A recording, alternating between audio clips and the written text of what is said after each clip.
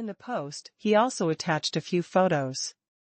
The crystal clear, fresh, and tender purple, red cherries looked extremely good, and the fresh, elegant, simple yet classy outer packaging was also taken a close-up by this netizen. The logo of Taoyuan Company was clearly visible. This was a post on a relatively well-known food forum. Most of the people who frequented this forum were foodies, so the beautiful pictures that could arouse people's original appetites immediately attracted a lot of netizens to watch, and there were many posts following them.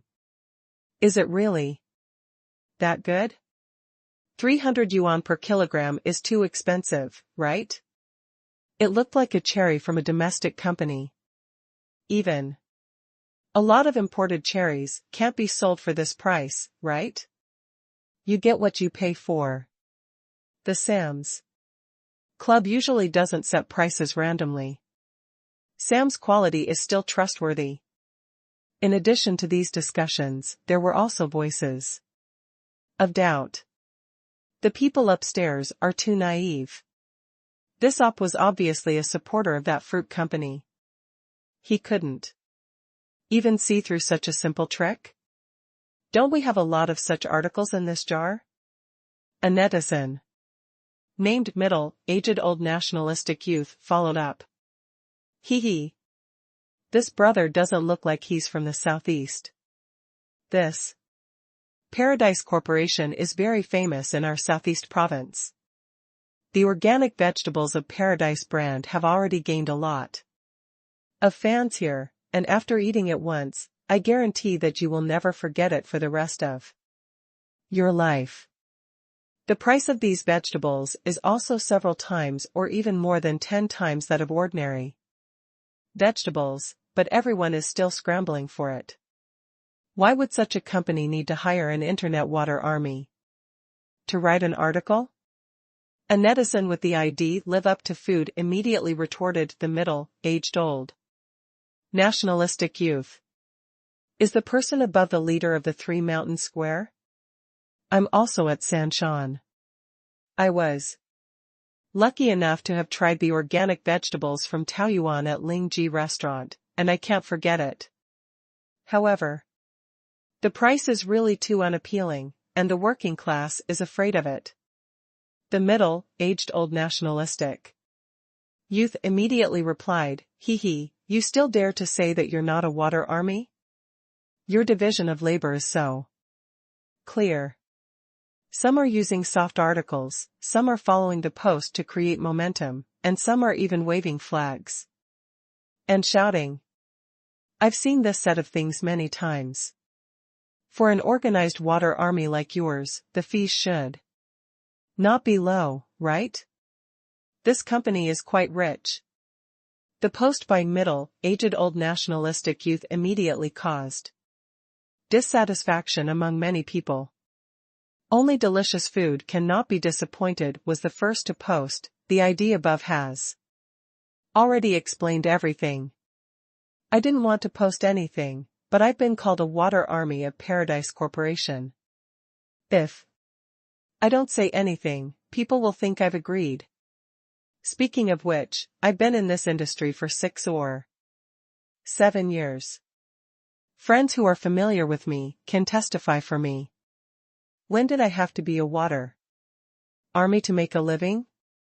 As soon as the post "food is worthy" was posted, many people immediately followed it. Moreover, the registration time and ID were not fake accounts. They were all real netizens who had been in the forum for a long time. Haha, the famous President of the United States is actually being called a water army? Which company can afford to hire a water army like President May? Damn. So President May is a water army?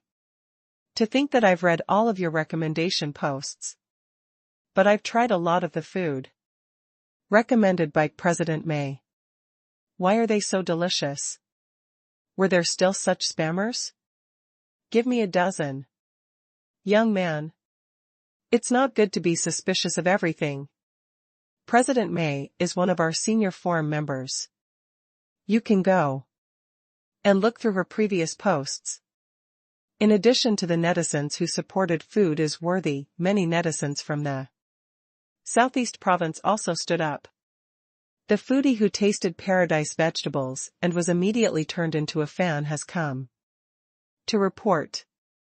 Only then did he know that the Paradise Corporation had also released fruits. Thank you for sharing, I'm going to head to Walmart immediately. By the way, I might also be a water army. A veteran forum member who had been registered for more than 8 years and posted countless posts said. As a Sanshan resident, I want to say that the products of Taoyuan Company are really good. I also saw the cherries sent by the OP in the supermarket, but I couldn't bear to buy them because they were too expensive. I went for the second best and bought a box of Taoyuan brand organic lychees. I just want to say that you get what you pay for, Ing Luo. In the future, he would not be able to eat other lychees. Peach Blossom Company, I hate you. Hee. I'll also share some news that everyone doesn't know yet. Isn't the Drunken 8 Immortals wine, which everyone in the Three Mountains knows about, back on the market after some improvements? It even caused a frenzy to rush to buy it, and there was even a scalper party. Everyone should still remember, right? What I want to tell everyone is that after the reorganization of the winery that produces the Drunken 8 Immortals, the Paradise Corporation has become its major shareholder. So, strictly speaking, the Drunken 8 Immortals series of white wine is also a product of the Paradise Corporation. My God. Last night, he had drunk 8 Drunken Immortals at his friend's house. This company was just too awesome. Anything that comes out will be of high quality. Ha ha ha. Then I'll say one. I'm from the capital, and I bought a box of iron, skinned maple bucket from Tongren Hall some time ago. The price was really expensive. It's 10 times more expensive than the iron, skinned fungdo we bought before. However, the effect was really good. You really get what you pay for. After saying so much, everyone should have already guessed it, right? Yes. This tin can keyed is from Paradise, and the logo is exactly the same as the one on the photo box sent by the OP. The Paradise Corporation is mighty. 666666666. Brother Taoyuan, do your parents know that you're so awesome? I don't think anyone will dare to mess with Paradise Corporation anymore. This is the rhythm of being taught a lesson at any moment. Young man, does your face hurt? The person above isn't kind, one shouldn't tear down when one's life is hard. At this time, a netizen named Homesickness followed up with a photo. It was also the Peach Garden brand organic cherries that the original poster had just posted. Next to it were Peach Garden brand organic lychees that had similar packaging. The background of the photo looked like a very high-end premium fruit store, and this paradise fruit was placed on the most eye-catching shelf. The sign above even had a price tag. Organic lychees were 35 Singapore dollars, and organic cherries were $98. Homesickness also posted a line of words below the photo. I just bought this at the Hengfeng premium fruit chain. Oh, I'm in Singapore. As soon as this post came out, the netizens exploded. As a group of qualified foodies, they naturally knew about the high-end fruit chain store under Hengfeng. The entry threshold of this store was very high. The fruits sold in this store were all the best of the best. If the quality was slightly worse, they would be rejected. The fact that Taoyuan fruit could be sold here and occupy the most eye-catching shelf was Already enough to explain the problem. Some netizens checked the exchange rate carefully, and the final result was that the price of organic lychees in Singapore was equivalent to 170 yuan per kilogram, and the price of organic cherries was equivalent to 480 yuan per kilogram, which was much more expensive than the domestic price. Basically, everyone no longer doubted the authenticity of this post and began to discuss the products of Paradise Corporation enthusiastically. Meanwhile, the middle-aged and old nationalistic youth had disappeared without a trace and had not spoken for a long time. More and more netizens who had bought Taoyuan organic fruits in the past 2 days came to leave messages, expressing their love for Taoyuan brand fruits. Of course, there were still some voices of doubt and opposition, but they were quickly drowned out by the sea of praises. Xia Ruofei only saw the post 2 or 3 days later. By then, the post had already been recommended to the most prominent spot on the main page of the forum. There were more than 800 comments. There was even a moderator who bought a fruit of paradise and tried it himself. Then, he used his super administrator account to write a passage in the main post to rectify the name of Paradise Corporation. Its authority was unquestionable. Xia Ruofei laughed as he watched. The praises for the Paradise Corporation filled him with a sense of achievement. Of course, there were many similar posts. On Tieba, forums, and Weibo, there were many discussions about Taoyuan fruit, but this post was more representative. In fact, the peach blossom fruit had already set off a wave of discussion on the internet, and it was no less popular than the drunken 8 Immortals white wine. This time, Xia Ruofei did not write a soft article, nor did he hire an internet water army to top the post. It was entirely the spontaneous action of the netizens. This meant that he had taken the right path to increase his popularity through products of excellent quality. This paradise fruit was now popular, and it had also driven the popularity of Paradise Company to rise. Xia Ruofei spent the entire afternoon browsing for news about Paradise Corporation. It was not an exaggeration to describe the public opinion on the internet as a tide of positive comments. He had to admit that it felt good to see so many people praising the company that he had built with his own hands. With the help of the trend of organic fruits in Taoyuan, the name of Taoyuan Company was further established. Now, it was not only in the southeast region, but also in the country. This was also due to Xia Ruofei's decision on the quota of paradise fruit.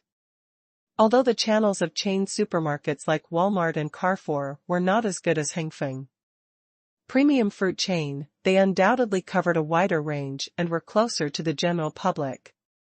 Of course, Xia Ruofei's thinking had always been clear.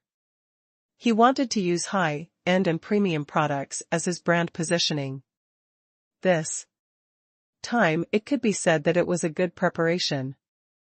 Xia Ruofei's strategy of creating a high-quality product line for Paradise Corporation finally saw results. The discussion on the internet was no longer limited to paradise fruit. Everyone was talking about paradise vegetables, iron maple, and even drunken 8 Immortals wine with great relish. When a company produced a high-quality product, it would certainly receive everyone's praise. However, when they launched several products in a row, and all of them were of the best quality in the industry, it would naturally attract widespread attention. It was still too early to say that Paradise Corporation was a phenomenal company, but there was no doubt that Xia Ruofei and his team were on the right path. It was foreseeable that once the big weapons like the wild Chinese perch and heart-nourishing soup were listed one after another, the reputation of Paradise Corporation would surely usher in another explosive growth. While receiving a large number of positive comments and attention, the public account of Paradise Corporation also received payment from various cooperative channels. According to the statistics, the actual harvest was about 116,000 pounds of lychees and 46,500 pounds of cherries. According to the price set by Xia Ruofei, after deducting the necessary channel fees, the Peach Blossom Company had a total of 15.8 million yuan. The reason why it was about 3 million yuan higher than the expected income was that some of Hengfeng Group's high-quality fruit chain stores overseas were generally priced higher than the domestic price. Since Hengfeng Group received a large share of the quota, it naturally increased the actual income of the Paradise Corporation. About 15 million yuan was not a large income for the Paradise Corporation. In fact, more than 20 million yuan could be earned every month from the tin fengdo alone, and this was the normal income every month. On the other hand, the fruit company only had this income once a year. However, as mentioned before, the meaning of Taoyuan fruit was not as simple as making money. Now, the Paradise Company was quite famous in the country, and even in the world. The hot sales of the Paradise fruit were reported by the overseas media. Although it was only a small piece of news, it was still a good start. Of course, due to the constraints of production capacity, in fact, none of the current products could be sold nationwide, except for the heart-nourishing soup that was about to be launched. However, this problem was also being solved. At least, the production capacity of Paradise vegetables should be able to increase soon. The expansion and transformation of the farm had been officially completed. There were 18 10-meter wide and 100-meter long modern film greenhouses, a professional small and medium-sized cold storage warehouse, a staff dormitory building, in addition to the completed iron maple manufacturing room, the pomfret cultivation workshop, the supporting roads, greeneries, and the 10 kV power line. All of them had been completed. In this way, the number of vegetable greenhouses of Taoyuan Company had tripled all of a sudden, and there were also cold storages dedicated to storing these expensive agricultural products, so the production capacity would soon increase. Of course, what made the employees the happiest was the completion of the group dormitory building. Although there were some apartments of different specifications in the mixed-use complex, the number was limited. As the company's employees gradually increased, those apartments would definitely not be enough to be distributed. In fact, several new employees were already unable to get an apartment. They could only temporarily rent a house in town and ride the electric bike to and from work every day, which was quite troublesome. Everyone was looking forward to the completion of the staff dormitory. Everyone had seen the effect drawings on the exhibition board at the construction site entrance and was looking forward to the staff dormitory. Although it was a shared dormitory, Xia Ruofei still paid great attention to the quality of life of his employees. Thus, this was not the mobile temporary house that the peasant workers lived in at the construction site. The narrow and stuffy space was squeezed with many bunk beds. The construction and decoration standards of this group dormitory were quite high. Each room was only arranged for 2 people. There were 2 1.2-meter wide beds placed side by side in the room. Each room also had its own bathroom and a shower room. At the end of each floor, there was a public laundry room with 3 washing machines. Next to the laundry room was a laundry facility with 3 floor-to-ceiling glass windows. Inside the room, air conditioning, TV, internet, and other facilities were very complete, including curtains, gauze curtains, bed sheets, blankets, and so on. All of them were of the same style, and it was quite warm. It could be said to be a true move-in with a bag. From the details of this dormitory, one could see Xia Ruofei's love for his employees. In fact, after the company organized a tour of the completed dormitory, almost all the employees were touched.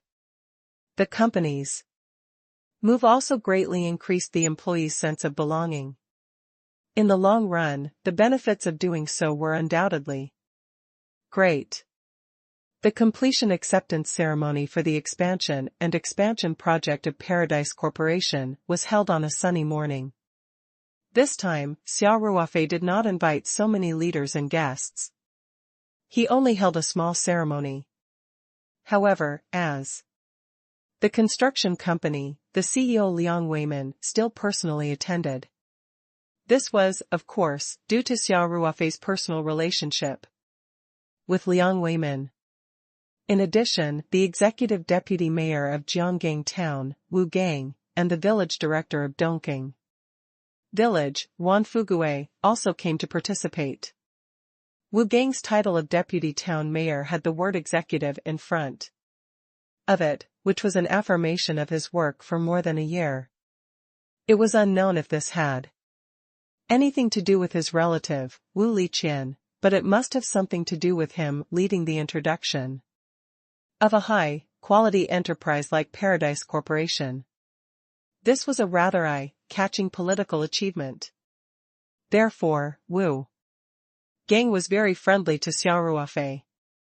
He did not have the reserved attitude of a local official. Of course, after knowing that Xia Ruofei and Wu Liqian had a good personal relationship, Wu Gang never put on airs in front of Xia Ruofei. The acceptance was basically just a formality. Liang Weimin had personally given instructions and sent the best construction team in the company. Manager Li had also been watching the whole process. He paid more attention to the quality of the project than the general supervisor, so the entire expansion project was almost completed perfectly. Naturally, Xia Ruofei had complete trust in Liang Weimin's company. Even if there were any flaws in the project, as long as Xia Ruofei said the word, Jianda Group would immediately rectify it for free, regardless of whether it had been accepted and signed. Therefore, everyone actually went to the newly built vegetable greenhouse, cold storage, and the staff dormitory. It was not so much an inspection as a tour. After walking one round, Xia Ruofei readily signed his name on the acceptance report. As for the final payment for the project, Xia Ruofei had actually instructed Peng how to send it to Jianda Group before the acceptance. This had been the case in the past, and their cooperation had always been very pleasant. Then, Xia Ruofei gave a short speech, expressing his warm welcome to Liang Weimin, Wu Gang, and Wan Fugui. He also expressed his sincere gratitude for the work of Jianda Group. As the town leader, Wu Gang was also present. Xia Ruofei did not forget to declare that the Peach Blossom Company would continue to increase its investment and strive to become bigger and stronger with Peach Blossom Farm as its foundation. They would strive to create more employment opportunities for Jianggang Town and contribute more profits and taxes. When Wu Gang heard this, he naturally beamed with joy. Whether or not he could take a step further, his greatest hope was pinned on this Peach Blossom Company, which had brought him a bright political achievement. After the acceptance ceremony, the Paradise Company held a simple check-in ceremony to encourage the employees of the company to move into the new dormitory.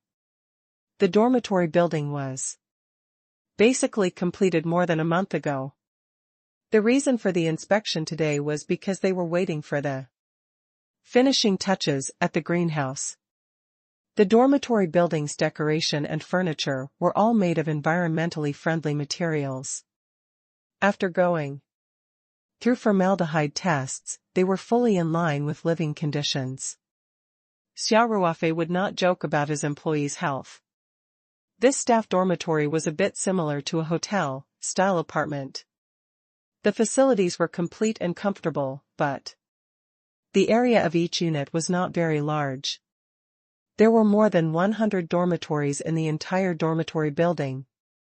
So now the housing supply in Paradise Company was not limited at all. Even the workers who worked here during the day and went home at night could be allocated to a lunch break room. There were also many employees who had been assigned to single apartments in the mixed-use complex in the early stages who had taken the initiative to apply to move out and live in the collective dormitory. The smallest apartment in the mixed-use complex had 1 bedroom and 1 living room. It came with a kitchen, bathroom, and a balcony. The living conditions were naturally better than the group dormitories. However, the number of apartments in the mixed-use complex was limited, so they had to prioritize the protection of middle management personnel. The company's administrative team had not been fully assembled yet, but there would definitely be many middle management positions in the future. Therefore, many employees took the initiative to leave the complex. This also reflected the employees' sense of belonging to Paradise Corporation. The first to suggest moving to the group dormitory was Lei Hu and a group of veterans in charge of security. In Lei Hu's words, the brothers were more used to living in the collective dormitory.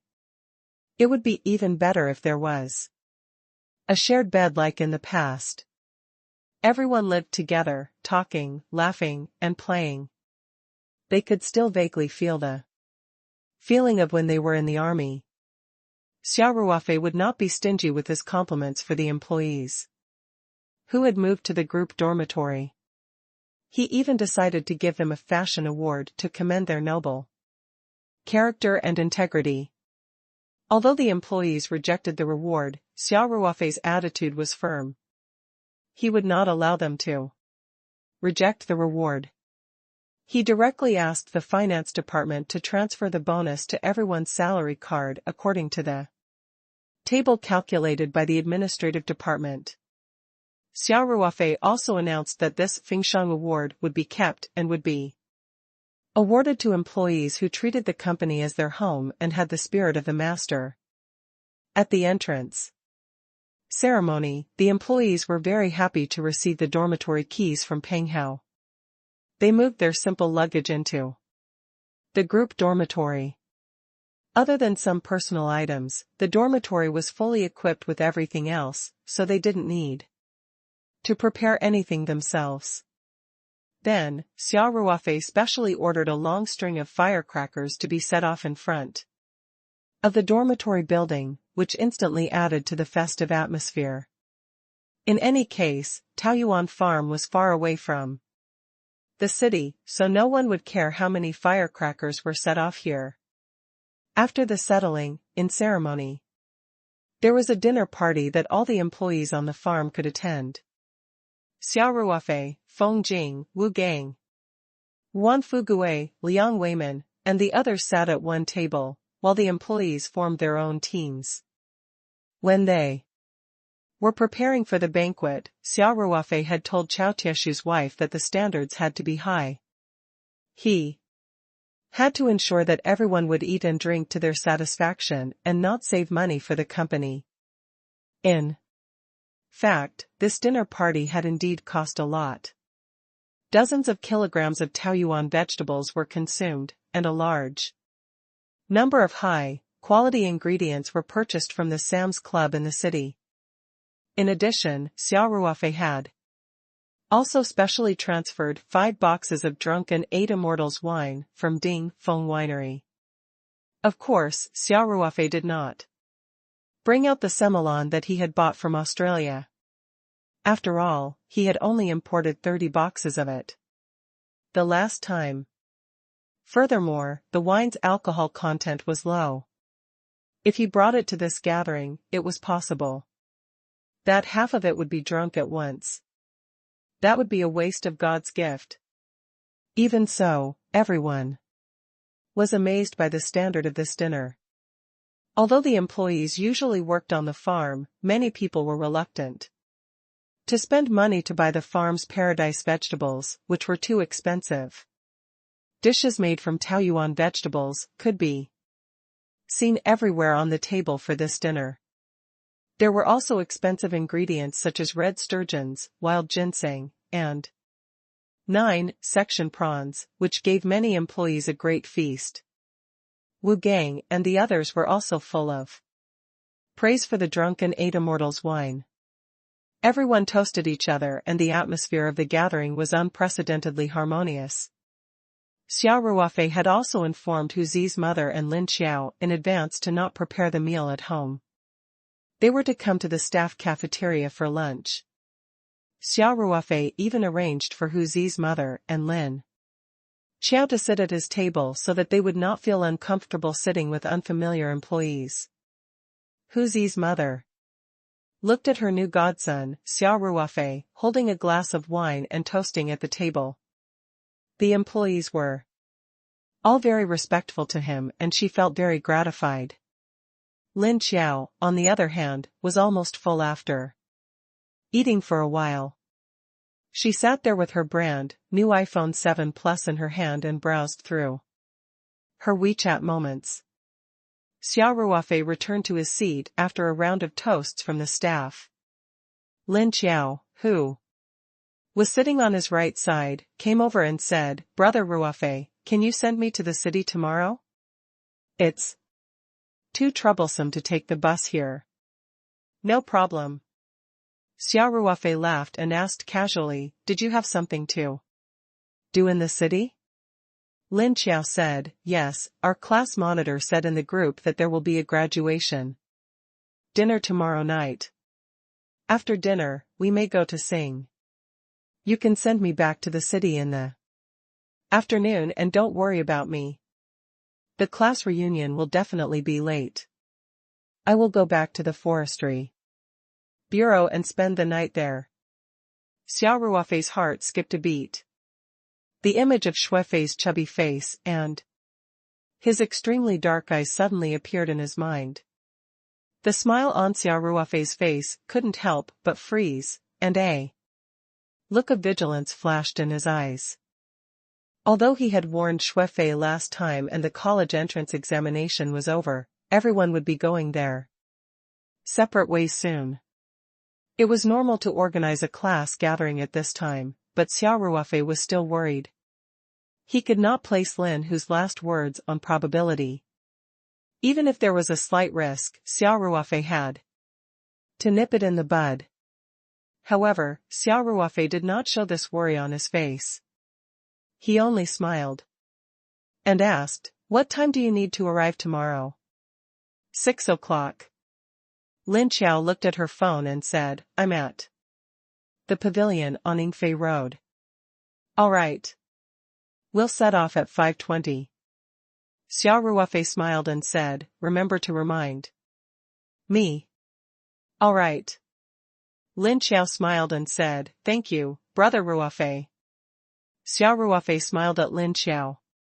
At this time, someone came over to propose a toast, so Xia Ruofei did not continue to talk to Lin Xiao about the class reunion. He stood up with a smile and clinked his glass with the employee. Everyone left the luncheon happily. After Xia Ruofei saw Liang Weiman, Wu Gang, and the others off in their cars, he did not return to the villa with Hu Zi's mother and Lin Xiao. Instead, he returned to his office in the mixed-use building. Alone. Xia Ruofei walked to the safe in the corner, entered the password, and used his fingerprint to open the safe. He took out a brown paper file and sat behind the desk. Xia Ruofei opened the folder with a serious expression and took out a stack of documents and photos. If Lin Xiao was here, she would be surprised. This was because the information and photos were all about her classmate, Xuefei. Xia Ruofei didn't let his guard down just because he warned Xuefei after their encounter at the electronics mall. On the contrary, he was very concerned about Lin Xiao's safety and had been doing a lot of work silently. The information was quite complete. It listed Ruofei's resume since he was young, some of his frequent friends, the entertainment places he often went to, and so on. According to the information, Ruofei was the only son of Xue Jingbang, the fifth-ranked deputy mayor of Sanshan City. Xue Jingbang was the deputy mayor in charge of science, education, culture, and health. He was in charge of the education system, so Ruofei had naturally attended the best school in Sanshan City since he was young. In fact, Xue Jingbang had been promoted all the way in the education system.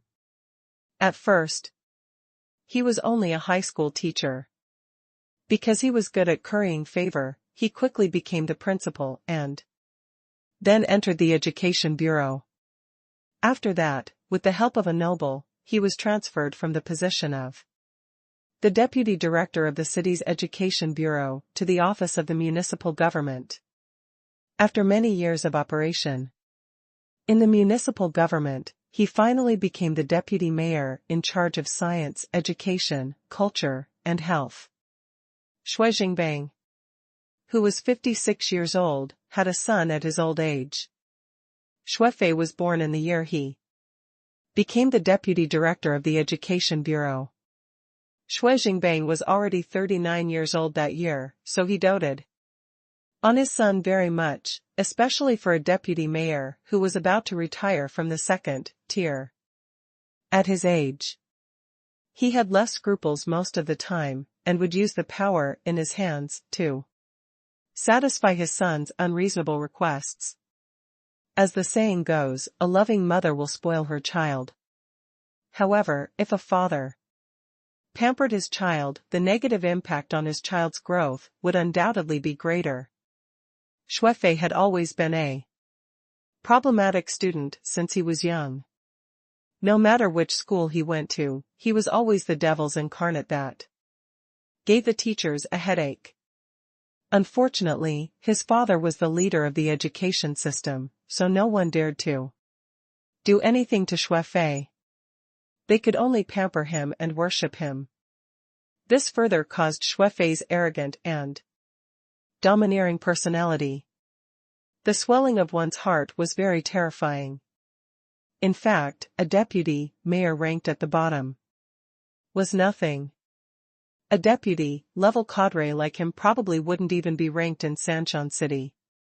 Even the more powerful leaders of the municipal committee didn't take a deputy mayor seriously, let alone the standing committee of the municipal party committee or the deputy leaders of the government who ranked higher than him. However, Ruofei spent most of his time on campus, in the territory under his father's jurisdiction. Naturally, he could do whatever he wanted, which gave him the illusion that no one dared to mess with him because of his father's power. This Ruofei dared to flirt with the girls in his class when he was only in grade 1. It was clear to see how much the education he received had failed. Xia Ruofei calmly browsed through the information. At the end of the information, there was information on Ruofei's main friends, his social relations, and the entertainment places he frequented. At this moment, there was a knock on the office door. Xia Ruofei gathered the documents and photos and put them in his desk drawer. Then, he shouted, "Please enter." The office door was pushed open, and Lei Hu walked in. "Brother Xia," Lei Hu shouted. "Sit down." After Lei Hu sat down, he lowered his voice and said, "Brother Xia, the person you asked us to keep an eye on seems to be making some moves today." Xia Ruofei raised his eyebrows and said, "Tell me." In fact, when he heard the conversation between Ruofei and his classmate Xia Ming outside the exam hall that day, Xia Ruofei had already arranged for Lei Hu to keep an eye on Ruofei. This information on Ruofei had been secretly collected and organized by Lei Hu's men. Tracking down a high school student was A piece of cake for the veterans of the Special Forces. Ruofei had not noticed anything for so many days. Xia Ruofei had a premonition that Ruofei might have been frightened by him that day, but he might not be willing to give up after he came back to his senses. He might even cause trouble. When he heard Lin Xiao mention the class reunion today, Xia Ruofei had a premonition. That was why he returned to the office after dinner. If Lei Hu did not come to find him, he would have called him over to ask about the details of the following these few days. Now that Lei Hu had taken the initiative to come over, Ruofei must have done something unusual. This meant that Xia Ruofei's intuition was accurate. Lei Hu nodded and said, "Brother Xia, the target is meeting 3 of his female friends today. One of them is his high school classmate, Hu Lily. She's also in our previous information. According to our analysis, she should have an affair with Ruofei." Xia Ruofei immediately pulled open the drawer and took out the stack of documents. He took out one of the photos and handed it to Lei Hu, saying, "It's her, right?" Lei Hu took a look and immediately nodded, "Yes, I am."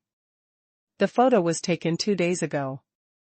In the photo, Ruofei and Hu Lily were walking side by side. Ruofei's hand was around Hu Lily's waist, and he was closer to her. His index finger was almost touching the lower edge of Hu Lily's chest. However, Hu Lily didn't feel uncomfortable at all. On the contrary, she even had a charming smile on her face. In the photo, Hu Lily was wearing smoky makeup and dressed very flirtatiously. It was hard to imagine that she was a student who had just finished her college entrance examination. Instead, she looked like a bar girl at a nightclub. She was full of the smell of dust. Xia Ruofei still remembered the brief information that Lei Hu and the others had found about Hu Lily. Hu Lily's situation was similar to Lin Xiao's. She had also transferred to number 8 high school halfway through.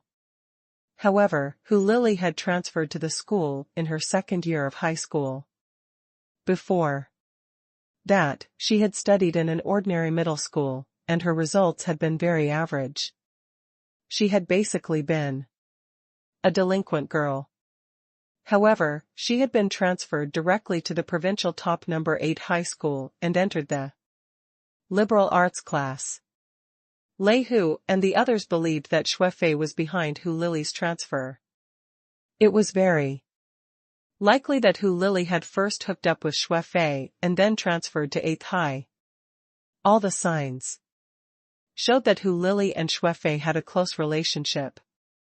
Xia Ruofei nodded and said, "You can continue. Brother Xia. Other than Hu Lily, the other 2 women are just idlers. They're about the same age as Ruofei and Hu Lily. They dropped out of high school before they could finish, and they're hanging out on the streets all day," Lei Hu said. Ruofei met with the 3 women at Baifeng Tea House on the Eastern Sea Road in the morning. They talked for about an hour, then the 4 of them went to Haoju nightclub. On Yingfei Road, Xia Ruofei raised his eyebrows. 2 key words in Lei Hu's words caught his attention. One of them was Yingfei Lu. During lunch, the gathering location that Lin Xiao mentioned was also at Yingfei Lu. The other keyword was the nightclub. Xia Ruofei asked, "Haoju a nightclub? Usually, nightclubs don't open in the morning, right?" Lei Hu nodded and said, "That's right, Brother Xia. That's why we feel that their actions are a little unusual. They seem to be plotting something at Baifeng Tea House." After that, they went to Haoju nightclub and only left about half an hour later. The 2 women went straight home, while Ruofei and Hu Lily went to the Hot Spring Hotel to book a room. They didn't come down for lunch, and our people are still watching them. Xia Ruofei was silent for a while before he nodded and said, I know, you've all worked hard. Leave the two women for now. Let our men keep an eye on Ruofei and Hu Lily, and report to me if anything happens. Understood. Lei Hu stood up and said, Brother Xia, I'll go down first. Xia Ruofei smiled and nodded. After Lei Hu left, Xia Ruofei sat quietly on the chair and flipped through the pages of information repeatedly. His brain was spinning rapidly. Finally, he put all the documents back into the craft paper bag, stood up, put the file bag back into the safe, and locked it. Then, he left the office. When they got home, Xia Ruofei was still calm and collected in front of Lin Xiao. Lin Xiao naturally had no idea that Xia Ruofei had done so much for her safety. Soon, it was the afternoon of the next day. Xia Ruofei came down. At 5 o'clock. Lin Xiao had already changed into casual clothes.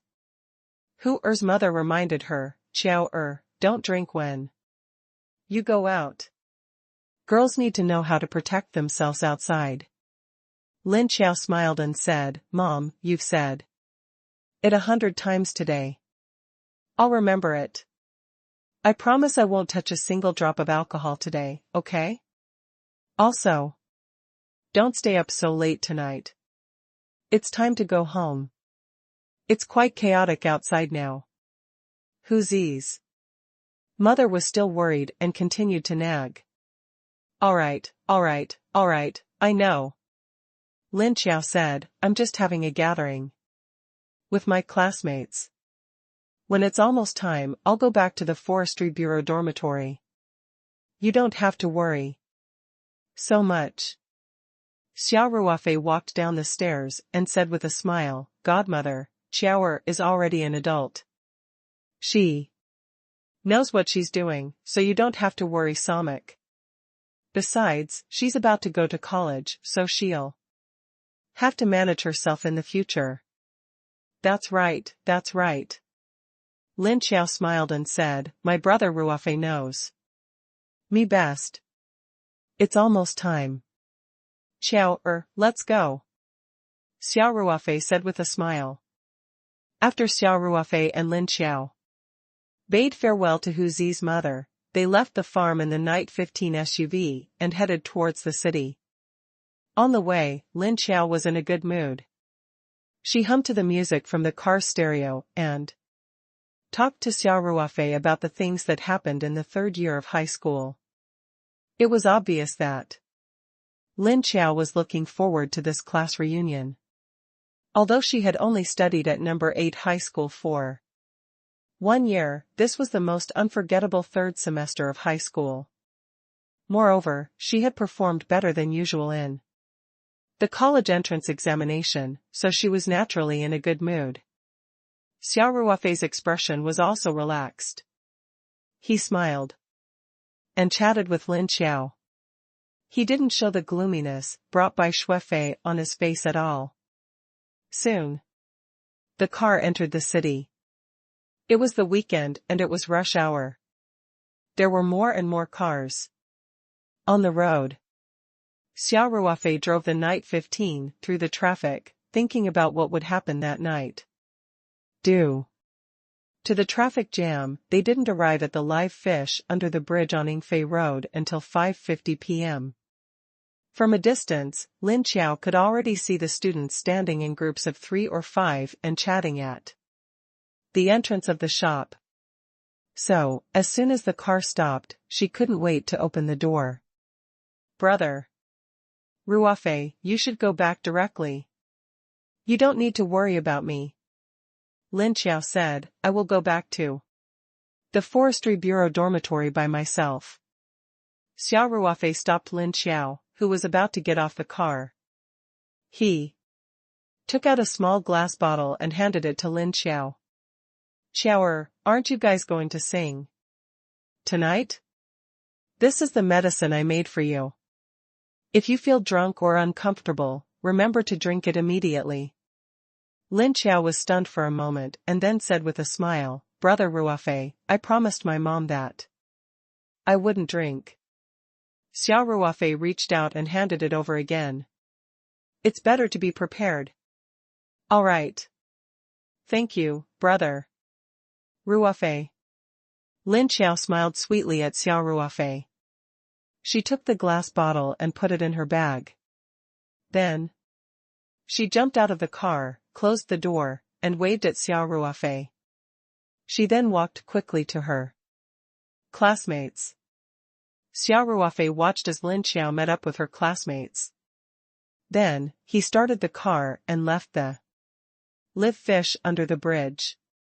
Of course, Xia Ruofei would not return to the farm directly. He found a parking lot nearby and parked his car, then returned to Yingfei Road. However, Xia Ruofei did not go to the pavilion to catch fish. Instead, he went straight to Haojua nightclub. He took out his Bluetooth headset and put it on. He dialed a number and said, "Lei Hu, I'm going to the nightclub now. You guys keep an eye on the restaurant. We can't let anything happen to Qiao Er." "Understood." Lei Hu's steady voice came from the headset, "Don't worry, brother Xia. We have a high vantage point here, so we can clearly see the private room where Lin Xiao and the others are having a party. The other two brothers are in the restaurant, so they can respond at any time if anything happens." "That's good," Xia Ruofei said. "Everyone, be more alert. If the situation is normal, don't expose yourself so as not to affect Qiao's gathering with her classmates." "Understood." Xia Ruofei pressed on his earphones and hung up the phone. Then, he put on a pair of super black sunglasses and walked into the Haojua nightclub through the main entrance. It was now evening, and although the nightclub was already open, it was still far from the peak of traffic. So it seemed a little deserted.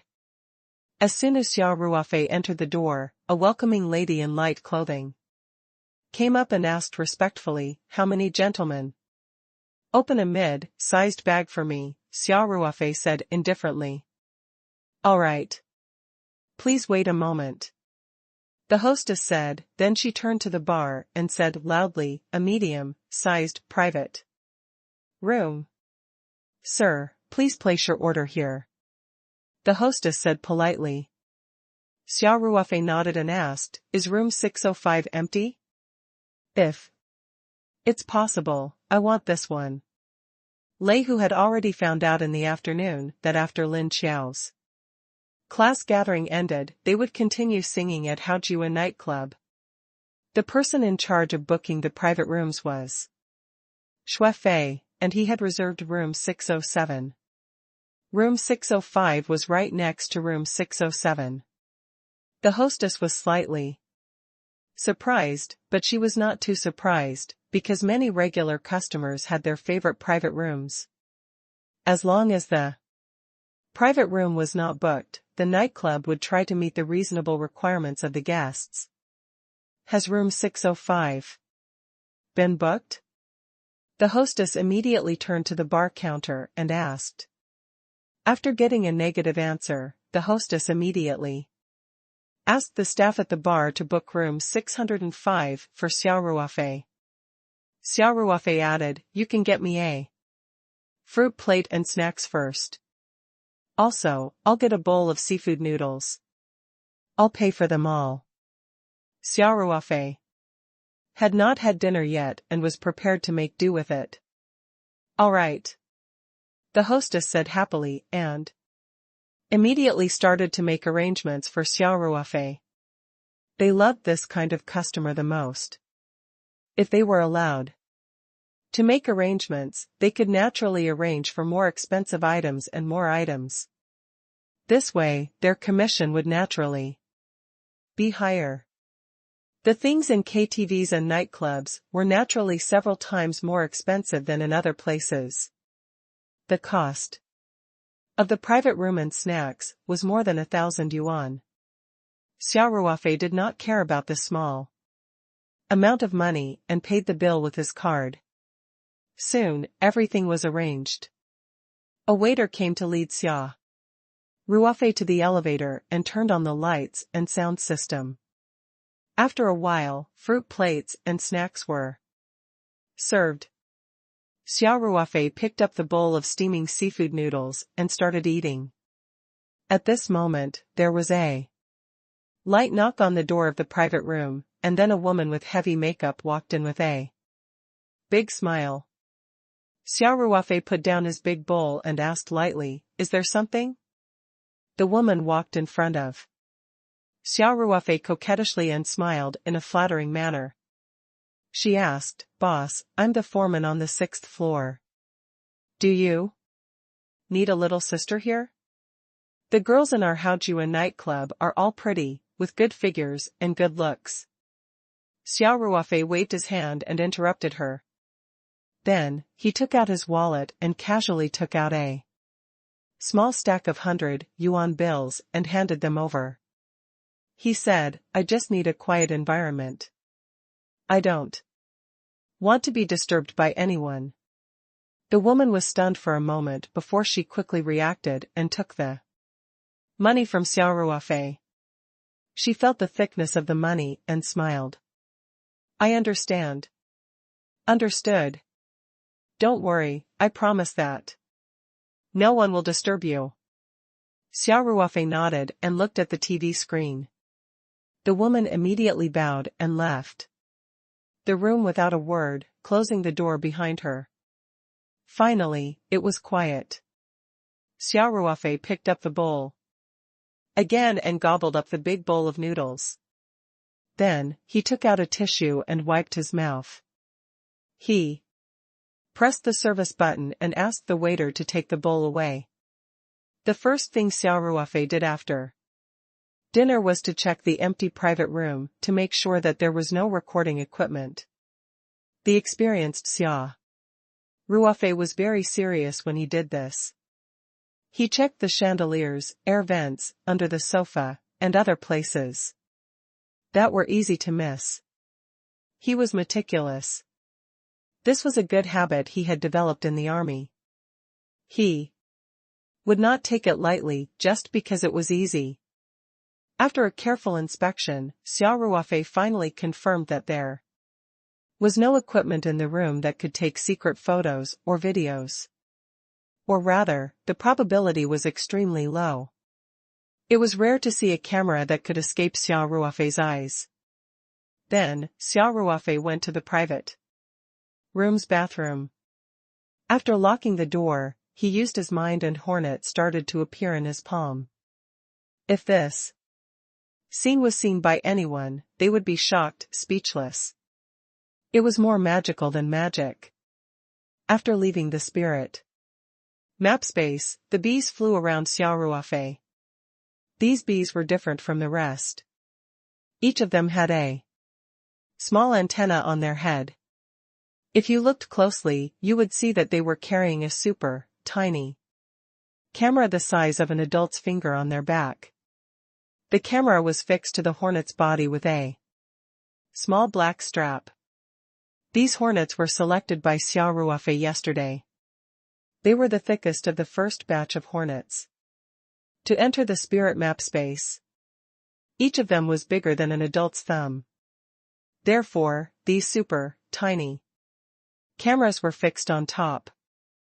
Although it was a little awkward for them to fly, it would not affect their mobility.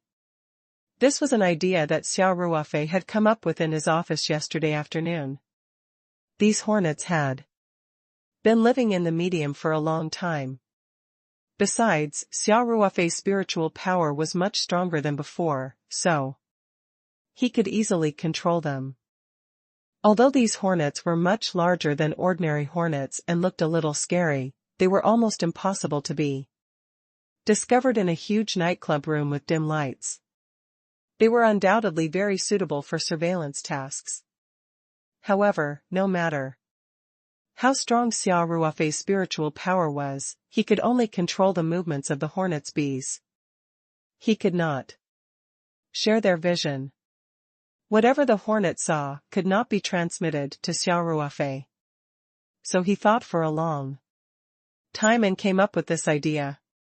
He fixed a super, tiny camera on the hornet and transmitted the video to himself through wireless transmission. This was equivalent to sharing the hornet's vision. The camera of this kind of miniature recording equipment was actually very small, not much bigger than a pinhole. Most of its volume was a power supply and a radio frequency module, which could transmit the captured video to the computer wirelessly. The power source was actually a button-down battery. A new battery could supply the camera for 5 hours. Xia Ruofei had asked Lei Hu to send someone to the electronic shopping center in Sanshan City to buy the 8 super, miniature cameras yesterday. He had not used any connections. This kind of equipment was naturally not for sale, but as long as one had the money, it was still easy to buy. Xia Ruofei had tried it out yesterday. It was barely satisfactory. It was a far cry from the 4K high-definition recording equipment he had come into contact within the army. It was not on the same level at all. However, it was only for surveillance tonight. So the quality was still good enough.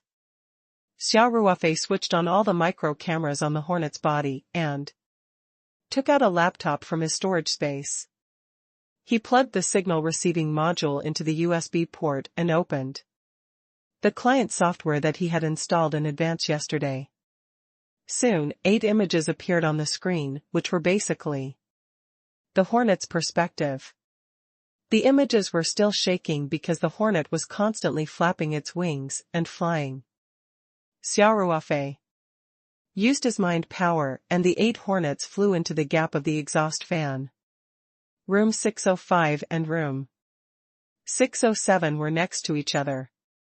Room 607 was a big bag, much bigger than room 605, but the bathroom was next to the bathroom in room 605.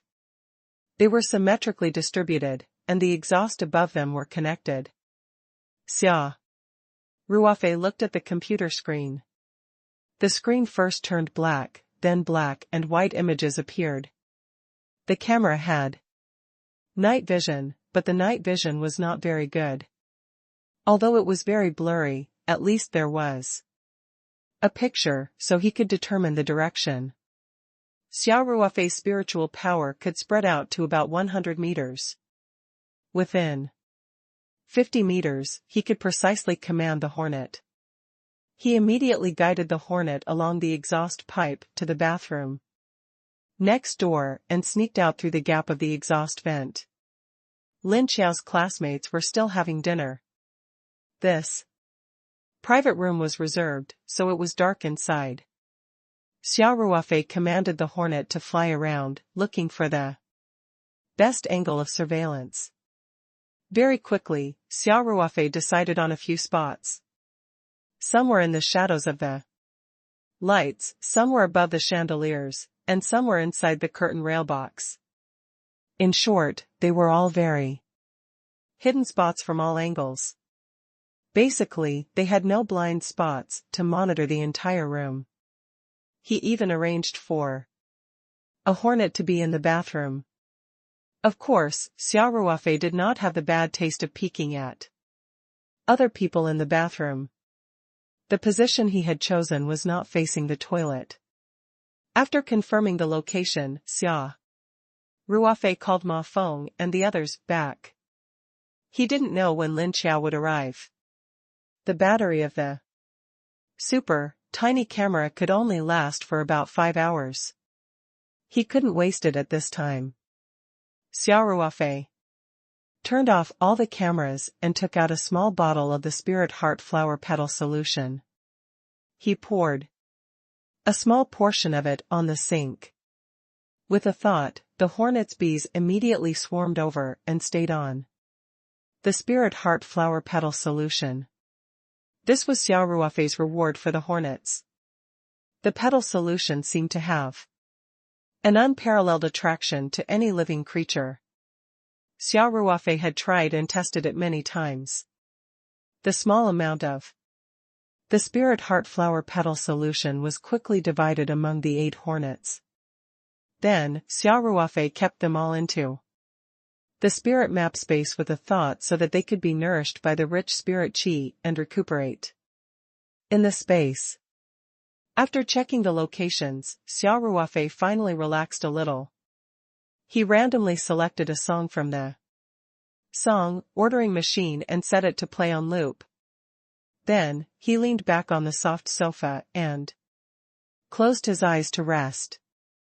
Lei Hu personally led people to watch over the live fish at the bridge pavilion, where Lin Qiao's class had dinner.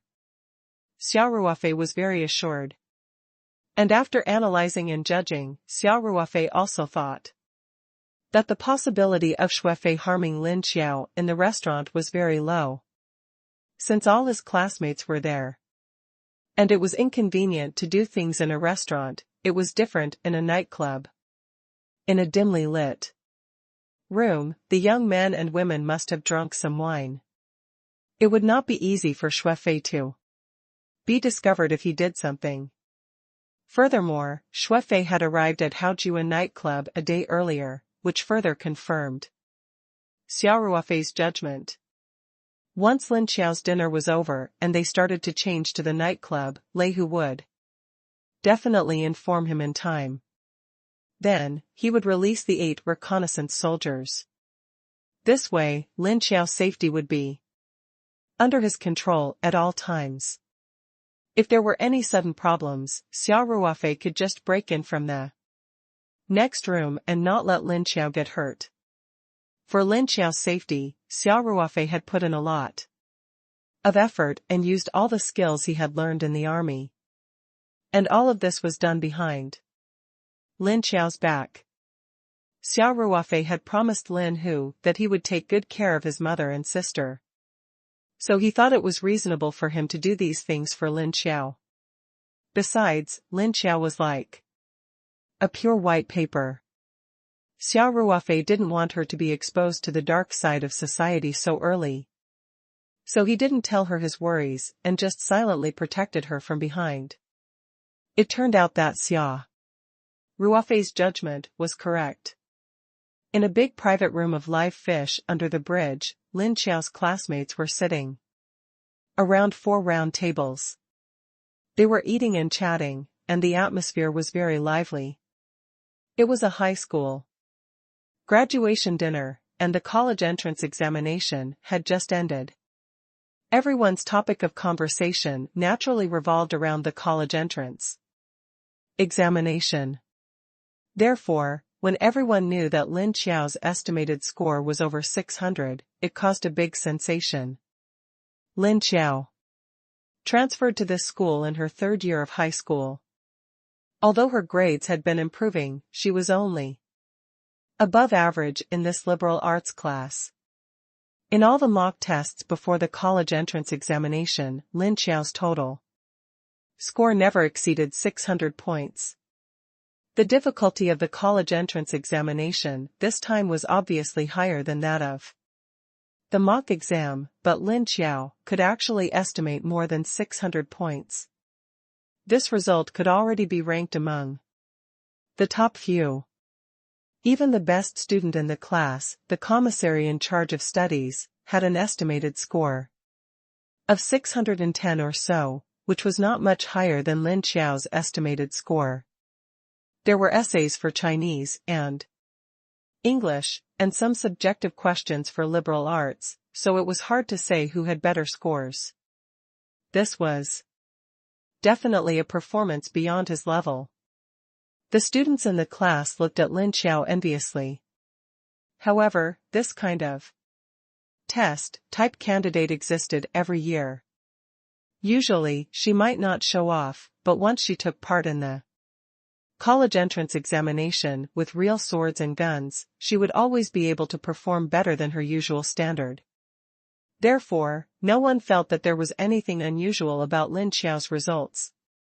Xuefei, who was sitting at another table naturally knew about the situation.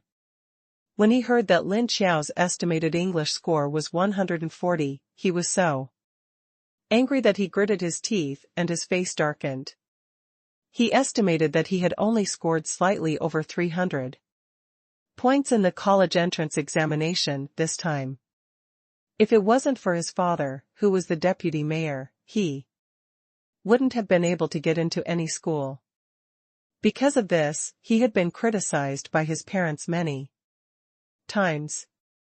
Although Xue Jingbang and his wife doted on him and didn't bear to say anything harsh to him, he was still annoyed to hear his parents sigh the moment he got home. Ruofei cursed in his heart, fuck. She did so well in her English test. If she just copied a few questions for me, I wouldn't have failed. To get 50 points. He had to vent his anger tonight. Ruofei thought to himself while looking at Lin Xiao, who was sitting at the opposite table. Ruofei suddenly felt that this girl, who was usually very low key in class and very hard-working in her studies, was getting more and more beautiful the more he looked at her. Her figure and appearance could be called the best. He often skipped class and was always in a good mood with Hu Lily when he went to class. Lin Xiao was always in her loose school uniform, so Ruofei didn't notice that this transfer student was a beauty. At the thought of the program that he had arranged for the night, Ruofei suddenly felt his body heat up and his mouth go dry. He couldn't wait to go to the nightclub. Ruofei stuck out his tongue and licked his lips before reluctantly looking away. Hu Lily was sitting right beside Ruofei. Ruofei leaned over and whispered into her ear, "Are Hong Mei and the others ready?" "They've already gone." "There," Hu Lily nodded and said. "Don't worry." Ruofei slightly nodded and asked, "Did you get that thing?" "It's already in my bag," Hu Lily said. Later on, you have to do it more covertly, don't let the cat out of the bag," Ruofei said.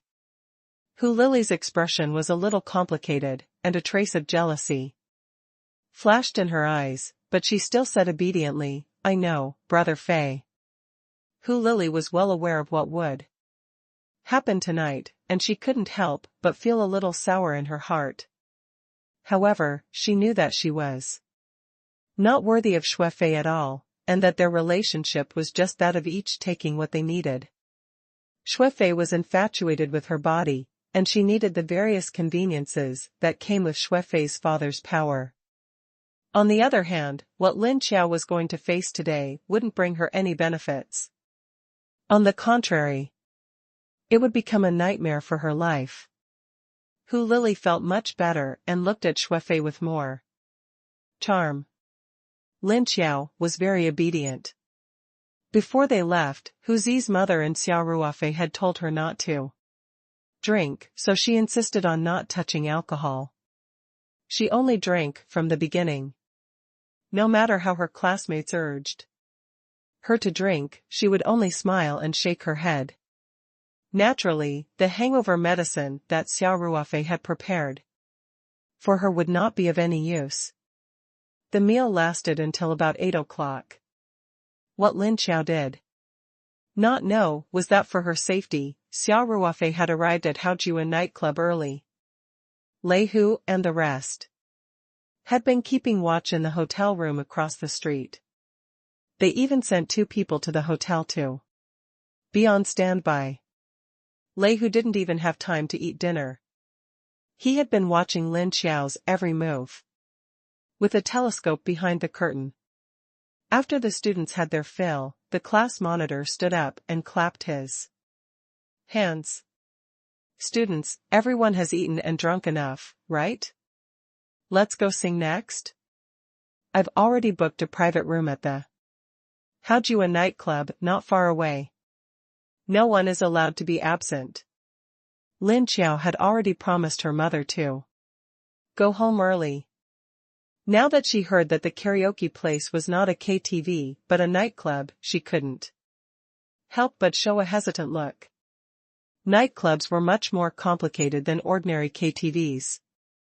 There were all kinds of people here, and she heard that there were special services.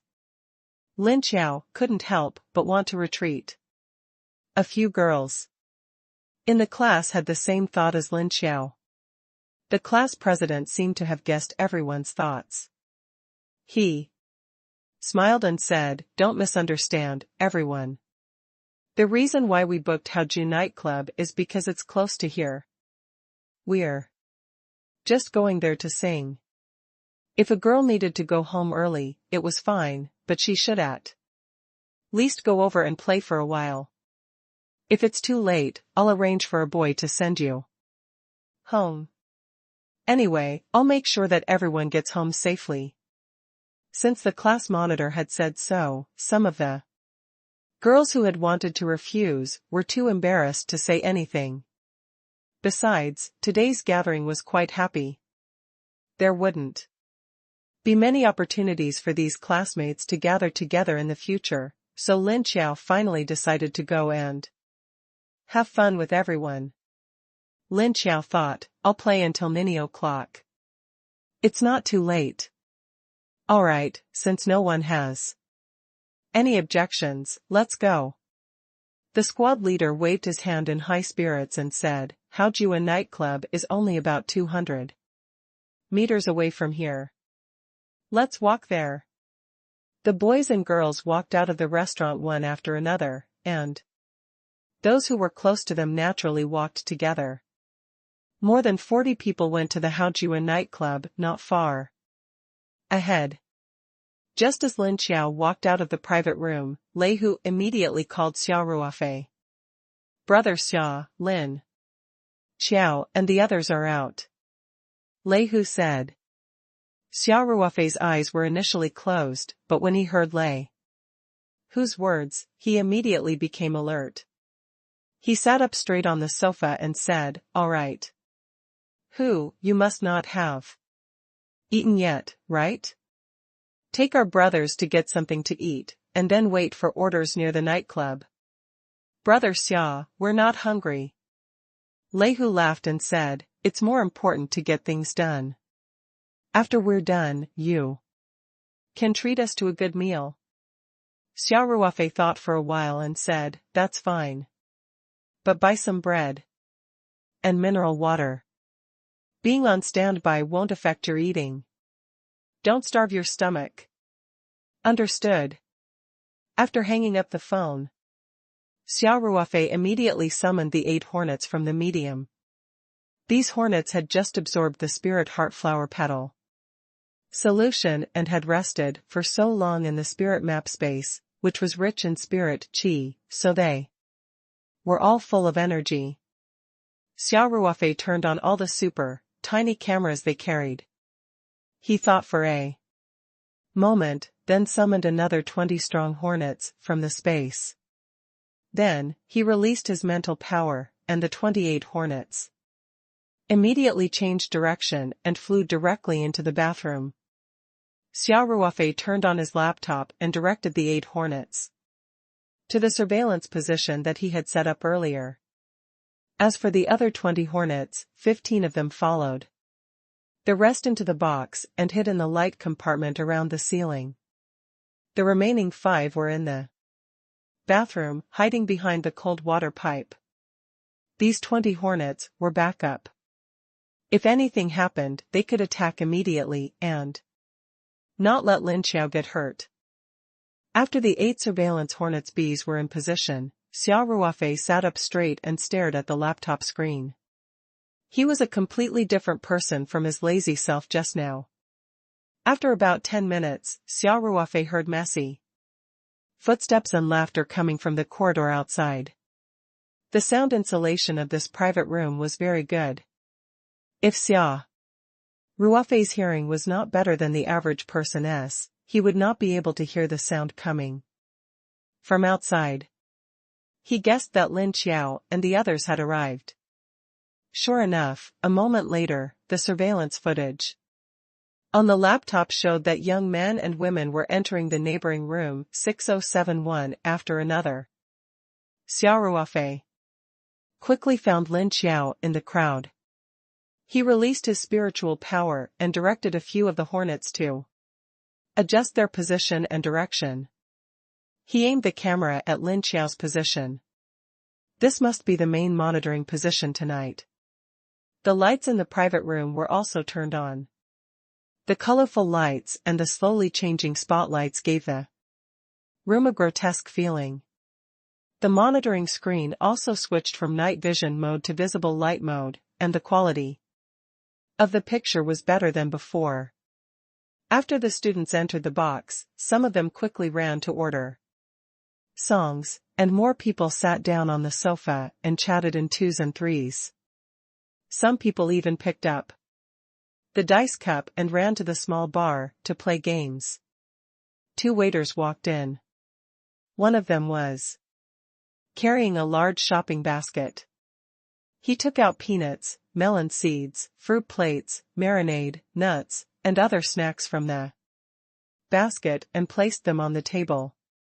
The other was carrying 3 cans of beer and placed them on the table. Lin Xiao was considered a quiet girl in the class. She didn't rush to sing like the other girls. Instead, she sat down in a corner and chatted with a few girls she was close to. She had originally planned to come over to play for a while and leave at 9 o'clock. This way, her classmates would not think that she was acting alone, and her mother and Xia Ruofei would not worry. The students began to sing one by one, and some even opened beer bottles. The entire box was filled with toasts to each other, and the atmosphere became more and more lively. These students had just experienced the unbearable life of their 3rd year in high school. Now that the college entrance examination was over, they could finally relax. This kind of relaxation after the heavy pressure made these students more or less let loose and drink. This kind of behavior was absolutely impossible in high school. This was a very normal behavior. There might have been some restraint in the restaurant just now. But in an environment like a nightclub, under the setting of the red and green lights in the private rooms, many people slowly let go. The 3 boxes of beer were quickly finished, and someone immediately called for another 3 boxes. Under the persuasion of others, many girls also picked up the cans of beer.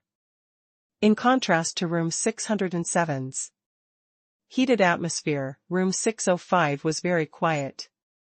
Xia Ruofei had even turned off the stereo. He sat alone in front of his laptop, staring intently at the screen. At this time, his eyes focused, and 2 rays of light shot out from his eyes. Hu Lily appeared on the screen with a beer. Xia Ruofei plugged in his headphones and put them on. A noisy sound immediately came from the headphones. Xia Ruofei made some settings on his computer and set the sound source to the super tiny camera closest to Lin Xiao. Xia Ruofei's super hearing came into play at this time. He quickly identified Hu Lily's voice among the noisy sounds. Lin Xiao, why are you just sitting there and not drinking? Hu Lily asked Lin Xiao with a smile. Come, I'll toast you. Hu Lily, I can't drink. Let me toast you with juice, Lin Xiao said with a friendly smile. Who can't drink? Hu Lily enthusiastically sat beside Lin Xiao. Let me tell you, you're born with the capacity for alcohol. It's up to you how much you can drink. Besides, the alcohol content of this beer is so low. You'll be fine just by taking a sip. I'm really sorry, I've never drunk alcohol before, Lin Xiao said. Are you looking down on me because of my poor grades? Hu Lily pretended to be angry. Lin Xiao, you're not such a snobbish person. Are you? No. Lin Xiao quickly waved her hand. Then have a drink with me. Hu Lili said, how about this? I'll do this, you can do whatever you want. Alright. Hu Lili's really bold. She's a heroine. Applause. The students around them also started to kick up a fuss. Under such circumstances, Lin Xiao couldn't refuse. She reluctantly nodded and picked up a can of unopened beer from the table. She opened the can ring and clinked it with Hu Lili's. She said, you too. It's not good to drink too much, Xia Ruofei nodded to himself. This girl still knew how to take out an unopened bottle of wine. This meant that she was still on her guard. I'm fine. What's this little bit of wine? Hu Lili said forthrightly, Lin Xiao, you'll be a famous university student in the future. You have to take care of us unemployed people. After that, Hu Lili raised her head and gulped down the can of beer. Under such circumstances, Lin Xiao could only take a big sip. The bitter cold beer made Lin Xiao, who rarely drank, blush. She couldn't help but cough and almost choked.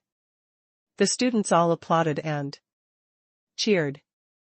Hu Lili also gave Lin Xiao a thumbs up in satisfaction and then went to find someone else to drink with. There was nothing wrong with the entire process. However, Xia Ruofei would not let his guard down. He noticed that while Hu Lili and Lin Xiao were drinking, Xuefei was talking to his classmates on the other camera. However, he kept glancing at them from time to time, seemingly uneasy. This kid must be hiding something.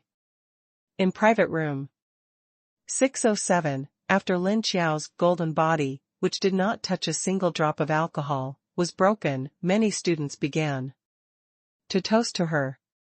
After all, she had done so well in the college entrance examination and was basically in the top 10 in her class. Moreover, she was beautiful, so many boys had some ideas about her. Lin Xiao didn't want to be biased. As long as someone toasted to her, she would only take a small sip. Even so, the beer was soon finished. Lin Xiao didn't have a high tolerance for alcohol. Although it was only a can of beer, her pretty face was already a little red. At this moment, Hu Lili came over again with a bottle of mineral water in her hand. She smiled at Lin Xiao and said, Lin Xiao, you can't drink too fast or you'll get drunk easily. Come, drink some water first and calm down. Thank you, Lin Xiao said with a friendly smile. She took the bottle of water. Xia Ruofei stared at the screen quietly. This bottle of water was exactly the same as the mineral water the waiter brought. He saw that Lin Xiao twisted the bottle hard when she opened it, so it should not have been opened before. Although he frowned, he continued to observe quietly. This small bottle of mineral water was only about 200 to 300 milliliters. Lin Xiao felt a little thirsty. After drinking some wine. After drinking a few mouthfuls, half of the water in the bottle had been gone. At this time, another classmate came to propose a toast. Lin Xiao put the bottle of mineral water on the table in front of her, opened another can of wine, clinked it with her classmate, and took a small sip. The classmate who came to propose a toast was standing beside Lin Xiao and blocked Hu Lili. Xia Ruofei immediately used his spiritual power to command one of the hornets to change its position and aim the camera at Lin Xiao. However, when the camera turned to Lin Xiao, Hu Lili had already left with a smile. Xia Ruofei looked at the half-filled bottle of water on the screen and frowned. However, he remembered that Lin Xiao still had his specially concocted hangover medicine, so he didn't act rashly. Xia Ruofei also didn't want to disturb Lin Xiao's Class reunion unless it was absolutely necessary. On the screen, Lin Xiao didn't sing. She was just sitting and chatting with her classmates and drinking. Before she knew it, the bottle of mineral water was finished and there were 3 beer bottles in front of Lin Xiao. This can of beer didn't have a large capacity. In total, there was only a little more than 1 bottle. Normally, an ordinary person wouldn't get drunk after drinking so little alcohol. However, Lin Xiao felt a little dizzy and her body felt hot as if the alcohol had gotten to her head. She felt that she might have drunk too much, so when her classmates came to propose a toast, she declined them with the excuse that she couldn't hold her liquor.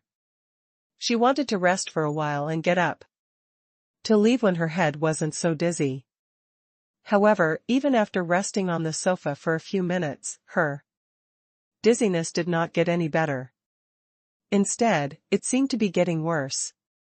At this moment, Lin Xiao thought of the hangover medicine that Xia Ruofei had prepared for her. It was definitely not good to take out a bottle of medicine and drink it in front of so many students. Besides, after drinking so much beer and mineral water, Lin Xiao also wanted to go to the toilet. So, she picked up her bag and walked to the toilet. Xia Ruofei had been staring at the surveillance footage on the computer, especially at Ruofei and Hu Lili, who were also his main targets. He saw that the moment Lin Xiao stood up, Ruofei gave Hu Lili a look.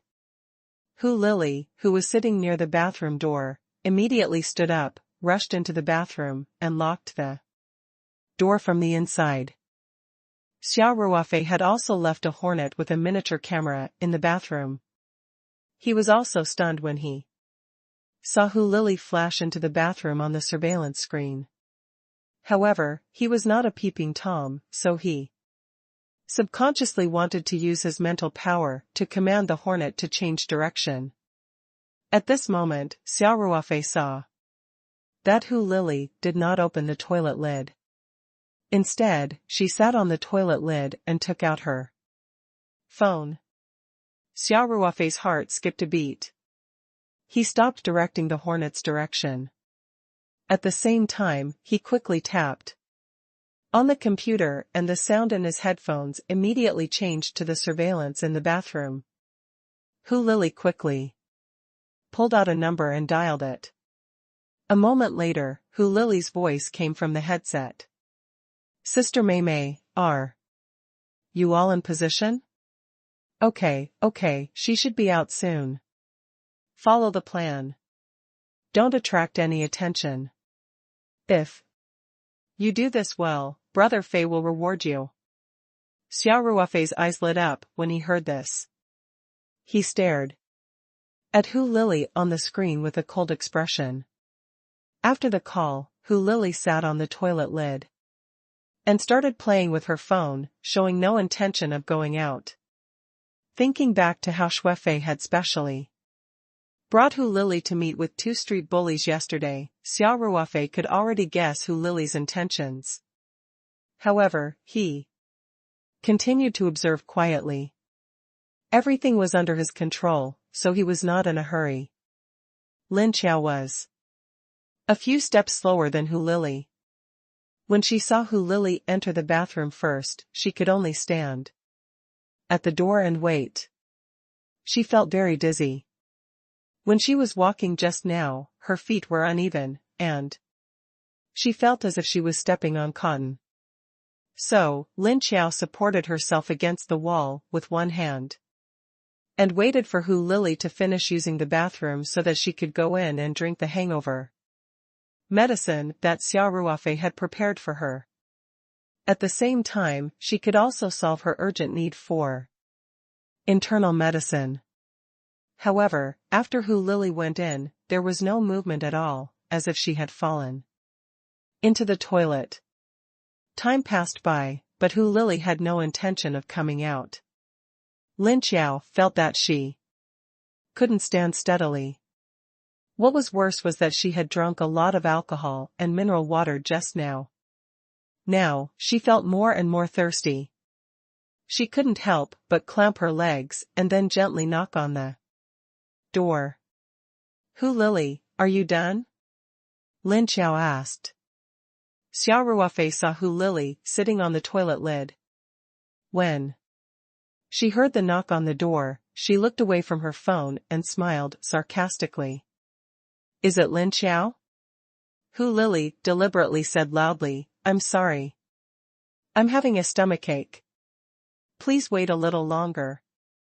If you're really in a hurry, you can go to the washroom outside." "I'm sorry, oh." "That's fine," Lin Xiao shook her head helplessly.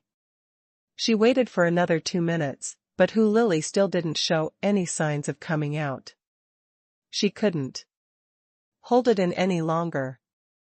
Xiu could have directly drunk the hangover medicine in the private room, but her internal emergency was also imminent. She couldn't help it. Therefore, Lin Xiao quickly made a decision and walked toward the door. With weak steps, Xia Ruofei immediately sat up straight and spread out his spiritual power. 2 hornet bees with super tiny cameras were in the lead, followed by 10 hornet bees without cameras. When Lin Xiao opened the door, they quickly flew out. The lighting in the private room was rather dim, and everyone was busy drinking, chatting, and singing. Many people were already 60 to 70% tipsy, so they naturally wouldn't notice such a small target like the hornet. Except for one hornet carrying a super tiny camera, which was flying close to the ceiling and not far behind Lin Xiao. The rest of the hornet were flying forward in the shadows of the light boxes. On both sides, the hornet bees with cameras took the lead, and the remaining 10 without cameras followed behind them. They maintained their formation very well. The hornets flew higher than the average person, so the waiters in the corridor and the occasional customers didn't notice them. In room 607, Ruofei took out his phone and sent an emoji to Hu Lily as Lin Xiao was about to leave. Hu Lily, who was in the bathroom, immediately dialed the number. "She's out," she said. Then, Hu Lily hung up the phone, stood up, and walked to the sink. She tidied up her clothes and hair in front of the mirror, then took out a makeup box from her bag and slowly touched up her makeup. After that, she opened the door of the bathroom and walked out. At this time, Lin Xiao had already left the house. Hu Lily had only done this for one purpose, which was to make Lin Xiao use the public bathroom outside. Little did she know that her and Ruofei's every move was under Xia Ruofei's surveillance. Xia Ruofei was not in the mood to pay attention to Ruofei and Hu Lily. For the time being, his attention was mainly focused on Lin Xiao, who was walking out of the door. After leaving the private room, Lin Xiao looked left and right and found a sign of a washroom on the right, so she went to the right. In fact, the room closest to room 607 was on the left, but it required a turn. There was no sign at the corner, so because of the right sign, most of the guests who were not familiar with the terrain would follow the sign and walk straight to the right. Ruofei had obviously checked out the location beforehand. There were already 2 female bullies waiting in the washroom on the right. They were the 2 women Ruofei had met at the octagonal teahouse yesterday. Xia Ruofei used his spiritual power to control the hornet after seeing Lin Xiao walk to the right. Other than the one that followed Lin Xiao, the other hornet with the camera flew to the bathroom ahead of them. Lin Xiao was dizzy, and her steps were unsteady, so the bees quickly left her behind. The leading hornet had a super miniature camera on its body. Xia Ruofei was like a super drone controlling the hornet to follow behind it. The only difference was that Xia Ruofei did not use radio waves to control it. Instead, he used his spiritual power. Soon, the bee colony arrived at the bathroom. Xia Ruofei saw that the 4 cubicle doors were left ajar. It was obvious that no one was using the toilet. In fact, all the private rooms in the nightclub had bathrooms, and not many people were using the public ones. However, there were 2 people in the bathroom. Xia Ruofei recognized them at a glance. They were the 2 women that Lei Hu and the others had taken pictures of at Ba Fong Tea House. They were with Xia Ruofei and Hu Lily. The 2 bullies with dyed hair were leaning against the sink and smoking. Since there was no one else in the bathroom, the 2 of them were chatting without restraint. Xia Ruofei directed the swarm of bees to the outermost cubicle and hid inside the water tank. The hornet with the super miniature camera flew to the corner and clutched the ceiling tightly. The camera was aimed at the 2 smoking hooligans. One of them had dyed his hair yellow, while the other had dyed his hair green. They looked like parrots when they were put together. Xia Ruofei fiddled with the computer and adjusted the sound source to the camera. The 2's conversation could be heard through the earpiece. Hong Mei, how much do you think brother Fei can give us? The green-haired delinquent asked. The yellow-haired young female delinquent named Hong Mei took a puff of her cigarette and said, there must be at least a few thousand, right? Lily said that. This brother Fei is quite generous. Yup. The green-haired delinquent said, when Lily used to hang out with us, she was like a poor bastard. I never saw her take the initiative to pay the bill when we went out to drink. Ever since she got together with brother Fei, look at her now, she was covered in branded goods. Even the way you speak is different. Hong Mei pouted and said, Chi-Chi, you little hussy, are you also interested in that brother Fei? You can go too. I don't think you're worse off than Lily. At least you have more capital here than Lily. Brother Fei almost drooled when he saw it yesterday. After saying that, Hong Mei frivolously reached out and touched Chi-Chi's chest, her smile very ambiguous. Chi-Chi didn't mind and laughed, that makes sense. As long as the hoe is swung well, there is no corner that cannot be dug down. After the 2 of them teased each other, Hong Mei said, all right, stop fooling around. That girl is coming. Do you remember what she looks like? Don't get the wrong person, don't worry. The picture Lily sent is in my phone. Chi-Chi said, at most, we'll just take them out and match them later. N. Hong Mei nodded. Don't leave any marks when you do it. I heard from Lily that brother Fei wants to taste this girl's body tonight. Fuck. Lee can tolerate this? Chi-Chi said. Nonsense. So what if he couldn't bear it? I heard that brother Fei's father is a big leader in the city. He was just playing with Lily, who would take it seriously. Hong Mei curled her lips and said, you do it later. I'll record it. Also, it's enough to just teach her a lesson. Our main task is to take her to the private room upstairs without attracting any attention. Chi-Chi nodded and threw the cigarette butt on the floor. Seeing this, Xia Ruofei's chest was already burning with anger. He had basically understood Xia Ruofei's vicious plan. At this moment, Lin Qiao was only 5 or 6 meters away from the bathroom. Xia Ruofei's mind flickered, and the 10 hornets that were hiding in the toilet cubicle flew out. The 2 bullies were still planning what to do when they suddenly heard a buzzing sound. They turned around subconsciously and saw more than 10 hornets pouncing toward them. They immediately turned pale and couldn't help but scream. Hong Mei's reaction was fast. She subconsciously picked up her handbag and waved it. However, how could these strong hornets be hit by her random waving? In fact, after Xia Ruofei had given the order to attack, he no longer needed to control the 10 hornets. He just quietly watched the images sent back by the camera on the last one. In the blink of an eye, the hornets' bees had already arrived in front of the two of them. Facing Hong Mei, who was waving her handbag, the hornets' bees nimbly drew one arc and quickly approached from the side.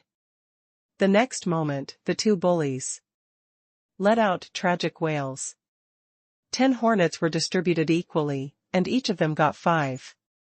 Now, each of them had 5 hornets on their heads and faces. Their stingers quickly pierced into the skin of the 2 men, and the toxins in their bodies were immediately injected into their bodies. Hornets were different from ordinary bees. Their stingers did not have back stingers. The stingers of bees had barbs. When they left in a hurry after stinging someone, the barbs would still hang on the person's skin, which would usually bring out the internal organs of the bee. Therefore, bees would basically die after stinging someone. On the other hand, the stinger of the hornet did not stab backward, so in theory, it could be used repeatedly. After the 2 bullies were stung, they frantically slapped the hornets. However, these hornets had grown in the spirit map space for so long, and their reactions were also very fast. How could they be hit by them? Often, before the palm could reach him, the hornet would have already leaped up and ruthlessly bit down on another spot. The thug's hand hit the place where she had been stung, and she cried out in pain. In just a few seconds, their heads and faces had been stung more than a dozen times, and they were swelling at a speed visible to the naked eye.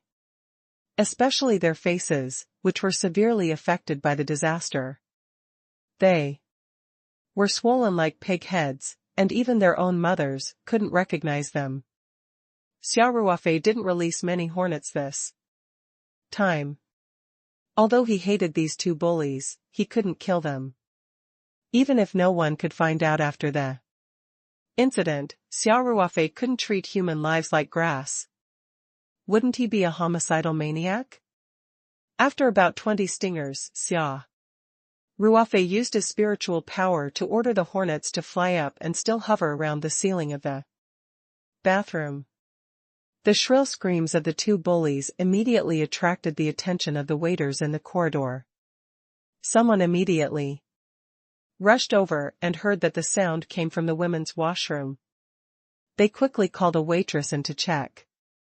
Lin Xiao had just walked to the door of the bathroom when the waiter waiting outside stopped her and said, "I'm sorry, this bathroom is temporarily unavailable. Please walk a few more steps. There's another bathroom around the corner." Oh. Lin Xiao also heard the scream from the bathroom and didn't know what happened. Of course, she was dizzy and in a hurry to go to the bathroom, so she naturally wouldn't go in. She just turned her head to take a look and continued to walk in the direction pointed by the waiter. No one noticed that behind Lin Xiao, near the ceiling of the corridor, there was a hornet following behind her. Xia Ruofei would never let Lin Xiao out of his sight, except when she was relieving herself in the bathroom. The waitress was also shocked when she entered the room. The 2 men had been badly stung. After their faces swelled up, their skin became smooth and shiny like balloons that would burst with a press. Their eyes were so swollen that there was only a thin line left, and their lips were also swollen. The 2 of them were in so much pain that they rolled on the ground, letting out muffled cries. After making sure that there was no one else in the bathroom, the waitress quickly called her male colleagues in. "It's a hornet." A sharp-eyed person saw the hornet circling the ceiling and shouted. Everyone subconsciously hid outside the bathroom. Although there were not many of them, they were too big and looked very scary. Quick! Quick, call security! A person who looked like a supervisor said.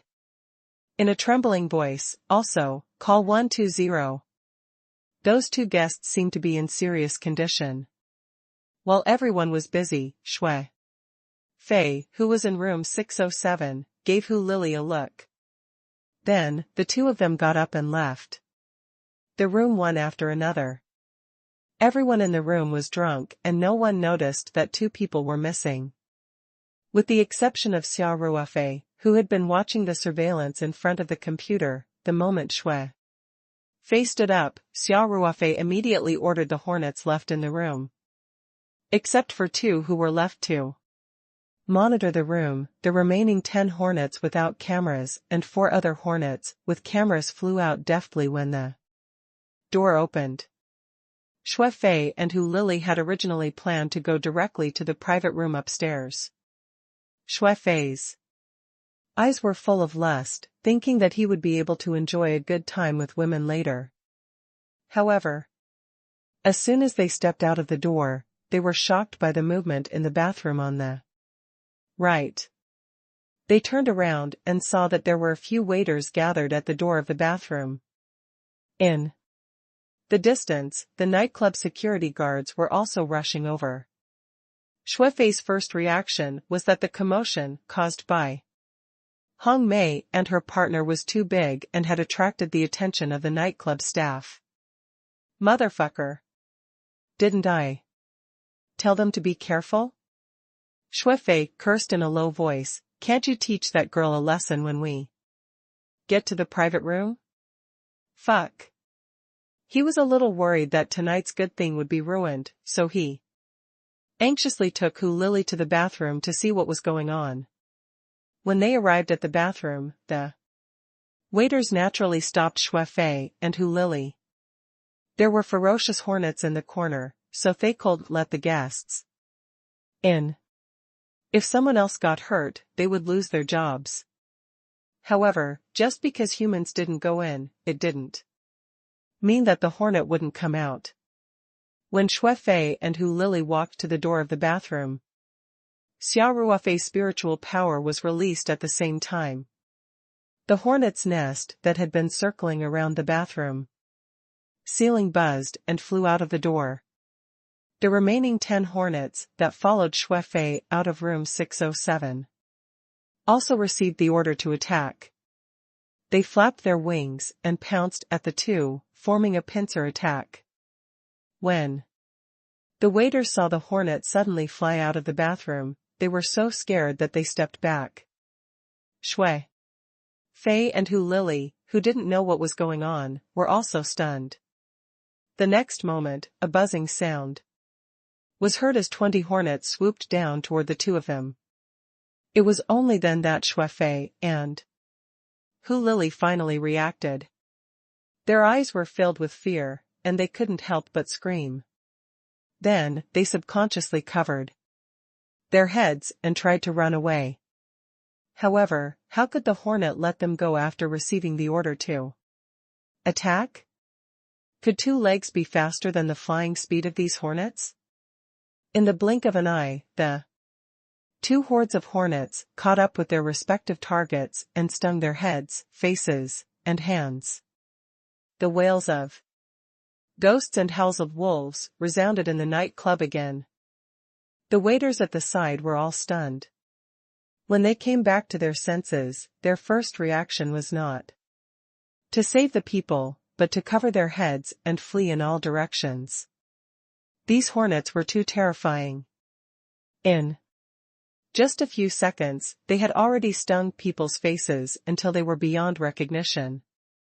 Moreover, they were so fierce that they attacked indiscriminately. They didn't even let go of the passer-by guests. Who knew if they would come for him after they stung the 2 unlucky people who were watching the show? Wouldn't he be out of his mind if he didn't run away now? All of a sudden, the waiters in the corridor scattered like birds and beasts. The security guards who had heard the news only dared to watch from a distance and did not dare to get close. Xia Ruofei's lips curled up when he saw the scene on the surveillance screen. Ruofei deserved to be unlucky for having such a wicked idea on Lin Xiao. However, Xia Ruofei did not want to kill the two of them. Hence, Ma Feng and the rest attacked them together. After they stung the two of them until they looked like pig heads, they immediately flew to the bathroom under the command of Xia Ruofei's spiritual power. They flew out of the bathroom's window and found a path tree to wait on. After the hornets flew away, the security guards and waiters who were hiding far away carefully came over and sent two more courageous waiters to the men's and women's washrooms to check. After confirming that there were no more hornets, everyone gathered around. However, no one had any experience in dealing with a bee sting, so they could only ask about the patient's condition and wait for the 120 ambulance to arrive. Because there were two more unlucky people, they called 120 again. If only one ambulance came, it might not be able to take 4 people. The manager of the nightclub also rushed over after hearing the news. Many guests also came to watch the fun, and the corridor was in a mess. Lin Xiao went to the bathroom further away. After solving the emergency problem, she quickly took out the hangover medicine that Xia Ruofei had prepared and drank it all in one go. The spirit heart flower petal solution had an extremely strong restraining effect on all negative effects, so it was naturally not a problem to sober up. The reason why Lin Xiao felt dizzy to this extent wasn't because of the alcohol. Instead, it was because of the bottle of water provided by Hu Lili. After Lin Xiao drank the water, someone came to propose a toast to her. She casually put the water bottle on the table, and Hu Lili took the opportunity to put the sleeping drug that she had prepared in advance into the bottle.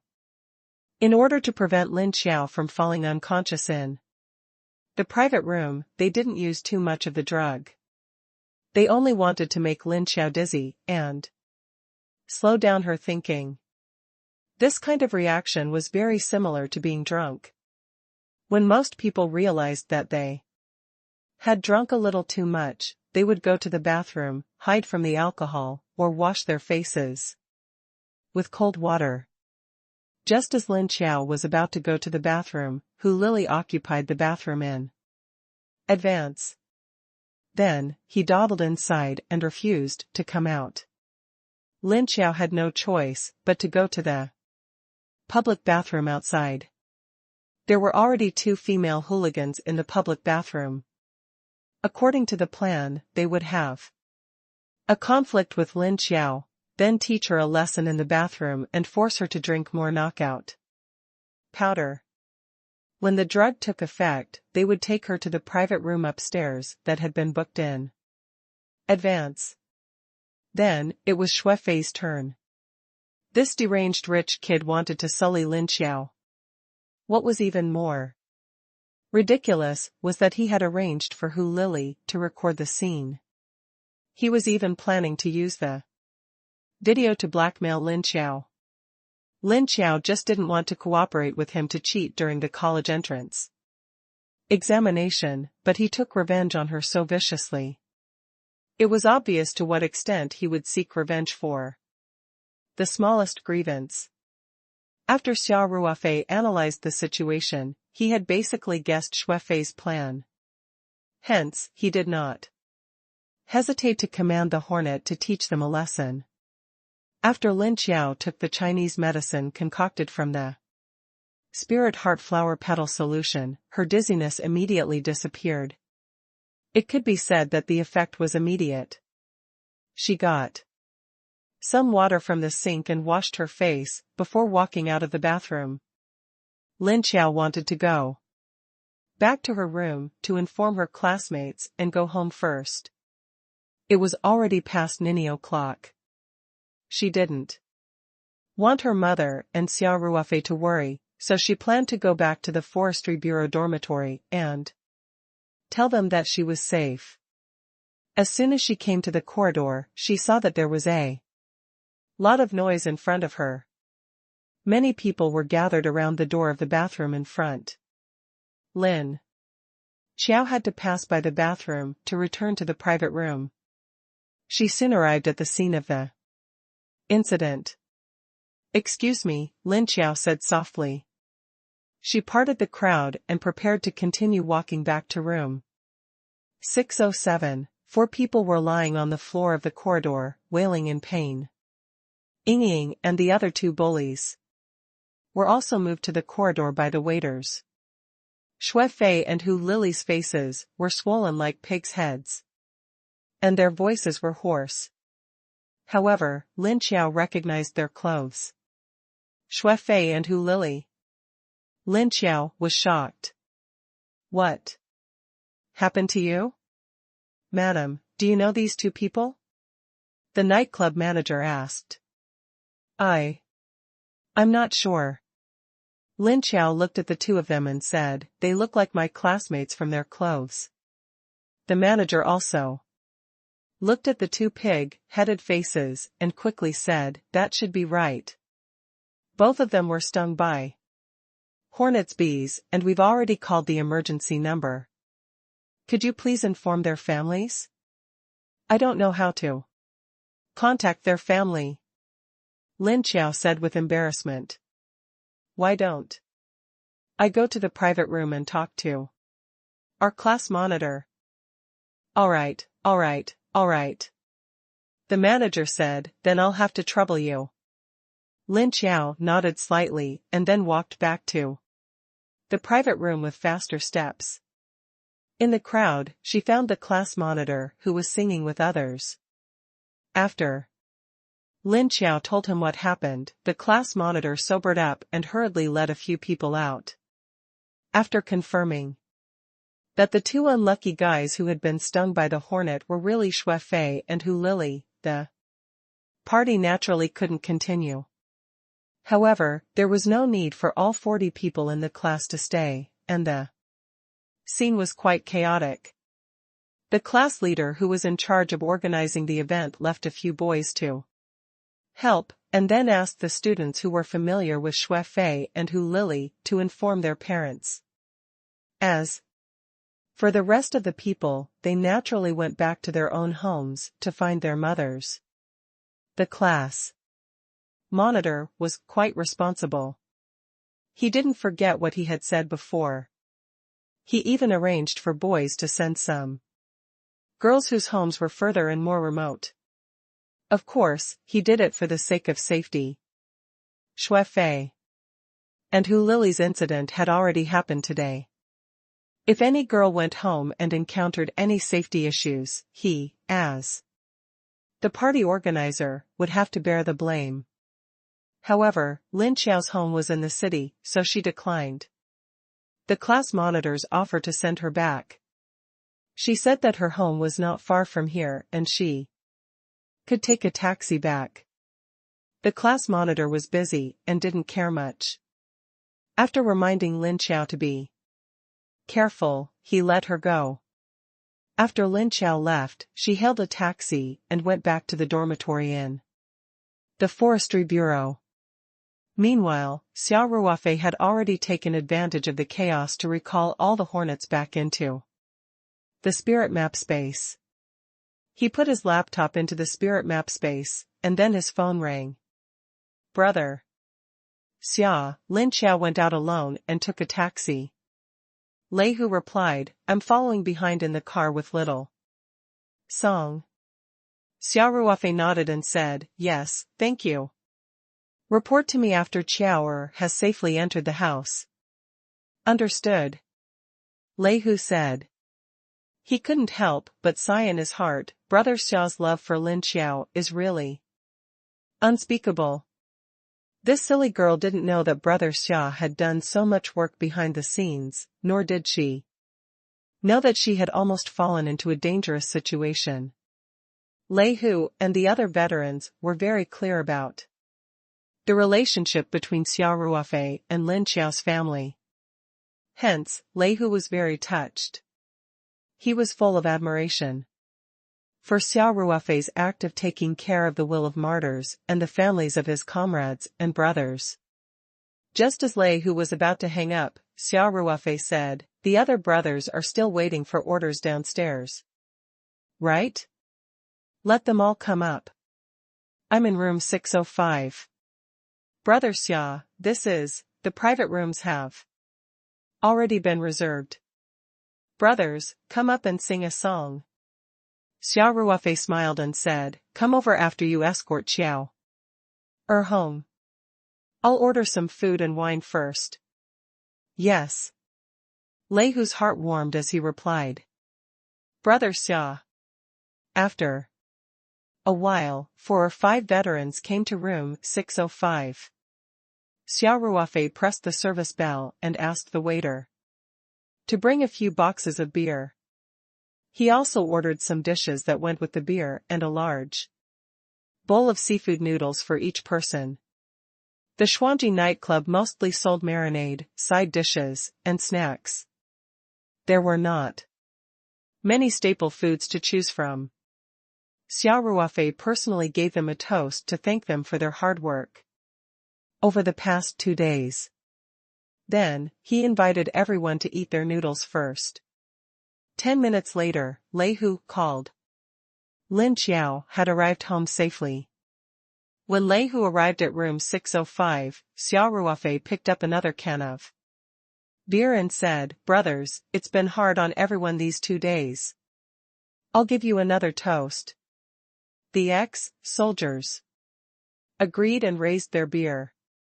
Xia Ruofei gulped down the can of beer and said with a smile, "Everyone, start singing. Let's drink the wine." Then, he said to Lei Hu, "I still have something to do, so I'll go back. First, treat the brothers to a good meal and drink. I paid for the private room. You can play until the closing time. Don't arrange for our brothers who will be participating in today's operation to take turns tomorrow." "All right. Brother Xia, take care," Lei Hu quickly said. Xia Ruofei nodded and took out a stack of 100 yuan bills from his wallet. He handed it to Lei Hu and said, "If you don't have enough wine, continue to shout. In short, everyone must eat and drink well."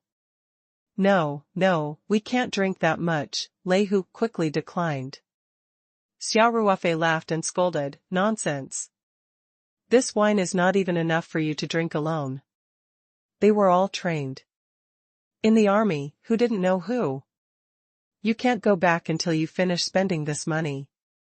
Lei Hu grinned as he took the money and said, "Yes. Thank you, Brother Xia." The ex-soldiers also expressed their thanks loudly. Xia Ruofei waved to everyone and walked towards the door. After 2 steps, he turned back and said, "It's fine if everyone drinks, but you're not allowed to drive under the influence of alcohol. Remember to call for a designated driver." For this operation, Lei Hu had rented a 7-seater van, which was why Xia Ruofei had reminded him. "Understood," Lei Hu and the others said with a smile. Xia Ruofei remembered that this was a nightclub and couldn't help but remind her, "By the way, it's fine for everyone to drink and sing, but you can't call her miss. That's a matter of principle." Lei Hu immediately smiled and said, "Don't worry, Brother Xia. We're all long-tested revolutionary soldiers. And we'll never be corrupted." The ex-soldiers all laughed out loud. Xia Ruofei also knew that it was the happiest thing for the old soldiers to gather together to drink, brag, and sing military songs. It would be an eyesore to ask a few men to accompany them to drink and flirt, so he was not worried. He just gave them a reminder. Xia Ruofei waved at the veterans and left the private room. The 4 unlucky ones had been taken away by the ambulance. Xia Ruofei knew that the poison was not enough to kill them, but they would definitely suffer. As for how Deputy Mayor Xue would fly into a rage and how Haoju nightclub would deal with the aftermath, it was not Xia Ruofei's concern. As long as Lin Xiao was fine, he didn't care if Haoju a nightclub was unlucky or not. Besides, it was obvious that Xuefei had a close relationship with this nightclub. Besides, this kind of place was full of filth. Xia Ruofei would not feel guilty at all if he could punish them a little. Xia Ruofei went to the parking lot downstairs, opened the door, and sat in the driver's seat. However, he was not in a hurry to drive away. Instead, he sat in his seat, took out a cigarette, and lit it. Then, he rolled down the window and began to think while smoking. There was no doubt that he had taught Xuefei a lesson this time, and it could be said that he had vented his anger. However, from Xuefei's point of view, the failure of today's plan was undoubtedly an accident caused by force majeure. In other words, not only would he not dispel his malice toward Lin Xiao, but he might even hate Lin Xiao more because of today's unexpected disaster. It was impossible for Xia Ruofei to be by Lin Xiao's side and protect her all the time. Especially after the summer break, Lin Xiao would definitely go to college, and it was likely that she would go to college in another city. By then, Xia Ruofei would be even more out of reach. He didn't doubt that with Xuefei's vindictive personality, it was possible that he would chase Lin Xiao to the city where her university was located to take revenge on her. Therefore, he had to find a way to completely solve this hidden danger. The most thorough method was naturally to make Xuefei disappear from this world. However, Xia Ruofei still had the law in his heart. He was not a bloodthirsty demon. Unless he had no other choice, or was severely threatened or violated his bottom line, he would not kill Xuefei unless he had a way of seeking death. For example, Liang Haiming. If he wanted to take Xuefei's life, he could have sent out 10 or 100 times the number of hornets tonight. Xuefei would have died on the spot without any suspense. He could only think of other ways. A thought flashed through Xia Ruofei's mind. What if Xuefei's father, Xue Zhenbang, had some problems with himself and suddenly fell from power? What if Xuefei was also involved in the case and faced imprisonment? Wasn't this kind of foppish brat's greatest reliance on his father's authority? If his father was in prison, and even he himself was implicated, would he still be able to do anything? Xia Ruofei began to investigate Xue Zhenbang. If Xue Zhenbang was really just a mediocre official who indulged his son and did not break any laws, Xia Ruofei naturally could not do anything to him. However, if Xue Zhenbang was a parasite of the country, a corrupt official, then he deserved to be out of luck. However, investigating a deputy mayor was not that simple. At least, it could not be the same as investigating Xuefei. In this kind of investigation, Lei Hu and the others could not play much of a role. He still had to think of a complete plan. Xia Ruofei was so deep in thought that he didn't even realize that his cigarette was almost burnt to the end. Just then, Xia Ruofei's phone on the console vibrated. He snapped out of his thoughts and snuffed out the cigarette in the car's ashtray. He then picked up his phone and glanced at it.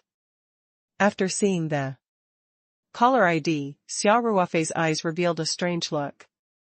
The person who called was not usually contacted. What could be the matter for him to call so late at night? Xia Ruofei quickly picked up the call. The caller was Niu Tao, a lieutenant colonel from the military district. Back then, Xia Ruofei had a conflict with the deputy director of the Linhai Town Police Station, because of Lin Xiao and her daughter.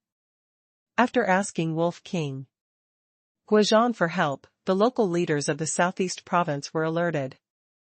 It was this Lieutenant Colonel Niu who accompanied Tian Huilan, who was also the mayor of Sanshan, and Chen Bo, the director of the Public Security Bureau of Sanshan City, to Linhai Town overnight to deal with the matter.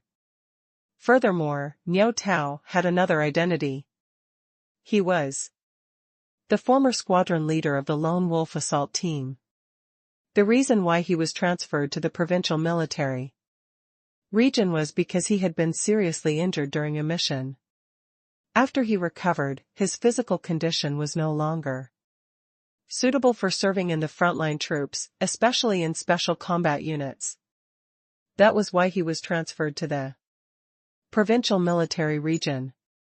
It was because of this relationship that Xia Ruofei and Niu Tao had a natural sense of intimacy. After that time, the two of them had exchanged contact information. They would contact each other occasionally, and Niu Tao had even asked Xia Ruofei out for drinks twice. However, because the two of them did not have much interaction in their work or career, they could be considered as friends of gentlemen, and they did not contact each other often. It was already so late that day, but Niu Tao suddenly called. Xia Ruofei had a bad feeling. He quickly picked up the phone. "Hello, Brother Bull," Xia Ruofei said in a calm voice. "Blood Wolf, are you at the Three Mountains?" Hearing the familiar code name and voice, Xia Ruofei couldn't help but open his mouth in surprise. The person on the phone with him was not Niu Tao, but the leader of the Lone Wolf assault team, Wolf King Guozhan, whom he had not seen since he retired from the army. Xia Ruofei subconsciously straightened his back and said, "Wolf King, I'm in Sanshan City now." "That's great," Guozhan immediately said. "It's not convenient to talk about it over the phone. Go to the Military General Hospital immediately, Fire Wolf will be waiting for you at the door." Fire Wolf was Niu Tao's codename in the Lone Wolf assault team. He was in the same batch as Guozhan, and the two of them had been through life and death together, just like Xia Ruofei and Lin Hu. "Understood." Xia Ruofei replied without hesitation, "I'll be there in 10 minutes. With that, Xia Ruofei immediately started the car. The Night 15 roared and rushed out of the parking lot like a wild horse. It screeched to a stop at the entrance. The huge car did a beautiful drift and rushed to the road. Although there were still a lot of cars on the street at 9 o'clock, it was no longer the rush hour traffic. The Night 15 off-road vehicle nimbly shuttled through the sparse traffic. With the dull roar of the engine, the car rushed in the direction of the Military General Hospital. Xia Ruofei operated the car skillfully. It looked like he was in danger, but in reality, he was moving smoothly through the traffic. At the same time, he communicated with the spirit map space with his mind and took out 2 porcelain bottles. Inside were 2 bottles of spirit heart flower petal solution that he usually had. Both were the kind with higher concentration. At the same time, he also took out a set of silver needles for acupuncture from the space and put them in his bag. Jean had urgently called him at the Military General Hospital. There was an 80% chance that there was an emergency. And it was very likely that someone had been injured, and the hospital had encountered some difficulties in treating them. After all, his experience in the past year after his retirement was no secret to Guozhan. Xia Ruofei had mentioned it during the last phone call. Guozhan must know that he had rich experience in dealing with some difficult and miscellaneous diseases. Xia Ruofei recalled that 2 or 3 months ago, when he was on the phone with Guozhan, He said that he might come to the Three Mountains to see him after a while. Xia Ruofei was sure that Guozhan was here for a mission in the southeast province. However, due to confidentiality, Xia Ruofei, who was very familiar with the rules, did not ask for details. Now it seemed that Guozhan had personally led a team to carry out a mission, and this mission seemed to have some trouble. Xia Ruofei's mind quickly analyzed so many things. The military general hospital was also in the Bell Tower district. Xia Ruofei used the night XV's speed as much as possible, so it took him more than 8 minutes to reach the hospital. He immediately saw Niu Tao, who was dressed in casual clothes. He was standing under the sign of the general hospital and looking around with a worried expression. Xia Ruofei blinked twice and honked a few times. Then, he rolled down the window and waved at Niu Tao. Niu Tao looked over and saw that Xia Ruofei was in the driver's seat. He quickly jogged over and pulled out the front passenger seat. "Little Xia, drive forward.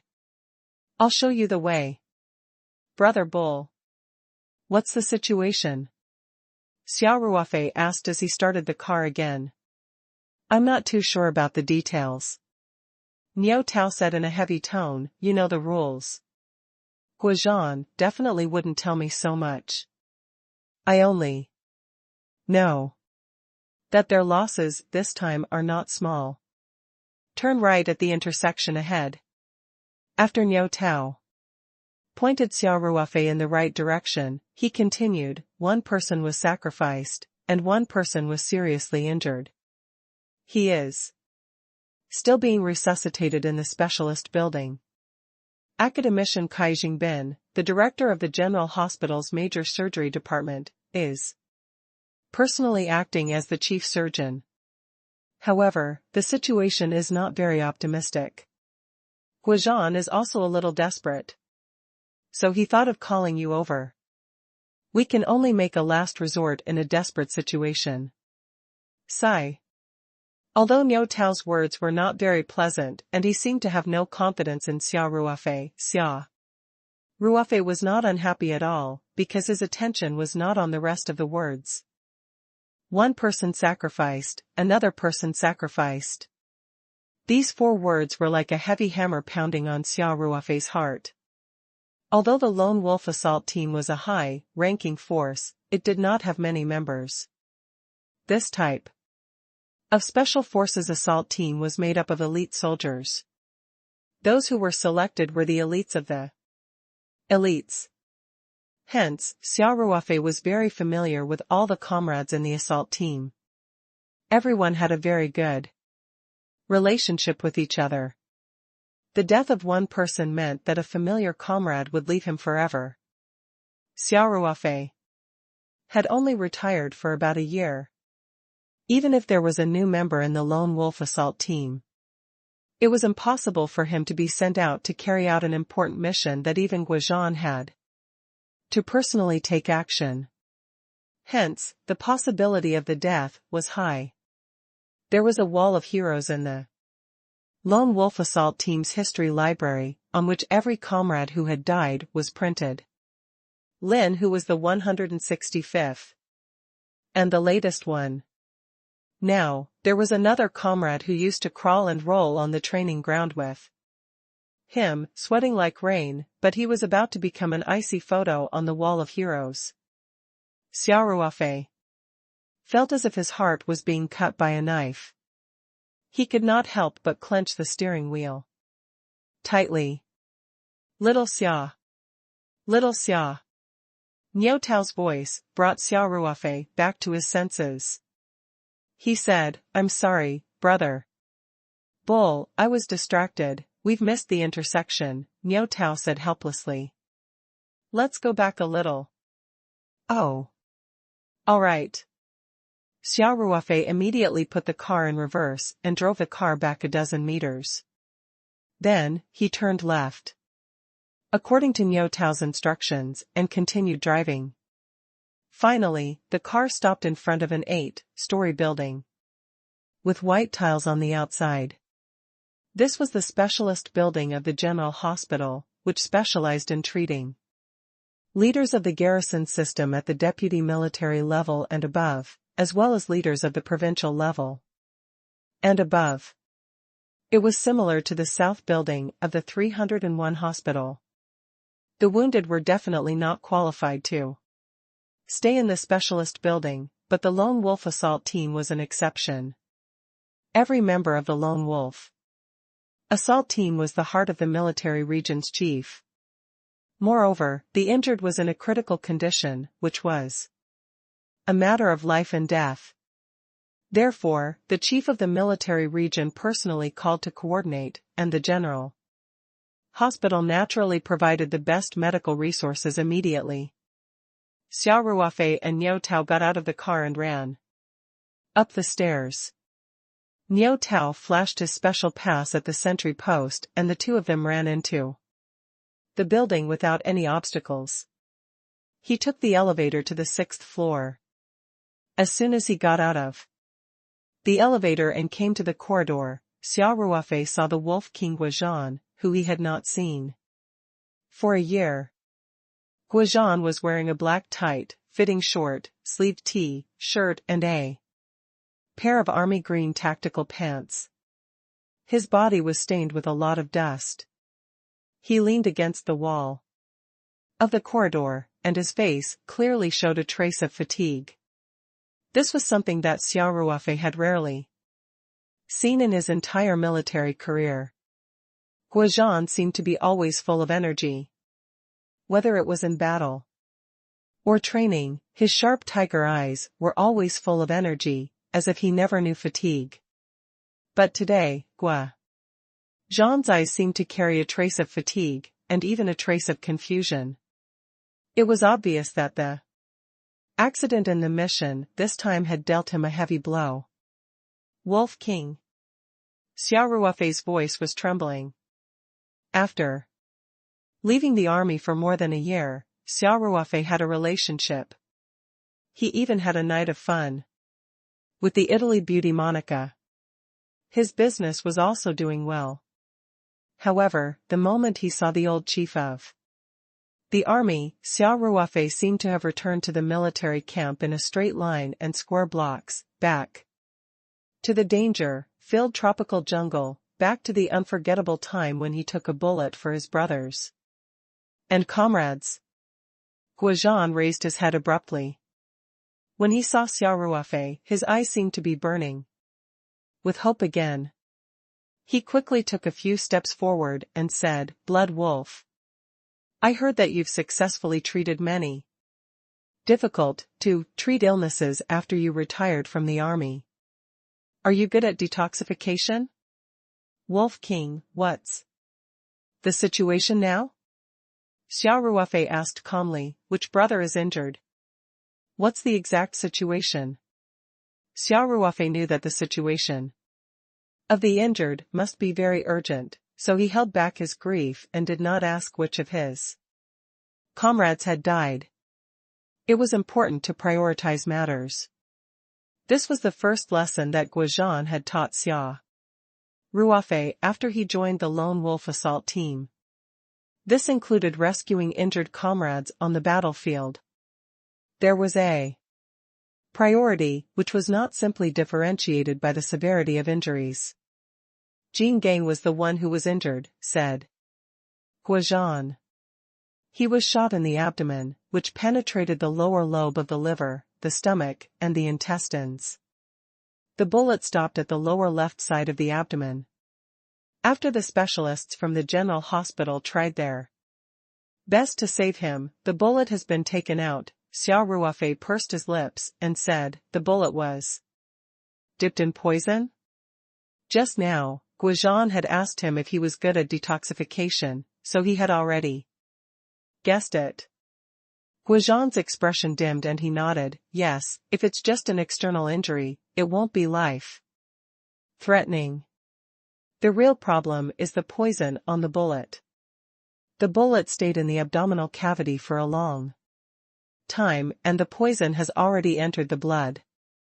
The General Hospital used an antiviral serum, but it didn't work. It should be an unknown poison, and Flamey is in a very dangerous situation now. Didn't the General Hospital collect any blood samples for analysis? Xia Ruofei asked. Of course there is, Guozhan said. However, we have basically confirmed that this is an unknown poison, and it is quite difficult to detoxify it.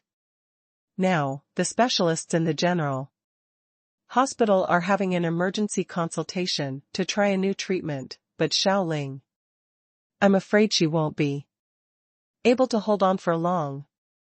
When Guozhan said this, he couldn't help but punch the wall heavily. His soldier was lying on the hospital bed, and the god of death was approaching step by step, but he was powerless. This feeling made Guozhan feel so much pain that he wanted to die. A child-like face flashed across Xia Ruofei's eyes. Jin Gang was a first-class sergeant, who was now called corporal. He had joined the Lone Wolf Assault Team 3 years later than Xia Ruofei and was very popular in the team. Everyone took good care of this 19-year-old little brother. Wolf King, take me to see Xiaoling immediately. Xia Ruofei replied, I might have a way, but the hospital, you don't have to worry about that. Guozhan was indeed Xia Ruofei's old chief. The tacit understanding between the two did not weaken with the passage of time. Xia Ruofei had only spoken halfway when Guozhan had already understood his thoughts. Just follow me. With that, Guozhan led Xia Ruofei along the corridor for more than 10 meters and arrived at the door of the intensive care unit. As Jin Gang's vital signs were very unstable and his condition was extremely dangerous, he was directly arranged to be in the ICU after the operation. The chief of the military region had personally called to ask about this matter, so what Xia Ruofei was worried about did not happen. Guozhan only went over to negotiate a few words, and the hospital immediately agreed to let Guozhan and Xia Ruofei enter the intensive care unit. After strict disinfection, the two of them wore sterile clothes and went to the ward where Jin Gang was. Jin Gang was lying on the hospital bed and had fallen into a coma. The patient had been seriously injured and had just undergone a major operation. Because of the blood loss, one side of the patient's face was somewhat pale. However, Jin Gang was different. His face had a layer of dark gray, and even the skin on his body was the same color. It was obvious that the poison had entered his body through the blood circulation. If he did not treat it in time, Jin Gang's life would soon be lost.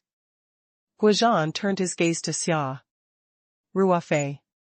Since they met, Xia Ruofei had been very calm.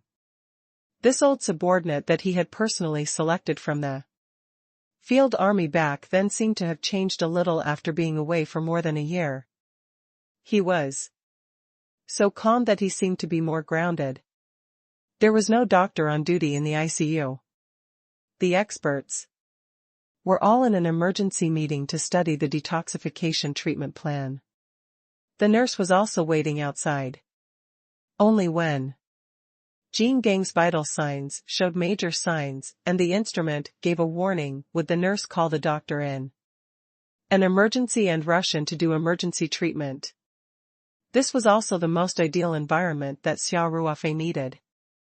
He did not want to be disturbed by others while he was treating Jin Gang.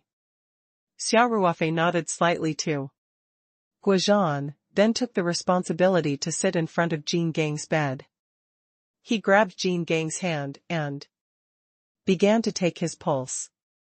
Guozhan looked at Xia Ruofei anxiously, hoping to get some useful information from the change in Xia Ruofei's expression. However, Xia Ruofei kept his eyes closed and his face was as calm as an ancient well. After a while, Xia Ruofei let go of Jin Gang's hand and took out a leather bag from his bag. After unfolding it on the bedside table, Guozhan saw that it was a whole set of acupuncture silver needles. Xia Ruofei undid Jin Gang's shirt and used 2 fingers to pick up a long silver needle. Then, without hesitation, he accurately inserted the silver needle into the shenfeng point on his chest. Following that, Xia Ruofei's movements were very fast. In the blink of an eye, he had inserted silver needles into 7 or 8 acupuncture points. It was quite a dazzling feeling. Xia Ruofei's pulse, checking and acupuncture were not all covered up in front of Guozhan. He had been learning Chinese medicine all this time and it was not in vain. Now, he was no longer an outsider in the theory and practice of Chinese medicine. This acupuncture, naturally, could not detoxify the poison, but it could effectively slow down the blood circulation and prevent the poison from spreading further. Of course, if he wanted to completely detoxify the poison, he would naturally need the spirit heart flower petal solution. Xia Ruofei did not take out the silver needles on Jin Gang's body. Instead, he stood up and took out a porcelain bottle from his bag that contained the solution of the spirit heart flower petals.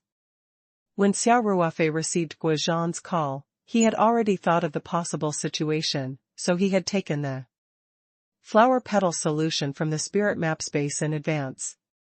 Furthermore, it was a petal solution with a higher concentration. Now, it seemed that this decision was very correct. In Jin Gang's situation, the poison was obviously very dangerous. Moreover, it had spread to the whole body along with the blood. It could be said that he was in danger. If the petals of the spirit heart flower were diluted too much, it was possible that it would not have a good effect. Xia Ruofei took a look at Jin Gang's condition and realized that he had undergone a tracheotomy. After the operation, he had been put on a ventilator, so it was obviously not realistic to feed him the medicine directly. Xia Ruofei's eyes moved up and he suddenly had an idea. After the patient was put on the ventilator, if he needed to eat, he would need to use the gastric tube and put it through the nose. Of course, the patients in ICU didn't need to eat because most of them had lost the ability to chew. Therefore, all the nutrients and electrolytes they needed were sent into the patient's body through an intravenous infusion, which meant an intravenous drip. One of the bags was almost finished. Xia Ruofei walked to the other side of the bed. There were some commonly used medical equipment on the small shelf, including disposable syringes. Xia Ruofei picked one up and tore open its outer packaging. Then, he inserted a syringe into the small porcelain bottle and sucked in a syringe full of the spirit heart flower petal solution. Then, Xia Ruofei turned on the flow regulator on the infusion set and temporarily cut off the flow. Without hesitation, he picked up the syringe and inserted it into the medicine. Adding port, injecting the spirit heart flower petal solution into the infusion bag. When Guozhan saw this scene, he opened his mouth, but in the end, he didn't make a sound to disturb Xia Ruofei. He had absolute trust in his comrade, so he kept quiet about Xia Ruofei's obviously violation of the operating rules of the intensive care unit. Xia Ruofei sucked a few times in a row, and the originally shriveled infusion bag became full again. He kept the porcelain bottle that was half filled with the petal solution into the bag, then turned on the regulator and started the infusion again. This might be more effective than taking the petal solution, because the solution was directly injected into the vein, and the stomach didn't need to absorb it. Of course, the most effective way was to inject it directly. After all, the infusion speed was slower. However, Xia Ruofei had never studied nursing, so he could not do this job well. It was even more impossible to find a nurse outside to do it. They could only turn a blind eye to it outside. If they injected the patient with an unknown drug without a doctor's notice, they would lose their jobs if they were pursued. Moreover, Xia Ruofei had just checked on Jean Gang's condition. It was stable for the time being and would not be in any danger for the next few hours. As more and more of the spirit heart flower petal solution was injected into his body, his life would naturally not be in danger. This way, the recovery process would be slower and not too eye-catching. After Xia Ruofei was done, he nodded slightly to Guozhan and said, "Captain, don't worry too much. This is an antidote that I specially concocted. It has a very good effect on many poisons. I just happened to have 2 bottles in my bag today. I made it in time." "You've worked hard, Blood Wolf," Guozhan said, "regardless of whether Xiaoling can survive this time. I'm very grateful to you. Wolf King, we're all brothers. Xiaoling was even a soldier that I personally led. Don't you think you're treating me like an outsider by saying this?" Xia Ruofei said. Jean reached out his hand and patted Xia Ruofei's shoulder heavily. He didn't say anything else. At this moment, silence was better than words. Xia Ruofei and Guozhan didn't leave the ICU. They moved chairs and sat down together, paying attention to Jean Gang's situation. The 2 of them had a tacit understanding. Xia Ruofei did not ask Guozhan about the mission, nor did he ask which of his comrades had died. In fact, the 2 of them were silent most of the time. Occasionally, they would talk about the past. Time passed by.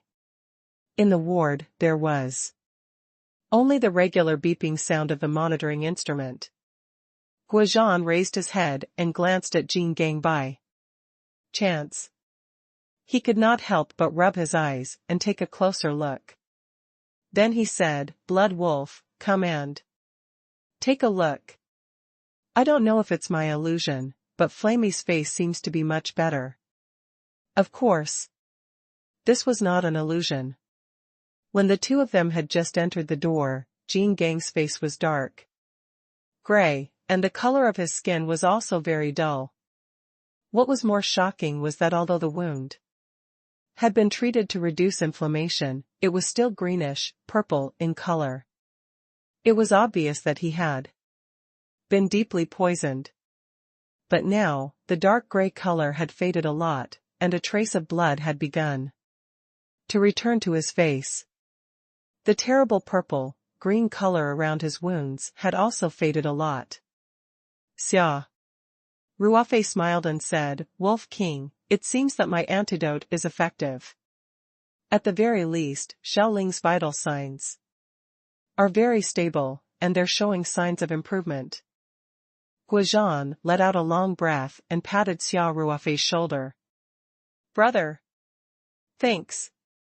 Xia Ruofei nodded with a smile and also patted Guozhan lightly.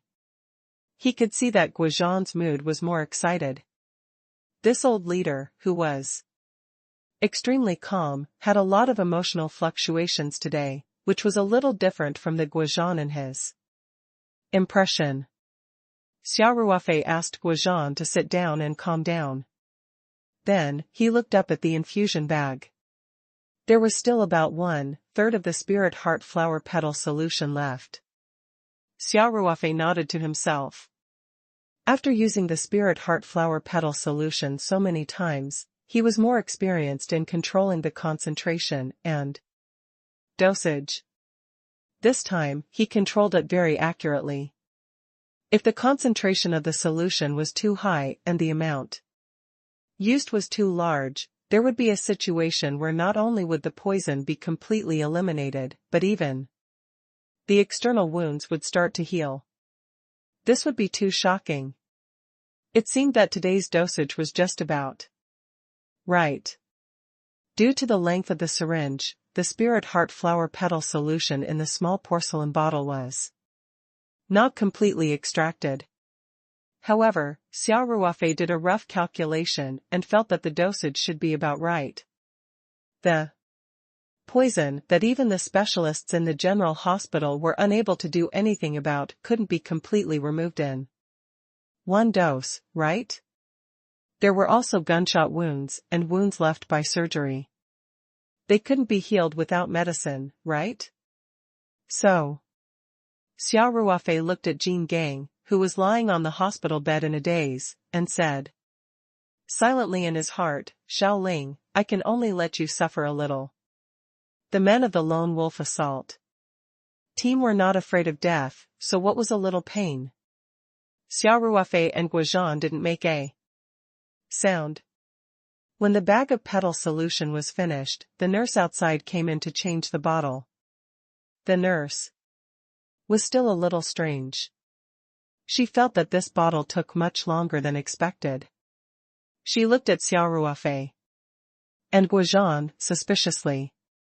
However, their superiors had specifically instructed that the patient's situation was special and the confidentiality level was extremely high. Therefore, Guozhan could act as he pleased. Therefore, even though the nurse found it strange, she did not say anything. As for the monitoring images of the ICU, the nurses naturally had no access to them. Xia Ruofei knew that Guozhan would definitely coordinate for them to be deleted, so he was not worried. After the nurse changed the bottle, she checked Jin Gang's various physical indicators as usual. She could not help but let out a low cry of surprise. In particular, Jin Gang's complexion and skin color had obviously improved. Even people without medical professional knowledge could see it. "Nurse, is there a problem?" Guozhan asked. "The patient seems to be getting better," the nurse said excitedly. "I'll report to Director Kai immediately." After that, the nurse ran out in a hurry. Xia Ruofei and Guozhan looked at each other. Although their masks covered their expressions, they quickly read each other's intentions from their eyes. "Blood Wolf, if you're afraid of trouble, why don't you leave first?" Guozhan said. Guozhan was very clear about the significance of Xia Ruofei's treatment. He knew that this old subordinate of his must have some secrets, but Guozhan didn't care. Who didn't have some privacy? Xia Ruofei would have told himself if he could. Moreover, in a unit with such a high level of confidentiality, Guozhan had long been used to keeping his mouth shut. He also had many things that he could not tell Xia Ruofei, even if they were as close as brothers, such as this operation. Xia Ruofei chuckled. "Don't worry. Your security level is the best shield. However, don't take off my mask. Also, I'll have to trouble you to get rid of the surveillance footage today." "Don't worry." Guozhan nodded. After a while, Academician Kai Jingbin, the director of the surgery department of the general hospital, entered the ICU with a group of experts. They immediately did a comprehensive examination of Jin Gang's condition. The results were soon out. The amount of toxins in Xufeng's blood had been reduced by 80% compared to the examination after the operation. In other words, only about 20% of the original poison remained in his body. Academician Kai Jingbin said excitedly, "This is great. You've won us precious time for follow-up treatment."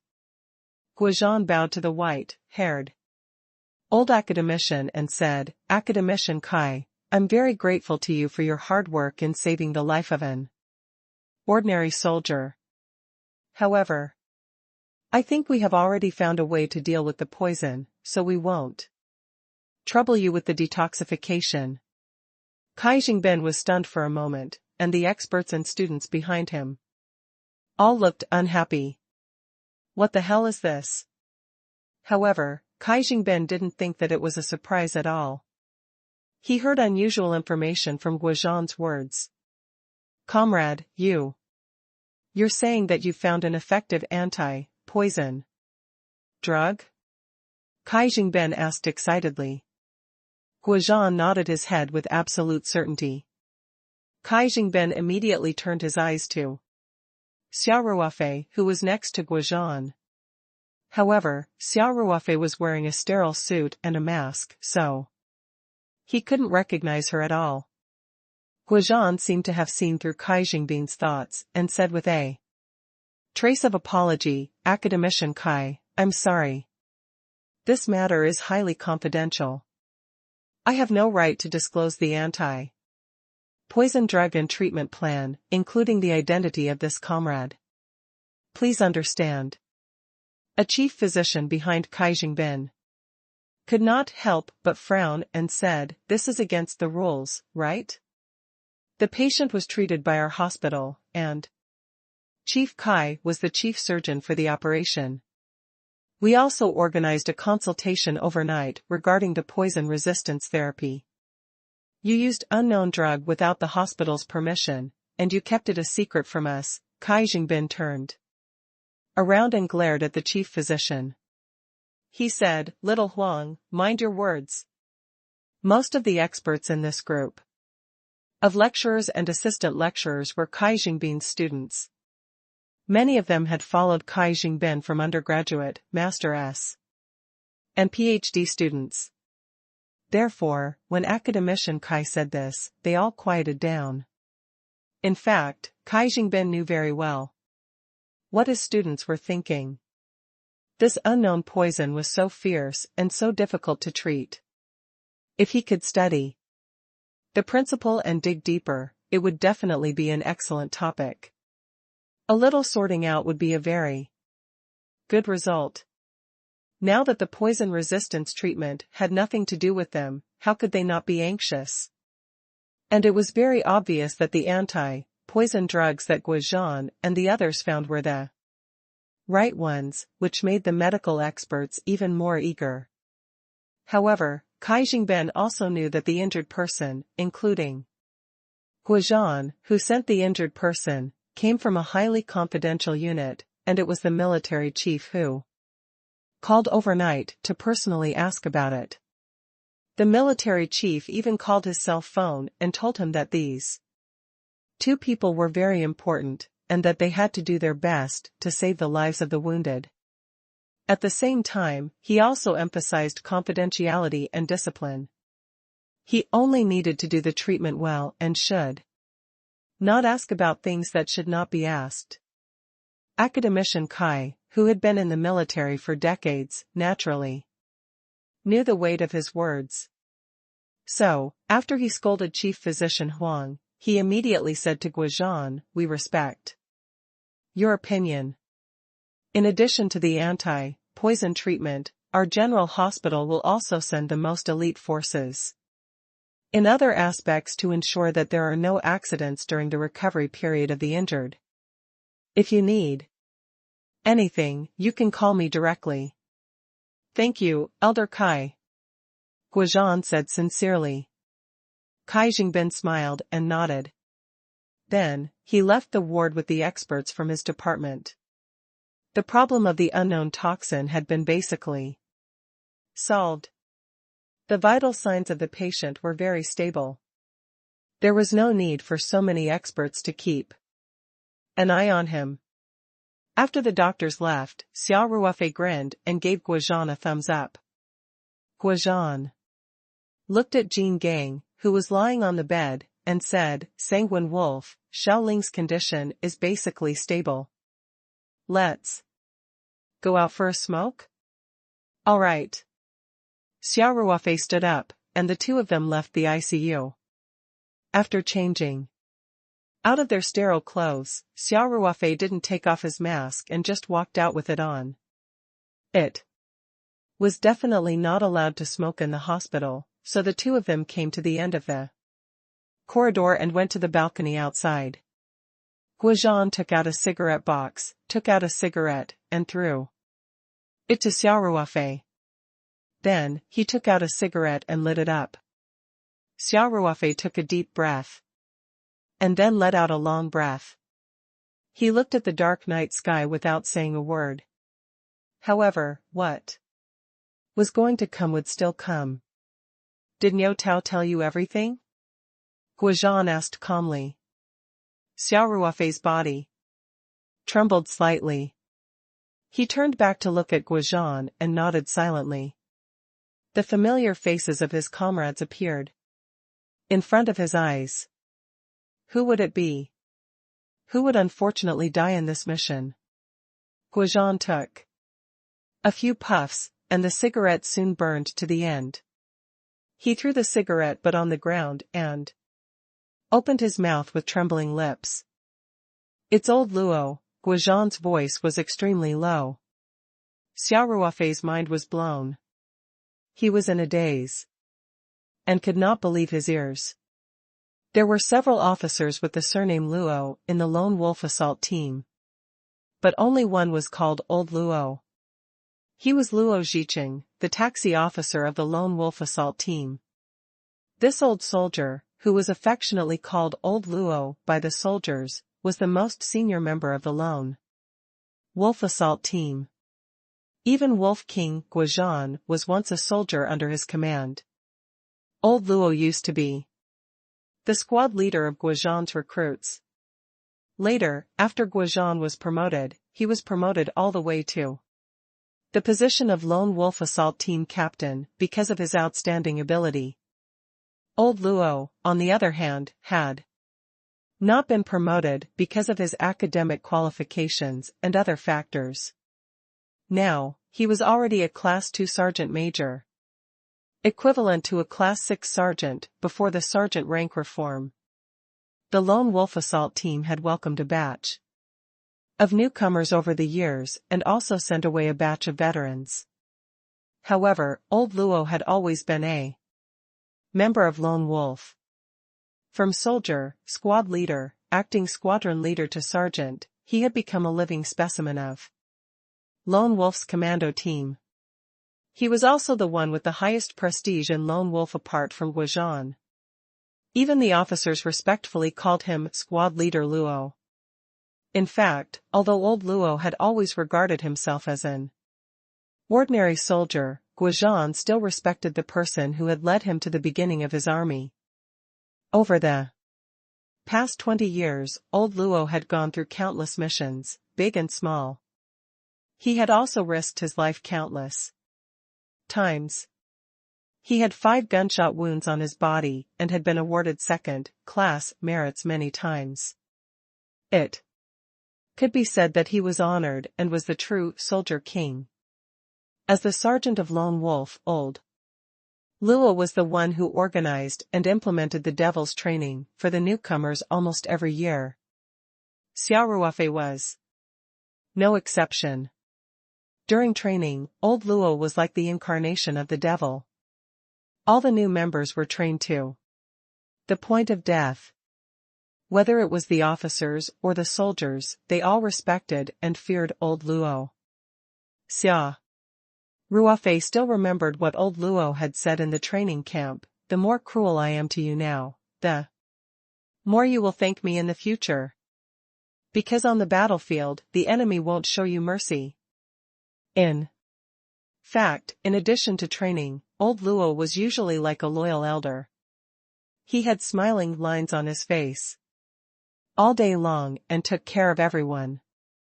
Xia Ruofei would never forget how many times Old Luo would come in quietly with a flashlight covered with a red cloth in the middle of the night to check on the patients and tuck everyone in.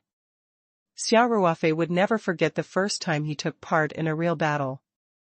When the gunshot was heard, it was as if all the blood in his body had frozen and his mind was completely blank.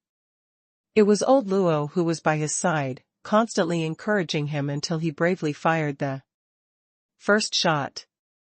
During the entire mission, Old Luo kept a close distance from Xia Ruofei. It was this big brother who was protecting his new comrade who had just joined the team. At the old age of 40 years old, Old Luo could still serve in the top special combat unit, and he was in very good condition. Whether it was physical fitness, tactics, shooting, or other special combat professional assessments, many young men could not compare to him. The team's 20-kilometer cross-country record was still maintained by Old Luo when he was young, and no one had been able to break it. After Xia Ruofei found out that a comrade had died in this mission, many possibilities popped up in his mind. However, he never thought that the one who had died would be Old Luo. This old sergeant who had taught him special combat skills step by step, this loyal senior who was both a teacher and a friend, his voice, smile, and the bits and pieces of the past few years suddenly surged into Xia Ruofei's heart. His eyes turned red in an instant. It wasn't because of the tears in his eyes. The lone wolf assault team had always been bleeding and sweating without tears. It was because of the boundless murderous intent. Xia Ruofei took a few deep breaths and asked in a hoarse voice, "Where's the class monitor now?" Guozhan slightly raised his head and looked at the night sky, as if he could see the squad leader Old Luo smiling at the two people on the sky screen. He said in a low voice, "Follow me." The two of them returned to the building in silence. Guozhan came to a window next to the stairs. A doctor on duty sat upright and immediately stood up and saluted Guozhan after seeing him.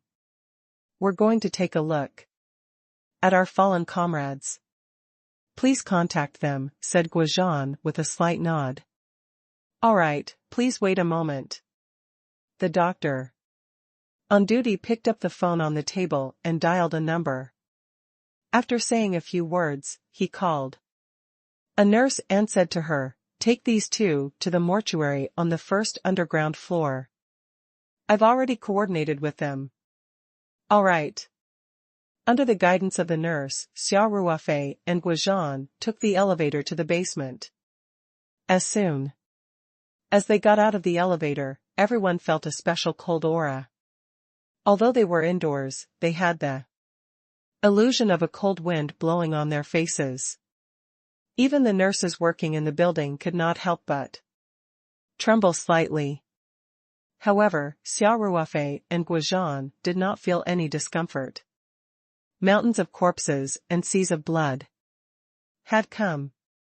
They were all people who were used to seeing life and death. They were not even afraid of the most vicious enemies, so why would they be afraid of corpses? The nurse led the two of them down the cold corridor. Everyone's footsteps were particularly loud in the empty corridor. At the end of the corridor, there was a double iron door.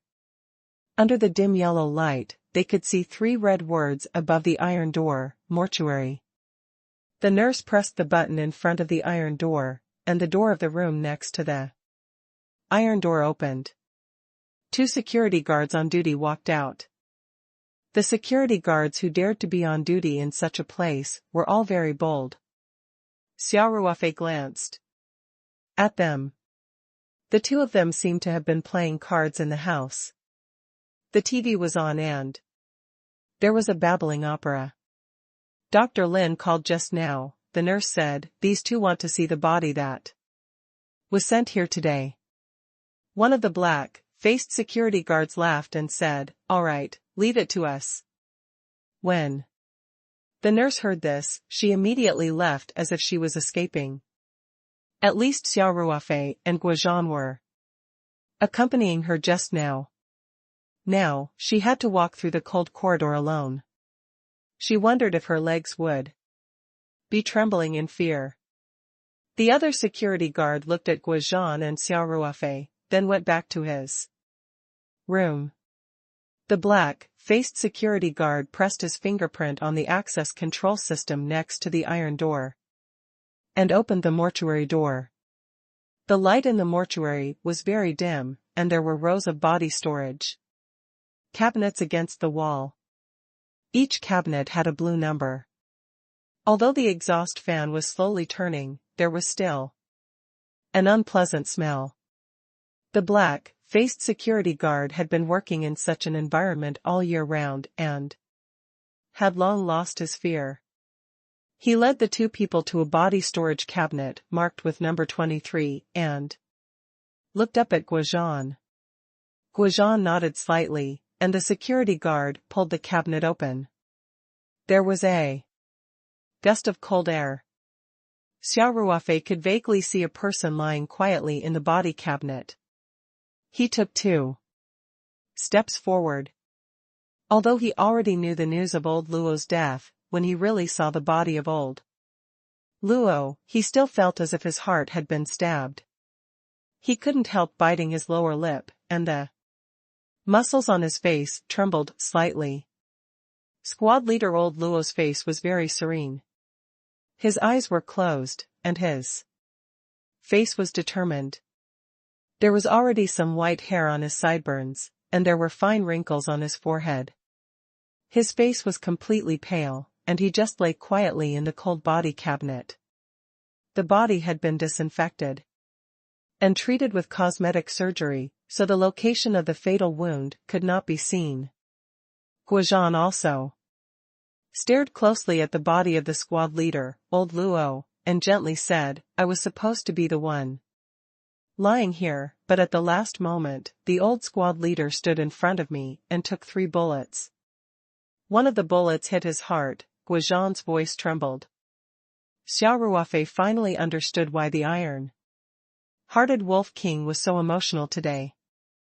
A former squad leader who had been with him since he was a recruit, a comrade in arms brother who had been through life and death with him for more than 10 or 20 years, and an elder brother who had taken a bullet for him without hesitation, had sacrificed himself in front of him. It was already very strong of Guozhan's mental strength that he did not have a mental breakdown. Xia Ruofei bit his lower lip and looked at the body of old Luo in silence. His expression seemed calm, but his trembling body revealed the extreme fluctuations in his heart. After a long while, Xia Ruofei nodded at the security guard. Then, he took one last look at old Luo and walked out of the mortuary. The sound of the sliding track of the body cabinet came from behind him. He knew that squad leader old Luo would fall into the dark environment again. Just now, Xia Ruofei had a strong impulse to take out the solution of the spirit heart flower petals from his bag and pour it into the mouth of old Luo. He could not believe it, or rather, he could not accept the fact that old Luo had been sacrificed. But in the end, his rationality triumphed over his impulse. He knew very well that the dead could not be brought back to life. No matter how magical the spirit heart flower petal solution was, it would not be able to save a person who had already died. After Xia Ruofei left the mortuary, he walked forward step by step. Guozhan also followed Xia Ruofei silently, not saying a word. The two of them walked into the elevator. When the red numbers on the elevator started to change, Xia Ruofei suddenly said, "Wolf King, I want to know the whole story." "Who did this?" "Blood Wolf, you know the rules. I don't need to repeat them, do I?" Guozhan said calmly. The moment Xia Ruofei completed his retirement procedures, he was no longer a member of the Huaxia army. He had become a local citizen. The Lone Wolf Assault Team's missions were all extremely secret and difficult. Naturally, Xia Ruofei had no right to know what had happened in between. Xia Ruofei suddenly turned around and stared at Guozhan with his bloodshot eyes. He said stubbornly, "Wolf King, I have no intention of violating the confidentiality rules. You just need to tell me who killed squad leader old Luo, and leave the rest to me." A warm expression flashed across Guozhan's cold face, but he quickly shook his head firmly and said, "I don't have the authority to do so." "I'm sorry." Xia Ruofei's eyes were filled with unwillingness. He punched the elevator wall hard. The elevator shook, and a clear fist-shaped dent appeared on the aluminum alloy wall. Guozhan sighed and said, "Sanguine wolf, you've done enough to come in time and pull Shaoling back from the gates of hell.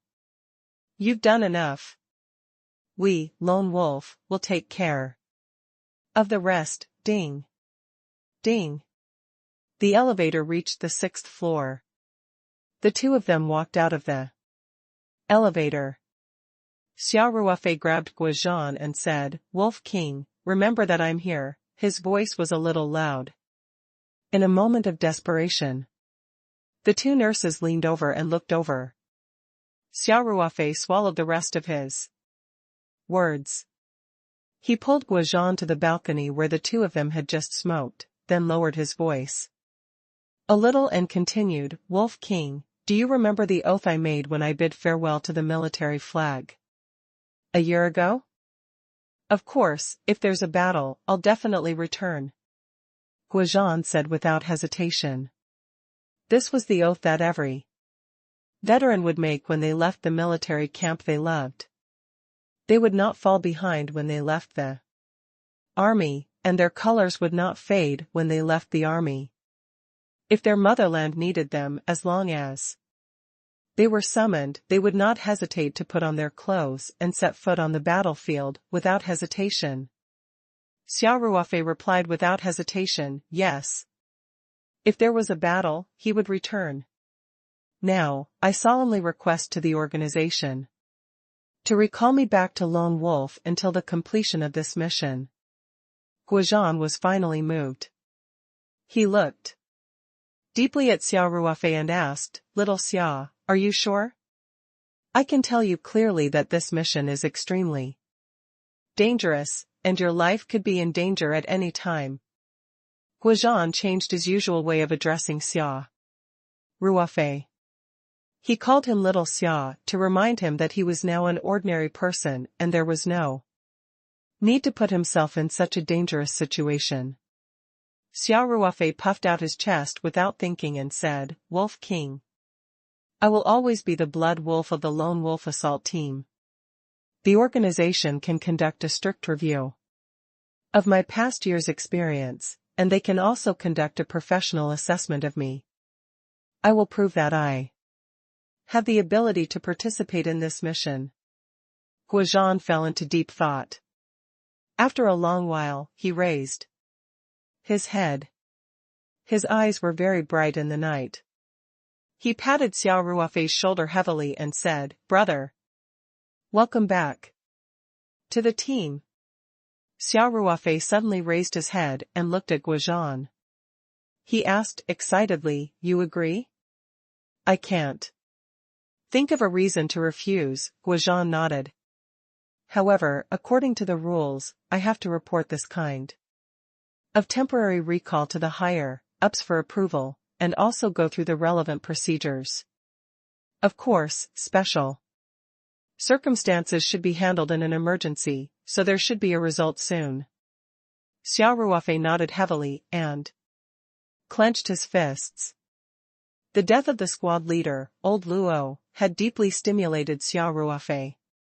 His heart was filled with the flames of revenge. If not for this, Xia Ruofei would not have been so insistent on returning to the team to participate in this mission. The only obsession in his mind right now was to avenge the death of class monitor Old Luo. That night, Xia Ruofei did not go back. He stayed in the hospital for the whole night. Guozhan booked a room on the 6th floor, and the two of them shared a bed each. Guozhan used his secret phone to make many calls that night, urgently coordinating the recall of Xia Ruofei.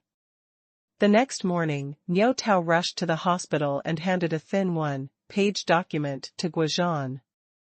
After Guozhan took a glance, a smile finally appeared on his cold face. He extended his hand to Xia Ruofei and said, "Blood Wolf, I can finally say this to you with certainty. Welcome back." After shaking hands with Xia Ruofei, Guizhan handed the document to him. Xia Ruofei took it and saw the words on it. Paradise Corporation, your company's employee, Xia Ruofei, was originally a corporal of a certain department in the Southeast War Zone. According to the relevant provisions of the National Defense Law and the military notice, he is now ordered to return to the Army to carry out his mission. It is a sacred duty given by the national law to perform national defense duties according to the law. No unit or individual is allowed to obstruct him. We hope that your company will support and cooperate. At the end, it was signed off as Southeast Province Military. Xia Ruofei also smiled. He folded the document carefully and put it in his bag. Paradise Company was his own company, so he naturally didn't need to take this document back to apply for leave. He only needed to make a call back to the company's management to let them know. Of course, he also needed to find another reason to let his girlfriend, Ling Qingxue, Huzi's mother, and Lin Qiao know so that they wouldn't worry.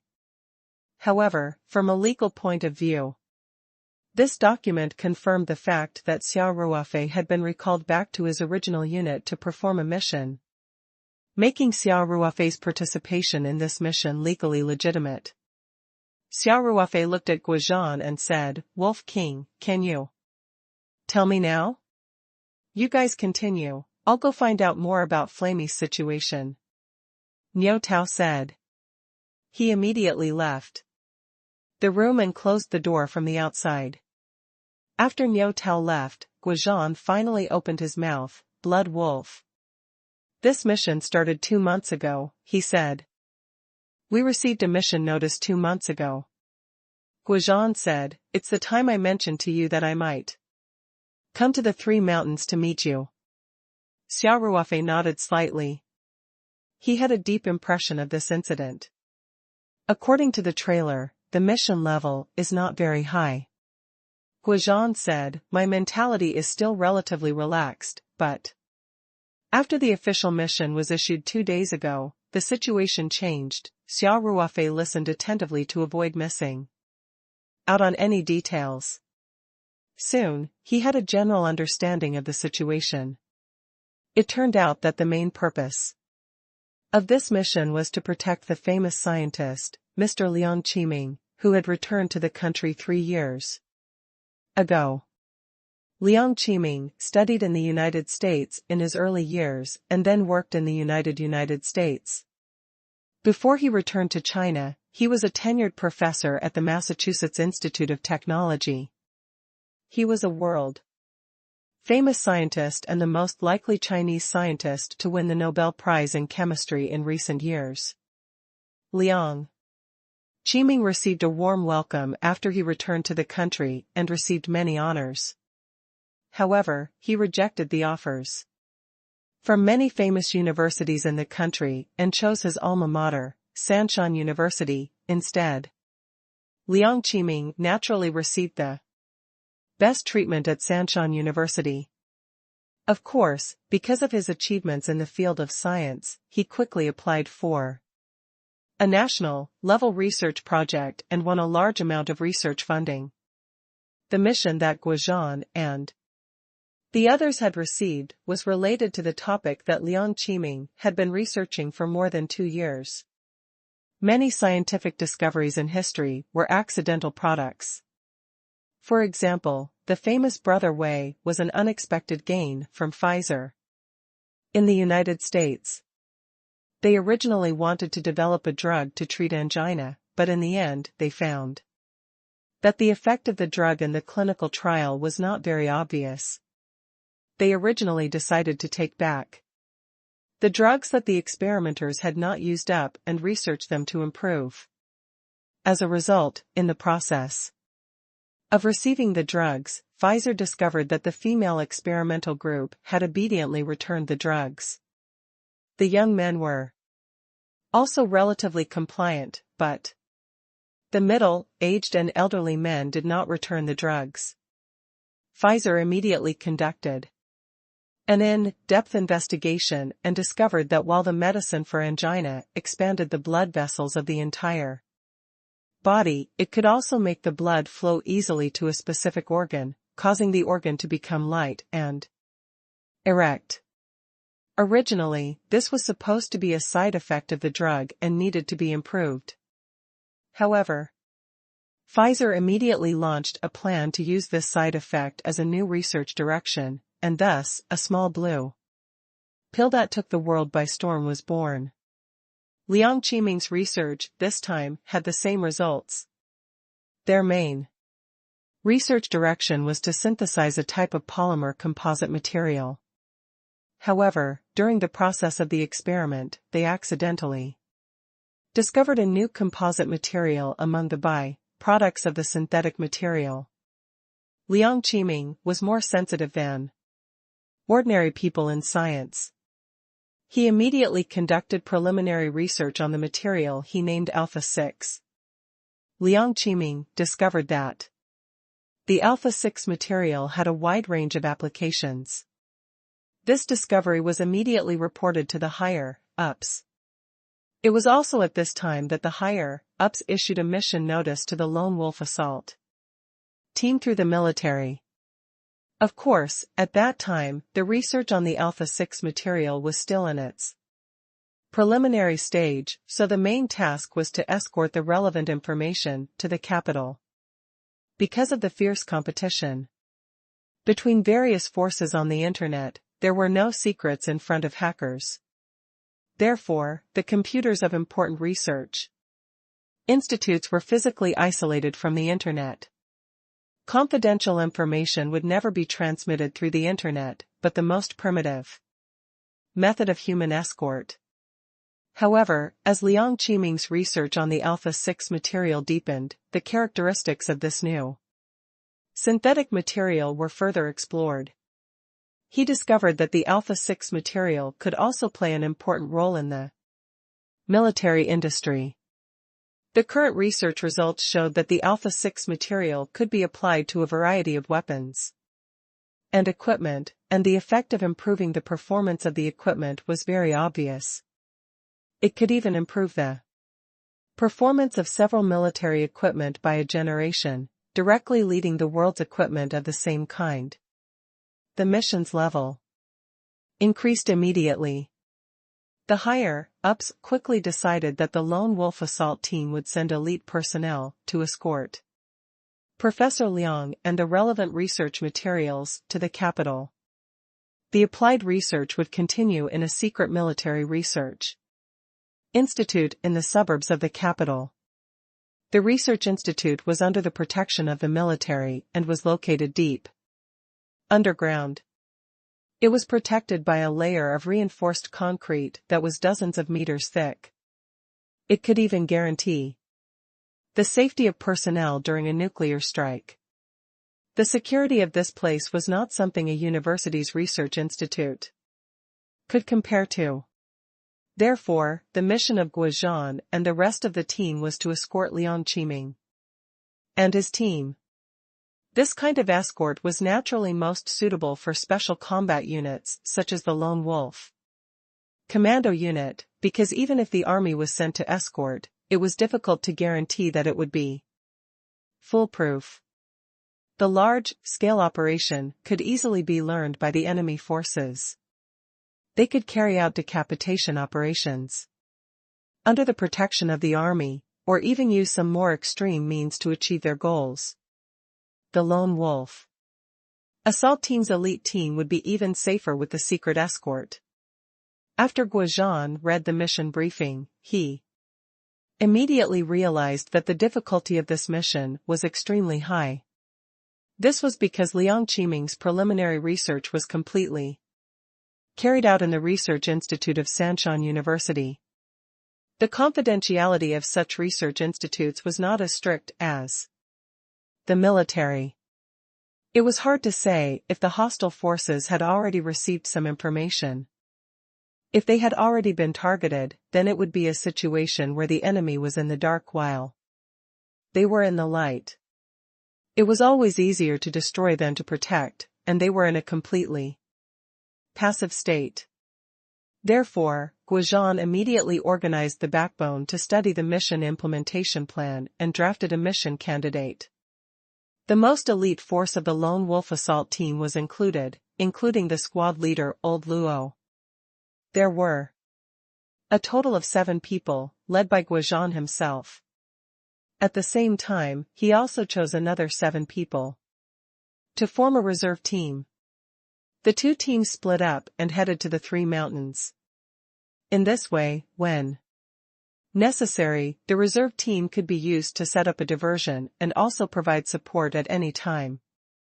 Guozhan gathered the members of the 2 teams overnight and studied a detailed plan, including the entire escort route, mode of transportation, methods to deal with all kinds of emergencies, emergency contact codes, and so on. It could be said that the plan had already been done to the extreme. However, plans never changed as fast as changes. This was an irrefutable truth. In fact, Liang Qiming's team had already been targeted by the enemy forces. After Liang Qiming discovered the Alpha 6 material, he had taken a lot of precautions. At the same time, he had sorted out and controlled the core data of the experiment. He was the only one in the entire team who had complete control of the experiment data. However, due to the lack of strict confidentiality measures in the early stages, the news still leaked out. After Guozhan led the elite team to Sanshan University, he even got in touch with Liang Qiming. However, just as they arrived at Liang Qiming's laboratory at Sanshan University, they were suddenly attacked. Completely caught off guard, Guozhan's small team was caught off guard. It was in this split second that squad leader Old Luo pounced in front of Guozhan and blocked the fatal bullet for him. Guozhan and the others quickly returned fire. The other party's firepower was very strong. In the process of exchanging fire, Jin Gang was unfortunately shot. Due to the suddenness of the incident and the fact that the other party had an absolute advantage, in addition to the fact that they were on campus, Guozhan and the others were a little cautious and worried that they would accidentally hurt innocent teachers and students. Therefore, although Guozhan's small team also killed 2 of the other party's people, they still allowed the group to escape successfully. And they even took the 2 bodies away. While Guozhan was organizing his team members to perform emergency rescue on squad leader Old Luo and Jin Gang, he rushed into Liang Qiming's laboratory with 2 other people. However, the inside was already a mess. Liang Qiming and his laboratory staff were all gone. This was the first time Guozhan had suffered such a heavy blow in his 20 years in the army. The target he was protecting had disappeared right under his nose, and he didn't know if the experimental data had fallen into the hands of the enemy. One of his own had been sacrificed, and another had been seriously injured. It was a complete and utter failure. Speaking of this, Guozhan couldn't help but punch the wall heavily. He gritted his teeth and said, "Blood wolf. If we can't catch these people and save Professor Liang and the experimental data, I really don't have the face to go back and report to the bureau chief. And I don't have the face to explain to Monitor Old Luo." Xia Ruofei couldn't help but click his tongue after hearing this. The other party was too bold. They actually started a gunfight on the university campus. This also reflected the importance of Alpha 6. This unexpected product of the experiment had risen to a strategic position and become an important target for hostile forces. Yesterday, Xia Ruofei had been busy arranging the protection of Lin Xiao and had no idea that such a big thing had happened in Sanshan University. Of course, after the incident, Guozhan must have already coordinated with the relevant military and local units, so the possibility of this news being exposed was actually not high. After listening to Guozhan's story, Xia Ruofei pondered for a long time before he said, "Wolf King, the most important thing now is to stop this group of people from leaving the Three Mountains, especially from leaving the country." Guozhan nodded and said, "Yes, I've already coordinated with the relevant units to block the airport, ports, and other important roads. At the same time, the military chief has also issued orders to the garrison units in the Southeast Province. The officers and soldiers of the 36th Mechanized Infantry Division have entered Level 2 combat preparation state. The division's reconnaissance team and special combat team have also been fully deployed to search for these armed men without disturbing the order of society. I don't think they'll be able to escape so quickly." Xia Ruofei thought for a moment and nodded. "The second thing we need to confirm is Professor Liang's safety and the safety of the experimental data." Guozhan had obviously already analyzed this and said without thinking, "Judging from the current situation, Professor Liang's life should not be in danger for the time being.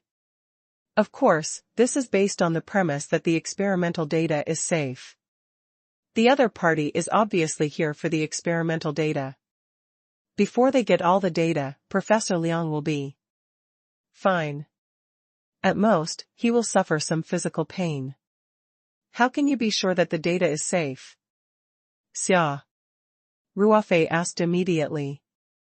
"Of course I can't be sure about that," said Guozhan, "but when I contacted Professor Liang yesterday, I could feel that he was a little uneasy. Perhaps he's aware of the danger. Although it was not convenient to say too much over the phone, Professor Liang told me that he would take me to a place after the meeting. I think he probably hid the data in a secret place in advance." Guozhan paused and said, "Our people have checked the computers in the laboratory and found that all the hard drives of the computers have been completely physically damaged. It's almost impossible to repair them with our current technology.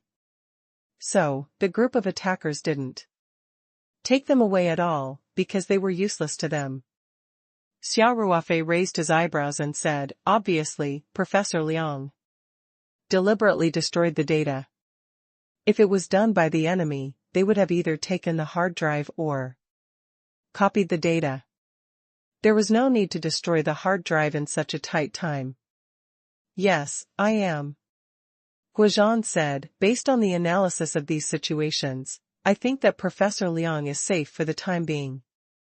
It is also very likely that the enemy has only kidnapped Professor Liang and has not obtained the experimental data." "Captain, have you found anything useful about the background of these people?" Xia Ruofei asked. Guozhan shook his head slightly and said, "It was an encounter yesterday. Both sides were caught off guard, but the other side was obviously more prepared. Not only did they have strong firepower, but everyone was masked. In the end, they even took the corpses with them when they retreated. We didn't get much useful information." Speaking of this, Guozhan changed the topic and said, "However, according to the comprehensive analysis of the information we have so far, the group of people yesterday were either from the east or the south. These two are the most likely." Hearing this, Xia Ruofei's eyes lit up. To the east were the Wei Nation people, and to the south were the Lusong monkeys.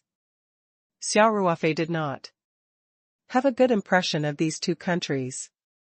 No matter where they come from, this time, they won't be able to return. Xia Ruofei said coldly. "Captain," he continued, "let's analyze where they're most likely hiding, or which direction they're escaping from. I'll tell you first." Guozhan had been thinking about this question since yesterday, so he directly said. His analysis, the possibility of taking a plane is the lowest. After all, although their identities have not been exposed, it is basically impossible for them to leave the country without being noticed with Professor Liang. In addition, we've also arranged for people to monitor the exits of the land road.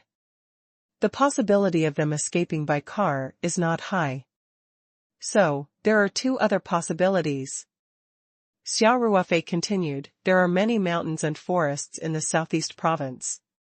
If I were them, I would probably choose to take Professor Liang and escape into the mountains.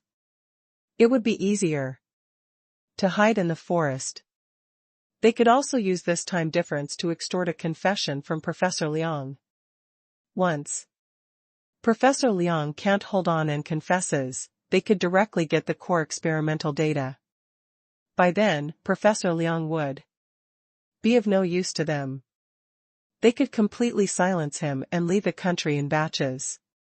After all, we don't have detailed information on these people yet. My judgment is the same, said Guozhan with a worried expression. I hope Professor Liang can realize that if he clenches his teeth and doesn't say anything, he might still have a way out, but once he confesses, he'll be dead.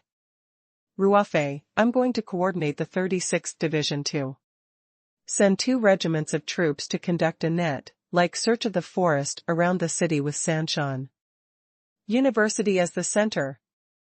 I agree. Xia Ruofei nodded and said, but Wolf King, they have another possible choice. We must not ignore it. Guozhan's experience was also very rich. He muttered to himself for a moment before loudly saying, the beach. Xia Ruofei nodded. Yes, one side of Sanshan City faces the sea. Although the port and pier are already under control, it's not difficult to smuggle as long as they have money. They only need to contact a small fishing boat in advance. And they can escape to the high seas. If a ship is arranged in advance in the international waters. Guozhan's expression could not help but become serious. I think they're more likely to choose this route of escape than to escape into the forest. Xia Ruofei said. There's no time to waste. Guozhan immediately stood up and said, this loophole must be filled as soon as possible. Guozhan had too many things to do since yesterday. The death of old Luo, the squad leader, had also made him a little confused. In addition, Jin Gang's injury also affected his heart. While he was looking after Jin Gang in the general hospital, he also had to coordinate with the major units in the military and land, so it was inevitable that he would miss something. Xia Ruofei said calmly, Wolf King, I think we can still make it. Think about it, if you were them, would you escape on an illegal immigration ship the moment you held Professor Liang hostage? Guozhan also slowly calmed down. He thought for a moment before his eyes brightened and said, that's right. Yesterday, we immediately sealed off the airport, port, dock, and all major traffic routes. We also strengthened the patrols in the coastal waters. As long as the other party is not an idiot, they will not take the risk to break through at this time. Xia Ruofei snapped his fingers and said, yes. The most likely choice for them is to find a safe place to hide for the time being. Our high-pressure situation can't last long. When the situation is less tense, they will be able to escape at ease. Guozhan nodded in agreement with Xia Ruofei's point of view. He continued, but we can't let our guard down. I'll immediately coordinate with the higher-ups to contact the coast police and ask them to increase the frequency of their patrols. At the same time, I'll inform the border police stations and the local coastal governments to increase the intensity of their inspections and form a deterrent against illegal immigration ships. After that, Guozhan immediately took out his secret mobile phone to contact the relevant military department and arranged the work in an orderly manner. After The phone call, Guozhan slightly frowned and said, Blood Wolf, we are just surrounding them. It's like waiting for a rabbit, but we can't get more information to attack. Xia Ruofei thought for a while and said, Wolf King, how about this? Today, I'll give Xiao Jin another dose of medicine. The toxins in his body will basically be completely removed, and we won't have to stay in the general hospital anymore. Gather the comrades from the two teams together. I want to go to the scene to take a look. Live? Guozhan said. Tian Feilong has already done a thorough inspection of the scene. He didn't find any useful information. Tian Feilong was an intelligence expert of the Lone Wolf Commando team. He was also the highest level of on-site investigation among the Lone Wolf Commando team. If there were any clues at the scene, it was basically impossible to escape his eyes. Xia Ruofei laughed. Captain, I'm not doubting Xiao Tian's skills. But we don't have any useful clues anyway. It's not like we'll lose anything if we go to the scene. If there's a new discovery, won't we make a profit? Guozhan thought for a moment and nodded. It's fine to go and take a look. Hence, Guozhan started to contact the team members, while Xia Ruofei called Feng Jing, Ling Qingxue, and Hu Zi's mother. He told them that he had something to do in the next few days, and told them not to worry. Xia Ruofei even gave Lei Hu a special call, to remind him that he was still worried about Xuefei. Although this bastard must be suffering in the hospital now, it was hard to guarantee that he would not send people to harm Lin Xiao. Hence, Xia Ruofei asked Lei Hu to personally drive Lin Xiao back to the farm and ordered him to strengthen the security of the farm in his absence. After the two of them had arranged everything, they went to the intensive care unit together. Xia Ruofei did the same thing as last night and added the spirit heart flower petal solution into the bag. But this time, he appropriately reduced the dosage. After Chanchan took the medicine yesterday, the poison had been cleared by about 80%. This time, he could not take as much medicine as yesterday. With the petal solution of the spirit heart flower, the toxins in Jin Gang's body would definitely be cleared very quickly. Furthermore, the remaining components of the petal solution would also be of some help to the recovery of his external injuries. Guozhan had no more worries. He called a team member to come to the hospital to take care of Jin Gang. Before the team member arrived, he greeted the general hospital and left the specialist building with Xia Ruofei. When they arrived downstairs, Xia Ruofei said to Guozhan, Captain, I have something to do. Let's meet at the north gate of Sanshan University in half an hour. All right. Guozhan said, don't bring too many people to the scene this time. I'll inform everyone to be on standby. I'll bring Tian Feilong over to wait for you. All right. Xia Ruofei drove the Night 15 off road vehicle and said goodbye to Guozhan. After leaving the general hospital, Xia Ruofei took a small detour and drove to a relatively secluded location without any cameras. With a thought, he summoned Blackie, who had been living in the spirit map space. Blackie left the environment of the spirit map space and suddenly arrived at a strange place.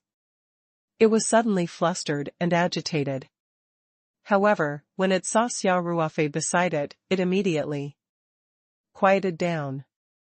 It wagged its tail at Xia Ruofei and obediently lay down in the front passenger seat. Xia Ruofei said as he drove, Xiao He, I need to track down a group of people later. You have to perform well. Don't let any scent escape. After listening to Xia Ruofei's words, Blackie actually whimpered at Xia Ruofei and nodded. After living in the spirit map space for so many years, breathing in the rich spiritual qi and drinking the water from the spirit pool. Blackie, Fluffy 1, and Fluffy 2's intelligence had far surpassed that of a normal dog. Especially when it came to their master Xia Ruofei's words, it could understand anything as long as it was not too complicated. In terms of physical function, even professionally trained police dogs and military dogs couldn't compare to Blackie. The dog's sense of smell was about 1,000,000 times better than that of humans, especially when it came to acidic substances. Some people had experimented by diluting sulfuric acid by 1/100000000, and dogs could still smell it. Therefore, they were widely used in search and rescue, bomb disposal, tracking, and other fields. Blackie had been strengthened in the spirit map space for almost a year. Xia Ruofei believed that its sense of smell was much stronger than professional police dogs and military dogs. Hence, Xia Ruofei was hoping that Blackie could play a role as a surprise in this operation. That was why he specifically avoided Guizhan and summoned it from the spirit map space. Soldiers are trained for 1,000 days to be used in a single moment. Xia Ruofei said as he drove. Black, don't screw up. Blackie barked twice, as if it was dissatisfied with Xia Ruofei's lack of confidence. Xia Ruofei couldn't help but laugh. His depressed mood from the death of old Luo was relieved. After taking a detour, Xia Ruofei arrived at the north gate of Sanshan University at the appointed time. Guizhan and Tian Feilong were already waiting at the entrance. The Night 15 carriage was very eye-catching. Guizhan waved at Xia Ruofei from afar. Xia Ruofei stopped the car in front of the two of them. Tian Feilong exclaimed in surprise, "Class Monitor Xia. Long time no see." Guizhan had already informed Tian Feilong about Xia Ruofei's temporary recall of the troops. However, when he saw Xia Ruofei, Tian Feilong couldn't help but feel excited. Tian Feilong had only joined the military 1 year later than Xia Ruofei, and the two of them had only joined the Lone Wolf Assault Team 2 years apart. Moreover, they had been in the same class for a long time. Xia Ruofei had been the class monitor for a year and the class monitor for more than 2 years, so he was naturally very close to Tian Feilong. Feilong. Xia Ruofei smiled and greeted him. "Let's talk in the car." Xia Ruofei gestured for the two to sit in the back seat. Because the Night 15 had a very high chassis and Xiaohei was lying on the seat, Zhang and Tian Feilong only noticed Xiaohei in the front passenger seat after they got in the car. Guizhan asked in surprise, "Blood Wolf, you just said you have something to do. Are you going to pick it up? Is this a police dog?" Guizhan looked at Blackie and felt that it didn't look like it. The most common breed of police dogs was the Germany Shepherd, as well as Labradors, Belgium sheepdogs, and so on. However, the dog that Xia Ruofei had brought over, although its fur was smooth and it looked good, it was still a Chinese garden dog, also known as a mutt. Which unit would use a local dog as a police dog or a military dog? Xia Ruofei smiled. No. This is my own dog. I left it with a friend in the city. So I picked it up. I'm here to see if it can help when we inspect the scene later. Tian Feilong looked at Blackie with some suspicion and said, "Squad leader Xia, we had already sent police dogs from the special police force over yesterday, but we couldn't track down the group of people. They seem to have been prepared and used some method to cover up their scent." Although Tian Feilong didn't say it clearly, it was obvious that he didn't have much confidence in Blackie. Xia Ruofei didn't explain. He just smiled and said, "I was going to bring little Black back anyway, so I brought it to the scene today. It'll be best if we can find some clues. If we can we won't lose anything, right? That's true, Tian Filong said with a smile. Xia Ruofei drove to the research institute where Professor Liang Qiming had been working before he was taken hostage. It was a small 3-story building located in the northeast corner of the old campus of Sanshan University. The environment was very quiet, and no one would usually pass by this area. Now, it had been cordoned off. There were police officers standing guard 30 meters away, preventing unauthorized people from approaching. Guozhan stuck his head out and gestured to the leading police officer. They immediately let them through. Xia Ruofei's car drove directly to the front of the small building. There was a sign that said Liang Qiming's laboratory in front of the building. There were also some other signs, such as Post, Dock Mobile Station and National Key Project. They were neatly arranged on the outer wall, and it was full of academic atmosphere. After the three of them got out of the car, Guozhan said, yesterday, it was at the entrance of the laboratory building that a gunfight suddenly broke out. Squad leader Old Luo. It was here that he blocked 3 bullets for me. Xia Ruofei looked around. The place had returned to its usual tranquility. However, there were bullet marks on the tree at the entrance and on the wall next to it. They seemed to be quietly recounting the intense gunfight yesterday. Let's go and take a look at the laboratory, Xia Ruofei said. The three of them walked into the laboratory building. Blackie followed closely behind Xia Ruofei, looking around. Xia Ruofei had bought it not long after it was born, and it had been living in the spirit map space. This was its first time returning to the outside world. It seemed to be curious about this world that was countless times larger than the spirit map space, but the air was turbid. There were also police officers standing guard at the entrance of the small building. He brought Xia Ruofei and the rest into the sterile laboratory, where Liang Qiming and his assistants usually stayed. It was also the first crime scene. In the past, one would need to go through a strict disinfection process to enter this laboratory. However, it was meaningless now, so everyone walked indirectly. The scene still maintained its original appearance from yesterday, a mess. All the computers had been turned on, and the hard drives had been specially taken out. They were so broken that they couldn't be any more broken. The reagents, beakers, and test tubes on the test table were all askew, and paper documents were scattered all over the ground. It was obvious that the group of people from yesterday had searched this place. As for whether or not there were any gains, he did not know. Xia Ruofei's eyes were quickly attracted by the row of white coats hanging at the door. He walked over quickly. These white coats had name tags on the left chest area. He quickly found the one that belonged to Professor Liang Qiming. There was a stain on the lapels of his white coat. He didn't know if it was from the experiments. There were also some stains on the cuffs. Apparently, Professor Liang hadn't had time to ask someone to wash it after wearing it for the past 2 days. Xia Ruofei's face revealed a trace of joy. He quickly pointed at the white coat and said, "Blackie, come here and smell this."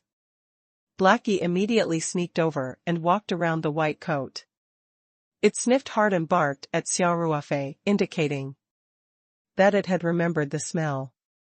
Tian Filong said, "Squad leader Xia, the police dog from the special police force also tried yesterday. It sniffed the cup that Professor Tian used. However, the smell disappeared not long after we went out. In the end, we returned without success." Xia Ruofei said calmly, let Blackie try. Its sense of smell was better than that of an ordinary police dog. Moreover, dogs are especially sensitive to acidic substances.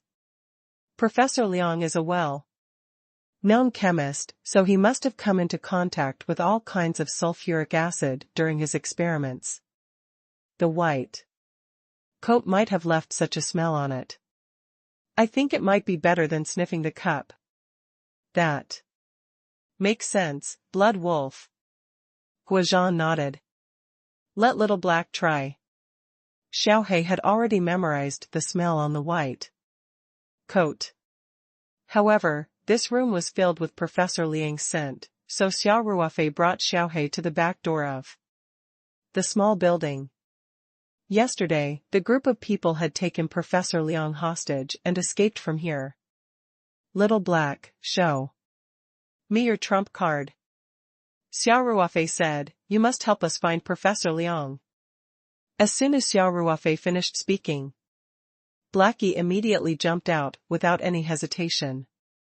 He seemed very confident and confident. That's right, Tian Feilong said excitedly, that's the direction. The group of people fled in yesterday. Go. Let's hurry. Guozhan also said immediately.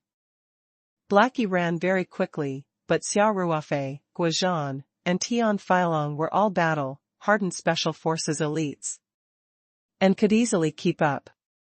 Liang Qiming's laboratory was located in a corner of the campus. There were not many people passing by, so no one noticed the strange scene of 3 people running wildly with a dog. However, Blackie stopped after running for about 200 meters.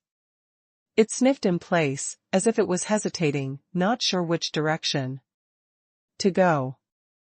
Tian Feilong was slightly breathless.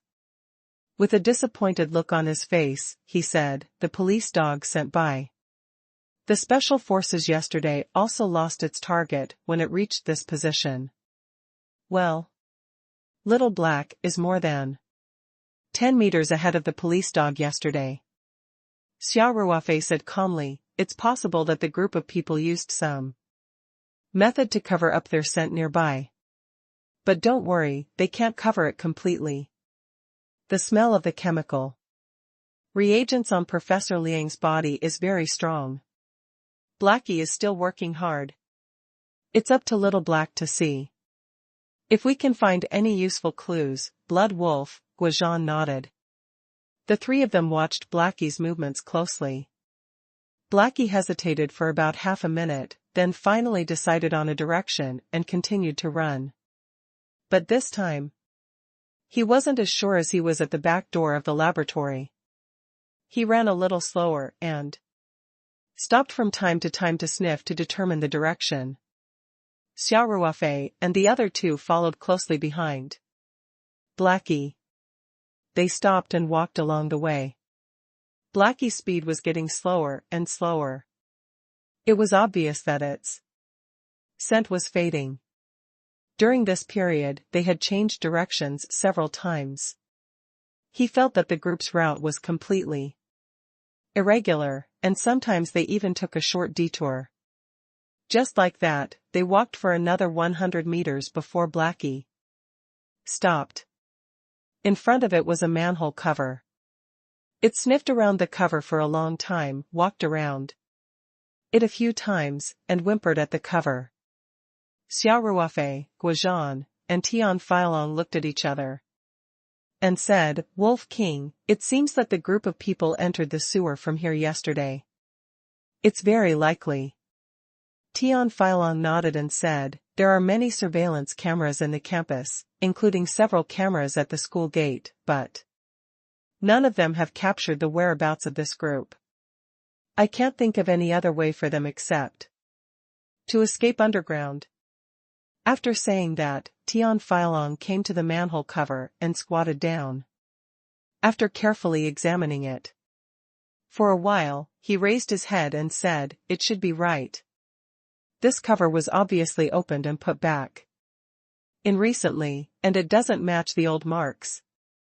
Tian Feilong was also an expert in the field of vestige science.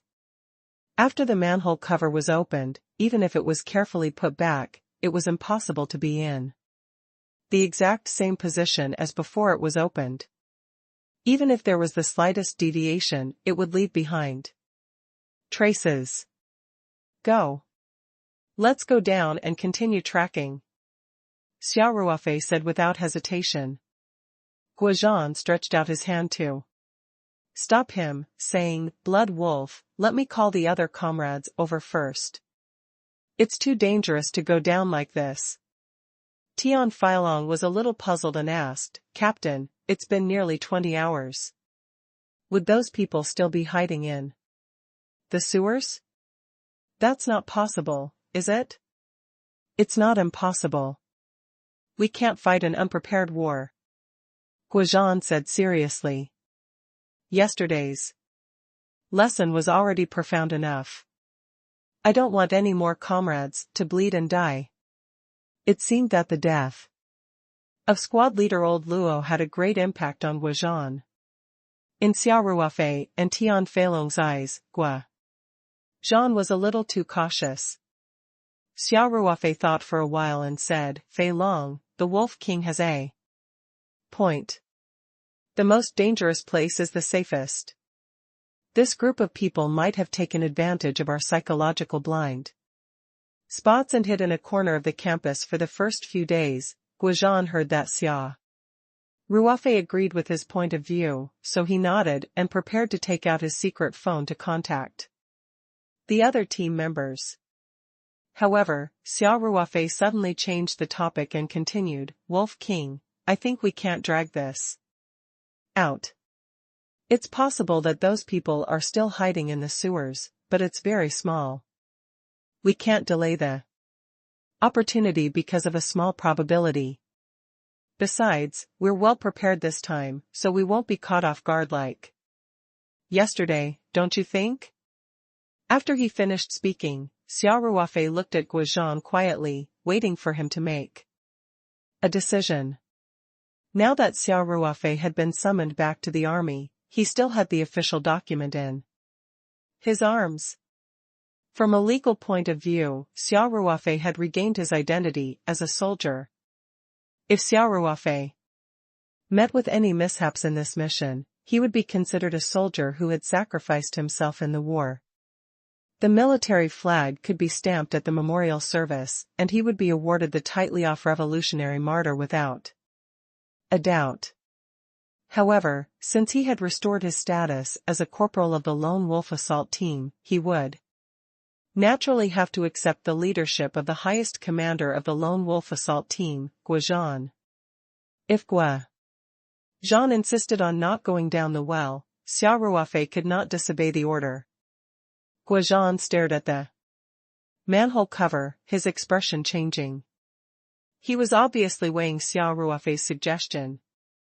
Xia Ruofei and Tian Feilong stood quietly at the side and did not interfere with Guozhan's thinking. After a long while, Guozhan nodded and said, "All right. Let's go down first. But now that we have new clues, the other comrades must hurry over as well. I'll contact them first, and then we'll go down the well." "Understood." Xia Ruofei nodded heavily. Soon, Guozhan contacted the other assault team members who were on standby through a secret phone and asked them to hurry to Sancheon University. Then, the three of them prepared to open the manhole cover and enter the sewer. Xia Ruofei walked to the side of the manhole cover. Tian Feilong immediately came over and prepared to help the workers open the manhole cover. There were special tools. They hooked the holes on the manhole cover and lifted it up easily. Now that they did not have any tools, even if they were much stronger than ordinary people, it would not be easy to open the manhole without any force. However, Xia Ruofei waved his hand to indicate that there was no need. He squatted down and used his fingers to grab a small gap on the edge of the manhole cover. He pushed it hard to the opposite side, making the gap as big as possible. Then, he put his fingers in and lifted the manhole cover with a light push. It was easy now that he had a point to exert force on. Xia Ruofei held the cover with one hand and gently lifted it up and put it aside as if he was holding a ball of cotton. Guozhan looked at Xia Ruofei in surprise. He thought to himself, not only did this kid not regress after he left the army, but he also seems to have grown a lot stronger. Xia Ruofei patted Blackie's head and said, Xiaohei, continue to track that smell after we go down. However, there might be enemies inside. Remember not to make any sound. Blackie had already gained sentience, so it immediately nodded. Guozhan and Tian Feilong, who were watching from the side, couldn't help but be secretly amazed. To be able to train the dog to be as human as little Black was really not an easy thing to do. After Xia Ruofei finished speaking, he reached out to hold Blackie and prepared to go into the water. Wait a minute, Blood Wolf. Guozhan shouted. There might be danger down there, I'll take the lead. This was also a tradition in the Chinese army. When there was danger, the commander would always take the lead. Wolf King, Xia Ruofei said, we'll have to rely on Blackie to track us down. It only listens to me, so I have to be at the front. This reason was very sufficient, and Guozhan had no way to refute it. He pondered for a moment, then took out a pistol from his waist and handed it to Xia Ruofei. The main equipment is in the hands of the other comrades. You can use this gun. It was naturally the most dangerous to be at the forefront. Guozhan had also handed the only weapon he carried with him to Xia Ruofei. After Xia Ruofei took the gun, Guozhan took off his coat and prepared to give Xia Ruofei the bulletproof vest he was wearing. Xia Ruofei quickly waved his hand and said, Captain, there's no need for the bulletproof vest. You can wear it yourself. With that, Xia Ruofei kept his gun and sat down at the entrance of the sewer. He held Blackie in one hand and grabbed the ladder at the side with the other. Then, he nimbly got into the sewer. Xia Ruofei was very confident in his current strength. Even if he was caught off guard, his extraordinary reaction speed would definitely allow him to avoid danger in time. On the other hand, Guozhan and the others wearing bulletproof vests was equivalent to an extra layer of protection, so he firmly refused to accept the bulletproof vests. Guozhan tried to pull him back, but failed. Xia Ruofei had already entered the sewer. He didn't dare to delay and quickly followed Tian Feilong into the sewer. Tian Feilong, who was at the back, didn't forget to move the cover of the well that Xia Ruofei had placed aside to cover it, in case any teacher or student accidentally fell in. There was an extremely unpleasant smell in the sewer. Xia Ruofei frowned slightly and reached into his bag. In fact, he took out a dozen disposable masks from the spirit map space. He took 3 and put them on.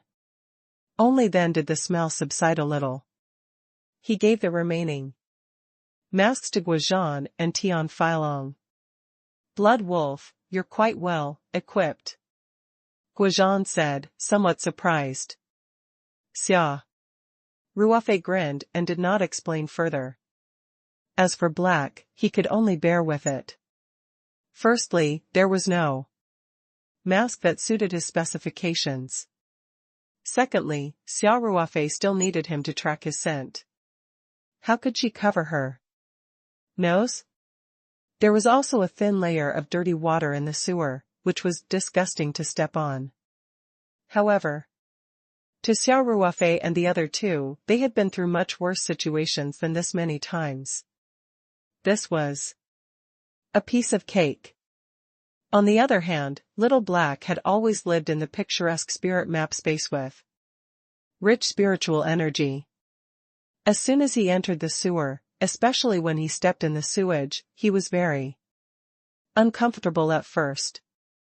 After a while, he reluctantly walked forward. Guozhan and Tian Feilong were both equipped with multi-functional combat watches, which could achieve a simple air monitoring function. If the air quality in the sewer was seriously life-threatening, the watch would immediately vibrate to give a warning. The stench in the sewer was very strong, and it caused a lot of interference for Blackie to distinguish directions. It sniffed and hesitated for a while before deciding on a direction to go. The waterway was accessible in all directions. Without Blackie leading the way, Xia Ruofei and the others would not have been able to find the route that the group of people had taken. Blackie walked in front while the three of them followed closely behind. The three of them subconsciously lightened their footsteps. Xia Ruofei and Tian Feilong also held their loaded pistols tightly in their hands, keeping an eye on the situation in front of them. In such a dark and narrow environment, once they encountered the enemy, the situation would be very dangerous. Even if the enemy fired randomly, they were likely to be hit by stray bullets. They didn't even use their flashlights. They just stuck a small fluorescent sticker on Xia Ruofei's back and pushed forward. One by one. Xia Ruofei's eyesight was very good, and he quickly adapted to the sewer environment, so he could easily keep up with Blackie without the need for light. This made Guozhan and Tian Feilong secretly amazed. They felt that Xia Ruofei's abilities in all aspects seemed to have become stronger after he left the army. Blackie walked and stopped. When it was uncertain, it would return for a while to the fork to determine the direction again. The three of them made many turns in the sewer and advanced for about 700 to 800 meters. The special forces were usually very sensitive to directions. Although they had turned around a few times in the dark, they could still roughly tell that they were about 500 meters southwest of the laboratory building. Finally, Blackie came to a stop and whimpered a few times at Xia Ruofei. Xia Ruofei could see at a glance that there was a vertical passage at the spot where Blackie had stopped. There was a ladder on the inner wall. It was obviously a sewer. Blackie, you mean those people went up from this well? Xia Ruofei asked softly. Blackie immediately nodded. Guozhan and Tian Feilong quickly caught up. Now that they had basically confirmed that the group of people were not hiding in the sewer, Tian Feilong immediately turned on his flashlight and checked the area near the exit. Soon, Tian Feilong called out, "Captain, Squad Leader Xia, Little Black's judgment should be correct. There are footsteps on the inner wall. Here. Moreover, it should have been left here recently." Xia Ruofei also went over to take a look. He nodded and said, "If I'm not wrong, it should be Professor Liang who intentionally left it behind." Guozhan and Tian Feilong nodded in agreement at the same time. They must be the top special forces in their country to be able to sneak into Huaxia and kidnap Liang Qiming under Lone Wolf's nose. They couldn't have left such obvious marks on the inner wall just by climbing up the ladder. The only possibility was that Professor Liang Qiming took advantage of the dark environment and pretended to miss his step when they weren't paying attention, leaving this half footprint on the inner wall. "Let's go up," Guozhan said. Then, he took the lead and stepped onto the ladder. He didn't need Blackie to lead the way now, and he didn't know if there were unknown dangers outside, so he took the lead. Xia Ruofei didn't fight with him and waited at the bottom of the well with Tian Feilong. After Guozhan climbed up, he pushed the manhole cover open with force and carefully observed it. Then, he pushed the manhole cover open and quickly climbed up. After a while, Guizhan poked his head in and made a gesture to Xia Ruofei and Tian Feilong, indicating that it was safe. Xia Ruofei immediately carried Blackie up the ladder, and Tian Feilong followed closely behind. Soon, the three of them were on the ground. Xia Ruofei quickly observed the surrounding environment. The sewer was located on a quiet path by the forest, far from the teaching buildings and laboratories. There were not many people who passed by this place. Xia Ruofei patted Blackie's head and asked, "Xiaohei, can you still track that smell?" Blackie sniffed carefully, barked at Xia Ruofei, and continued to run into the woods. "There's hope." Xia Ruofei's eyes brightened. He, Guizhan, and Tian Feilong quickly followed. The forest was not big, so Blackie passed through it quickly. As soon as Xia Ruofei and the other two came out, they saw a building in front of them. "Canteen?" Tian Feilong couldn't help but mutter to himself. It turned out that after coming up from the sewer and passing through the small forest, one would arrive at the second cafeteria of the old campus of Sanshan University. Blackie's tracking stopped at an open space on the side of the second canteen, and then it completely lost its scent. No matter how hard it tried, it couldn't find the direction. Was the lead broken again? Xia Ruofei furrowed his brows in deep thought. Suddenly, Xia Ruofei's eyes brightened and he shouted, "I know. I know how these people escaped. Ha ha ha. Little Black, you've done a great job." Guizhan and Tian Feilong also looked at the canteen with a thoughtful expression. After hearing Xia Ruofei's words, Guizhan had a flash of inspiration and called out, "There's a lead." Only Tian Feilong was still frowning slightly. It was obvious that he still had no clue. "Captain, Squad Leader Xia, what kind of clue is it?" he couldn't help but ask. Guizhan looked at Xia Ruofei with a smile and said, "Blood Wolf, you tell us." Xia Ruofei gently stroked Blackie's smooth fur and asked with a smile, "Feilong, think about it. That group of people is a big target. They left with Professor Liang and possibly other scientists. How did they avoid the surveillance?" Tian Feilong looked at the cafeteria next to him and analyzed, "These people don't know how to be invisible, so it's impossible for them to escape the campus through the sewer. And it's probably one of those sealed cargo trucks." Xia Ruofei snapped his fingers and said, "Correct. This is the school canteen, so the food consumed every day must be a lot, so a truck transporting food." Tian Feilong's eyes immediately widened as he shouted. Xia Ruofei smiled and nodded. At this moment, Guizhan's secret phone vibrated. He picked it up and said a few words. After hanging up, he said with a smile, "Those little brats are here. Let's go and meet them first. Then we'll go to the school security office to check the surveillance cameras." They had been in the sewer for a long time and it was not far from the ground to the laboratory building.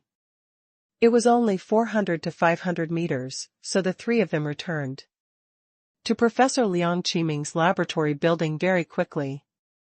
All the members of the two teams had arrived.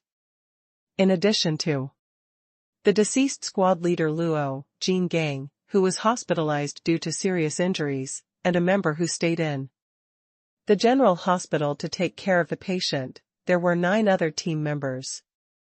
Those who were brought out by Guizhan to carry out such an important mission were all experienced veterans. Naturally, they were very familiar with Xia Ruofei. When everyone saw each other, there was another round of excited hugs and small talk. However, Xia Ruofei and Guozhan were in a hurry to check the surveillance video, so they did not waste too much time. They did not even have time to wash off the stains on their bodies. They were led by a police officer to the school's security office, carrying a strange, unpleasant smell. Officer Li explained the situation to the security director, and the director naturally cooperated unconditionally. He personally led everyone to the monitoring room and instructed the staff to pull up the surveillance records according to Guozhan's request. Yesterday's battle had taken place at 5 o'clock in the afternoon. Guozhan had directly asked to see the surveillance footage of the second canteen at that time. Just as Xia Ruofei had expected, the place where the smell had disappeared from was the blind spot of the second canteen's surveillance cameras. None of the cameras had captured that location. But after a while, a white van appeared in the surveillance camera. The car had driven out from the side of the open space. If the car wanted to leave the cafeteria and drive out of the campus, it was impossible to avoid all the surveillance cameras. "Stop!" Xia Ruofei called out. The staff immediately pressed the button, and the picture froze. Xia Ruofei pointed at the cargo van on the surveillance screen and asked, "Director Luo, do you recognize this car?" Director Luo of the University Security Department said with a wry smile, "There are so many cars going in and out of the campus every day, and we can't possibly recognize every one of them.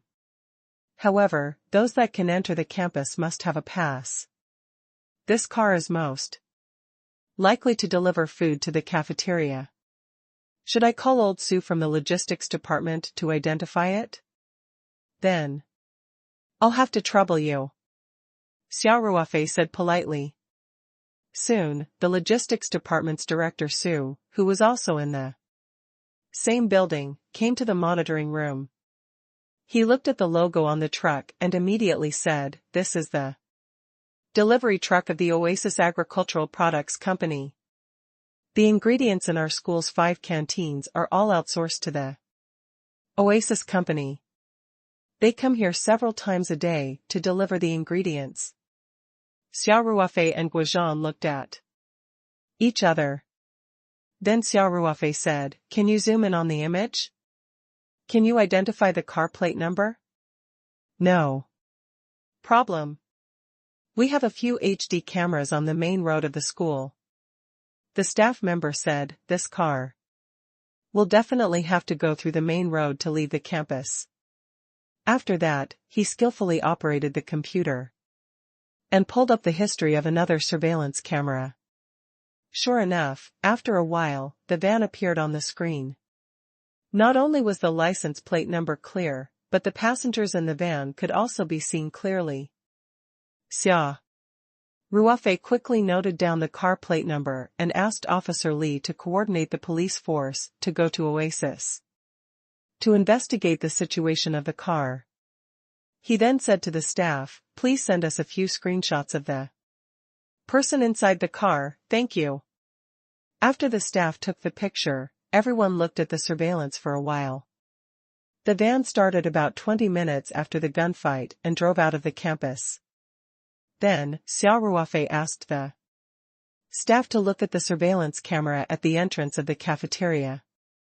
They found out that the car had arrived at the second cafeteria a little after 4 o'clock. Then, it was parked on the side of the open space and left after 5 o'clock.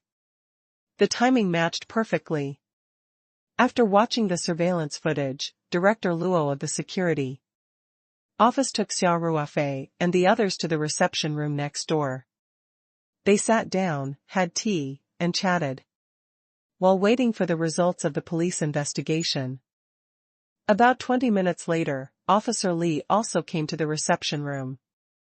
As soon as he entered, he said, "Yes, the truck with the license plate just now was sent for repair yesterday, and it didn't leave at all. Moreover, every car in their company is equipped with a GPS We checked the car's driving track yesterday, and it was indeed from the company to the repair factory, not to Sanshan University at all. Card set. Xia Ruofei and Gua. Jean said in unison. At this time, Director Su of the logistics department also walked into the reception room and said, "Officer Li, I just checked the records of the second canteen. There were no ingredients in the warehouse yesterday afternoon. The car yesterday was only parked at the site of the second canteen, not to deliver food. In this way, the car that appeared in the surveillance was very suspicious. It could basically be confirmed that the group of people used this van with a fake license plate to kidnap Professor Liang out of the campus, without anyone knowing." Gua. Jean stood up, shook hands with Director Luo and Director Su, and said, "Thank you very much for your support." The two division chiefs also knew that the person in front of them had a powerful background, so they quickly said a few polite words. Guizhan turned around and said to Officer Li, "Officer Li, please coordinate with the higher UPS, we need to go to the command center of the City Public Security Bureau immediately and use the Skynet system to find the track of this cargo van." Officer Li had been temporarily assigned to the gunfight scene, so he naturally knew how serious the incident was. It was no exaggeration to say that it had risen to the level of national security. Therefore, he replied without hesitation, "No problem. Let's go now, I'll ask the leader on the way." Half an hour later, the group arrived at the command center of the City Public Security Bureau. Guizhan only brought Xia Ruofei and Tian Feilong in, while the rest of the team members were on standby in the car. The command center of the City Public Security Bureau was a large hall, with an area of more than 1,000 square meters. There was a huge LED screen on the front wall, which displayed the real-time surveillance images of all the hot spots in the city. Officer Li had already reported the situation on the way to the command center, so when Xia Ruofei and the others arrived, Deputy Director Liu of the Public Security Bureau, who was in charge of criminal investigation, personally received them. This was also because Bureau Chief Chinbo did not know that Xia Ruofei was part of the military. Otherwise, he would have personally come out to receive him. Deputy Bureau Chief Liu shook hands with Guizhan and said, "Colonel Gua, we've already looked at the surveillance footage near the north gate of Sanshan University at 5 o'clock yesterday. We've also found the cargo van." The designation of the Lone Wolf Assault Team was a top secret, so the military did not announce Guizhan's position, only his rank of colonel. "Director Liu, can you analyze the car's driving trajectory?" Guizhan immediately asked. "Our technical staff is analyzing it. It shouldn't be a big problem." Deputy Bureau Chief Liu said, "This way, please." As the provincial capital of a developed province in eastern China, Sanshan City's infrastructure construction was also at the forefront of the country. The construction of Sanshan's Skynet project had started earlier, and its software and hardware facilities were obviously ahead of some underdeveloped provinces. Now, the Skynet system of the Sanshan Public Security Bureau could use the license plate number recognition function to add time and other algorithms to the images sent back by the massive number of cameras in the city, automatically calculating the approximate driving trajectory of a certain car. In addition, due to the increasing number of high-definition cameras, the face recognition function was also constantly being improved. The Skynet system was also playing a greater role in solving cases for public security agencies. Everyone came to the big screen, and Deputy Bureau Chief Liu gestured to the technical staff who were operating the computer. A surveillance image immediately appeared in the center of the big screen. It was captured by a security camera at the north gate of Sanshan University. he saw the white van slowly driving out of the north gate and then turning right on Sale Road.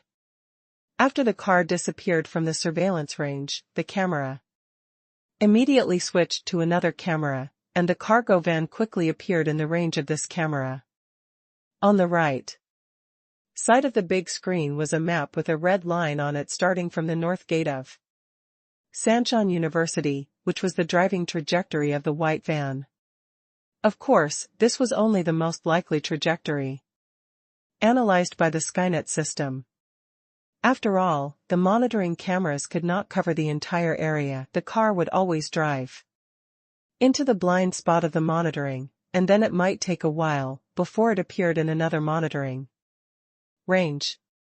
The driving trajectory during this period of time in the blind spot could only be comprehensively analyzed and simulated by factors such as time difference, speed, and the next location. The red line, which represented the van's trajectory, went all the way north. Could it be that they're really hiding in the mountains? Tian Filong frowned and asked. Xia Ruofei said calmly, the possibility is low. After the incident, our response was still very fast. Plus, there was a lot of traffic in the city at that time. The direction of the exit should have been controlled by now. The possibility of them bringing Professor Liang and breaking through the barrier is very low. I agree with Ruofei's opinion. Guozhan nodded. Sure enough, after a while, the red line stopped near Xingyuan Road, which was located in the northern part of the urban, rural junction of Sancheon City. The target disappeared here, the police officer in charge of the technical department said. He never appeared in the range of any surveillance cameras in the city again. Mark out the area immediately and send people to investigate. Deputy Bureau Chief Liu said immediately. Yes. The police officer in charge of the technical department said. The distribution of surveillance cameras in the urban, rural junction was not as dense as the urban area, and there were some blind spots. Soon, the system marked out several areas nearby. According to the last location of the van truck, the truck could only have been parked in one of those areas, otherwise it would have been captured by other cameras. A large number of police officers were dispatched. Squad leader. Xia, do you want to take Little Black with you and follow the police? Tian Filong asked. Xia Ruofei said, I feel that even if we find the truck, the possibility of getting any more clues is low. However, we still have to go. After he finished speaking, Xia Ruofei turned his gaze to Guozhan. Guozhingji thought for a while and nodded slightly. Soon, Xia Ruofei and Tian Filong boarded a police car with Xiaohe and headed to the designated areas for investigation. Guozhan was in charge of the command center of the Public Security Bureau. With the Skynet system's help in analysis, the scope of investigation was not large, and there was no doubt that they would find the car. As expected, before Xia Ruofei's car arrived at the destination, another team's message came through the walkie-talkie, saying that Ran and the others had found the van. Hence, Xia Ruofei's team immediately changed their route and headed straight for the cargo van. This was an abandoned mechanical processing plant in the northern suburbs of the city. The white van was parked in the overgrown yard of the factory. This area was a blind spot for the surveillance cameras. Once Xia Ruofei got out of the car, he immediately ran to the cargo van with Xiaohe. The police had already received orders to cooperate with them, so they did not stop Xia Ruofei and Xiaohe. After opening the trunk, Xia Ruofei patted Blackie's head. Blackie jumped up like lightning. It sniffed around the interior of the car. Xia Ruofei asked, Little Black, is there the smell you smelled in the car? Little Black immediately barked. twice, then nodded very humanly. Although it was confirmed that the group of people had used the car to sneak into the campus and kidnapped Professor Liang, Xia Ruofei was still a little excited after getting the confirmation from Blackie. He was 100% sure now. Xia Ruofei quickly waved at Blackie, signaling for him to get off the car. Xiao. Hey, can you sniff around here and see if you can find the smell from earlier? Xia Ruofei said. Blackie immediately sniffed around the cargo van. After a while, it shook its head at Xia Ruofei in frustration. The police were also very surprised by Black's understanding of human nature, but their attention was more focused on finding clues. Seeing that Black didn't find any clues, Officer Wang, who was leading the team, couldn't help but ask, "Do you need us to get a police dog?" "Little Black is much better than a police dog," said Tian Feilong with a smile. Yesterday, the police dogs of the SWAT team didn't find any clues, but today, Black had dug out this clue. So, it's useless even if you send the police dogs over. Then how could there be no smell left behind? Officer Wang said in confusion, "There's still a residual smell in the car." Xia Ruofei and Tian Feilong looked at each other and said in unison, "They've changed cars. Let's go." Xia Ruofei said. "Let's return to the command center." Xia Ruofei thought for a while and said, "Officer Wang, please leave a few comrades to check this car and see if there are any clues left. Feilong, contact Wolf King with the secret phone immediately and ask the comrades in the command center to use the Skynet system to carry out an in-depth analysis. Find out which blind spots along the way are in chronological order and see which blind spots will allow them to switch cars easily." Understood, Officer Wang and Tian Feilong said at the same time. Xia Ruofei looked at the cargo truck and said, "Let's go. Since we've caught this clue, they won't be able to escape." Xia Ruofei did not expect the enemy to change their vehicle, so he was not too disappointed. If these people did not know such a simple anti-tracking method, they would not have been sent to Huaxia for this mission. However, after Blackie successfully tracked down the scent left on Professor Liang's body, the search that had been completely clueless and messy had found a lead. Now that there was a continuous high-pressure inspection on the periphery, it was as difficult as ascending to the sky for that group of people to escape. Xia Ruofei and Tian Feilong sat in a police car and returned to the command center of the Public Security Bureau. On the way, Tian Feilong reported the situation here to Guozhan through a secret phone.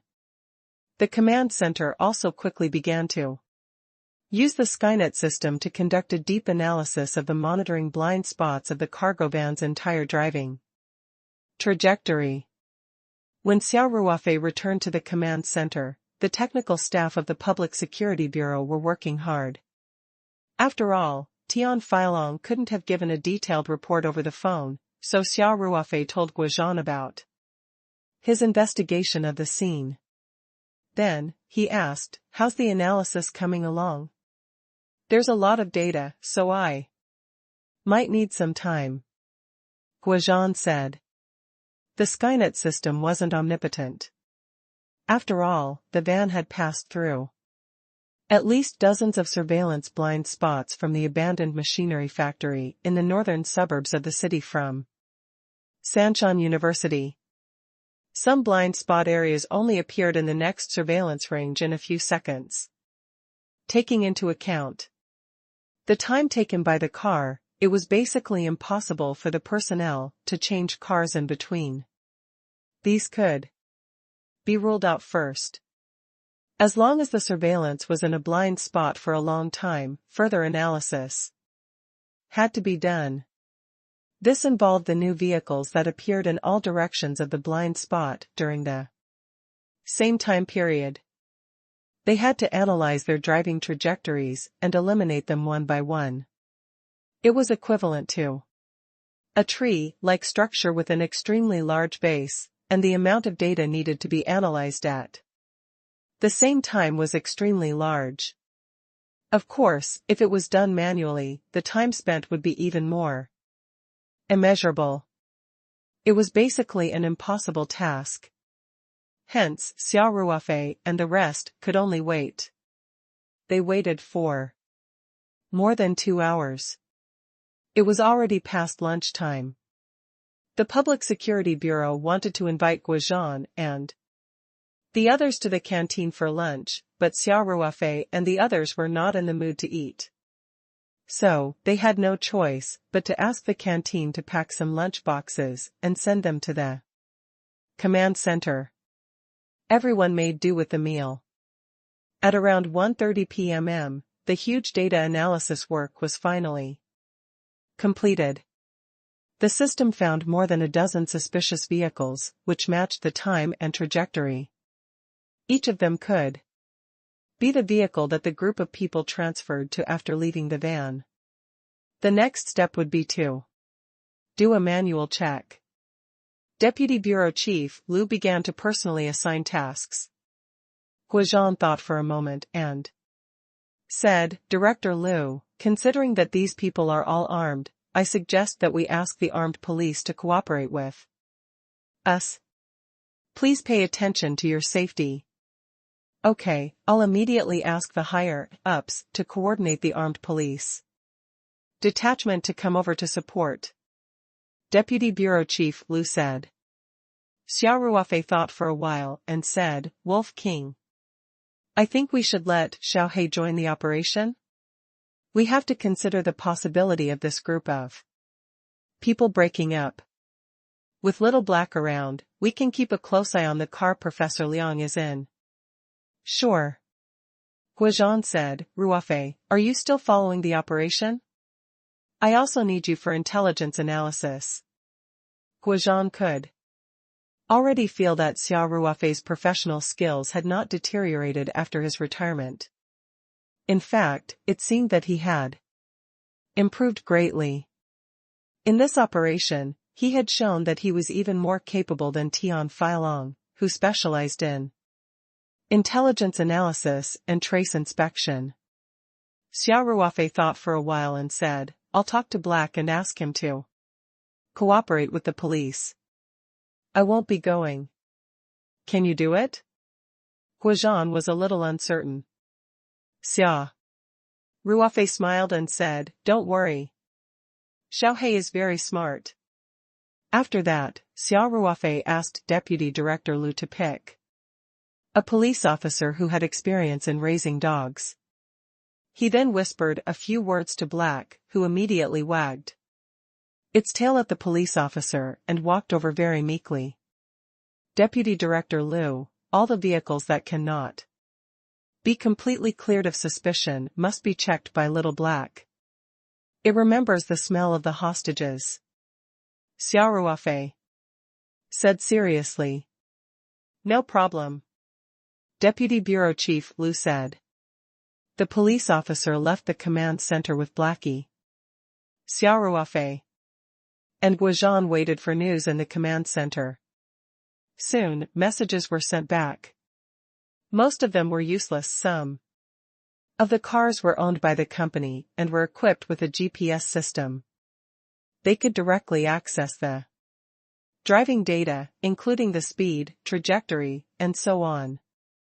When they were combined with the time period of the surveillance blind spots, they were easily eliminated. Some of the cars, after Xiaohei's confirmation, did not have Professor Liang's scent at all. Even if the group of people had split up and might have been in this car, it was not the point of the tracking.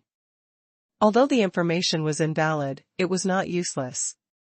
As the suspicion of the cars was cleared one by one, Xia Ruofei and the rest were getting closer to the truth. Then, another message came. Officer Wang, who stayed in the abandoned machinery processing plant, extracted fresh fingerprints on the steering wheel of the van. It just so happened that the fingerprint was recorded in the police's fingerprint database, because the owner of the fingerprint was a person who had been released from prison. The police soon found the house of the man named Lu Jun, who had just been released from prison. His wife said that Lu Jun had not returned home for 2 days. The day before he left home, he was very happy, saying that he had a big business deal and would come back to buy new clothes for the mother and son. However, he had not returned since. Xia Ruofei sighed and said, "Needless to say, Lu Jun has most likely been killed. I'll pay more attention to Nameless corpse these 2 days." Deputy Bureau Chief Lu also nodded in agreement. The results of the portrait recognition were soon released. The driver yesterday was Lu Jun, who had just been released from prison. There was another person sitting in the front passenger seat. The police did not find anything after comparing a large amount of data. However, the Military Intelligence Department had made new progress. After they received the screenshots sent by the secret network, they quickly compared them with their internal database. In the end, he received an unexpected surprise. The ordinary-looking middle-aged man in the co-pilot seat was confirmed to be Kapi Yamai, a member of the Kano Group, an elite spy organization under the Intelligence Department of the Ministry of National Defense. Such information naturally could not be found in the police database. The military had its own source of intelligence, and many members of the spy organization were actually registered in the database. Guozhan's face turned ashen as he slammed his fist on the table and said, "It's indeed those damn Japanese. I'm going to pull out this group of bastards one by one and skin them alive." Guozhan's grandfather was a hero who had participated in the 8 years of the war, and his hatred for the Wei nation had become an instinct in his blood. This time, the old hatred had not yet been settled, but a new hatred had been added. Squad leader Luo had been sacrificed under the muzzle of the Wei nation agents, and Guozhan's heart had long been filled with anger. Well, since Kapi Yamaguchi has already been registered in the military intelligence database, he'll be targeted the moment he enters the country.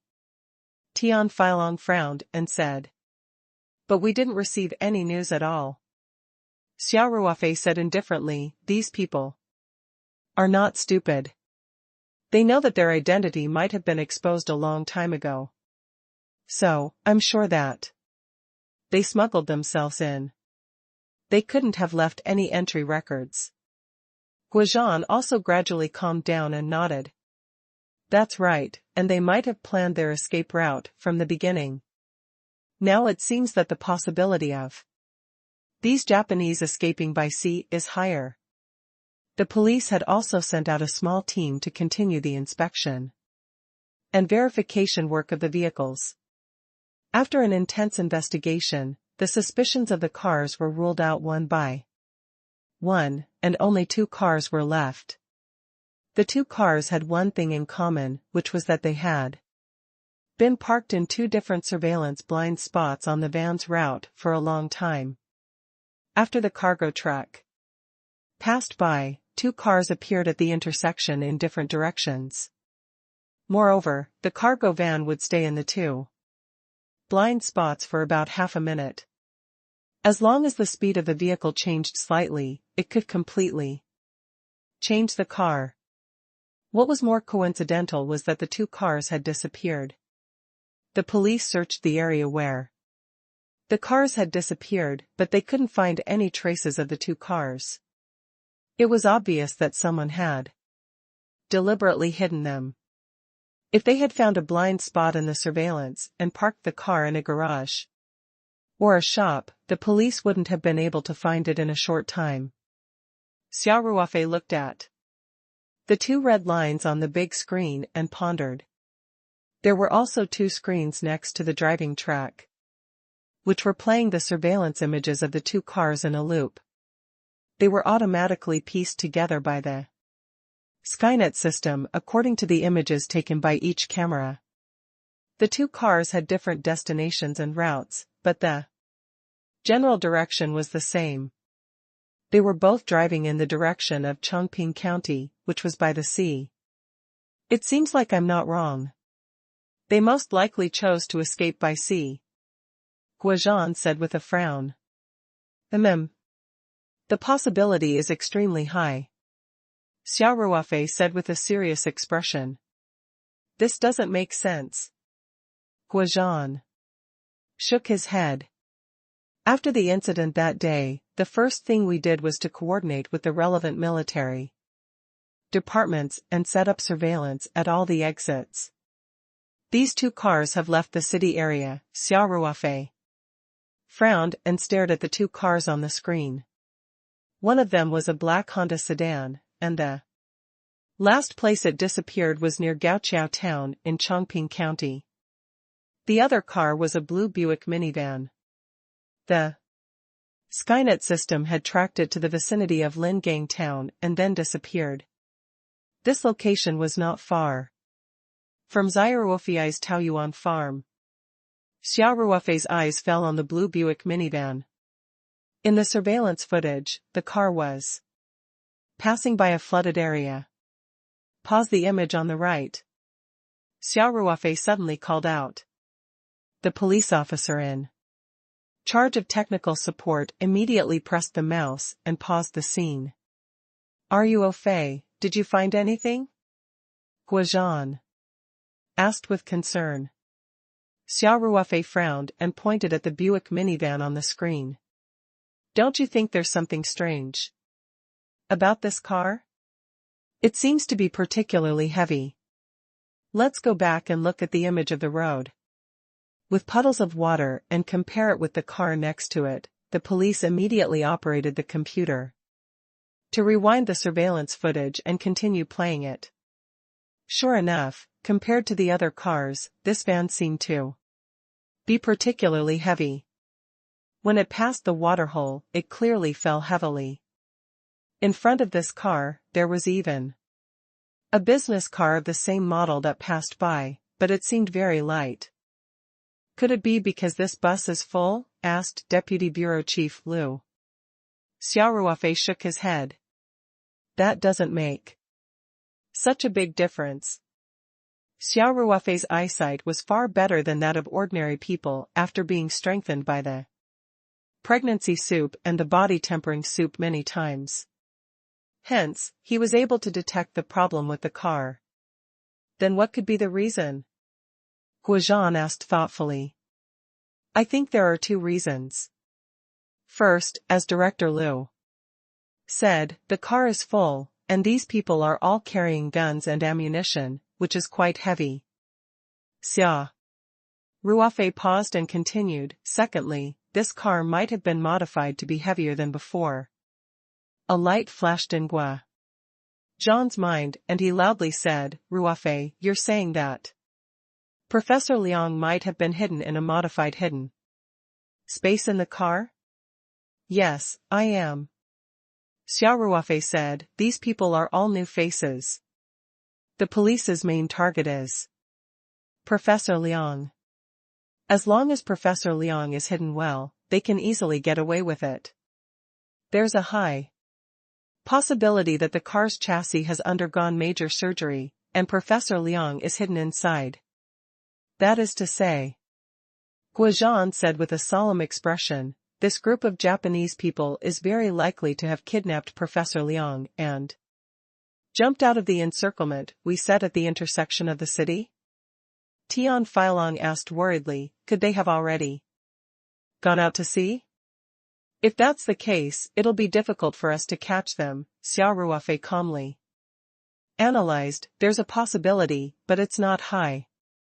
First of all, we have a lot of patrols near the sea, and all the villages and towns have been notified to guard it tightly. Those illegal immigrants don't dare to commit crimes. at this time, so it's better for them to find a place to hide and wait for the news to die down before leaving. They could totally modify the boat and leave China with Professor Liang without anyone knowing, Tian Feilong said. Xia Ruofei laughed. Don't forget that there are coast guards, public security border guards, and comrades from the Navy patrolling the sea.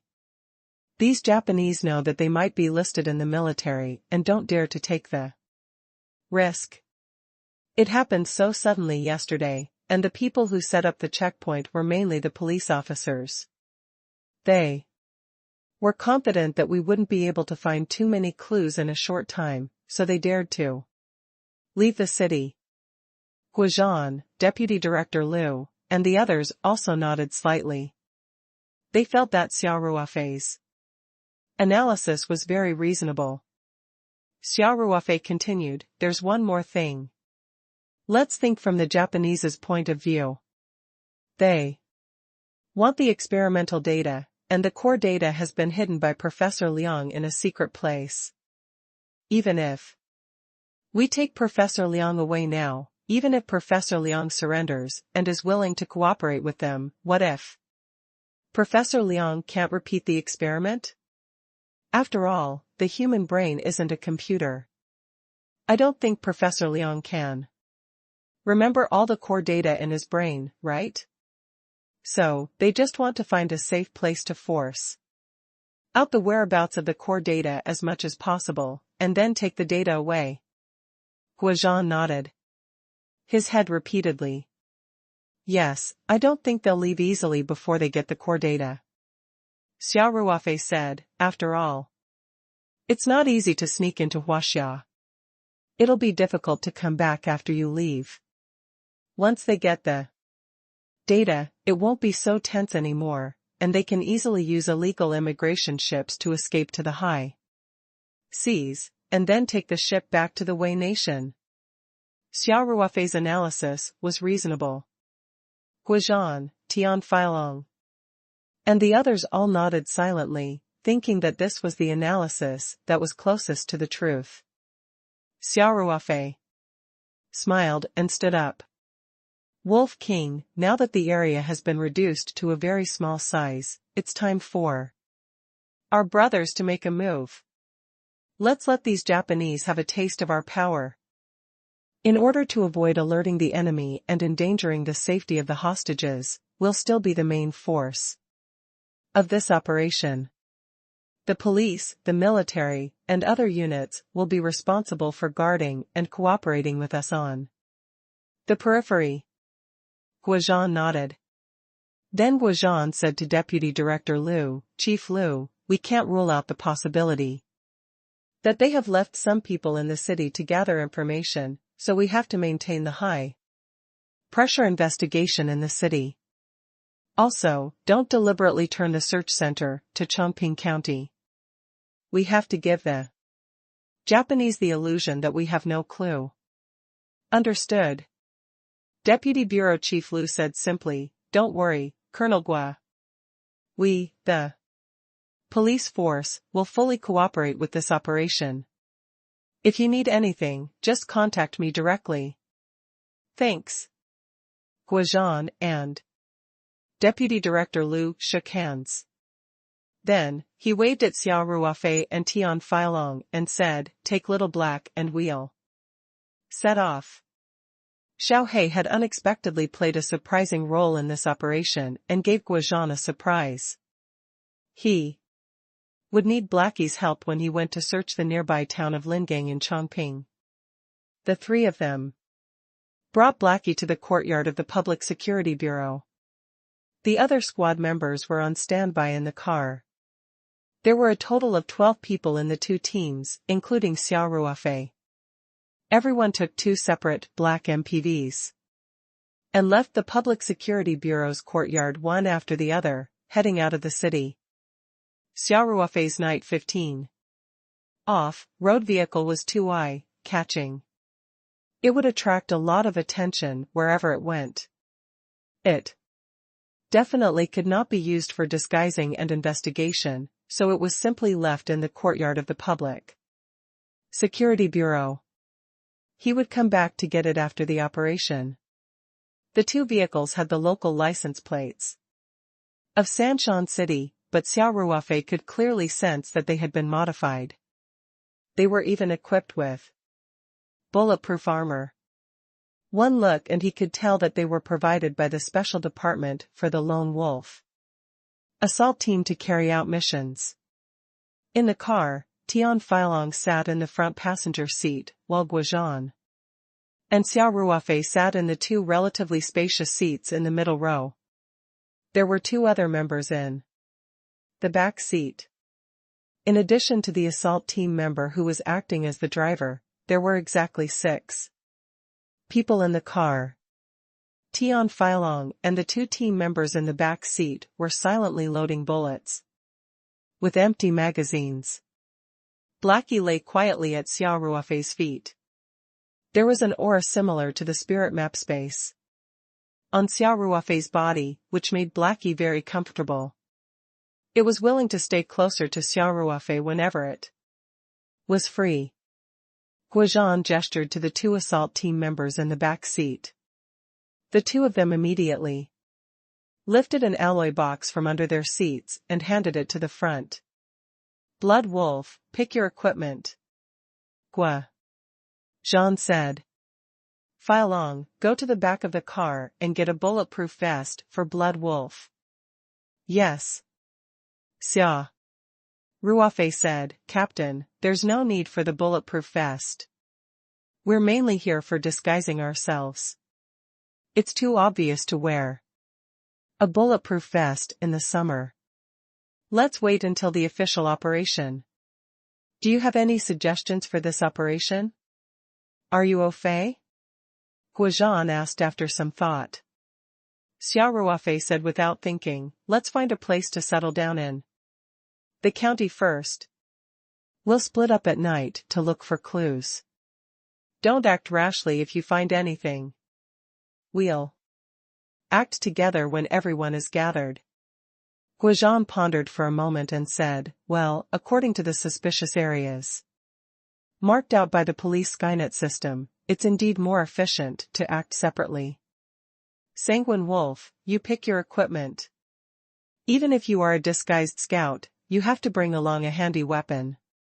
Xia Ruofei nodded and opened the alloy box. There was a dazzling array of weapons and equipment inside. There were standard military equipment and some special forces equipment from the foreign army. Xia Ruofei was not surprised at all. The Lone Wolf assault team was the most elite special forces. Their equipment guarantee was the best and had to be able to adapt to the needs of different missions. Xia Ruofei did not think much and picked up a Type 92 9mm pistol. This was the standard equipment of the Chinese army, which was distributed to the chiefs of regiments and above, the special forces, and some of the armed police.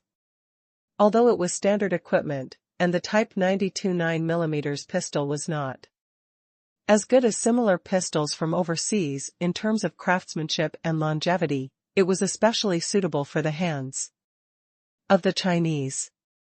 Xia Ruofei had a special liking for this pistol.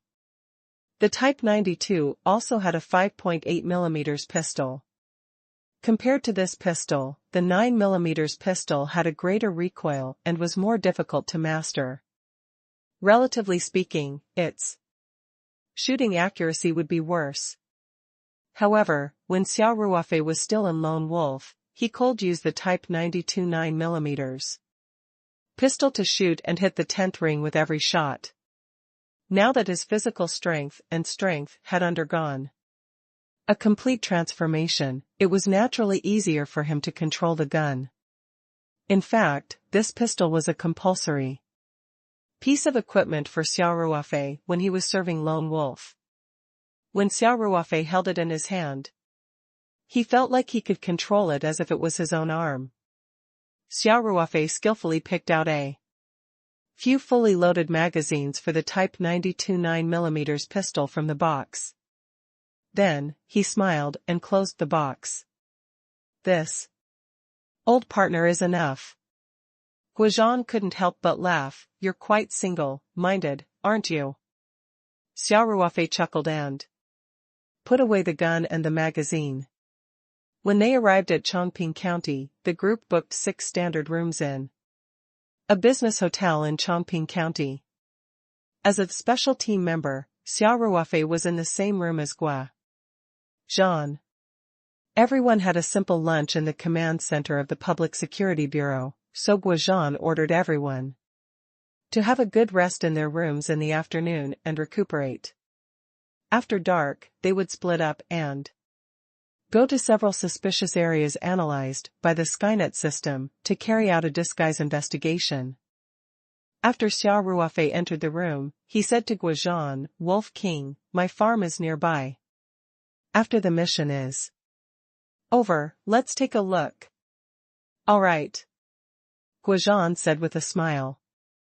Some of the soldiers I've trained became police officers, some became private bodyguards for their bosses, and some even started their own security companies.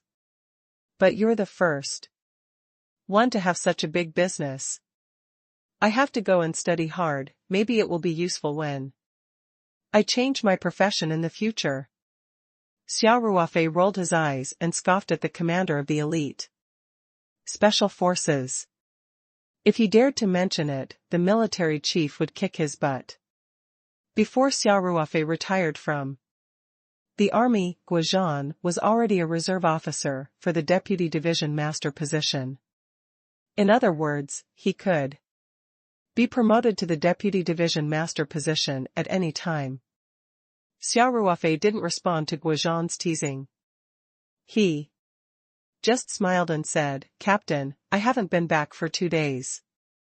I want to go back to the farm in the afternoon to deal with some chores. I'll come back in the evening to meet you, okay?" Guozhan looked at Xia Ruofei suspiciously and said, "You're not thinking of acting on your own, are you? I'm telling you, those shorties have a lot of light weapons in their hands. It's very dangerous, so don't play with fire." Xia Ruofei quickly said, "Wolf King, why would I act on my own? There wasn't even a single clue. Even if I want to fight them to the death, I have to know where they are, right? I'm really just going back to the farm." "Are you really just going back to the farm?" Really, really?" "All right. I'll get Shaoling to bring you the car keys." Guozhan said, "You can drive our car back." Guozhan picked up the landline in the room after he finished speaking.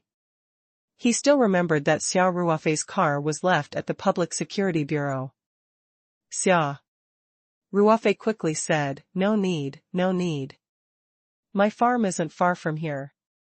I'll just go downstairs and call a taxi. Shaoling and the others might be asleep already, so don't disturb them from resting.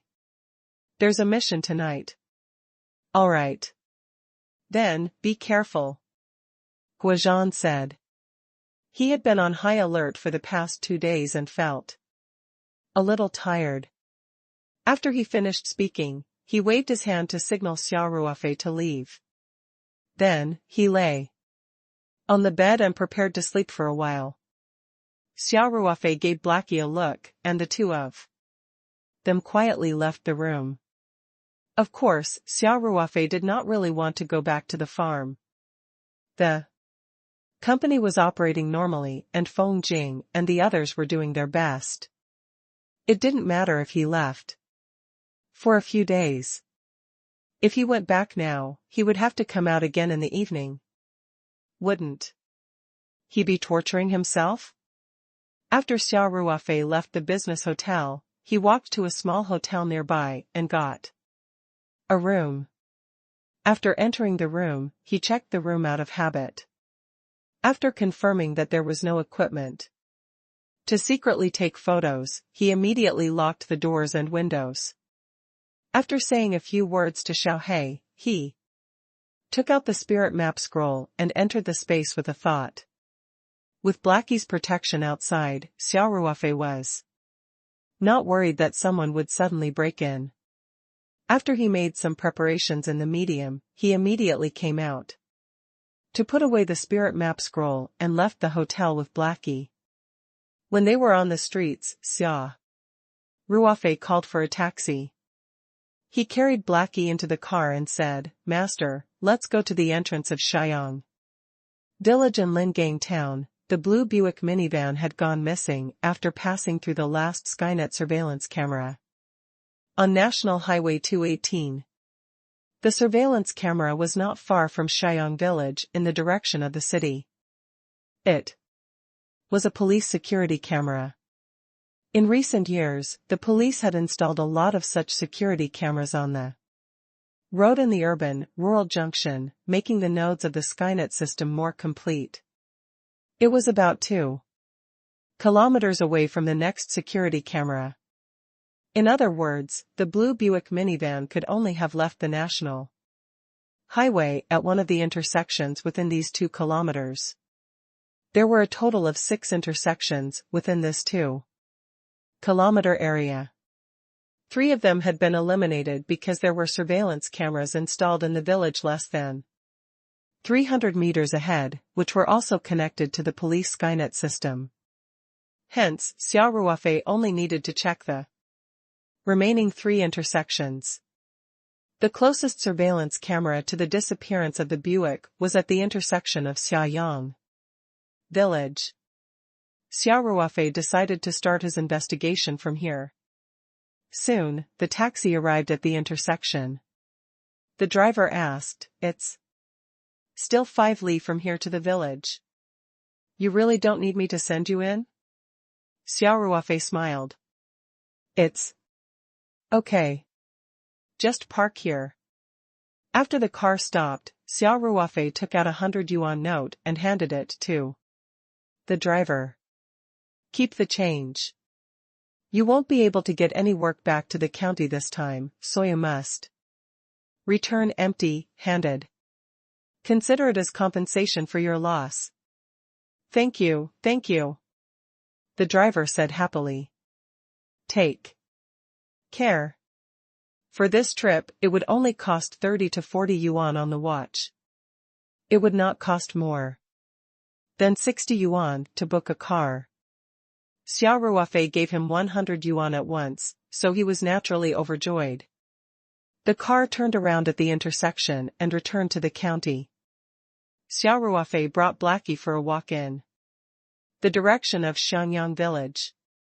Actually, Xia Ruofei had chosen to start the investigation from the intersection at Xiayang Village, not only because it was the closest intersection to the last surveillance camera. They had analyzed it in the command center of the Public Security Bureau. There were a few places that were the most suspicious and needed to be investigated. One of them was an abandoned brick factory near Xiayang Village. From this intersection, about a kilometer in the direction of Xiayang Village, there was a mechanical road that led directly to the brick factory. There were many dilapidated factories in the brick factory, so it was easy to hide a business car. In addition, there were so many abandoned brick kilns, and the brick factories were usually deserted.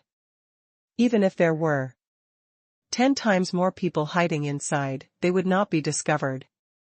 Hence, this brick factory was listed as one of the most suspicious areas.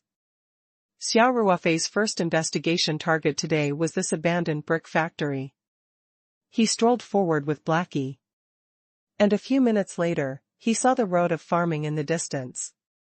It hadn't rained for the past 2 days, so there were no traces of car tracks. Xia Ruofei was getting closer and closer to the road that led to the brickyard. Just then, a person appeared at the corner of the road and was walking towards the intersection. Xia Ruofei jumped in shock and subconsciously glanced at the man. The person did not seem to expect to see someone on the road as soon as he turned the corner. He was very surprised and wanted to hide. However, Xia Ruofei had already looked over and he changed his mind at the last minute. He glanced at Xia Ruofei coldly and continued to walk. Xia Ruofei's expression was still calm. He even looked at the man curiously. A few times before crossing the intersection of the road and continuing to walk into the village. In fact, Xia Ruofei was extremely excited because he recognized the person at a glance. It was Kapiai Yamai, who was sitting in the front passenger seat and was captured by the surveillance camera yesterday. It was almost certain that the Japanese were hiding in the abandoned brick factory. Xia Ruofei didn't expect to find the right place on the first try. He felt that he was quite lucky.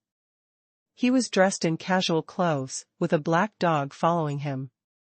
He was no different from the other young people in the village, and he walked slowly into the village. However, Xia Ruofei had only taken 3 or 4 steps when he suddenly felt an extreme sense of danger. It was an instinct formed by years of living in the special forces. He did not hesitate to make a dodging action, and with a little force under his feet, his whole body moved half a meter away. Xia Ruofei felt a cold glint pass by his ribs and realized that it was a dart. He didn't have time to think much. He turned around and saw that Kapiai Shunny was still holding a dart in his hand. The blue on it was obviously poisoned. Seeing that Xia Ruofei had actually dodged the sneak attack without warning, Kapiai Shunny's face showed a trace of surprise. At the same time, his expression immediately became ferocious, and the dart in his hand quickly shot out. Xia Ruofei was already on guard, so how could he let Shunny Kapiai succeed? Kapiai Shunny only felt a blur in front of his eyes. Xia Ruofei, who was originally 5 or 6 meters away from him, suddenly appeared in front of him. Then, he received a heavy punch in the abdomen. His stomach was in turmoil and he vomited on the spot. An elite agent who had received strict training was actually so easily defeated by the other side in a sneak attack. If his instructor in the Wei Nation knew about this, his jaw would definitely drop. Even if Guozhan were to see this scene, he would definitely be dumbfounded. Xia Ruofei's strength and speed had already exceeded the limits of the human body. Xia Ruofei looked coldly at Kapiai Shunny, who had completely lost his fighting power and was now curled up on the ground like a shrimp. There was no emotion in Xia Ruofei's eyes. Only cold killing intent. With a thought, the military dagger that had been with him for many years appeared in his hand out of thin air. Xia Ruofei brandished his knife and muttered to himself, "Old friend, you can finally do what you should do. Let's go to the battlefield and kill the enemy." This buckamp and the Strider 888 was Xia Ruofei's first cross-border battle. He had obtained it after killing an international mercenary hired by a drug trafficking organization. After he retired, this military dagger, which had drunk the blood of countless enemies, was often used by Xia Ruofei for fleshy cutting and iron-hide vessel cutting. It could be said that it was a pearl covered in dust. Today, it could finally do what it was supposed to do. Xia Ruofei grabbed Kapiai Shunny's hair and lifted him up from the ground. Then, he walked a little into the road and into a bush. Kapiai Yamaguchi, the elite of the intelligence team who had been registered in the military intelligence agencies of various countries, was like a dead dog, unable to resist at all. After they entered the bushes, Xia Ruofei smacked him onto the ground. Kapiai Yamai groaned and quickly glared at Xia Ruofei. He said fiercely in broken Chinese, "Don't even think about getting any information from me." Xia Ruofei sneered and said, "You think too highly of yourself." Shohei Yamaguchi was stunned for a moment. Before he could understand what Xia Ruofei meant, he suddenly felt a chill In his heart, he slowly lowered his head and saw a military dagger deeply embedded in his chest, leaving only the handle outside. Capiai Shunni's face was full of disbelief as he looked up at Xia Ruofei. Xia Ruofei then said calmly, "I just want to kill all of you Japanese. What kind of bullshit information do you have in your head? What does it have to do with me?" With that, Xia Ruofei reached out and pulled out the dagger. The wound, caused by the sharp military dagger, split open. When the nerves transmitted the pain to Capiai Shunni's brain, he could no longer speak. He could only stare at Xia Ruofei. Capiai Shunni felt all his strength being sucked out of his body in an instant. He didn't even have time to scream before he fell to the ground and fell into eternal darkness. A large pool of dark red blood formed under his body. This bush was very well hidden, and he did not have to worry about the body being discovered in a short time. Xia Ruofei frowned as he looked at Capiai Shunni's body, puzzled. Why did Yamai Capiai kill him without hesitation? Xia Ruofei was sure that he had not given himself away. He was acting like a normal villager. Why would the Japanese be so determined to attack him? Xia Ruofei was deep in thought. Suddenly, his eyes fell on Blackie, who was lying quietly at the side.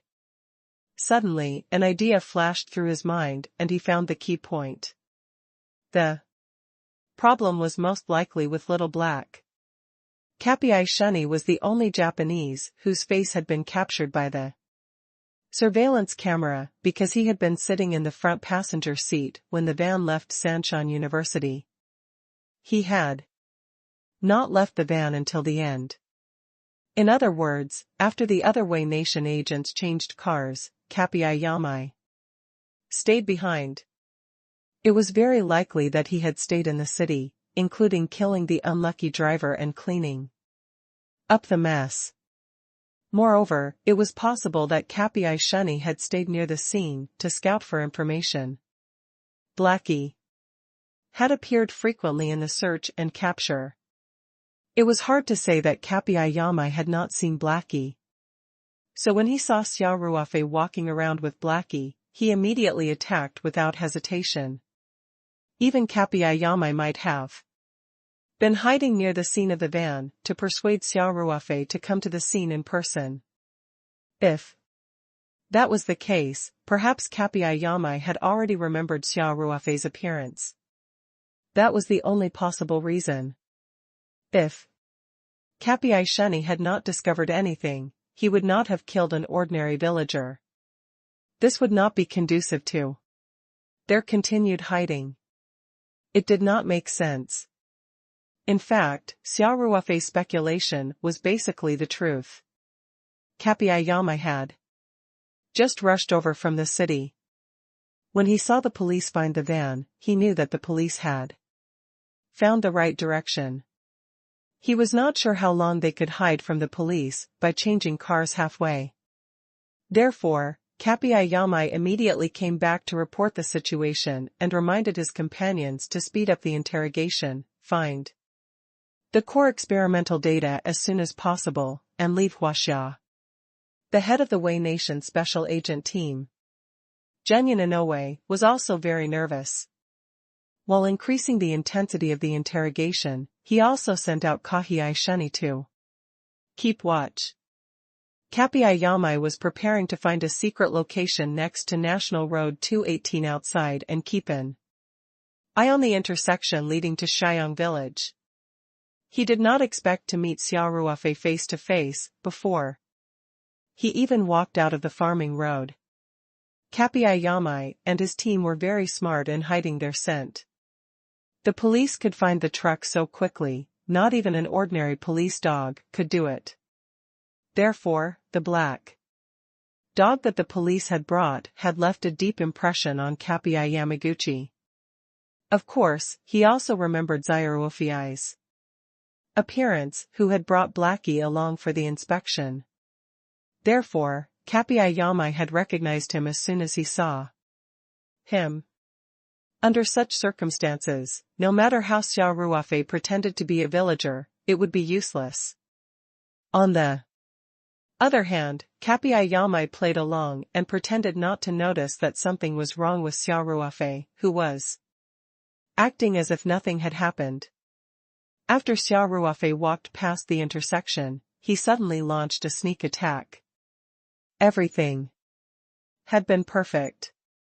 Unfortunately, Shohei Yamaguchi had miscalculated one thing, which was that Xia Ruofei's reaction ability and intuition for danger were far beyond his estimation.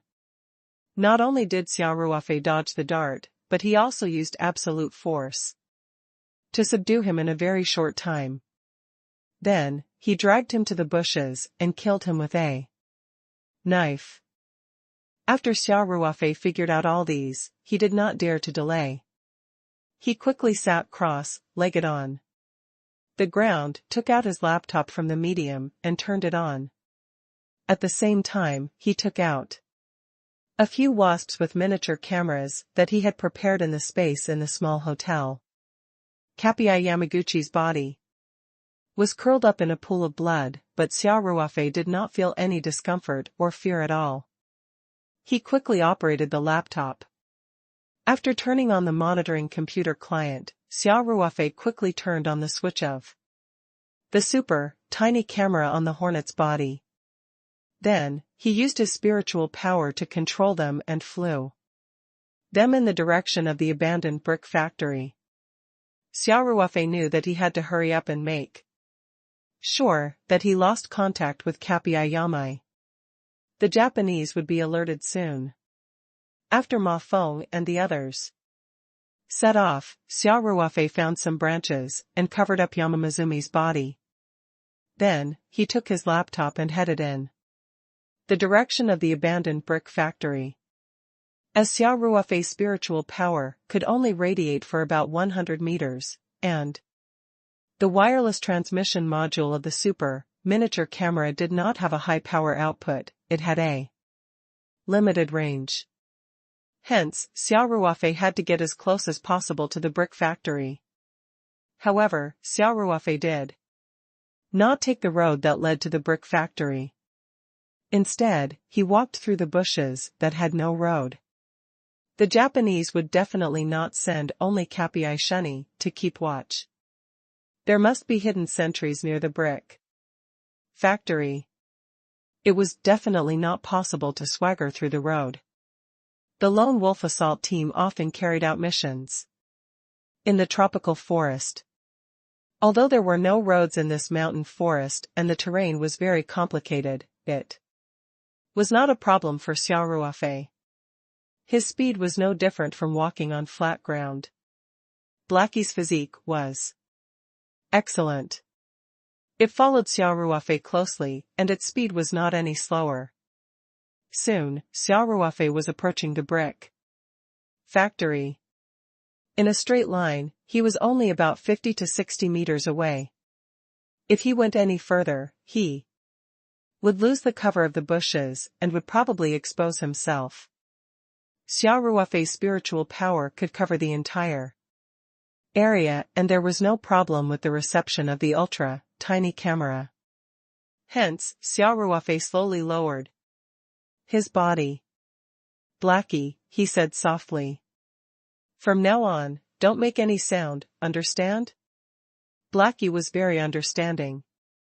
It immediately nodded and lay down beside Xia Ruofei, burying its head very low. Seeing this, Xia Ruofei couldn't help but smile. He patted Blackie's head and said, "You don't have to be so exaggerated." Blackie bared its teeth at Xia Ruofei gloomily. Xia Ruofei laughed and opened the laptop on the ground. He used his spiritual power to command the mini scouts while staring at the surveillance image on the computer. The blue van was quickly discovered. It was hidden in a run-down room in the brickyard, and there was even some hay on top of it. Then, the Waymation agent's secret sentries were also discovered one by one. Ma Feng's target was very small, and the Wei Nation agent would never have thought that the Chinese military would have such advanced investigation methods, so even when a hornet flew past the hidden sentry, he didn't notice it at all. Xia Ruofei took out a piece of A3 paper and a red and blue pencil from the space and started to draw quickly on it. Soon, a topographic map of the area appeared on the paper. The plowing roads, water channels, hills, forests, brick kilns, and other things were clearly shown. Xia Ruofei then marked the locations of the 3 hidden sentries. Xia Ruofei's drawing was very beautiful. This kind of military drawing was a necessary skill for every scout. Although he had been discharged from the army for more than a year, Xia Ruofei still had not forgotten his specialty. He commanded the Hornet to scout a few more rounds around the periphery. After confirming that there were no more hidden sentries, he then ordered them to carefully investigate the interior of the brick factory. The computer displayed the surveillance footage that was sent back. Abandoned factory. No one. Kill number 1, no one. Kill number 2, no one. All the suspicious points were eliminated. Finally, when a hornet flew into the 4th and last brick kiln, 7 or 8 people appeared on the screen. I've finally found the Japanese. Xia Ruofei clenched his fists in excitement. He commanded the Hornet to circle around carefully and take as many pictures as possible of the inside of the brick kiln. This abandoned brick kiln was sunken, and more than half of it was underground, so the interior space was very large. Xia Ruofei saw that the Japanese had brought sufficient supplies. Their food and drinks were neatly arranged in the brick kiln. Everyone was carrying a gun. Almost everyone had a portable mini submachine gun and a whole box of grenades. It was a shocking sight. When they were scouting the perimeter, Xia Ruofei had also confirmed that one of the hidden sentries was equipped with a high-precision sniper rifle. This was clearly a group of well-equipped and well-trained enemies. In a corner of the brick kiln, a dispirited old man was tied up and sitting on the ground. A Japanese kid was interrogating him. Xia Ruofei had seen the relevant information and recognized the old man with one look. He was the national treasure, level scientist, Professor Liang Qiming. Although Xia Ruofei was furious to see Professor Liang being tortured, he also heaved a sigh of relief. This meant that Professor Liang Qiming did not confess and the Japanese did not get what they wanted. Therefore, for the time being, Professor Liang's life was at least safe. However, time was also very tight. If they lost contact with Capiai Shunny, these Japanese would soon find out. Hence, Xia Ruofei quickly took out his phone and called Guozhan. Guozhan was woken up from his sleep by his phone. He picked it up in a daze and saw that it was Xia Ruofei calling. He immediately picked it up. What's wrong, Blood Wolf? Wolf King, did you rest well? Xia Ruofei laughed and said, wake up all the brothers. I found the Japanese's hideout. It's time to act. Guozhan's sleepiness was gone all of a sudden. He said, you little brat. Didn't you tell me you were going back to the farm? Who allowed you to go and investigate without permission? They are simply unorganized and undisciplined. Xia Ruofei quickly said, Wolf King, let's gather the team. You can criticize me however you want later. I killed one of their hidden sentries, so they should be aware of it. Soon. We have to take advantage of the time before they move to capture them all. When Guozhan heard this, he didn't have the mood to criticize Xia Ruofei anymore. He quickly said, where are you now? Xia Ruofei said, in area number 1. You guys come over quickly. I'll be waiting for you at the entrance of the road. Remember to be fully armed. Good. I'll see you later. After the phone call with Guozhan, Xia Ruofei marked the personnel, equipment, and Liang Qiming's location on the map and continued to monitor the entire abandoned brick factory patiently. When he felt that it was about time, Xia Ruofei recalled the hornet he had sent out to investigate. Before that, Xia Ruofei had them do a final check of the perimeter. After confirming that the 3 hidden sentries were still in their original positions, he put the hornet and laptop into the spirit map space. Xia Ruofei brought Blackie along their original route and returned to the intersection of the mechanical road. After waiting for less than 5 minutes, they saw 2 business cars driving over. Xia Ruofei stood up from the grass by the road and waved at them. The MPV drove into the road and stopped. After getting off the car, Guozhan threw a pile of equipment to Xia Ruofei and said, "Hurry up and change your clothes. Jungle camouflage, Kevlar helmet, bulletproof vest, combat boots, bone conduction headphones, anti-explosive walkie-talkie, tactical gloves, Type 95 automatic rifle." Xia Ruofei held the familiar equipment in his hands. He didn't even have time to feel emotional. He immediately took off his outer coat and pants beside the car and quickly armed himself. Carrick. Everyone tested their guns one last time and loaded the bullets. Then, under Xia Ruofei's lead, the small team moved forward in a search formation. They followed the path that Xia Ruofei had taken just now, and came to a position about 60 to 70 meters away from the abandoned brick factory. Other than the 3 of them standing guard in different directions, everyone else formed a circle. Xia Ruofei took out the map that he had drawn on the spot and said, "Comrades, this is what I've scouted out just now. The enemies are mainly distributed around the 4th brick kiln. There are 3 hidden posts on the periphery. There are 2 hidden sentries at the 9 o'clock position, 150 meters, 3 o'clock position, and 160 meters. Following Xia Ruofei's explanation, the surprise on Guozhan's face became more and more obvious. Xia Ruofei's information was more detailed than he had imagined. It was as if Xia Ruofei had worn an invisibility cloak and walked around the entire area a few times. The enemy's numbers, distribution, and equipment were all clearly stated. However, he didn't doubt the accuracy of this information at all. He had absolute trust in his comrades.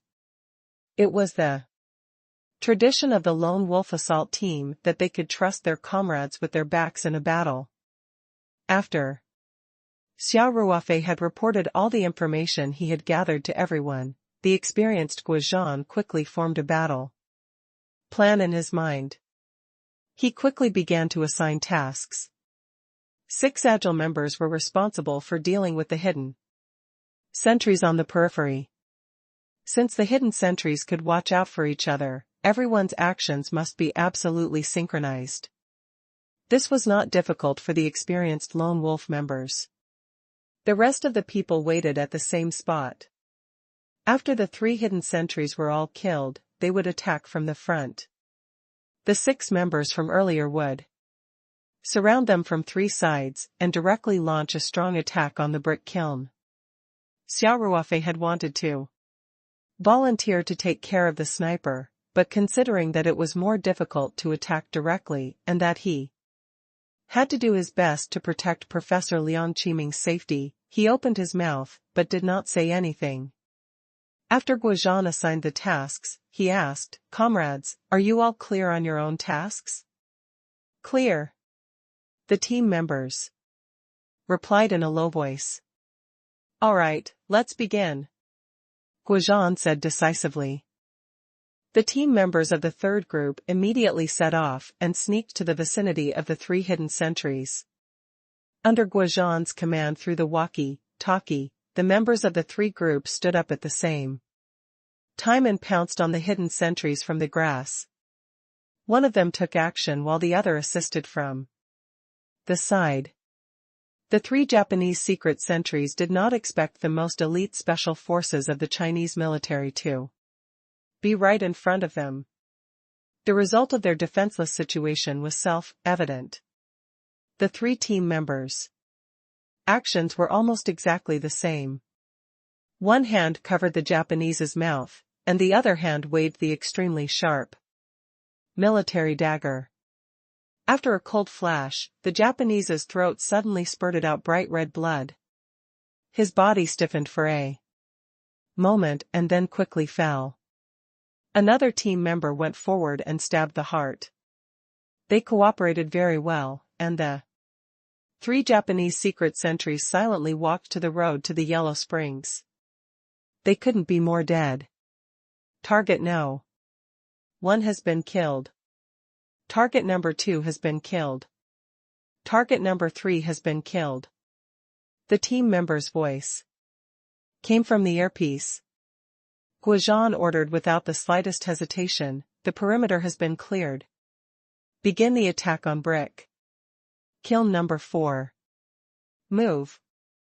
The three groups of team members immediately began to circle around from the side, while the main force of the small team led by Guozhan stood up from the bushes like a tiger coming out of the mountains, and quickly advanced towards the brick kiln in a battle formation. There were 3 exits to the brick kiln. The 6 members were responsible for suppressing the enemies on the flanks, while Guozhan led Xia Ruofei and the other members to break in from the front. The tactical literacy of the Lone Wolf Assault Team members was first class, and their speed was very fast. Moreover, the place where they originally started was only 60 to 70 meters away from the brick kiln, and the Wei Nation agents in the brick kiln didn't even have time to react. In the blink of an eye, everyone had already passed through a small open space in front of the brick kiln. It was only then that the Japanese in the brick kiln realized that the fully armed Chinese soldiers were already in front of them. They were all disheartened and hurriedly organized a counterattack. Tap tap. Tap tap. The crisp sound of gunfire rang out, and the two sides finally entered the moment of close combat. The members of the Lone Wolf Assault Team quickly scattered and hid, then fired back. The moment Xia Ruofei heard the gunshot, his blood started to boil. It was as if he had returned to the military camp, which was full of memories of his youth. He leaned against a low wall and quickly fired a burst of bullets in the Japanese's direction. Then, he stomped his feet and almost jumped into the air, easily climbing over the low wall. Xia Ruofei rolled on the ground and dodged the chain of bullets from the Wei Nation agent while unloading the momentum. The scene looked a little dangerous, but Xia Ruofei felt like he was doing it with ease. Zhang's expression changed when he saw Xia Ruofei rush out. He quickly gathered the soldiers around him to suppress Xia Ruofei with their firepower and provide cover for Xia Ruofei. Xia Ruofei crouched and slithered forward. He quickly hid behind a tree. In a few seconds, he had already advanced more than 10 meters, and was only a stone's throw away from the entrance of the brick kiln. Xia Ruofei took a deep breath and listened carefully for the gunshots around him. Suddenly, half of his body appeared from behind the tree. He clenched his submachine gun with both hands and fired decisively in the direction where the firepower was the fiercest. Da-da-da. Da-da-da. One of the Wei Nation's machine guns suddenly misfired. Xia Ruofei didn't have time to aim at all in the blink of an eye. He only relied on his senses and rich battlefield experience to shoot quickly, but he accurately shot the Wei Nation's Japanese man who was controlling the machine gun. The Japanese's firepower stopped for a moment. Guizhan immediately made a sign, and the follow-up assault team members also jumped out from their hidden positions and rushed toward the brick kiln. From the left and right flanks, the crisp sound of sniper gunfire could be heard. 2 snipers were assigned to the left and right wings of the two teams. They took the opportunity to shoot from the narrow gaps and had already killed 3 Japanese. The rest of the Japanese were like birds startled by the mere twang of a bow. While they fired back, they tried to hide in the blind spots of their shots, afraid that they would be targeted by snipers. As a result, their counterattack firepower was inevitably affected and weakened, including Kappei Yamai, Xia Ruofei, and the rest had already killed 4 of them at the periphery. There were only 7 or 8 Japanese people left in the brick kiln. 2 of them had been killed during the head-on attack just now. Including the 3 who had been pointed out by the sniper, there were only 2 or 3 Japanese people left in the brick kiln. It was a done deal. In fact, the Wei Nation agent's plan couldn't be said to be not thorough, and every step was obviously carefully calculated, including the fact that after they kidnapped Liang Qiming, they used a special drug to cover up almost all the smell of their bodies when they fled 1 or 200 meters in the direction of the cafeteria. However, no matter how much they calculated, they did not expect Blackie's sense of smell to be much more sensitive than a police dog's. Once a flaw was revealed, it would be difficult to avoid being traced. In addition, Xia Ruofei had used the never-before-seen mini-scouts Hornet when he was investigating. The Japanese had been completely unaware of the situation and had gotten a clear picture of the situation. China's most elite special forces were dispatched, and they had such detailed information. The terrain was also extremely unfavorable to them. It was not surprising that this group of Japanese was at a dead end. In consideration of Professor Liang Qiming's safety, Guizhan and the others did not dare to use weapons such as grenades and flamethrowers. Otherwise, they would only need to hold the flamethrower and spray it into the brick kiln. In such a closed space, no matter how many Japanese there were, it would not be enough to burn them. In order to prevent the Japanese from hurting Professor Liang Qiming, Guizhan also constantly used sign language to command the troops to speed up their operation. Xia Ruofei took the lead and rushed to the front. After killing the Japanese machine gunner, he didn't stop at all. He jumped out from behind the tree. When the Japanese's gunshots stopped, for a moment, he stomped his feet and pounced toward the entrance of the brick kiln. Xia Ruofei's speed was extremely fast. His body almost left an afterimage. It seemed that he had exceeded the limits of a human's explosive power.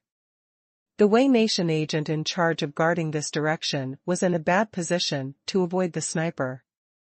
Xia Ruofei was already on the steps of the brick kiln entrance before he reacted and quickly turned his gun. However, the submachine gun in Xia Ruofei's hand had already started to glow. Tap tap tap tap. The Japanese man was hit by several bullets and fell to the ground without a sound. Just as Xia Ruofei shot the Wei Nation agent, a Japanese man not far away also reacted quickly. He quickly turned around and pointed his gun at Xia Ruofei. However, Xia Ruofei did not stop at all. He used one hand to control the submachine gun. His left hand quickly pulled out the Type 92 9mm pistol from the holster. He aimed at the Japanese and fired a few shots. The two guns fired almost at the same time. His movements were smooth and he killed the Japanese without any suspense. At this moment, Xia Ruofei rolled on the ground to reduce the impact of the sudden attack and quickly jumped into a temporary shelter. The small team led by Guozhan also rushed into the brick kiln. When Guozhan was commanding the battle, he had been counting the number of people on the other side. After Xia Ruofei had killed the 2 Japanese, there should be 1 person left. Therefore, after he led the small team into the brick kiln, he immediately ordered everyone to form a search formation and slowly approach the depths of the brick kiln. As for the 6 team members on the side, other than 2 snipers who stayed on guard, the remaining 4 also began to carefully search around the brick kiln to prevent any fish from escaping. This time, the Lone Wolf assault team had sent out experienced veterans to deal with this completely one-sided situation. Inside the brick kiln, Xia Ruofei and the rest advanced carefully with their guns in hand. Xia Ruofei could still remember Professor Liang Qiming's position clearly. If the enemy had not moved his position, he should be in the 12 o'clock direction, about 10 meters away. However, there were a lot of obstacles in the brick kiln, and no one knew where the only Wei Nation agent was hiding, so everyone was not completely relaxed. Step by step, the brick kiln was so quiet that only the sound of breathing and light footsteps could be heard. Suddenly, a figure stood up, and everyone subconsciously raised their guns. However, Xia Ruofei immediately raised his right hand to signal everyone to lower their guns. He had already seen clearly in the dim environment that the person who stood up was Professor Liang Qiming.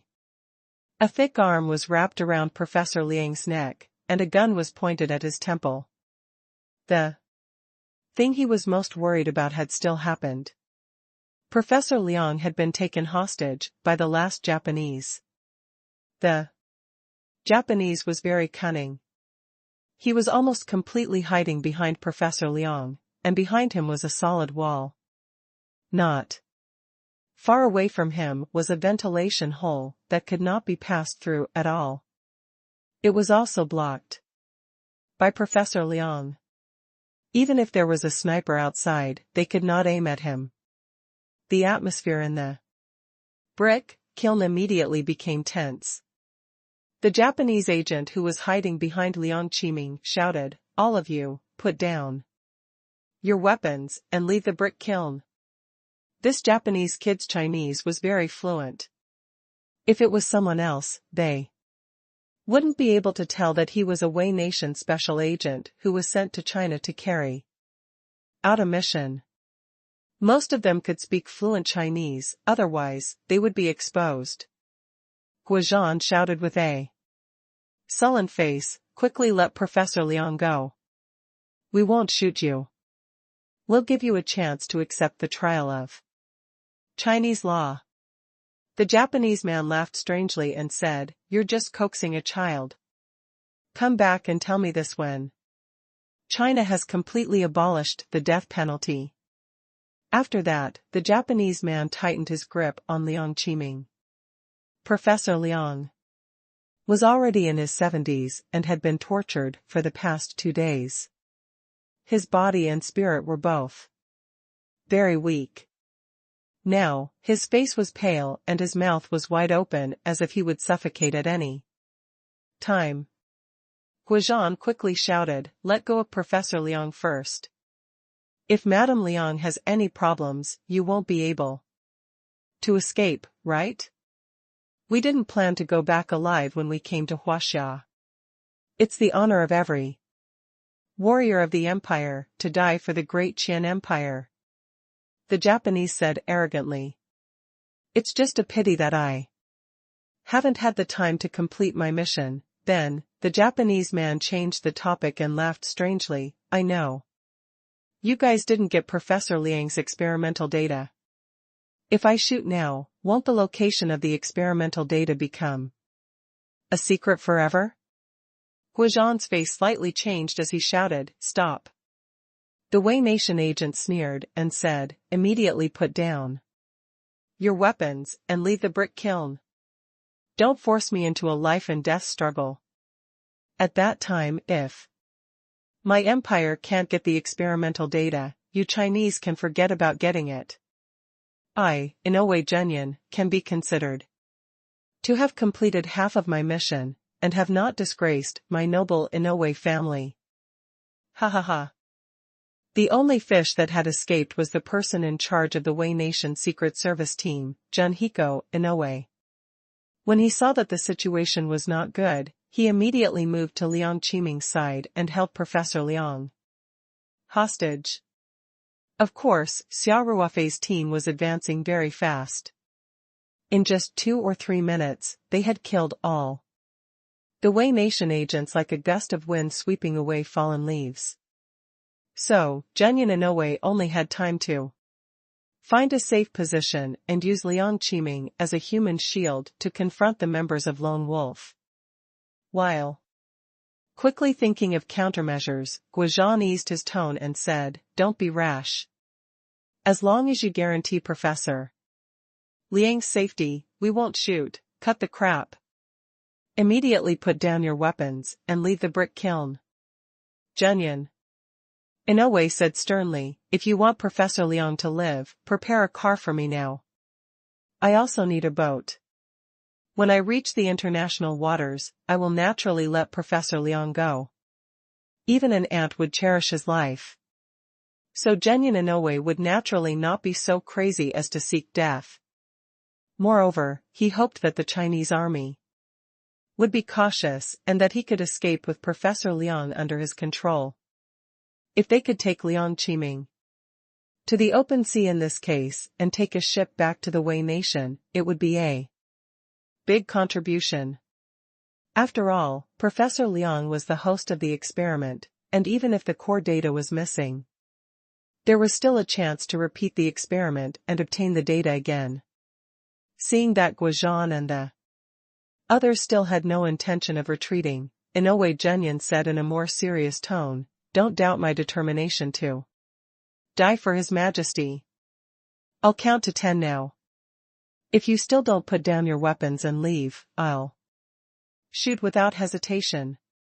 1, 2, 3, Guozhan gritted his teeth tightly. He was extremely anxious, but he could do nothing about it. Moreover, when Inoue Genyin began to count, the invisible pressure became even greater. Just as Guozhan was about to calm Genyin Inoue down and lead everyone out, Xia Ruofei suddenly said, "You're not being sincere. If you take Professor Liang to international waters, how can he come back? You can only choose to believe me, Genyin," Inoue said with a strange laugh, "and I'll allow you to send a ship to follow me, as long as it doesn't come within 1 nautical mile of me. When I'm safe, I'll get Professor Liang a life jacket and let him go into the sea to wait for your rescue." Xia Ruofei immediately said, "It takes time to prepare the vehicles and ships. You can't keep holding Madame Liang back like this, right?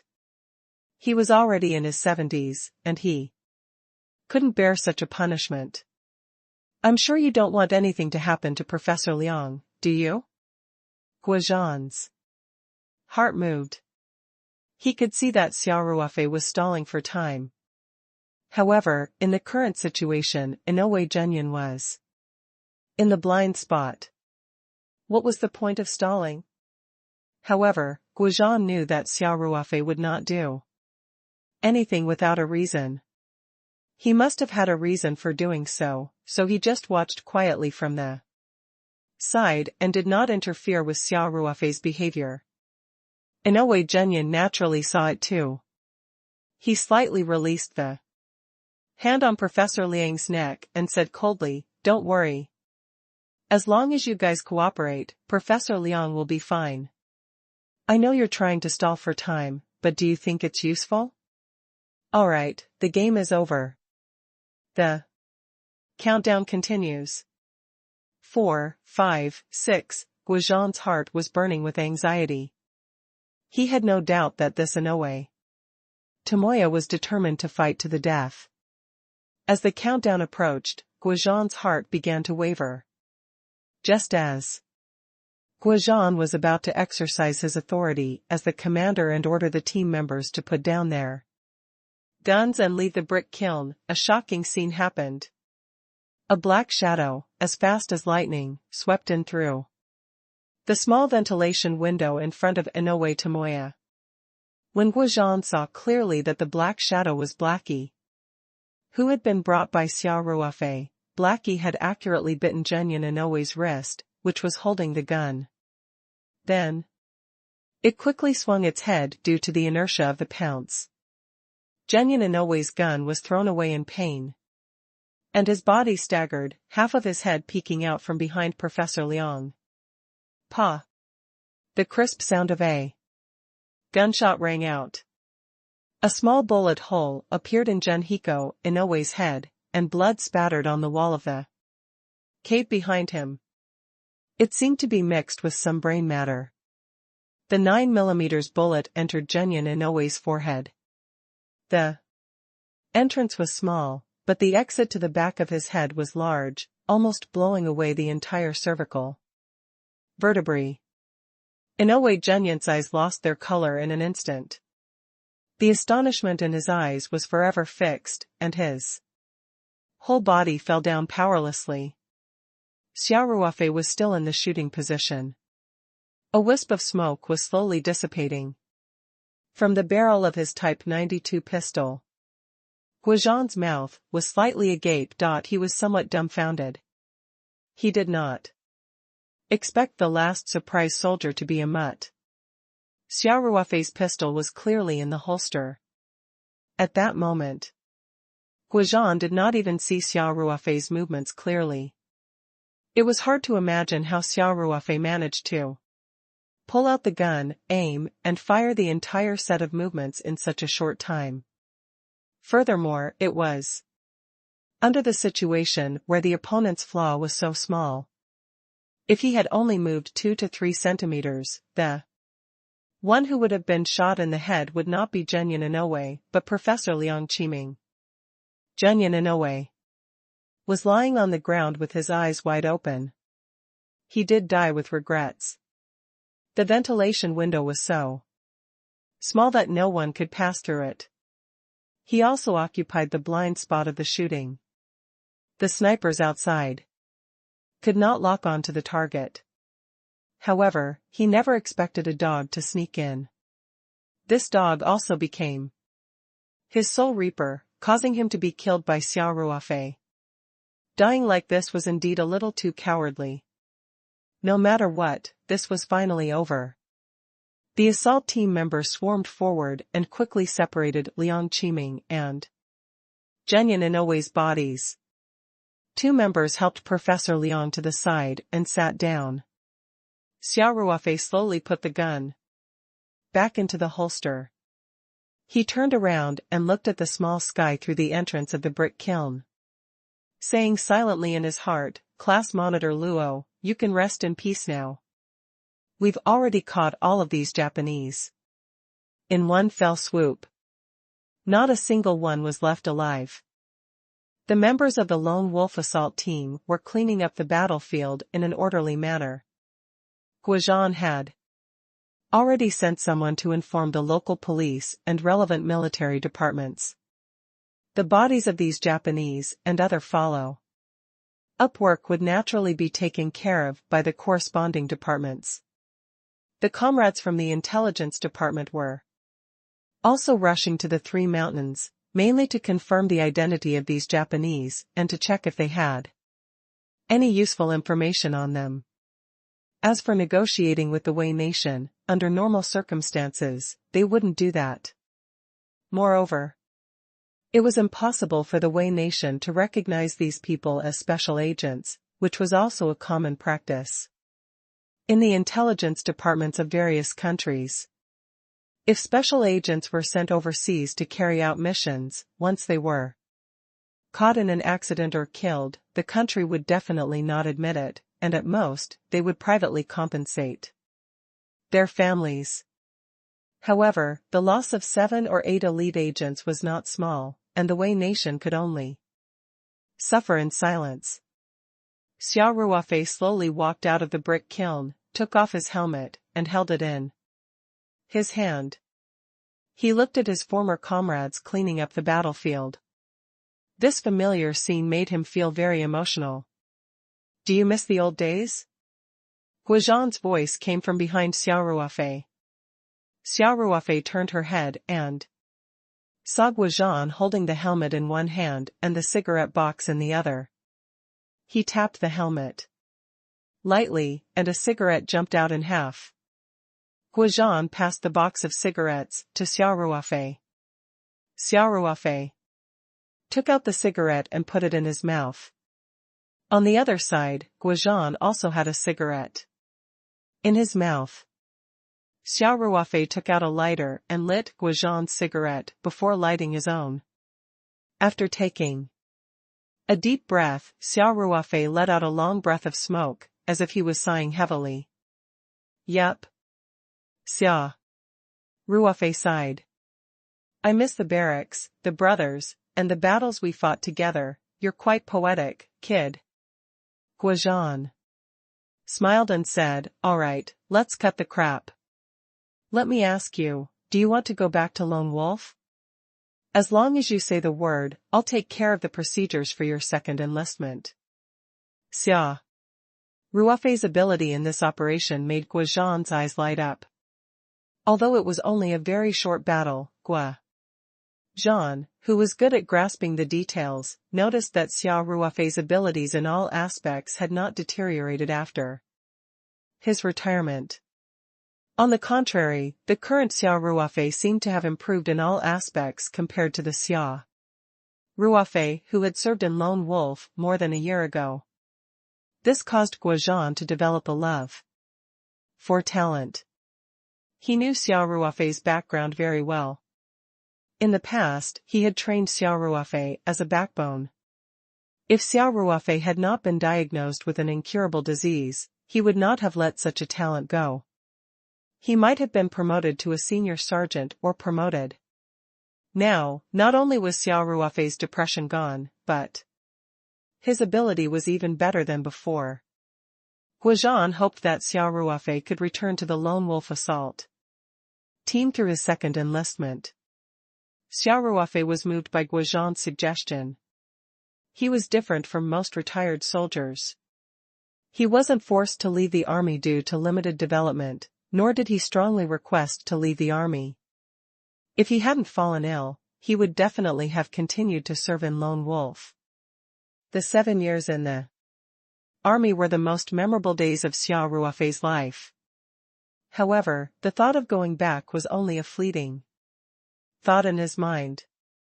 Soon, he sighed and shook his head. Now, he definitely couldn't go back. The Paradise Company was growing stronger and stronger, and it was no longer his business alone. There were hundreds of employees who relied on him to eat. Moreover, he also had a divine weapon like the spirit painting scroll. In the collective living environment of the military camp, it was inconvenient to use it. Wolf King, we can't go back, Xia Ruofei said with a bitter smile. Guozhan's expression slightly froze. Why? Don't you like the life in the military? With your ability, I can even guarantee that I'll help you rise in rank within 2 years. This can become a lifelong career. Or are you reluctant to part with the local wealth and glory? Xia Ruofei said in a low voice, none of them. Now that my company is getting bigger and bigger, this is no longer my personal problem. If I leave the company and go back to the army, what about my employees? Besides, there are other reasons. It's not realistic to return to the army. Guozhan was silent for a moment before he nodded. Understood. Seeing Xia Ruofei's low mood, Guozhan patted his shoulder and said, Blood Wolf, you will experience different things at different stages of your life. For you, Lone Wolf's story is over. You should start a new chapter. Xia Ruofei nodded and said, Captain, no matter where I am, I will always be lone wolf soldier. I'm willing to go to war for the country whenever there's a need. It's still the same. At this point, Xia Ruofei looked at Guozhan. The two of them smiled at each other and said in unison, if there's a battle, I'll return. The two of them lightly hammered their chests, and then two hard fists collided. Soon, a large number of police and military vehicles arrived at the scene. All kinds of vehicles were parked all over the road, and the cars that arrived later even stopped on National Highway 218. The usually quiet Lower Poplar village had suddenly become lively. However, the army had already imposed control on the scene. There was a guard every 3 to 5 steps, separating the onlooking villagers from the scene. General Gui gave a simple report of the situation, and after a brief handover, he quietly left the scene with the members of the Lone Wolf assault team. Professor Liang Qiming was sent to the military hospital for treatment. An entire battalion of soldiers was used to escort Professor Liang Qiming. When Professor Liang arrived at the hospital, the entire floor was under control. Not even a fly could get in. Professor Liang's injuries were all superficial and he had suffered some shock, so he was not in a good state of mind. After being bandaged in the Southeast Military Region General Hospital, he was hospitalized for 2 days. During Professor Liang's stay in the hospital, Guozhan and Xia Ruofei came to visit him once in his ward and talked behind closed doors for more than an hour. Xia Ruofei was the person that Professor Liang wanted to meet.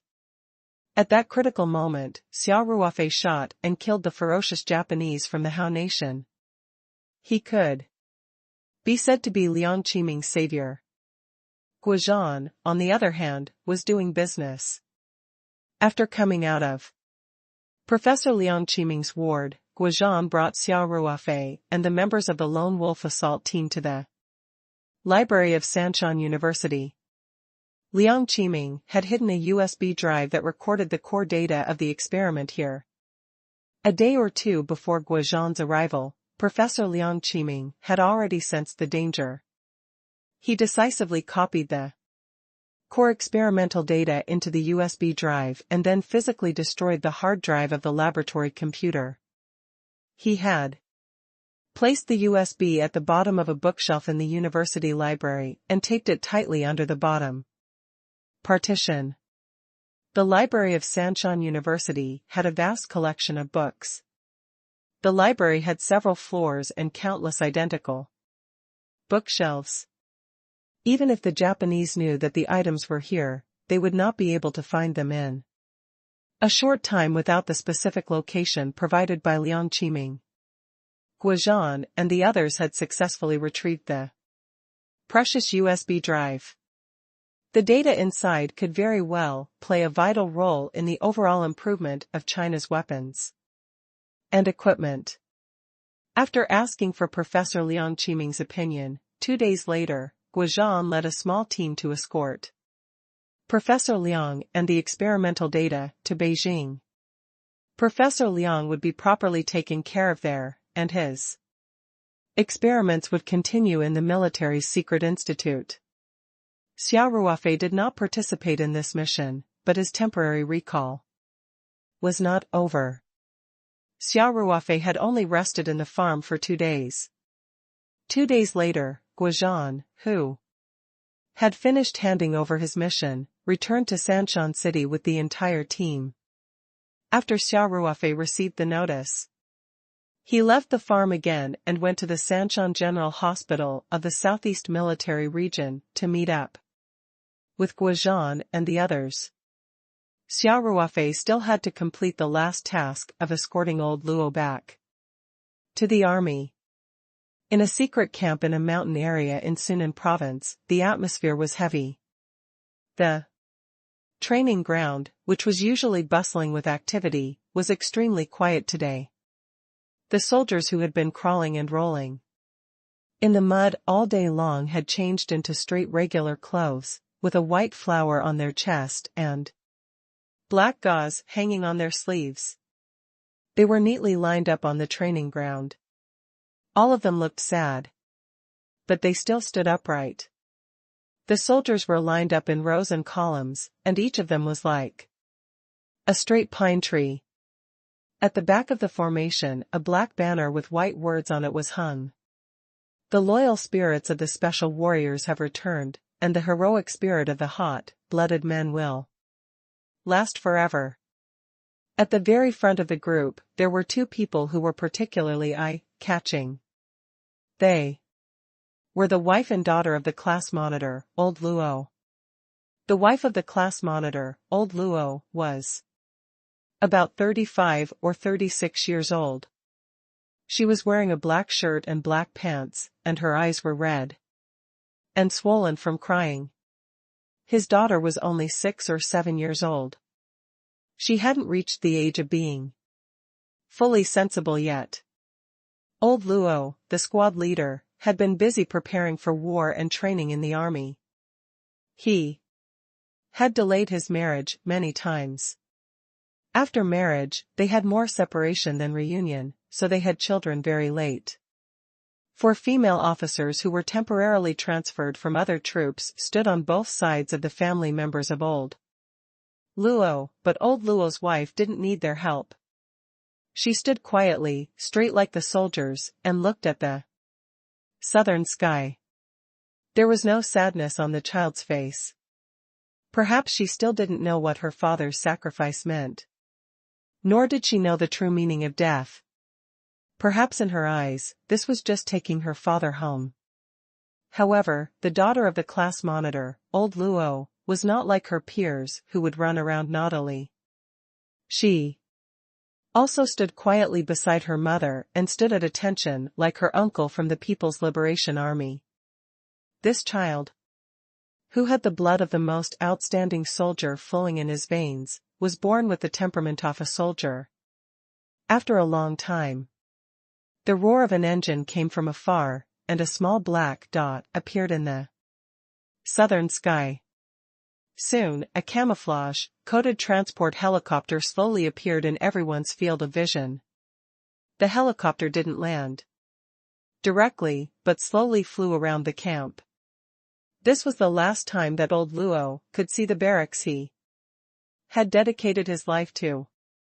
Finally, the helicopter landed steadily on the training ground that old Luo had stepped on countless times. After the engine was turned off, the military band at the scene played a soothing and low missing me song. The cabin door slowly opened, and a few soldiers went forward to escort Jean Gang, who was lying on a stretcher off the plane. Then, Guizhan held the portrait of the squad leader, old Luo, in his hands and walked down from the tail of the plane with a solemn expression.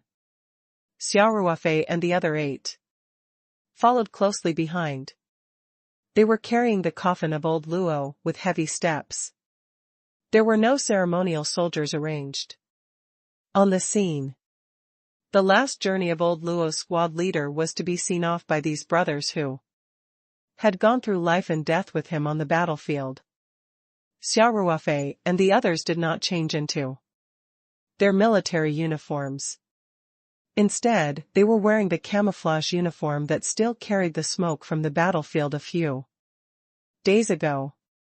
They were also wearing all their uniforms. This symbolized that squad leader old Luo still maintained the posture of a fighter. There was still a short ceremony to be completed at the scene.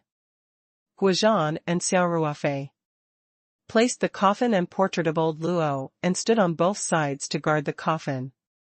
2 soldiers came forward to offer flower circles. At this moment, Xia Ruofei walked out of the line and hung an ordinary bullet bag on the flower circle. This bullet bag contained the Japanese's hair. The moment Xia Ruofei knew that old Luo had sacrificed himself, he had vowed to use the enemy's head as a sacrifice to the respectable old squad leader. In the end, he also played a crucial role in that battle and killed 4 Japanese soldiers with his own hands, including the commander of the Wei Nation agent operation, Gentleness. However, the discipline of the military did not allow him to really cut off the Japanese's head. Hence, Xia Ruofei had to cut off his hair and use the Japanese's hair to represent his head as a tribute to old Luo. The melodious and low-pitched wail gradually weakened. Guozhan took a step forward, then turned back and shouted, "Assemble!" Including Xia Ruofei, all the members of the assault team who participated in the battle immediately lined up beside the coffin of the squad leader, old Luo. Even Jin Gang, who was on the stretcher, sat up straight. "I'll be taking attendance." Guozhan's eyes were red as he shouted, "Xia Ruofei! Here!"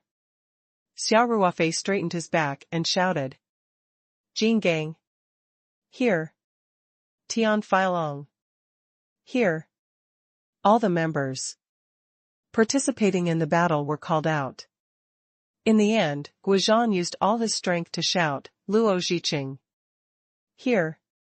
This "here" was louder than all the previous shouts, because this was shouted by Xia Ruofei and all the other members in the battle. "Here!" All the soldiers of the Lone Wolf assault team shouted in unison again. "Here!" All the officers and soldiers who participated in today's ceremony, from the general to the private, and the family members of old Luo squad leader, also shouted in unison. 3 "Here!" were shouted, each louder than the last, and finally resounded through the clouds. The muscles on Guozhan's face twitched. He gritted his teeth and gave the order again, "At ease! Attention!" Guozhan turned around and ran 7 steps forward. Then, he stood straight and saluted a lieutenant general opposite him. This lieutenant general was Qin Hongwei, the chief of staff of the Southeast Military Region.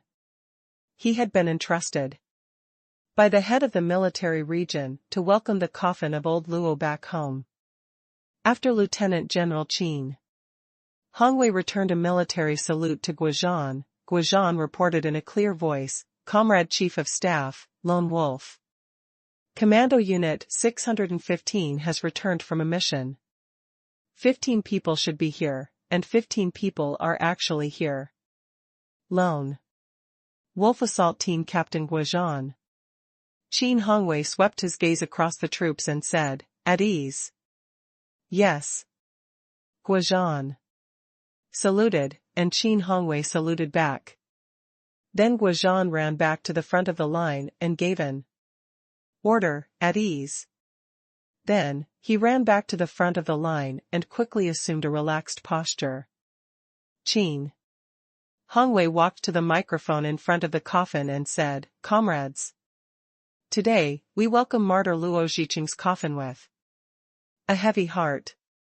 On behalf of the party leaders of the military region and all the soldiers of the military region, I would like to express my deep condolences to martyr Luo Zhiqing and express my sincere condolences to the family of the martyr and the injured comrades."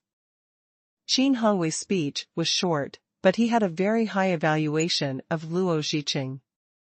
At the end of the speech, Qin Hongwei said, "For decades, squad leader Luo Zhiqing has been the same. He sweated on the training ground and used his blood and life to fulfill the oath that a veteran had made when he first joined the army. He didn't even have time to look at the lights of thousands of homes that he had protected for decades. Comrades, this is how a modern revolutionary soldier should look like. All the soldiers of Lone Wolf must inherit comrade Luo Zhiqing's last will, turn grief into strength, train hard to kill the enemy, and be ready to fight for our country at any time." With red eyes, the soldiers of Lone Wolf shouted in unison with all their strength, "Use me in the first battle, use me to win." After the welcoming ceremony, class monitor old Luo's wife and daughter came up. Squad leader Luo's daughter looked at her father's black and white photo, as if she still didn't understand the meaning of life and death, and his wife had long been crying. Guizhan bit his lips and said guiltily after a long time, "Sister-in-law, I'm sorry. I took squad leader Luo out, but I didn't bring him back safely." Squad leader Luo's wife's name was Lin Yue. Because she had been living in two different places for a long time, she had taken care of the elderly and children at home by herself. She also did housework all day, so she looked a little older than her actual age. Lin Yue shook her head with tears in her eyes and said, "Captain Gua, you're not to blame for this, it's all fate. Old Luoxing told me before he died that as a soldier, he was ready to sacrifice himself at any time. As his wife, I'm actually mentally prepared for this, sister-in-law. If you have any difficulties at home, just tell us. The organization will do its best to solve them. If the organization can't solve it, I will help you solve it personally," Guizhan said in a low voice. Lin Yue shook her head. "We don't have any requests for the organization. However, I hope that old Luo can return to his hometown and return to his roots. We will respect your opinion and immediately contact the relevant department in Ganjiang province, to arrange a place for old Luo to be buried in the martyrs' cemetery in his hometown," Guizhan immediately said. Lin Yue nodded and said, "Thank you." Then, Lin Yue looked at Xia Ruofei. Xia Ruofei quickly stepped forward and called out, "Sister-in-law." Squad leader old Luo and Lin Yue had been married for many years. Although they had been separated for a long time, Lin Yue would still come to visit them every year. Hence, the veterans were very familiar with this sister-in-law. Lin Yue squeezed out a smile and said, "Little Xia, you've been discharged from the army for almost a year, right? This time, you even specially returned to the army for old Luo's matter." "Thank you. Sister-in-law, please don't say that," Xia Ruofei said. "Squad leader Luo is the most respected former squad leader in our entire team. We will not shirk our duty for his sake." Lin Yue said, "Little Xia, the military chief has told me about the situation. Although I don't know what mission you're carrying out this time, the chief told me that the enemies who caused old Luo's death have all been eliminated by you. You've even personally avenged old Luo." "Thank you. But no matter what, squad leader Luo," Xia Ruofei's expression darkened. Speaking of this, Xia Ruofei couldn't help but feel a little choked up. He thought about how he had spent most of his time in the army. Every bit of his life seemed to be filled with the shadow of old Luo, the squad leader. This loyal elder had trained him from an ordinary soldier to a special forces elite. Now, the old class monitor had left forever. After the funeral ceremony, Xia Ruofei felt more and more empty. Guizhan gave Xia Ruofei a look and whispered, "Are you okay?" Xia Ruofei immediately came back to his senses. At this time, the family members were already very sad and painful. He should not show such emotions. "Sister-in-law, I'm sorry," he quickly apologized. "I'm fine, Lin Yue replied with reddened eyes. "Let's go, sis-in-law." Guizhan came over and said, "The hearse is waiting in front." "All right." Lin Yue wiped her tears and said, Nan, hold on to Dad's photo properly." The daughter of the squad leader old Luo, Nan, nodded sensibly. She took the deceased photo of the squad leader old Luo from Guizhan's hand and slowly walked toward the hearse under the lead of two female soldiers. Guizhan walked to the front of the coffin and patted Tian Feilong's shoulder, indicating for him to return to the team. Then, Guizhan held the corner of the coffin and gave the order.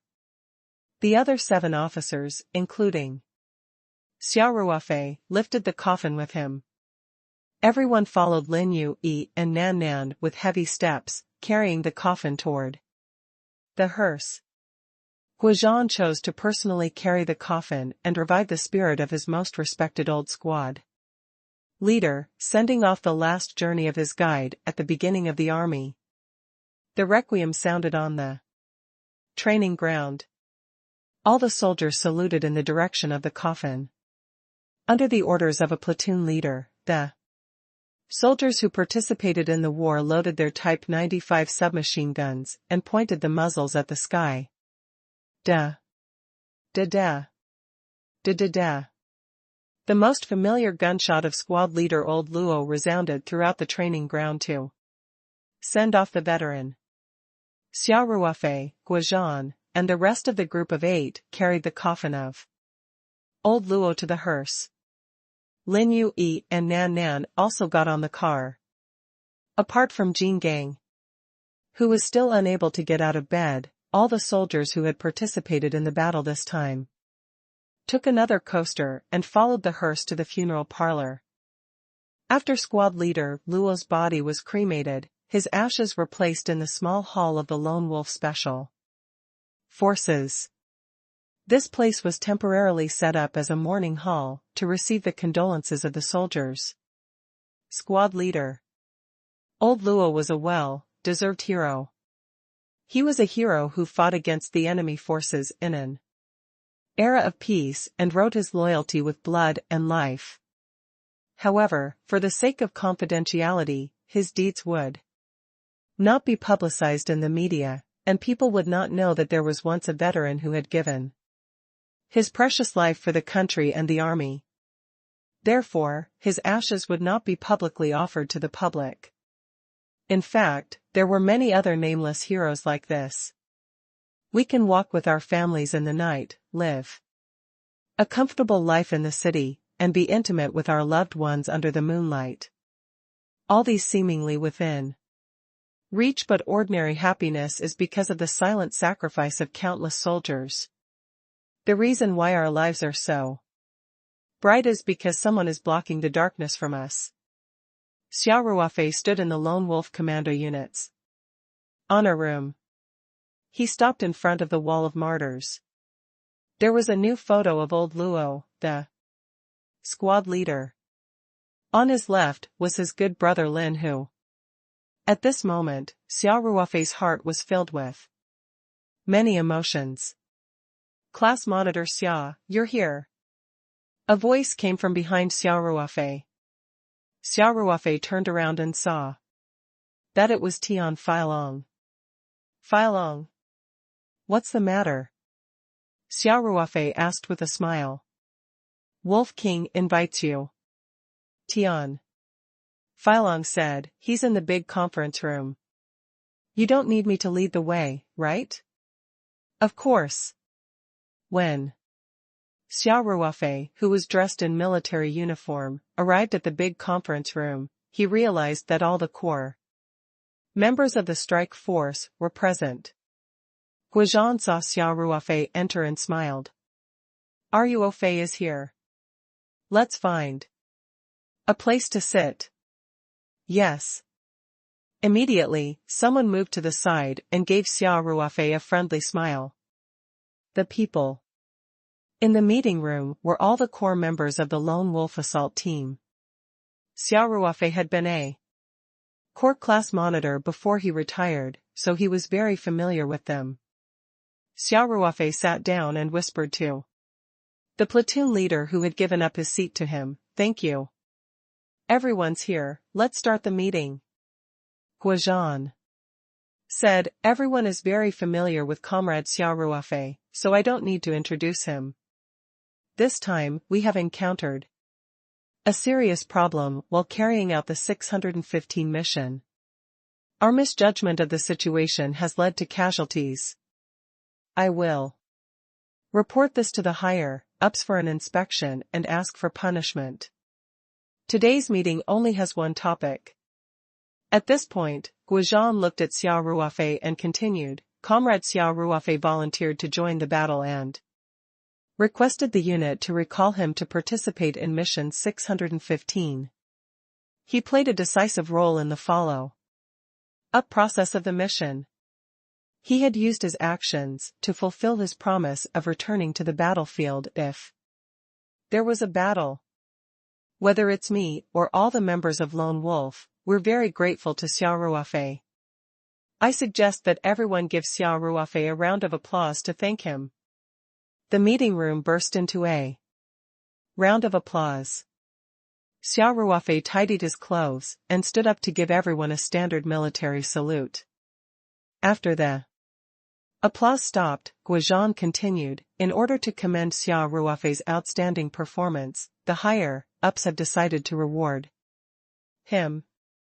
I will now read out the order from the Southeast Military Region to reward him with second-class merits. As soon as Guizhan's voice fell, everyone in the conference room stood at attention. Guizhan picked up a document and read aloud, Southeast Military Region's Government, No. 12 Order. Lone Wolf Assault Team, Comrade Xia Ruofei, a retired soldier from your division, was summoned back to carry out his mission. Guizhan read out word by word the meritorious service order personally signed by the military chief, and the conference room was once again filled with thunderous applause. Xia Ruofei walked up the stage. Guizhan personally pinned the second-class meritorious service medal on the chest of Xia Ruofei's military uniform. He also presented the certificate of meritorious service and the good news of meritorious service to Xia Ruofei. Now that Xia Ruofei was all alone, he naturally had no place to mail the good news of meritorious service, so he gave it to him directly. Although Xia Ruofei had already retired, he would still be recorded in his personal file for his contributions and awards during his recall. This second-class merit did not have any material reward, but to Xia Ruofei, it was a very precious honor. Hence, Xia Ruofei was rather excited. After receiving the medal and certificate, he stood on the stage and saluted to his comrades. He said emotionally, "Thank you for the organization's recognition, my comrades. Although I have left Lone Wolf, my heart will always be with everyone. In the future, as long as the army gives the order, I am willing to put on my clothes again and go to the battlefield. Still the same words, if there's a battle call, I will return." All right. His comrades gave Xia Ruofei a warm round of applause. I hereby announce that Comrade Xia Ruofei has successfully completed his mission. His temporary recall has come to an end, Guizhan said from the side. At the entrance of the barracks, a camouflage cheetah off-road vehicle was parked quietly. Xia Ruofei was quietly packing up in his room.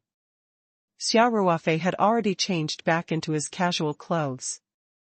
All the things that were given to him during the mission, including the woodland camouflage, the standard belt, the bulletproof vest, the bullet bag, were all placed neatly on the bed.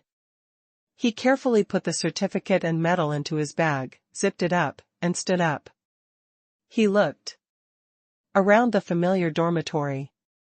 At this moment, Xia Ruofei saw Guizhan standing at the door. "Since you're so familiar with it, you don't need to send me off, right?" Xia Ruofei pretended to be relaxed and smiled. Guizhan walked in and casually placed his military hat on the table. He asked, "Talk?" Xia Ruofei was stunned. "Don't worry, I'm not trying to persuade you to stay," said Guizhan with a smile. "There's something else I need to talk to you about." "Please speak." Xia Ruofei grinned. Guizhan took out a small stool from under the bed. After the two sat down, he said, "Ruofei, I'm here to talk to you about sister-in-law, you mean class monitor Luo's lover? Xia Ruofei asked. Yes. Guozhan nodded. After the coordination of various military and local departments, squad leader Luo's grave had been confirmed. It was in the Martyrs' Cemetery in the county where his hometown was. Tomorrow, sister-in-law and Nan will be bringing squad leader Luo's ashes home. Xia Ruofei nodded and listened quietly. Squad leader Luo's parents are old, said Guozhan, and now he's still hiding his sacrifice from the old man. I'm afraid they can't bear the blow. Although squad leader Luo's pension and consolation money can alleviate the urgent needs, but in the future, without squad leader's salary and only some martyr's pension, I'm afraid his family life will be even more difficult. Guozhan paused for a moment before he continued. Generally speaking, the family members of a martyr like squad leader Luo who has made great contributions can solve their work problems. The local government has also promised to make proper arrangements. However, sister-in-law didn't want to cause trouble for the organization. She said that if class monitor Luo was still alive, he wouldn't agree to her doing this. Xia Ruofei couldn't help but be moved. The word military wife was a heavy word. The sacrifice and pain behind this word were also extremely great. A military wife like Lin Yu, who had a high level of awareness, was not the only one. Guozhan continued, I've tried to persuade her, saying that this is a normal treatment, but sister-in-law's heart is set on it, and she doesn't accept it. Xia Ruofei said, sister-in-law is soft on the outside but strong on the inside. She has her own opinions. It's hard to change her mind once she has decided on something. Isn't that so? Guozhan smiled bitterly. Ruofei, that's why I'd like to ask you to persuade her. This time, you personally avenged old Luo, so she might listen to you. Captain, I don't recommend sister-in-law to accept the work arranged by the organization, Xia Ruofei said after some thought. Guozhan was stunned for a moment and said, you brat. I'm still counting on you to persuade sister-in-law. Why are you going against me now? Xia Ruofei smiled and said, Wolf King, let me finish. Sister-in-law's education level is only high school, and she doesn't have any special skills. Even if the organization arranges a job for her, it'll at most be an idle position in a public institution. Moreover, the salary in Ganjiang province is generally low. Even if she has a permanent position, she won't have much money a month. By then, her family will definitely be tight. Do you have a better idea? Guozhan asked. Of course. Xia Ruofei smiled and said, don't forget what I do for a living. My company is currently expanding rapidly, and I'm hiring people every once in a while. I think we should just let sister-in-law work in my company. We can't let her suffer any grievances in terms of salary and benefits. Guozhan's eyes brightened and he couldn't help but want to clap the table and exclaim, happily saying, Blood Wolf, this is a good idea. Hee hee. You're full of ideas. Guozhan had been racking his brains over the past 2 days regarding the future of Lin Yu's family. After squad leader old Luo's death, he was immediately recognized as a revolutionary martyr. He would receive a one-time pension and funeral expenses. As a martyr's family, Lin Yu would also receive a certain amount of allowance every month. In addition, in the case of squad leader old Luo, the organization would take into account the difficulties of the martyr's family. If they did not have a job, they would usually solve their job problems. However, these were far from enough. The state had policies regarding the pension and preferential treatment for martyrs. It was impossible to give compensation beyond the stipulated scope just because old Luo made great contributions. Guozhan and his comrades had wanted to provide financial assistance to Lin Yui's family, such as supporting Nan Nan until she went to college. However, Lin Yui was a stubborn person. She was not even willing to accept the job that was offered by the organization, so it was naturally impossible for her to agree to such financial assistance. However, after Guozhan's excitement, he immediately frowned and said, "Blood Wolf, sister-in-law doesn't even want to accept the job arranged by the organization. Will she agree to work in your company?" Xia Ruofei smiled and said, "Why not? If you don't accept the arranged work, it means that you don't want to cause trouble for the organization. But if you work in my company, you'll earn a living with your own abilities.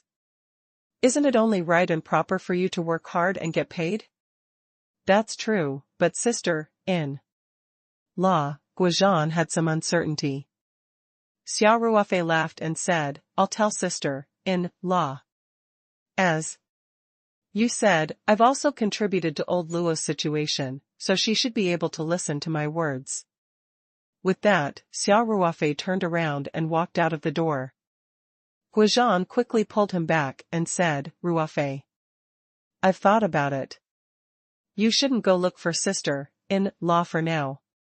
She's going back to Ganjiang in 2 days. There's still a burial ceremony for the deceased. After she's done with these things, there's still the issue of the 2 elders. This matter can't be kept a secret for too long. When the media in Ganjiang reports about it, the elders will definitely find out, so why don't you wait for a while? After sister-in-law's family has settled everything, you can go to Ganjiang yourself."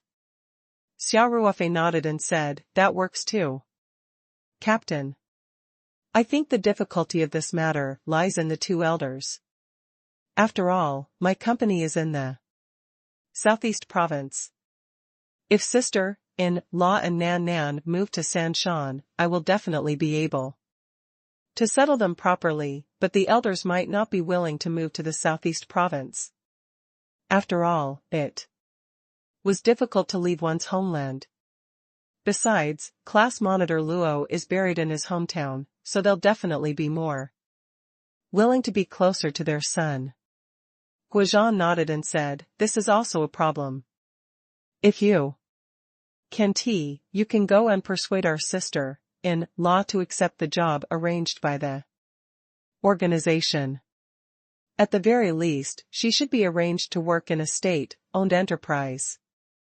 If it's better, she might even be able to solve the problem of being a career editor."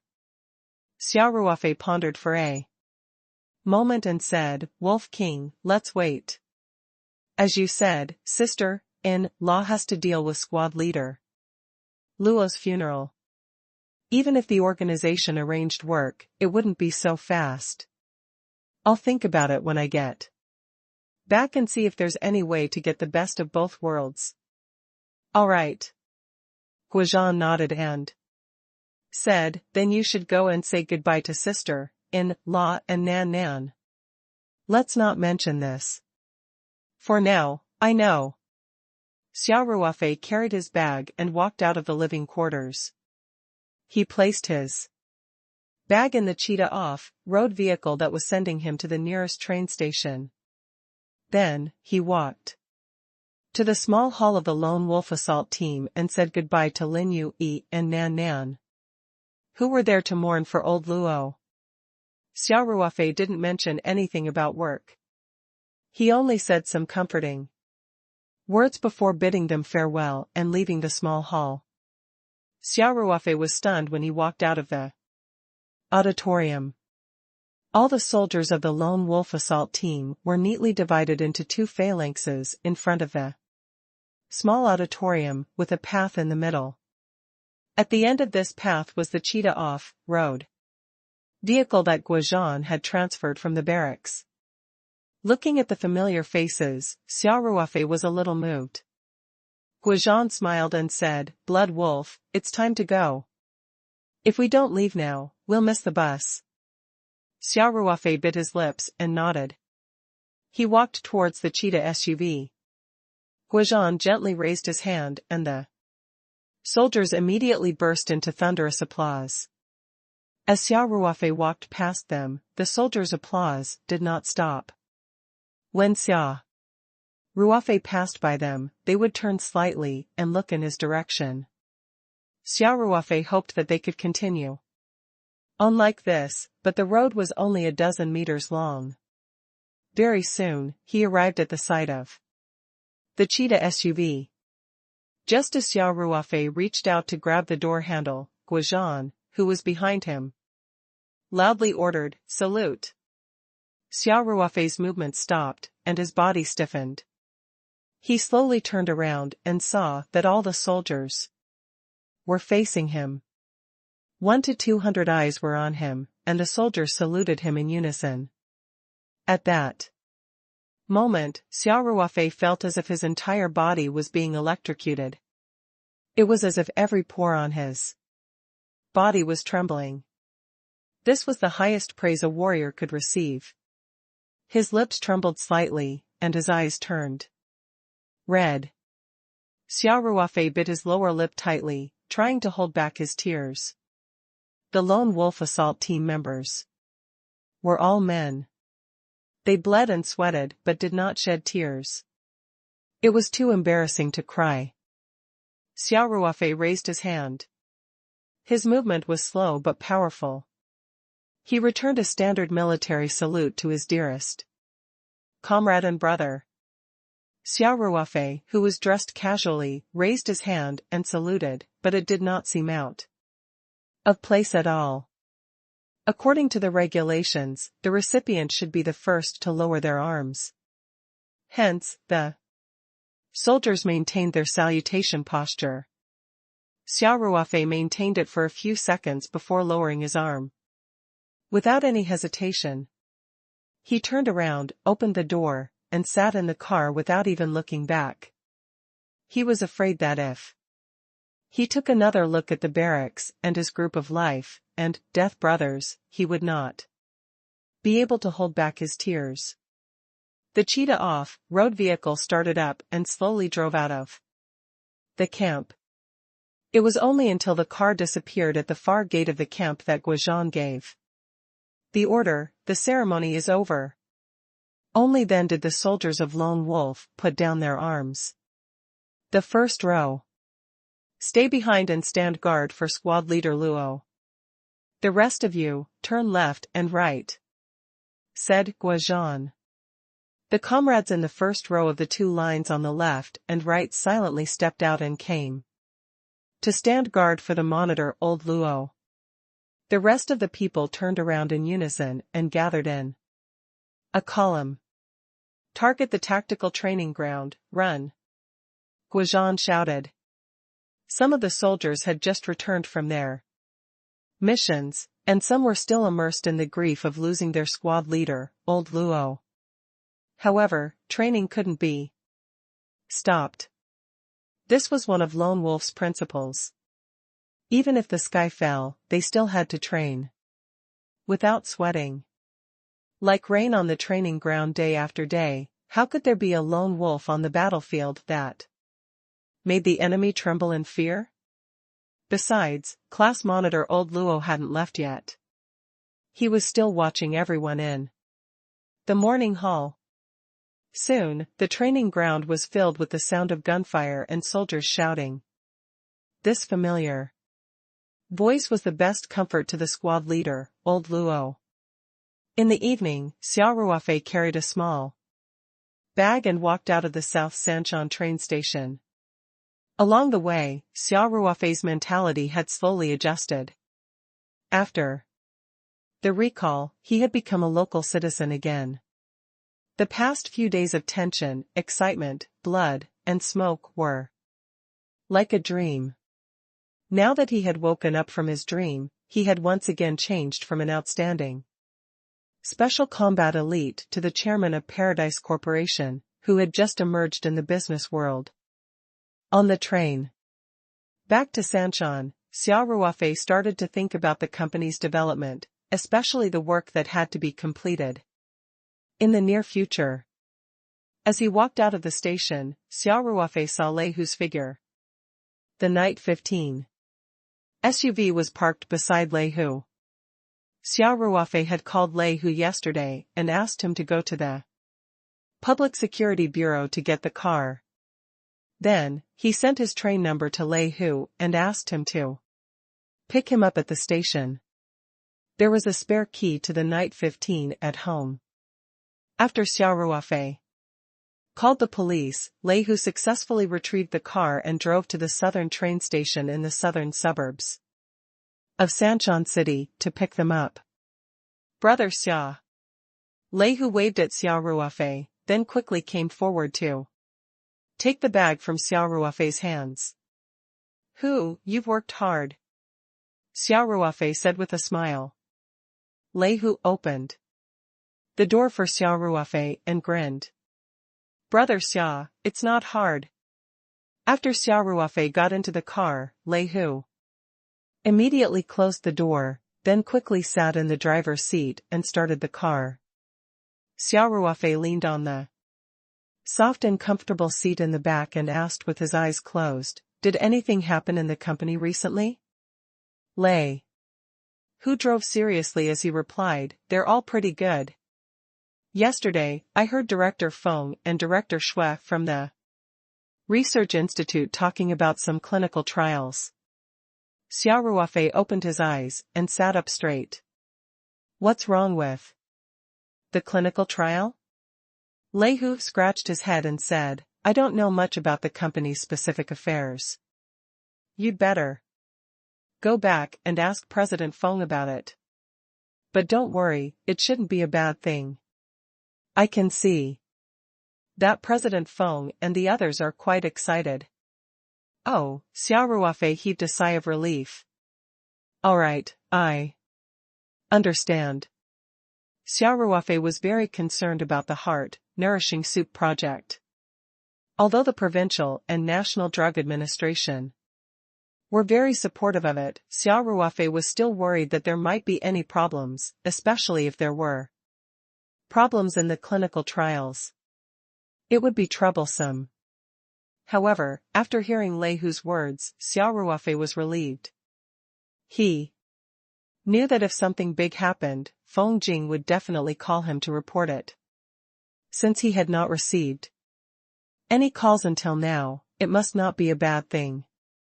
After all, Lei Hu was only the head of security and did not know much about the company's affairs, so Xia Ruofei decided not to ask. Oh right, who's he? Qiao or hasn't gone out these past few days, has she? He asked after some thought. No, I personally went to pick him up after the class reunion. Lei Hu replied, she's been at home the past few days. She didn't even leave the farm. Xia Ruofei nodded. Lei Hu laughed and said, Brother Xia, you're really concerned about this sister of yours. Even a real brother wouldn't be able to do this, right?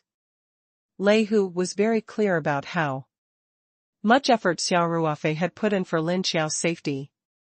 All of this was done without Lin Xiao's knowledge. No wonder Lei Hu was so emotional.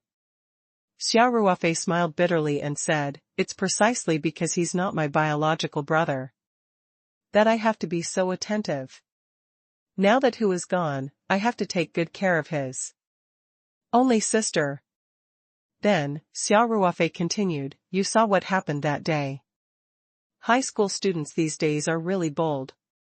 If I hadn't been secretly protecting her, Qiao or might have been hurt. Lei Hu nodded in agreement. Oh right, what happened to Xuefei that day? Xia Ruofei asked. Lei Hu couldn't help but look at Xia Ruofei through the rearview mirror and said, Xuefei, Hu Lily, and their two friends were all seriously stung by the hornet that night. They are still lying in the hospital. For the time being, he didn't have the time to play any tricks. Although their lives weren't in danger, they had suffered quite a lot. For example, Ruofei had been bitten in a vital part, and the swelling was still not reduced. I don't know if it will affect the function in that area after the treatment. Xia Ruofei suddenly received a call that day to go to the general hospital to meet Guozhan. Hence, he arranged for Lei Hu to send people to keep an eye on Ruofei and the others, to keep track of their movements. Lei Hu was in awe of Xia Ruofei's superb skills. He had even used the hornet. Although the nightclub said that it was a hornet that flew in from outside and its source was unknown, Lei Hu was very clear that this matter must be related to Xia Ruofei. Otherwise, how could it be so coincidental that it stung the 4 people who wanted to harm Lin Xiao? And Ruofei's condition was the most serious? Of course, Lei Hu was also a soldier. He knew what to ask and what not to ask. On this kind of question, he was very smart to keep his mouth shut and would not discuss anything with his brothers. Xia Ruofei couldn't help but smile. After hearing this, that day, he had really used his mental power to control a hornet to sting the place where Ruofei was. This wasn't because he had a bad taste, but because he really hated Ruofei. He actually dared to have such thoughts about Lin Xiao, so he had to let his tool, who had failed to commit a crime, receive a small lesson. Is there any other news? Xia Ruofei asked. Lei Hu knew what Xia Ruofei was asking and smiled bitterly. Brother Xia, we haven't made any progress in our investigation on Ruofei's father, Xue Jingbang. After all, he's the deputy mayor, who, you don't have to explain. I understand. Xia Ruofei smiled and waved his hand. You don't have to worry about Xue Jingbang, but keep an eye on Ruofei. He's a time bomb. I won't be at ease until he's removed. Understood. Lei Hu replied crisply. Xia Ruofei nodded and did not ask any more questions. He leaned back in his seat and closed his eyes to rest. He had been thinking about Ruofei's case. He had to investigate Xue Jingbang. Unless this deputy mayor was really an official like Bao Qingtian, he could easily beat Ruofei down. Then, he wouldn't have to worry about Lin Xiao's safety. Soon, the car returned to the farm. Xia Ruofei carried his bag and walked into the house. Lin Xiao was sitting on the sofa and fiddling with her laptop. She had been studying graphic design software recently and was very enthusiastic. She even wanted to hold her laptop while eating. Seeing Xia Ruofei return, Lin Xiao was very happy. She quickly put her laptop aside and shouted, Brother Ruofei, you're back. Xia Ruofei smiled and nodded. Yup. Have you been obedient these few days? You didn't run around, did you? No, I didn't. The farm is so remote, the farmland is right outside, where can I run to? Lin Xiao pouted and said, You didn't even bring me along when you went on a business trip. Xia Ruofei chuckled and said, You said you were on a business trip. Where would you find the time to play? I'm dying of exhaustion. New novels chapters are published n. Oh. Then you should go upstairs and rest. Lin Xiao said, Do you want me to go up and help you fill the tub? Take a bath, to relieve your fatigue. Xia Ruofei quickly said, No need, no need. How can I let my little princess do such menial work? I'll do it myself, you can continue to study. Lin Xiao stuck out her tongue at Xia Ruofei and smiled sweetly. Has Godma returned to her room? Xia Ruofei asked. Yes, she always sleeps early, Lin Qiao said. Alright, I won't disturb her anymore. We'll talk about it tomorrow. Xia Ruofei said, I'm going back to my room. Qiao, you should rest early too. I know. Xia Ruofei carried his bag and went upstairs.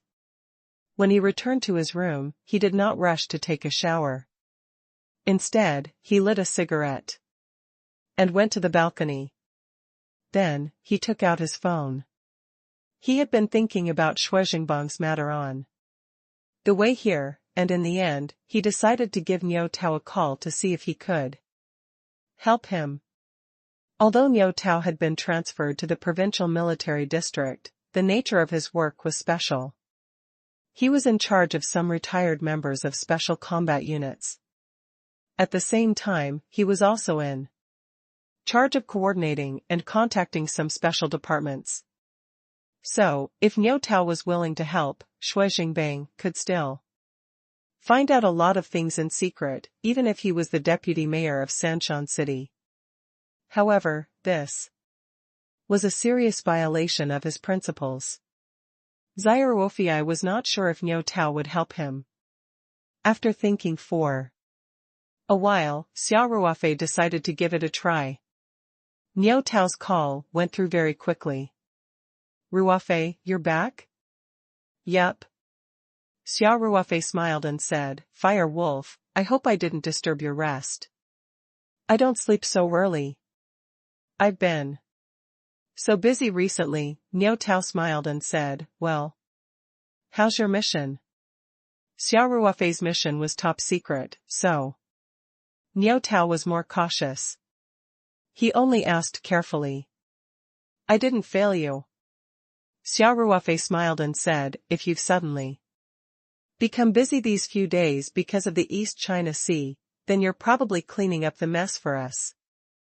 Although the Lone Wolf assault team had annihilated the Japanese special agents, rescued Professor Liang Qiming, and obtained the core experimental data, there was still a lot of follow-up work left after they left the Three Mountains. For example, how did these Wei Nation people sneak into Huaxia? Did they have any spies in Huaxia? How the matter of Liang Qiming's laboratory in Sanshan University was leaked, and so on. This required a special department to investigate, and Niu Tao happened to be in charge of this. Niu Tao couldn't help but exclaim, fuck. So it was to clean up the mess for you. Fuck, I'll get the Wolf King to treat me to a drink next time. Remember to call me when you drink. Xia Ruofei laughed and said, Fire Wolf, let's cut the chat. I'm looking for you today because I need your help with something. It might be a little troublesome. If you feel that it's difficult, you don't have to be polite. Just tell me. So formal? Niu Tao said, speak. What's the matter? Xia Ruofei didn't try to hide anything and said directly, Hualang, I want to investigate the situation of a deputy mayor of Sanshan City. His name is Shui Jingbang, and he's in charge of science, education, culture, and health. I know that this is against the principles and the risk is quite high, so you don't have to care about the situation. If you can help, then help. If you can just tell me directly and I'll think of another way. In an unassuming office in the Southeast Province Military District, a large office table was filled with all kinds of scattered documents, and a large ashtray was filled with cigarette butts. The office was also filled with smoke. Obviously, the owner of this office was in a very busy state. This was Niu Tao's office. He had been really busy these days. Niu Tao was holding his phone in one hand and a cigarette in the other.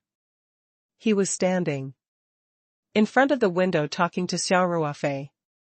When Xia Ruofei mentioned that he wanted his help to investigate A working deputy mayor of Sanchon City, Niu Tao subconsciously frowned. This was a very difficult matter for him. Furthermore, it was a serious violation of the organization's principles. If this matter was exposed, the lightest punishment he could get was to remove his military uniform and transfer to another job. However, Niu Tao didn't have the heart to reject Xia Ruofei directly. He had heard that after the death of old Luo, Xia Ruofei played an important role in the mission and killed the enemy for old Luo. Niu Tao and Guozhan had entered Lone Wolf at almost the same time. They were both brought up by squad leader old Luo. However, when Xia Ruofei said that the deputy mayor he wanted to investigate was Xue Jingbang, who was in charge of science, education, culture, and health, Niu Tao's embarrassed expression suddenly froze. He opened his mouth slightly, and his expression was quite interesting. Xia Ruofei saw that. Niu Tao was silent after hearing this, and could not help but smile bitterly. Flying Wolf, I know that this request is a bit too much, it's a bit too much. Forget it, I can't make things difficult for you. This matter, Ruofei, I can help you. Niu Tao said in a serious tone. Xia Ruofei wasn't in front of Niu Tao. Otherwise, he would have seen that although Niu Tao's tone was very serious, his expression had become very relaxed. It was like a completely different person from the difficult look he had just now. Xia Ruofei was stunned for a moment and said, Flying Wolf, don't force yourself. This is not a joke, I'm still a Colonel of the Republic, Niu Tao replied with a faint smile. Do I need to brag in front of a sergeant like you? I'll put it this way. I can help you investigate Xue Jingbang, but how do you plan to thank me? Hearing Niu Tao's relaxed tone, Xia Ruofei realized that there must be a reason behind it. He relaxed a little and smiled. How about I treat you to a big meal? You can choose the restaurant. And a few bottles of good wine. Niu Tao laughed. No problem. Xia Ruofei said, the exquisite drunken 8 immortals is enough. I want paradise vegetables. Brother. This was even less of a problem. I'm selling this. Xia Ruofei smiled and said, you can eat as much as you want. I'll bring some back for my sister, in law to try. That's interesting. Woof. This was the rhythm of not being able to bear the consequences. That's interesting. Deal. Niu Tao laughed heartily. Xia Ruofei stopped smiling and asked seriously, Fire Wolf, are you sure? If you're not confident, then forget it. I don't want to drag you into this. You think you can drag me into this? Niu Tao laughed. Don't worry. For the sake of your big meal, I'll definitely settle this matter properly for you. Something's wrong. Xia Ruofei asked suspiciously, you have so much power now? Checking on a deputy, director-level official is as easy as eating and drinking? If it were any other deputy department head, we naturally wouldn't be able to investigate him so casually. But Xue Jingbang is an exception because we're investigating him. Niu Tao laughed. Xia Ruofei was stunned for a long time before he said, Fire Wolf, you're so sneaky. You tricked me into a big meal and a few bottles of good wine just like that? Ha ha ha. Niu Tao laughed heartily. I heard that you're a profiteer. This time, I'll make you bleed a little. That's great. Don't you dare. Xia Ruofei said, quickly tell me what happened. Why would the military suddenly investigate a deputy mayor? This is not normal. Niu Tao said triumphantly, speaking of which, this matter is most likely related To you guys. We're investigating the leak of information on the research at Sanshan University, and we found a foreign company with Wei Nation funding. This technology company called Yamada Corporation had just settled in Sanshan this year, and it had already been found out that Yamada Corporation was actually an intelligence branch of the Wei Nation, responsible for the intelligence collection and analysis of the southeast region. We found this Xue Jingbang by following the clues. Xue Jingbang has a close relationship with Yamada and Company, and has provided a lot of help for this company to establish itself in Sanshan City. The confirmed bribe is 2 million HXB, and we're currently digging deeper. Xia Ruofei was dumbfounded. This was too much of a coincidence. Fire Wolf, this deputy mayor is so bold. Xia Ruofei found it a little unbelievable. He actually dared to help the Wei Nation's intelligence organization? This isn't just a simple bribe, it's a crime that threatens national security and even treason. This fellow isn't going to the extent of betraying his country.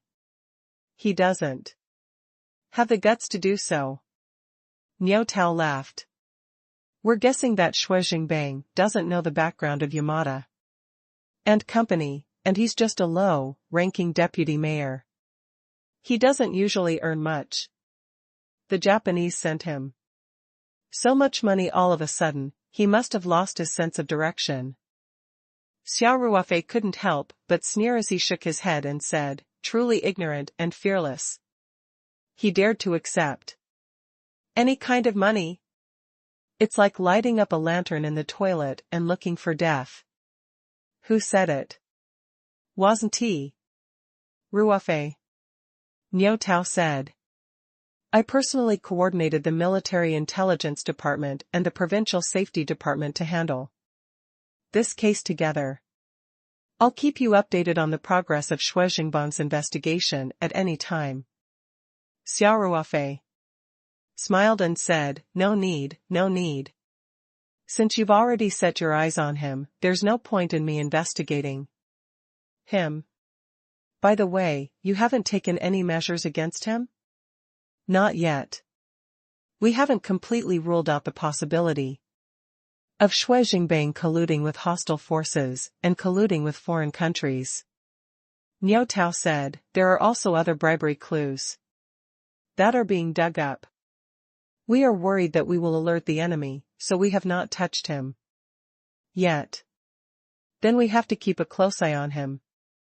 Xia Ruofei said, the corrupt officials these days all have dog noses.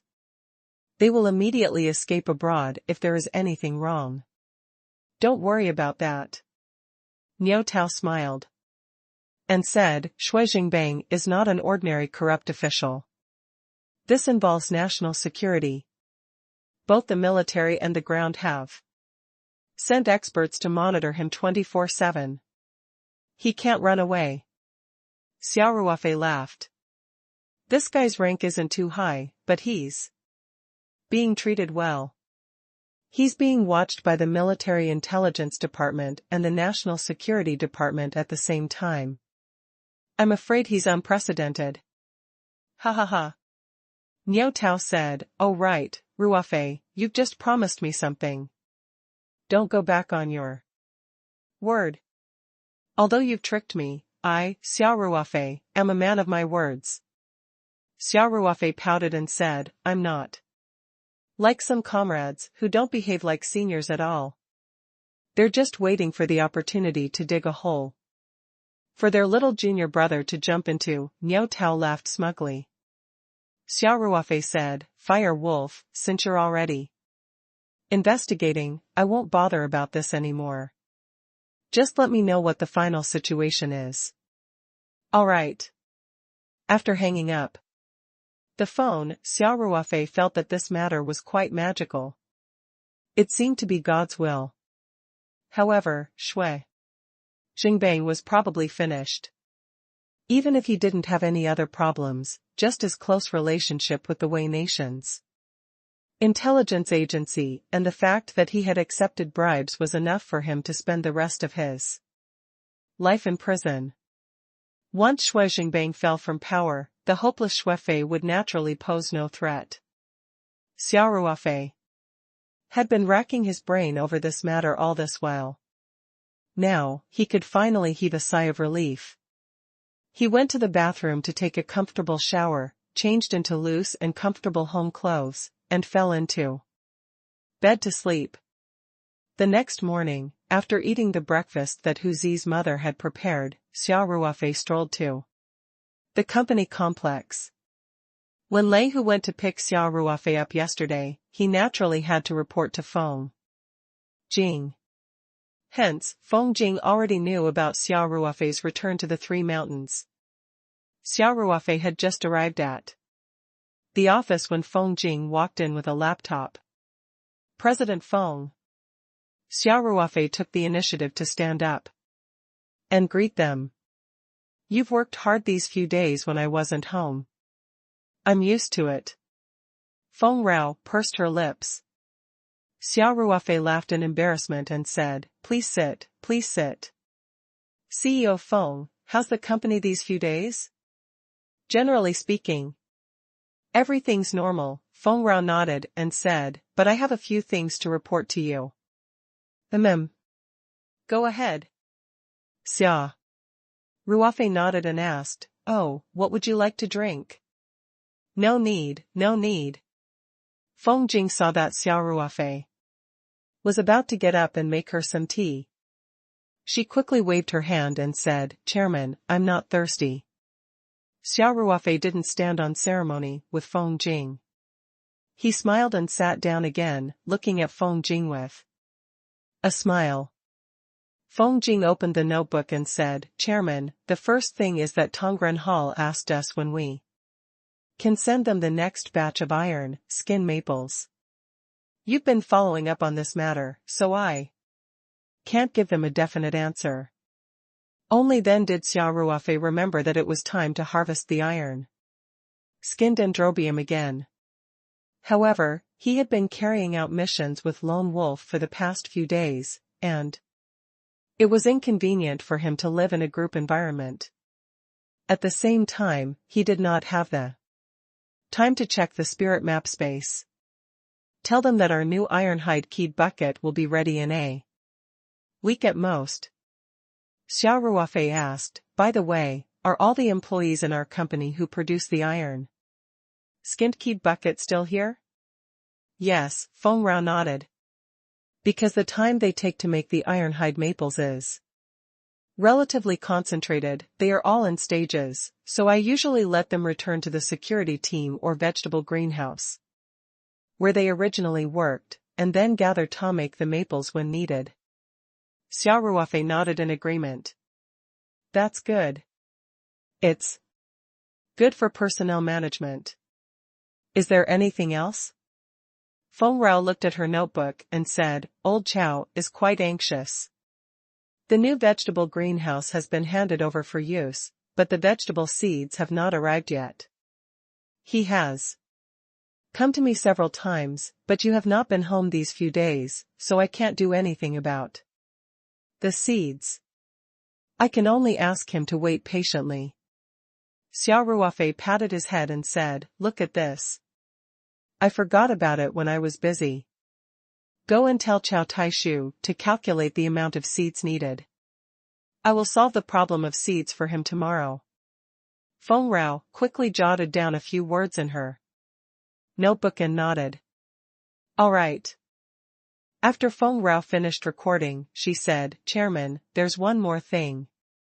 It's about the approval of our pharmaceutical factory's new drug. Xia Ruofei smiled and said, yesterday, I heard from Lei Hu that you've been talking about this for the past 2 days. However, Lei Hu doesn't know much about this business and can't explain it clearly. Tell me. What's wrong? With the approval of the new medicine? It's good news, Chairman. Feng Jing said with a smile. The results of the Heart, nourishing soup's clinical trial at the designated Peking Union Medical College Hospital are very good. The conditions of the children with autism who participated in the trial have improved to varying degrees. After a discussion with Peking Union Medical College Hospital's committee of experts, they believe that the first phase of the clinical trial has been a great success and agreed to end it early. There's such a good thing? Xia Ruofei was surprised. We were also surprised, Feng Rao said with a smile. I heard that it was proposed by Professor Feng Ruofei from Peking Union Medical College Hospital's Pediatrics Department. The hospital's committee of experts carefully reviewed the medical records and various data of the heart nourishing soup after the clinical trial at Peking Union Medical College Hospital, and agreed with Professor Feng Ruofei's opinion. Xia Ruofei laughed and said, President Feng, you're a good family. Feng Rao couldn't help but roll her eyes at Xia Ruofei and said, Professor Feng is an expert in child neurology and has also done in-depth research on the treatment of autism. She has achieved great results and is the person in charge of the clinical trial at Peking Union Medical College Hospital. Professor Feng also saw the obvious effects of the heart nourishing soup and felt that such a good medicine that could change the fate of children should not be dragged down by the cumbersome process. So he took the initiative to suggest it. We did not do any public relations work. Xia Ruofei couldn't help but give him a thumbs up. A doctor really has the heart of a parent. This Professor Feng was a person worthy of respect. Director Feng, please find out what project Professor Feng is currently researching, and then sponsor this project. In the name of the Paradise Corporation. Understood. Feng Jing said, Chairman, the second phase of the clinical trial will begin very soon. The scope of the second phase is much wider, and it will involve 20 hospitals. The number of patients participating in the trial will also be more than 10 times that of the first phase. In addition, the State Drug Administration will also send someone down to review the trial in order to prepare for the second phase of the experiment. The pharmaceutical factory has to increase production. At the same time, they have to deal with the National and Provincial Drug Administration. He's almost living in the pharmaceutical factory now. Give him a bonus. Xia Ruofei said, also recruit some professionals to help Xue Jinshan with his work. All right. Feng Jing continued, in addition, we've already mobilized the villagers in the nearby villages to plant the herbs we need. The company has signed a buyback agreement with them and sent people to give them technical guidance. The villagers have already started to plant Chinese herbs. All right. Xia Ruofei said. Happily, when the Chinese herbs mature, we won't be restricted by others in terms of raw materials. Yup. However, considering the need for the second phase of clinical trials, and we estimate that the State Drug Administration will also take special measures for the second phase of clinical trials, the progress of the new drug approval process will be greatly accelerated. In order to be able to smoothly put into production in the near future, we think that we should purchase and store raw materials now. Feng Rao said, otherwise, we'll be in a mess. Xia Ruofei suddenly thought of Xia Qing's plantation in the spirit map space. He thought for a while and said, President Feng, how about this? Let Xue Jinshan and the others calculate the initial production capacity and the number of raw materials needed after our new drug is approved for production. I can get in touch with a batch of high-quality Chinese medicinal herbs. As for the missing portion, let Xue Jinshan and the others purchase it in advance. All right, I'll immediately inform Xue Jinshan. Feng Ke said. By the way, Chairman, there's one more thing. Feng Jing said, although our Yangxin soup is still in clinical trials, it's already quite well known in the industry. 2 days ago, Chief He Kuan of the Provincial Drug Administration told me that the major leaders of the National Health and Planning Commission are paying attention to our Yangxin soup. I heard that they even have the intention of listing it as a guided drug for the treatment of autism. Xia Ruofei said happily, that's great. This way, at least in the country, there would be more children with autism who would be recommended to use the heart-nourishing soup at first notice. This is really good news. Xia Ruofei was very excited when he heard the news. His first reaction was not that the heart-nourishing soup was going to be popular all over the country, but that once the heart-nourishing soup could be introduced as a guiding drug, it would be quickly used by patients in Huaxia without much promotion. Xia Ruofei did not offer the heart-nourishing soup project purely for the sake of money. Let's start a round of recruitment as soon as possible. Xia Ruofei thought about it and said, there are too few people at the pharmaceutical factory. Shui, Jin Shan and the others can't stand working overtime for long periods. We'll have to send more people to them. All right. Feng Jing said, I'll get them to bring out a candidate right away and start the recruitment as soon as possible. Xia Ruofei smiled and said, thank you, CEO Feng. Now that the company's administrative team has been set up, you just have to give orders. You don't have to do the specific things by yourself, right? You look a little haggard. Have you been working too hard recently? Feng Rao blushed and said, I'm fine. I've been staying up late these past 2 nights. It's not good to stay up late. It's bad for the skin. Xia Ruofei said, by the way, have you finished the jaded skin ointment I gave you last time? I'll get you some more later. Women need to pay attention to their skin. Chairman, I'd like to see the mass production of jaded skin cream as soon as possible. Feng Jing said. When the time comes, I'll just have to pay for it myself.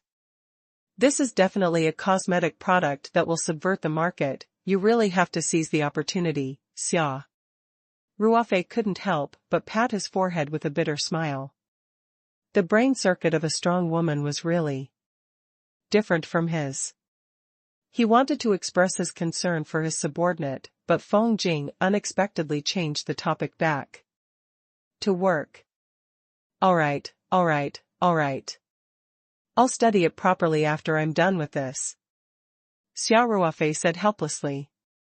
But before you figure out a way to mass produce it, it's not a bad idea to give me a few portions of jaded skin cream. Feng Rao chuckled. It was indeed a woman's nature to love beauty. Xia Ruofei chuckled and nodded. No problem.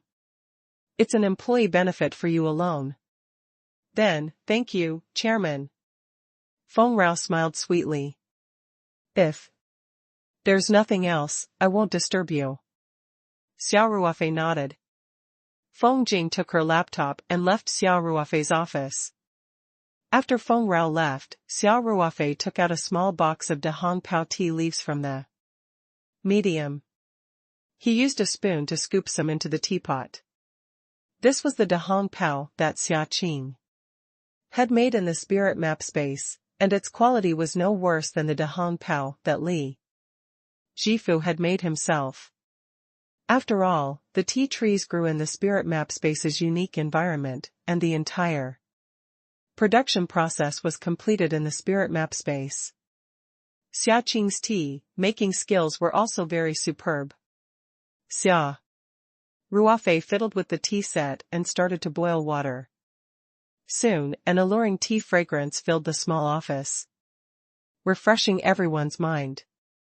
Xia Ruofei did not know much about tea in the past, but now he was starting to like the feeling of drinking tea.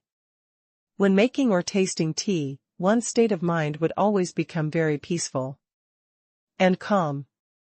He had been participating in Lone Wolf's operation for the past few days, especially the death of old Luo, which made him feel like he had been holding a breath in his chest. That was why Xia Ruofei could be so calm and cold-blooded when facing those Wei Nation agents. He picked up the teacup and took a small sip. The faint fragrance circulated in his mouth, and the hostility in his heart seemed to have dissipated a lot. Boss Xia is quite carefree. A clear and playful voice sounded. Xia Ruofei raised his head in surprise and saw Ling Qingxue leaning against the door frame. Her sexy red lips were slightly curled up in a beautiful arc. There was a faint dimple on her cheek and there was a faint smile in her eyes. Qingxue, what are you doing here? Xia Ruofei was surprised and happy. When he came back yesterday, he had already called Ling Qingxue and told her that regardless of whether she was leaving or coming back, she insisted on calling her girlfriend to report. This was a necessary quality of a good man. Yesterday, Xia Ruofei had wanted to meet Ling Qingxue in the city to relieve the pain of his lovesickness. However, Ling Qingxue said that she was busy with work today and might not have time. Xia Ruofei could only dejectedly say that he would meet her in a few days. He didn't expect Ling Qingxue to come straight to the farm today. Ling Qingxue glanced at Xia Ruofei with a half-smile and said, "What's the meaning of this? It sounds like I'm not welcome here today." Ling Qingxue was wearing a pair of denim shorts, which completely revealed her long, fair, and shockingly elastic legs. She was wearing a simple white t-shirt with a casual knot at the hem, revealing her white slender waist and mischievous little belly button, which made people's hearts beat faster. Xia Ruofei stood up and walked over. He smiled and said, "How can I? I'm so surprised. I really didn't expect the wife I've been thinking about day and night to suddenly appear in front of me." Ling Qingxue chuckled and said, "What do you mean by missing her all day long? Don't you think it's too mushy?" Xia Ruofei held on to Ling Qingxue's soft hands and used his other hand to close the office door. He even locked the door from the inside, seemingly at will. "Wife, didn't you say you weren't free yesterday?" Xia Ruofei rolled his eyes and said, "I know. You wanted to give me a surprise," Xia Ruofei said as he wrapped his arms around Ling Qingxue's waist. Ling Qingxue couldn't help but giggle as she twisted her body and said, "Don't think too much. I'm here to make a surprise attack. Let's see if you'll be honest when I'm not by your side." "Then, is my wife satisfied with the results of the inspection?" Xia Ruofei asked with a smile. "You did well," Ling Qingxue said with a smile. Xia Ruofei had not seen Ling Qingxue for a long time. When he saw his pretty and lovely girlfriend, his eyes were filled with love. Ling Qingxue felt Xia Ruofei's burning gaze and her heart started to race. When she saw the Dahong Pao tea on the tea table, she quickly changed the topic. "This tea is so fragrant. Ruofei, is this the Dahong Pao that you gave my dad last time?" Xia Ruofei laughed and looked away. "It's made from the same tea green. But it's not from the same batch. How about you come and try it?" Ling Qingxue nodded her head. Xia Ruofei walked to the coffee table and sat down. He poured away the cold tea and then pressed the button on the tea set to boil the water again. Ling Qingxue walked to the opposite side of Xia Ruofei. With a long sound, the water in the pot was already boiling. Xia Ruofei started to brew the tea skillfully. He had only brewed the tea once, so the fragrance was still very strong. It could be said that the room was filled with the fragrance of tea. Ling Qingxue couldn't help but take a deep breath. A look of surprise appeared on her face, and she even forgot about her own predicament. Xia Ruofei skillfully poured 2 cups of tea and smiled. Qingxue, try it. Ling Qingxue picked up the teacup and blew on it with her cherry-like lips. She then took a small sip. The unique tea fragrance of De Hong Pao instantly filled her mouth, and Ling Qingxue couldn't help but let out a soft sigh. She praised, "This tea is so fragrant." Ling Qingxue had grown up in a wealthy family. Although she was not particularly fond of tea tasting, Ling Xiaotian had a special liking for it. Therefore, under the influence of her childhood, Ling Qingxue had a very good judgment of the quality of tea leaves. Ruofei, these tea leaves must be very expensive, right? Even Jin Junmei, which is worth more than 10,000 yuan per jin, is not of such high quality. Ling Qingxue asked. They're all self-made, so there's no pricing standard. Xia Ruofei smiled and said, I'm not going to sell it anyway. I'll just keep it for myself and then give some to my elders and friends. After Xia Ruofei finished speaking, he poured another cup for Ling Qingxue. Then, he picked up his teacup and took a sip. In an office filled with the fragrance of tea, drinking the best De Hong Pao was a form of enjoyment. After the two of them sat down and drank tea for a while, Xia Ruofei stood up and took Ling Qingxue's hand to the desk. He told her about the Heart Nourishing Soup project with great interest. The Heart Nourishing Soup project might not be the most profitable, but it was what Xia Ruofei was most concerned about. The meaning of many things was not about how much money they could make. When one was poor, one would be good for one's own body, and when one was good, one would help the world. Although Xia Ruofei was not considered successful or wealthy, he had the ability to do something for the people with autism. When he first saw little Huanhuan's appearance as if she had drifted away from the world, his heart had been greatly impacted. Now, if he could help as many autistic children walk out of his own world as possible within his ability, Xia Ruofei felt that it was worth it even if he did not earn a single cent. Ling Qingxue was naturally very supportive of Xia Ruofei's career. When she heard Xia Ruofei talk about the future of the Heart Nourishing Soup project and its significance to the autistic community, Ling Qingxue's eyes were a little dazed. It had to be said that a serious man was the most attractive.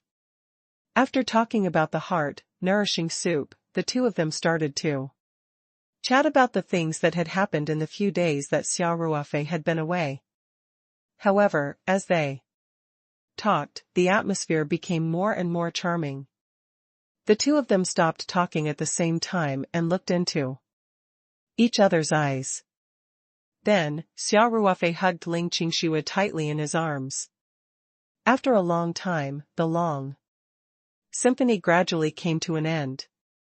Ling Qingxue glared at Xia Ruofei with a red face and said, You're getting more and more ridiculous. Xia Ruofei was refreshed and chuckled. Wife, you don't understand this, do you? I'm usually not in the office, and the door is locked from the inside, so they must think that I've left. They won't disturb us. You're the only one with so much twisted logic. Ling Qingxue tidied up her clothes and pinched Xia Ruofei. Xia Ruofei laughed and put his arm around Ling Qingxue's shoulder. Let's go. Let's go home. Today, you can have a good taste of Godmother's cooking. Ling Qingxue already knew that Xia Ruofei had acknowledged Hu Zi's mother as his godmother. I still have things to do at the company, she said after a moment of hesitation. But there's no need to rush it on this day. Xia Ruofei said, "We'll eat at the farm today and rest for a while in the afternoon. Then, I'll send you back to the city. I have something to do in the city too." When Ling Qingxue heard that Xia Ruofei was going to take a break for the afternoon, her pretty face could not help but heat up again. She glared at Xia Ruofei coyly. Xia Ruofei grinned as he held Ling Qingxue's hand and walked out. Ling Qingxue had never been able to resist Xia Ruofei. Since Xia Ruofei wanted her to stay, she would push back the company's matters. Xia Ruofei held Ling Qingxue's hand as they walked out of the general office building. Along the way, many employees greeted them respectfully. Ling Qingxue was Xia Ruofei's girlfriend, and the older employees in the company knew about it. Hence, they were not surprised that Ling Qingxue was in the office. Ling Qingxue, on the other hand, was feeling a little guilty. Her face was slightly red, and her palms were sweating. Xia Ruofei was holding Ling Qingxue's hand. Naturally, he could feel Ling Qingxue's nervousness. He could not help but find it a little funny. At the same time, his heart fluttered and he could not help but gently scratch Ling Qingxue's palm. Ling Qingxue was so angry that she glared at Xia Ruofei. The two of them walked out of the comprehensive office building and headed straight for the small villa. They did not notice that in the general office building, behind the window of the office next to Xia Ruofei's, a pair of eyes was watching the two of them as they walked away. The expression on the person's face was complicated. This person was Feng Rao. Feng Jing only retracted her gaze when Xia Ruofei and Xia Ruofei turned a corner and disappeared into the small path hidden by the green trees. Her face was still flushed, and she couldn't help but mutter, "This guy is really ridiculous." Feng Jing wasn't supposed to notice the commotion in the office next door. However, she had just thought of something and wanted to ask Xia Ruofei for instructions. As a result, when she reached the door, she heard a strange sound coming from the room before she could even knock on the door. Feng Rao was so frightened that she immediately returned to her office with a red face. Xia Ruofei and Ling Qingxue naturally did not know that they had unintentionally made a live broadcast. They snuggled up to each other as they returned to the small villa. Hu Zi's mother and Lin Xiao were very happy to see Ling Qingxue, especially Lin Xiao, who called her sister-in-law affectionately. She held Ling Qingxue's hand and kept talking to her. Hu's mother also went to the kitchen happily. Since her godson's girlfriend was here, she had to make a few more dishes. Ling Qingxue was pulled by Lin Xiao to sit on the sofa in the living room and chat. The two of them whispered to each other and giggled, while Xia Ruofei was left out. However, Xia Ruofei did not feel depressed. He enjoyed the happy family atmosphere. Xia Ruofei's parents had passed away when he was very young. He had grown up with his grandfather. After his grandfather had passed away, he had not felt the warmth of a family for a long time. Now, not only did he have a girlfriend, but he also had a godmother and the weird Lin Xiao. Xia Ruofei felt that his current life was pretty good. Seeing that the two of them were chatting happily, Xia Ruofei did not want to disturb them. He went back to his room upstairs to surf the internet. In the afternoon, Hu Zi's mother had prepared a table full of dishes. Xia Ruofei took out 2 bottles of Semillon wine that he had bought in Australia. After being nourished by the spiritual energy and magic of time in the spirit map space, the taste was quite rich. Lin Xiao and Hu Zi's mother had both drunk it before, and Ling Qingxue was full of praise for it. Everyone happily finished their lunch. Ling Qingxue then diligently helped Hu Zi's mother pack up, It wasn't easy for a poor lady like her to do such menial work. This showed that she really cared about her relationship with Xia Ruofei, which was why she took the initiative to join the family. Everyone worked together, and they quickly finished packing. Lin Xiao smiled and said, "Sister-in-law, I've been occupying you for the whole morning. Now I'm giving it back to Brother Ruofei. Otherwise, my brother will hate me to death." Ling Qingxue blushed and said, "He dares. Xiao, let's ignore him. Didn't you just say that you weren't very good at Photoshop? I've learned some before. Why don't we go to your room now? I'll teach you." Lin Xiao sneaked a glance at Xia Ruofei and said with a smile, "Sister-in-law, maybe next time. I'm a little sleepy after drinking, so I want to sleep for a while." Xia Ruofei smiled and secretly gave Lin Xiao a thumbs up. Who? Zi's mother was also a clever person. She smiled and said, "Qingxue, go upstairs and rest with Ruofei. If we don't sleep at noon, we'll be tired in the afternoon. Let's go back to our rooms to rest." After that, Zi's mother winked at Lin Xiao, and the two of them went back to their room. Ling Qingxue glared at Xia Ruofei. Xia Ruofei laughed and reached out to hold her waist. "Wife, Imperial Mother has spoken, let's go and rest for a while? Otherwise, I won't have any energy in the afternoon. Can you rest well?" Ling Qingxue asked unhappily. "If I go upstairs with you, I'll be even more listless in the afternoon." Xia Ruofei walked up the stairs with Ling Qingxue in his arms and said seriously, "You don't understand. Women need to be nourished. You see, some women are only in their 30s, but they're already old and yellow. Most of them are caused by endocrine disorders." Ling Qingxue couldn't help but hit Xia Ruofei lightly and said, "You're the only one with so much twisted logic." The two of them walked into the room, and what followed was naturally another fierce battle.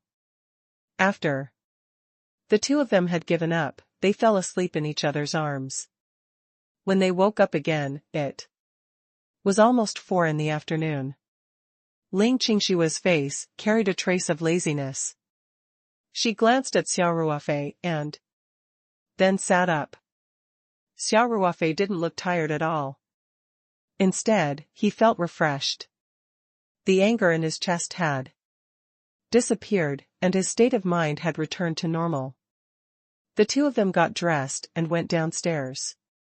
Lin Xiao had already gotten up and was sitting cross-legged on the sofa in the living room, fiddling with her laptop. Seeing the two of them walking down the stairs, Lin Xiao immediately greeted them with a smile. "Brother Ruofei, sister-in-law, you're up." Ling Qingxue's face turned red and she rolled her eyes at Xia Ruofei. Xia Ruofei was thick-skinned and chuckled. "Xiao, I'll send your sister-in-law back to the city. I'll just eat something outside later. Don't wait for me to have dinner." "Oh, I know," Lin Xiao said. Then, she looked at Ling Qingxue and asked, "Sister-in-law, don't be in such a hurry to go back." "I might as well stay here today." Ling Qingxue smiled and said, "I still have things to do at the company. Xiao, I'll come and visit you again when I'm free." Lin Xiao nodded and said, "Yes. If you're here to see someone, you can just drop by to see me, you little girl." Xia Ruofei smiled bitterly. Ling Qingxue bade farewell to Zi's mother and Lin Xiao, then followed Xia Ruofei out of the villa. Xia Ruofei brought Ling Qingxue to the side of the pickup truck. Ling Qingxue furrowed her brows and said, "Oh right. My car is still parked at your office building." Xia Ruofei smiled and put his arm around Ling Qingxue's shoulder. "Just throw it there. Give me a call when you're free in 2 days. I'll drive to the city to pick you up." and then you can drive back by yourself. Ling Qingxue looked at Xia Ruofei with a half smile and said, "You're trying to play dirty again, right?" Xia Ruofei chuckled, "Yeah. The environment of the office is indeed better than the bedroom. Wife, I think the environment of the orchard in the back mountain is even better. Next time, why don't?" Ling Qingshua's face paled. She covered her ears and said, "Scoundrel. I don't want to listen. I don't want to listen." Xia Ruofei laughed heartily, opened the car door, and got in.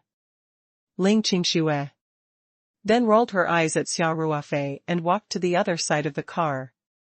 Xia Ruofei drove Ling Qingxue back to the city.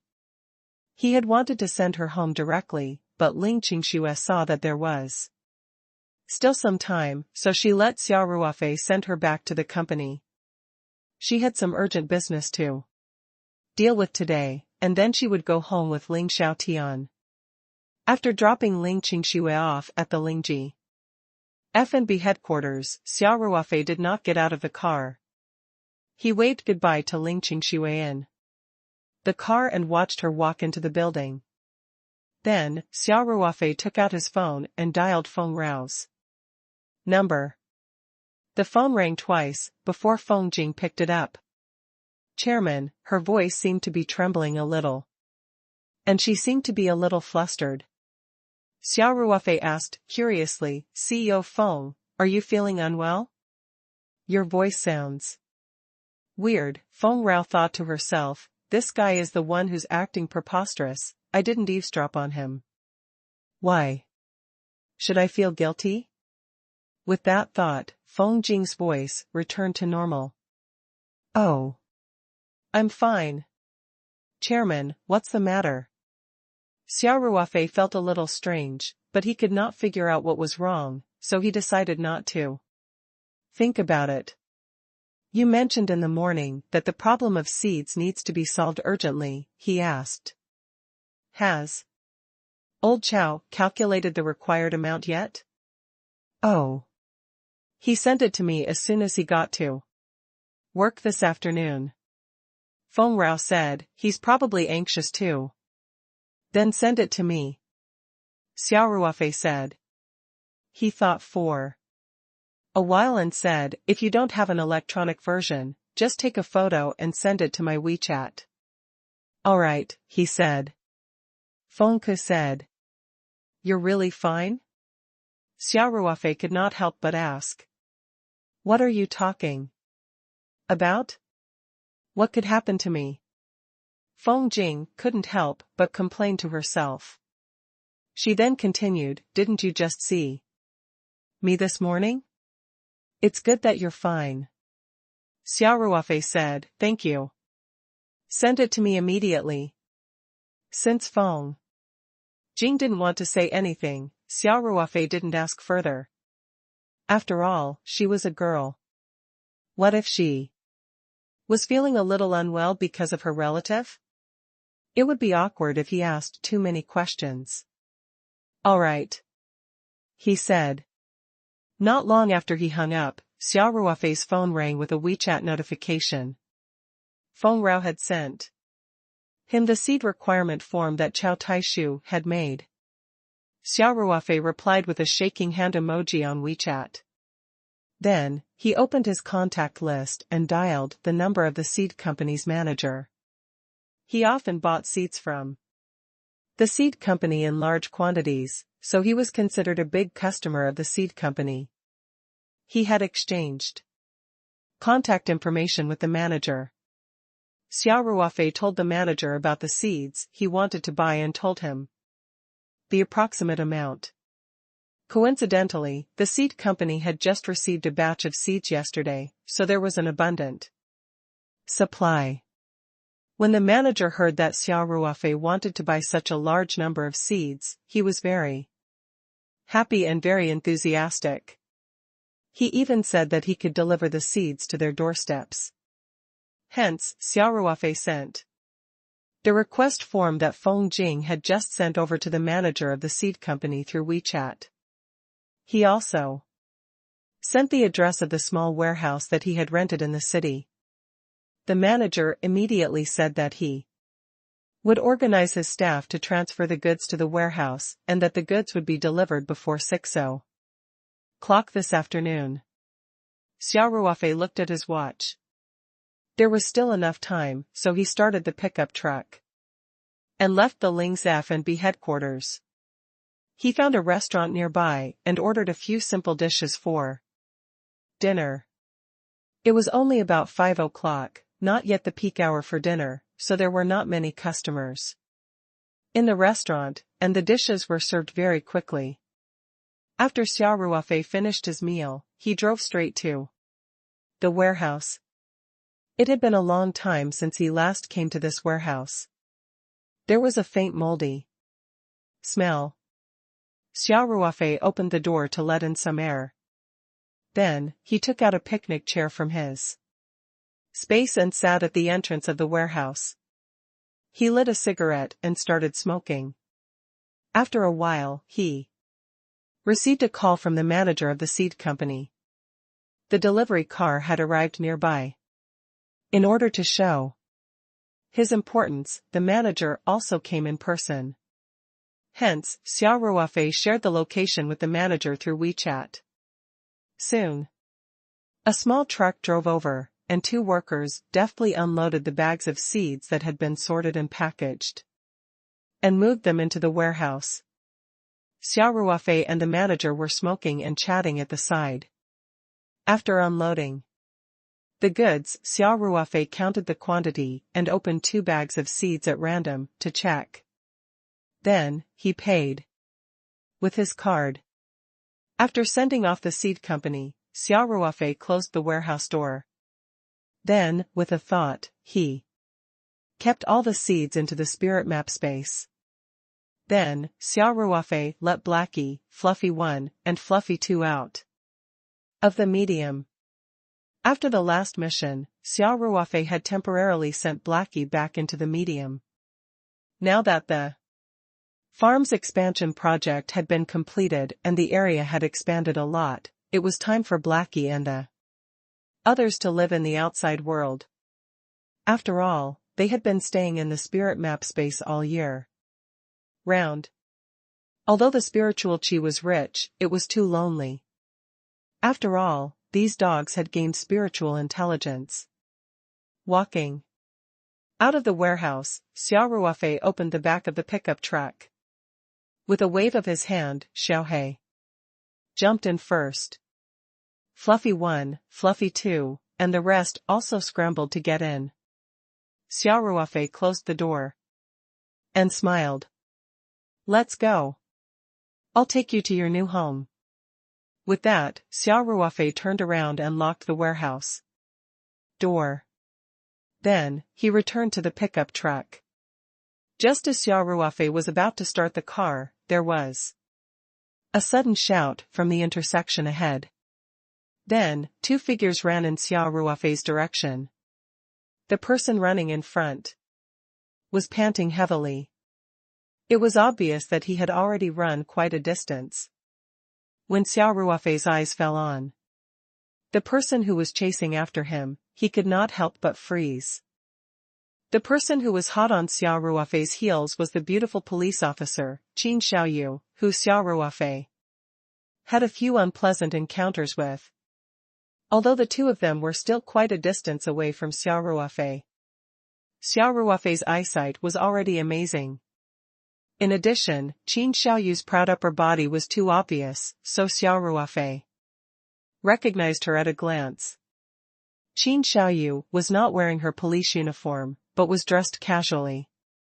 As she ran, the pair of big white rabbits in front of her chest jumped up and down. It was a spectacular sight. However, the one who was running away in front was obviously not in the mood to appreciate this erotic scene.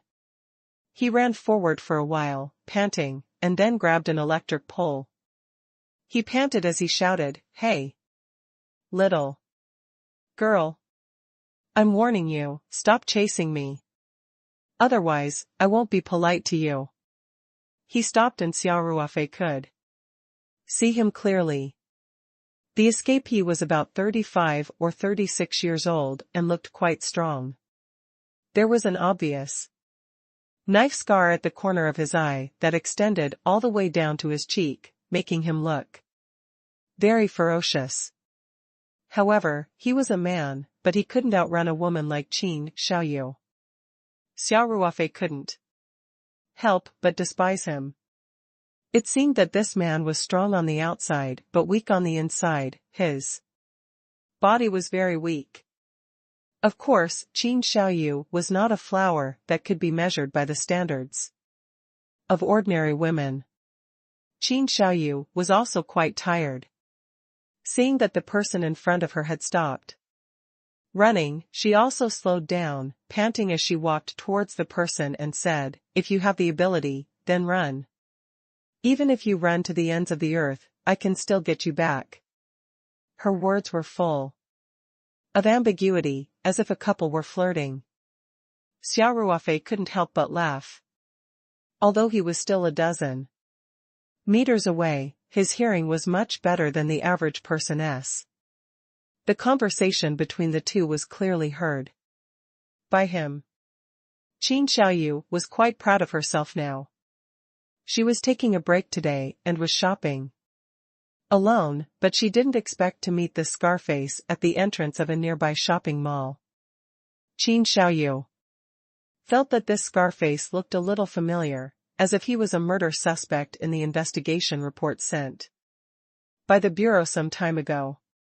As a result, this off-duty beautiful policewoman with a sense of justice immediately went forward to take a closer look, but she didn't expect that the scar-faced man would actually turn and leave when he saw someone approaching him. Qin Xiaoyu couldn't help but speed up her pace.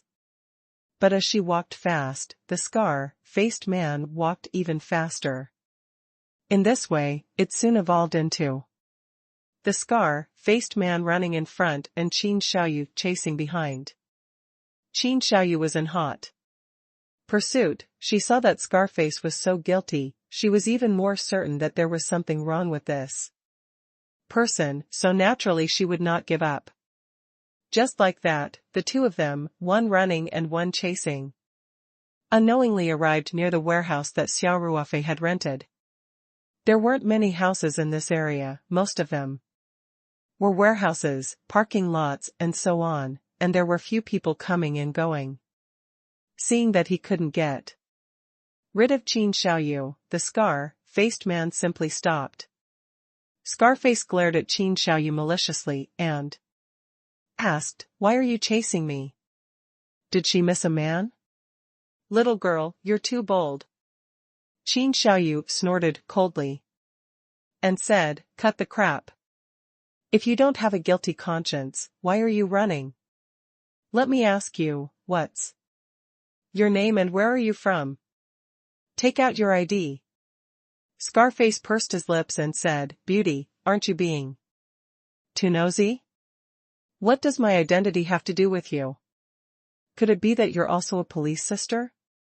Qin Xiaoyu slowly approached Scarface, took out her police badge and showed it to Scarface, saying seriously, "City Bureau's Criminal Investigation Unit 1st Team's Deputy Captain Qin Xiaoyu. I suspect that you're related to an intentional homicide case. Please come back with me to the Public Security Bureau for investigation." Scarface was still perverted just now, but after seeing Qin Xiaoyu's police badge, a trace of fierceness flashed in his eyes. However, it was only a flash. As his back was facing Xia Ruofei, who was sitting in the driver's seat of the pickup truck, even Xia Ruofei did not notice it. Scarface concealed his emotions very well. He pretended to be wronged and scared and said, "Officer, you can eat whatever you want, but you can't say whatever you want. I just look a little fierce, how would I have the guts to kill people? Don't wrong a good person." Then, Scarface put his hand into his pocket and mumbled, "You just want to check my ID, right? I'll just give it to you." Qin Xiaoyu was still staring coldly at this suspicious Scarface, but at the same time, she was also very vigilant. Of course, she was still very confident. Although this Scarface was strong and healthy, if he were to really fight, she, the overlord flower, who had won third place in the People's Public Security University of China's mixed martial arts competition, would not be afraid. One must know that the People's Public Security University of China's Sonda competition did not discriminate between men and women. Qin Xiaoyu was able to get third place, which meant that she was still very strong. This was also the boldness of the skilled. However, she had clearly miscalculated. The Scarface's hand slowly reached in, and then, under Qin Xiaoyu's gaze, he suddenly took it out, and he was holding a replica pistol in his hand, the black muzzle pointed at Qin Xiaoyu. Xia Ruofei, who had been sitting in the car with the mood to watch a good show, suddenly sat up straight. His heart was in his mouth. Qin Xiaoyu was also stunned when she saw the scar-faced man suddenly pull out a gun. It was her day off today, so she didn't bring any police equipment like a gun or handcuffs. More importantly, the investigation report didn't mention that the murderer had a gun. She was very confident in her skills, so she chased after him relentlessly. The worst thing was that she didn't even have time to call the police station for help. Moreover, this place was a little remote, so no one might pass by even after half a day. Scarface's feigned fear had long since disappeared, and in its place was a ferocious smile. His pair of triangular eyes stared at Qin Xiaoyu and sneered, "So it's really the cops. You guys are really persistent. I've already run to the 3 mountains hundreds of kilometers away, and before I could take a break, I've been targeted by the cops again." Qin Xiaoyu's pretty face was a little pale, her white teeth gently bit her lower lip, staring at Scarface and asked, "You're Huang Chunhua?" Scarface had a gun in his hand, so he nodded fearlessly. "Yes, I'm Huang Chunhua. Little girl, you can go on your way in peace now?" Qin Xiaoyu's expression changed slightly, and she called out, "Huang Chunhua, killing a police officer is a capital crime. Don't make the same mistake again. If you come back with me and turn yourself in, you'll still have a chance to be treated leniently." Huang Chunhua laughed hysterically and said, "Death penalty? The crimes I've committed are enough to be shot 8 times. What's the big deal with killing one more police officer? Little girl, if you want to blame someone, blame yourself. If you didn't chase after me, wouldn't everything be fine?" Huang Chunhua's eyes were filled with killing intent as she placed her finger on the trigger. Qin Xiaoyu's heart trembled. She knew very well that Huang Chunhua had long been filled with killing intent. Huang Chunhua was a demon who killed without blinking. He would not hesitate to open fire the next moment. Qin Xiaoyu closed her eyes in despair.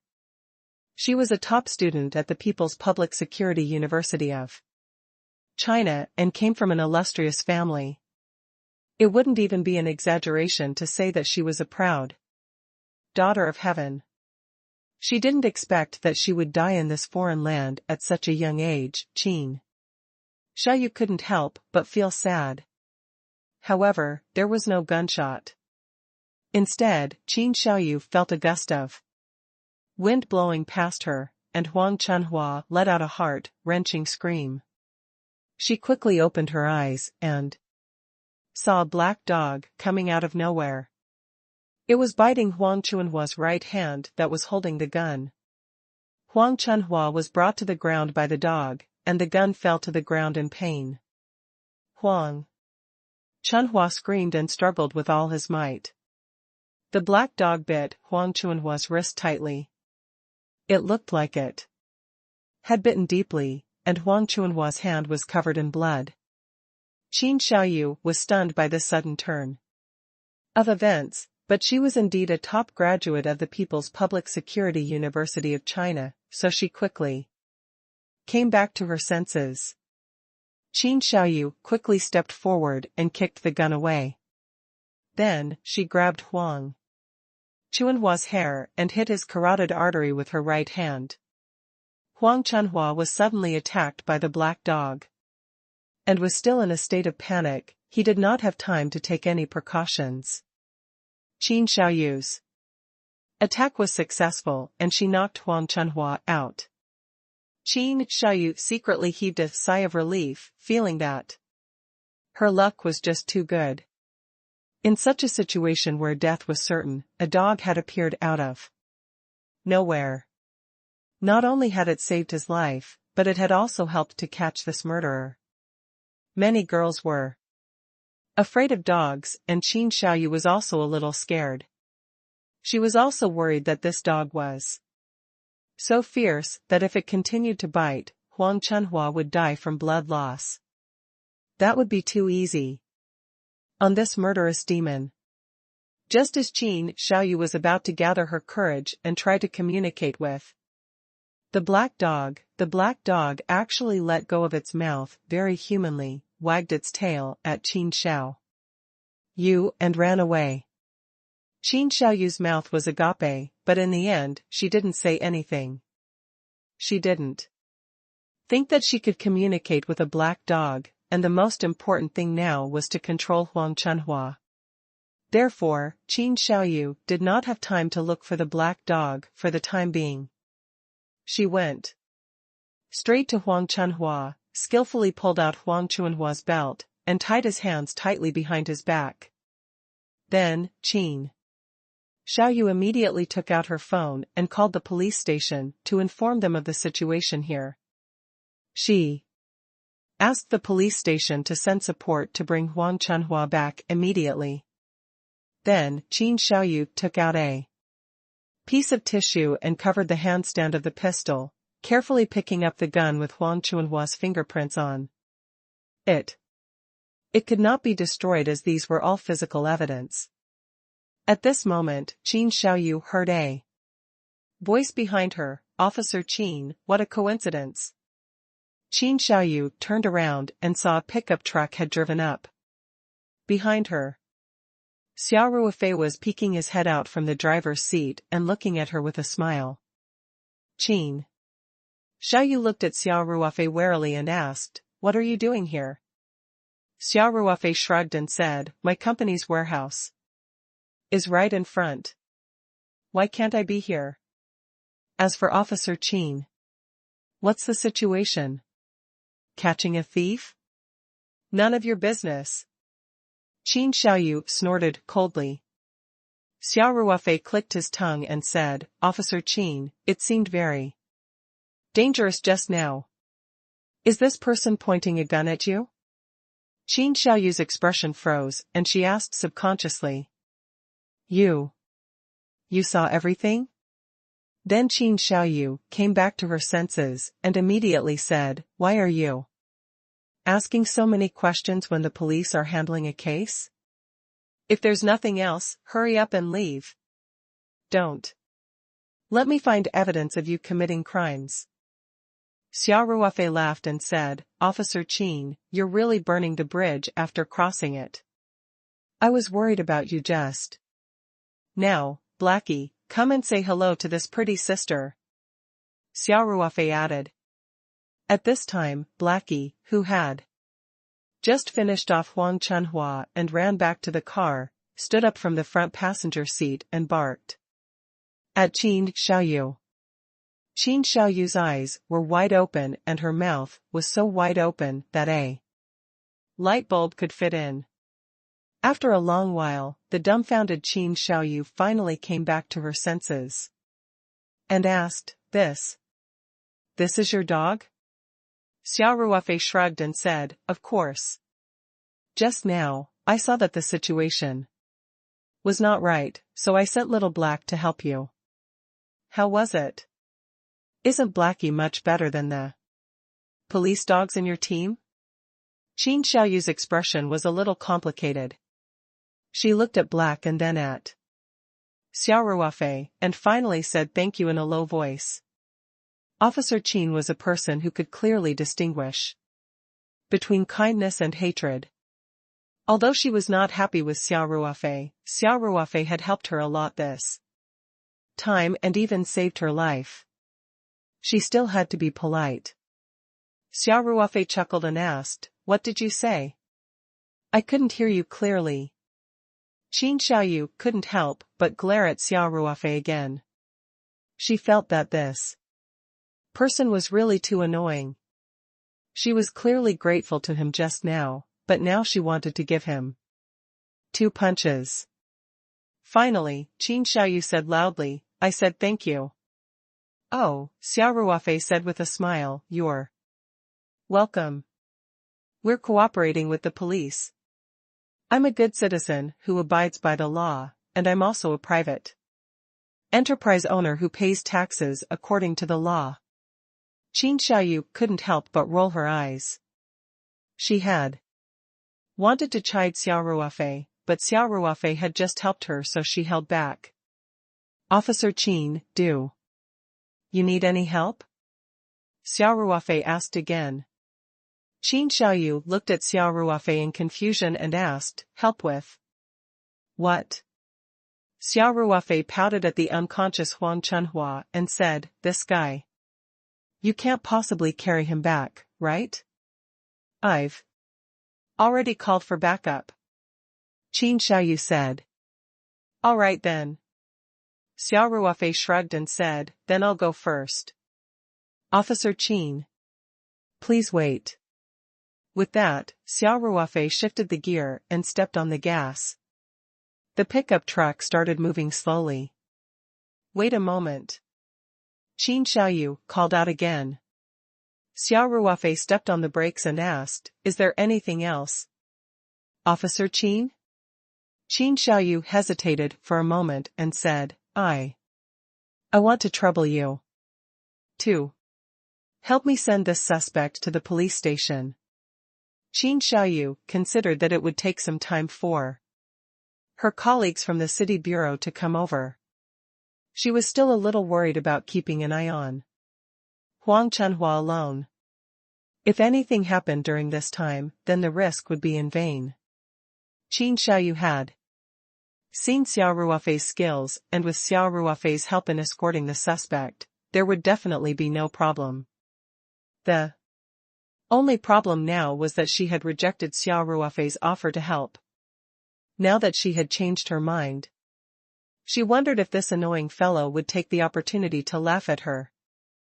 Qin Xiaoyu looked at Xia Ruofei after she finished her sentence. To her surprise, Xia Ruofei did not say anything, nor did he mock or ridicule her. He only nodded and agreed. Xia Ruofei even got out of the car, picked up the unconscious Huang Chunhua, and threw him into the back seat. He then signaled for Blackie to look after Huang Chunhua. Xia Ruofei then smiled at Qin Xiaoyu and said, "Officer Qin, please get in the car." "Thank you," Qin Xiaoyu said. This time, his tone was much more sincere than before and not so stiff. After the two of them got into the car, Xia Ruofei started the car again and drove directly in the direction of the city police station. Qin Xiaoyu also called the city police station again and told her colleagues who were ready to leave not to come out and to wait for her in the station. After a while, Xia Ruofei arrived at the police station in the pickup truck. Qin Xiaoyu's police officers were already waiting in the courtyard, and with a single call from her, they immediately came over to escort Huang Chunhua out of the car. Huang Chunhua had already woken up on the way. However, with little Black watching him, he did not dare to act rashly. Now that they had arrived at the police station, Huang Chunhua was even more disheartened. He did not even have the will to resist. A police officer walked to the pickup and said to Xia Ruofei, "Sir, please come with us to make a statement.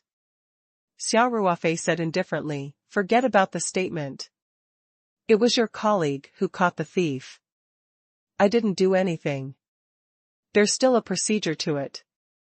At least you're a witness. The police officer said, you helped us this time, so. According to the rules, we can apply for some bonus for you. So, you'd better come with me to make a statement. Xia Ruofei smiled. It doesn't matter if it's money or not. I've already said that I have other things to do. I won't be taking the statement. The police officer was a little angry at Xia Ruofei's stubbornness. Why? Are you so uncooperative? At this time, Qin Xiaoyu, who had already gotten off the car, said, Xiao Zhao. Forget it, if he doesn't want to take his statement, then Don T. It's not like it's anything important. Let's interrogate Huang Chunhua, he's a serial killer. The policeman was stunned for a moment. This wasn't Captain Qin's style. Qin Xiaoyu was famous for her persistence in principles. In this case, according to the procedure, he must take a record. If Qin Xiaoyu had seen this kind of bargaining in the past, she would have taught him a lesson in a righteous manner. Why was he acting so abnormally today? Did the sun rise from the west? The police officer looked at Xia Ruofei and Qin Xiaoyu and suddenly remembered that Qin Xiaoyu was on rotation today. Could this man be Captain Qin's boyfriend? The two of them were out on a date today, and they caught a wanted criminal? The police's gaze became a little strange. Qin Xiaoyu was undoubtedly a beauty. When she first came to the Sanshan City Bureau, there were several police officers who thought that they were good enough to pursue her. But after a long time, Qin Xiaoyu's valiant style was slowly familiarized by everyone, and the suitors gradually knew the difficulties and retreated, even in the hearts of these subordinates. They almost regarded Qin Xiaoyu as a man. Captain Qin is in love?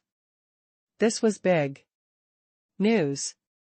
The fire of gossip was burning in the police officer's heart, but fortunately, he was still rational. He knew his captain's temper, so he did not dare to show it. He just nodded and held back his laughter. He went to help the other colleagues take Huang Chunhua in. Xia Ruofei was also surprised. Did Qin Xiaoyu change her personality today? Xia Ruofei's gaze made Qin Xiaoyu a little uncomfortable. She couldn't help but glance at Xia Ruofei and said unhappily, what are you looking at? Xia Ruofei chuckled. Officer Qin, I'm done here. I'll go back first. With that, Xia Ruofei turned on the car key and was ready to leave the police station. Wait a moment. Qin Xiao. You called out. Xia Ruofei stopped shifting and turned around. Qin Xiaoyu came to the driver's seat of the pickup truck and said with a slightly embarrassed look, Xia Ruofei, I have something to discuss with you. Qin Xiao. You had always talked to Xia Ruofei as if she had eaten gunpowder. This sudden change in attitude and soft tone made Xia Ruofei feel a little scared.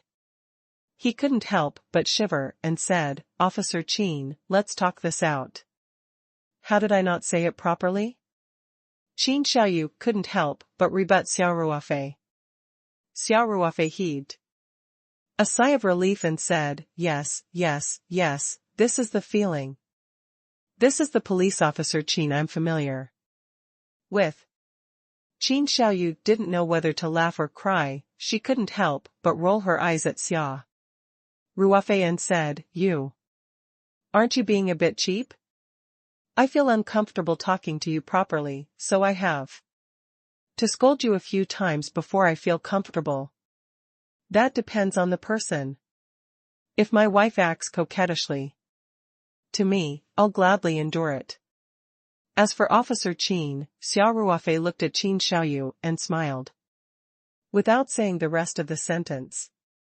Qin Xiaoyu glared at him and said, "Go. Who's acting coquettishly with you?" "You. I've almost forgotten about my business. Where was I just now? You said you had something to discuss." "With me," Xia Ruofei said. He thought of Qin Xiaoyu's embarrassed look just now and couldn't help but feel a chill. "Wait. You're not being forced to get married by your family, are you? You want me to pretend to be your boyfriend and use me as your shield? Let me make this clear first. I definitely can't come, Qin." Xiaoyu looked at Xia Ruofei with a strange expression, as if it was her first day knowing him. "Xia." Ruofei shrunk his neck and asked, "Don't tell me I'm right." "To your head." Qin Xiaoyu gritted her teeth in anger. "You've watched too many soap operas, right? Besides, if there's really such a thing, I'd look for anyone but you. There are so many handsome guys in the Public Security Bureau, don't you think you're too good?" Xia Ruofei let out a long sigh of relief and said, "It's good that you're not, it's good." Qin Xiaoyu looked deeply at Xia Ruofei and said with a faint smile, "Xia Ruofei, from your tone, it's not fair for you to be my boyfriend. Am I really that unbearable?" "No, no, no." Xia Ruofei smiled and said, "Officer Qin is so valiant and heroic. A commoner like me can't handle him. I'm not worthy of him." Qin Xiaoyu snorted lightly and no longer harped on this topic. She bit her lower lip gently and then said in a slower tone, "Xia Ruofei, I want to discuss with you about your dog. Can you sell this black dog to me?" Today, Xiao He had saved Qin Xiaoyu's life at a critical moment. Qin Xiaoyu had a deep impression of Xiao Hei's strength and fierceness, and felt that Xiao He was much more powerful than those police dogs, so she had the idea of buying it back and raising it at home. If they were raised well, they would be a great help in handling cases in the future. Moreover, he didn't need to apply for a police dog and could bring it out directly. It was beautiful just thinking about it. Xia Ruofei smiled bitterly. "You've been beating around the bush for so long. You've finally fallen for my blackie. What do you think?" Qin Xiaoyu's tone was unfriendly. "Would I still like you? I'm not even as good as a dog?" Xia Ruofei said with a bitter face. Qin Xiaoyu couldn't help but burst into laughter. She was a beauty to begin with, and her smile was even more charming, making the police officers in the courtyard stunned. They had never seen Qin Xiaoyu smile like this before. It seemed that this pickup driver really had something going on with Captain Qin. The policeman looked at Xia Ruofei in a different light. He could even deal with Captain Qin, who was such a fierce overlord flower. This brother was too awesome. The police were in awe. It was like a continuous river. "You're the one who interpreted it wrongly. I didn't mean it that way," Qin Xiaoyu said. "Just tell me if it's okay or not." Xia Ruofei shook his head. "I'm sorry, Officer Qin. I've been taking care of Black since he was born. We've already developed feelings for each other. I can pay a lot of money for it. Can you sell it to me?" Qin Xiaoyu said. She really did miss Black, and her tone had unknowingly carried a hint of coquettishness. This was something that she would not have dared to imagine normally. Xia Ruofei smiled and looked at Qin Xiaoyu. "Do you think I lack money?" Qin Xiaoyu's expression froze and her face was full of frustration. She knew about Xia Ruofei's situation and Xia Ruofei's net worth was at least tens of millions. Was she going to spend tens of millions to buy Black? Even if she was willing to spend so much money, she had to have it. It was true that Qin Xiaoyu's family was illustrious, but she was only a member of the family. Her pocket money of hundreds of thousands was nothing, but it was impossible for her to come up with tens of millions or hundreds of millions of funds. Xia Ruofei saw Qin Xiaoyu's dejected look and felt a little sorry for her. He said, "Officer Qin, it's not that I'm being stingy, but I've already developed feelings for Little Black. Besides, Little Black only recognizes me.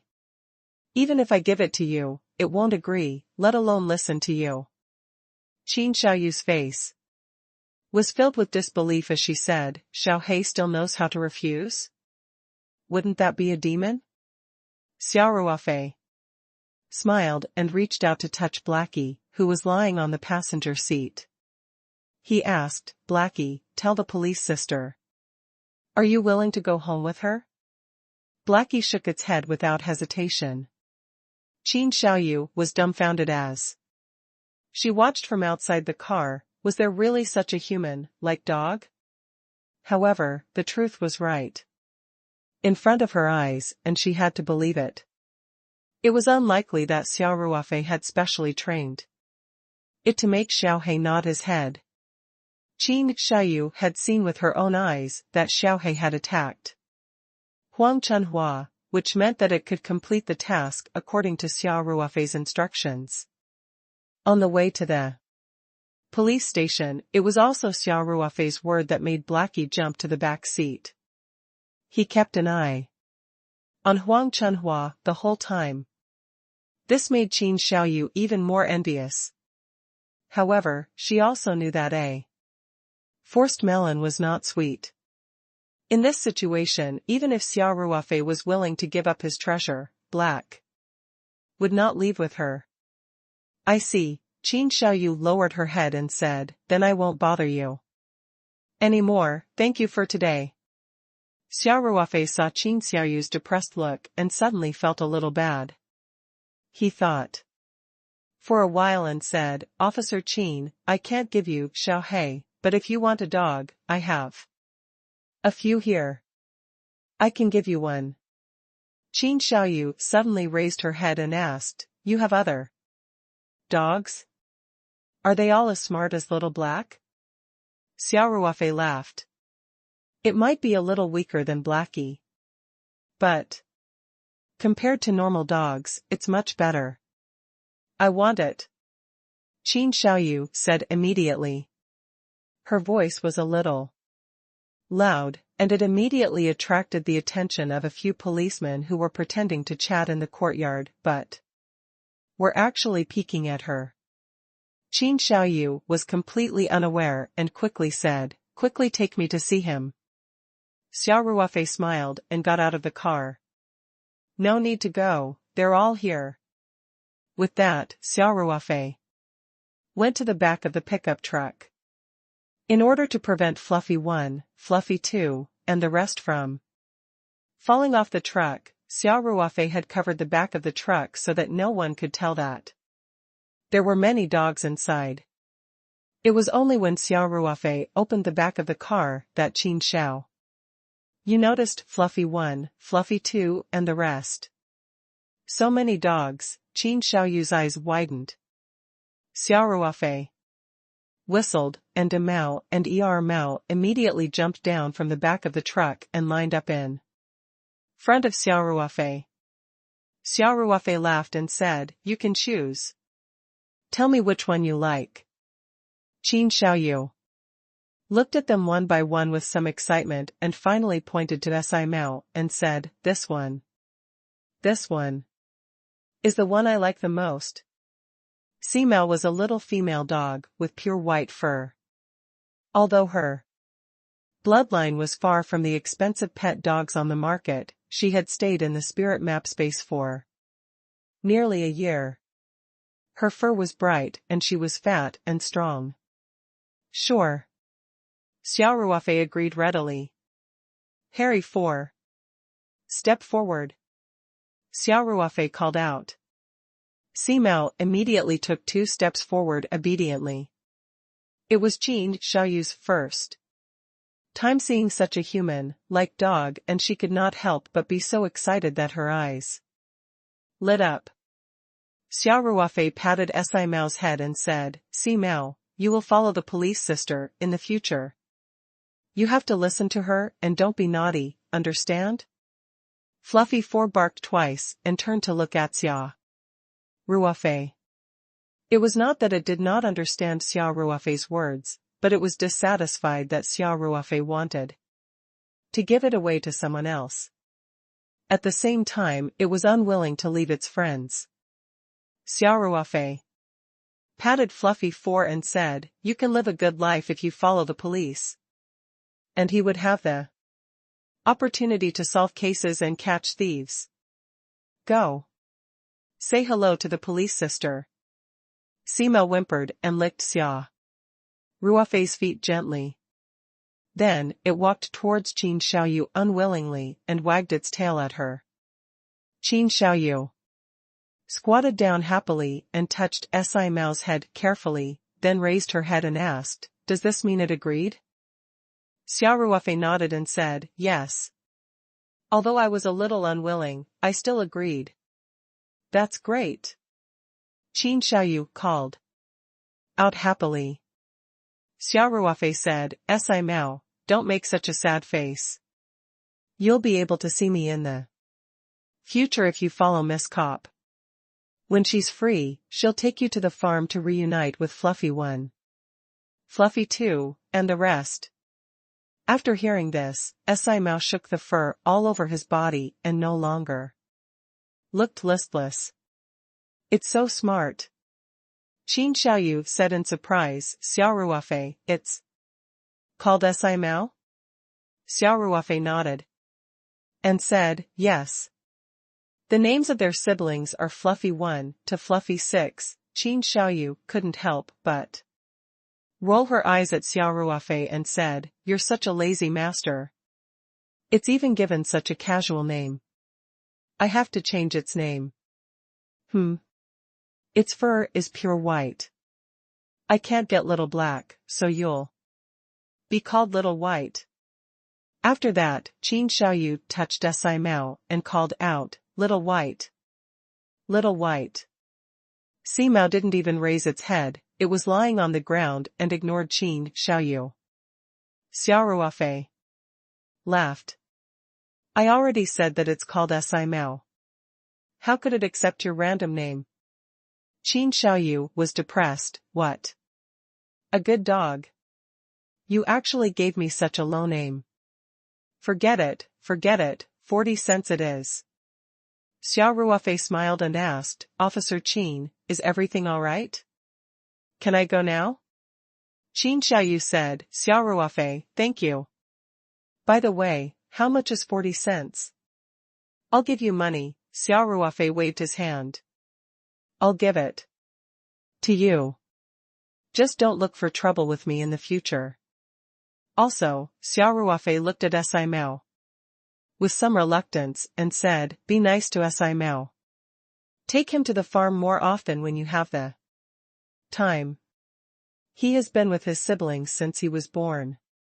He must be very lonely now that they are separated." "I know, I will," Qin Xiaoyu said. "Don't worry, I will take good care of Simao.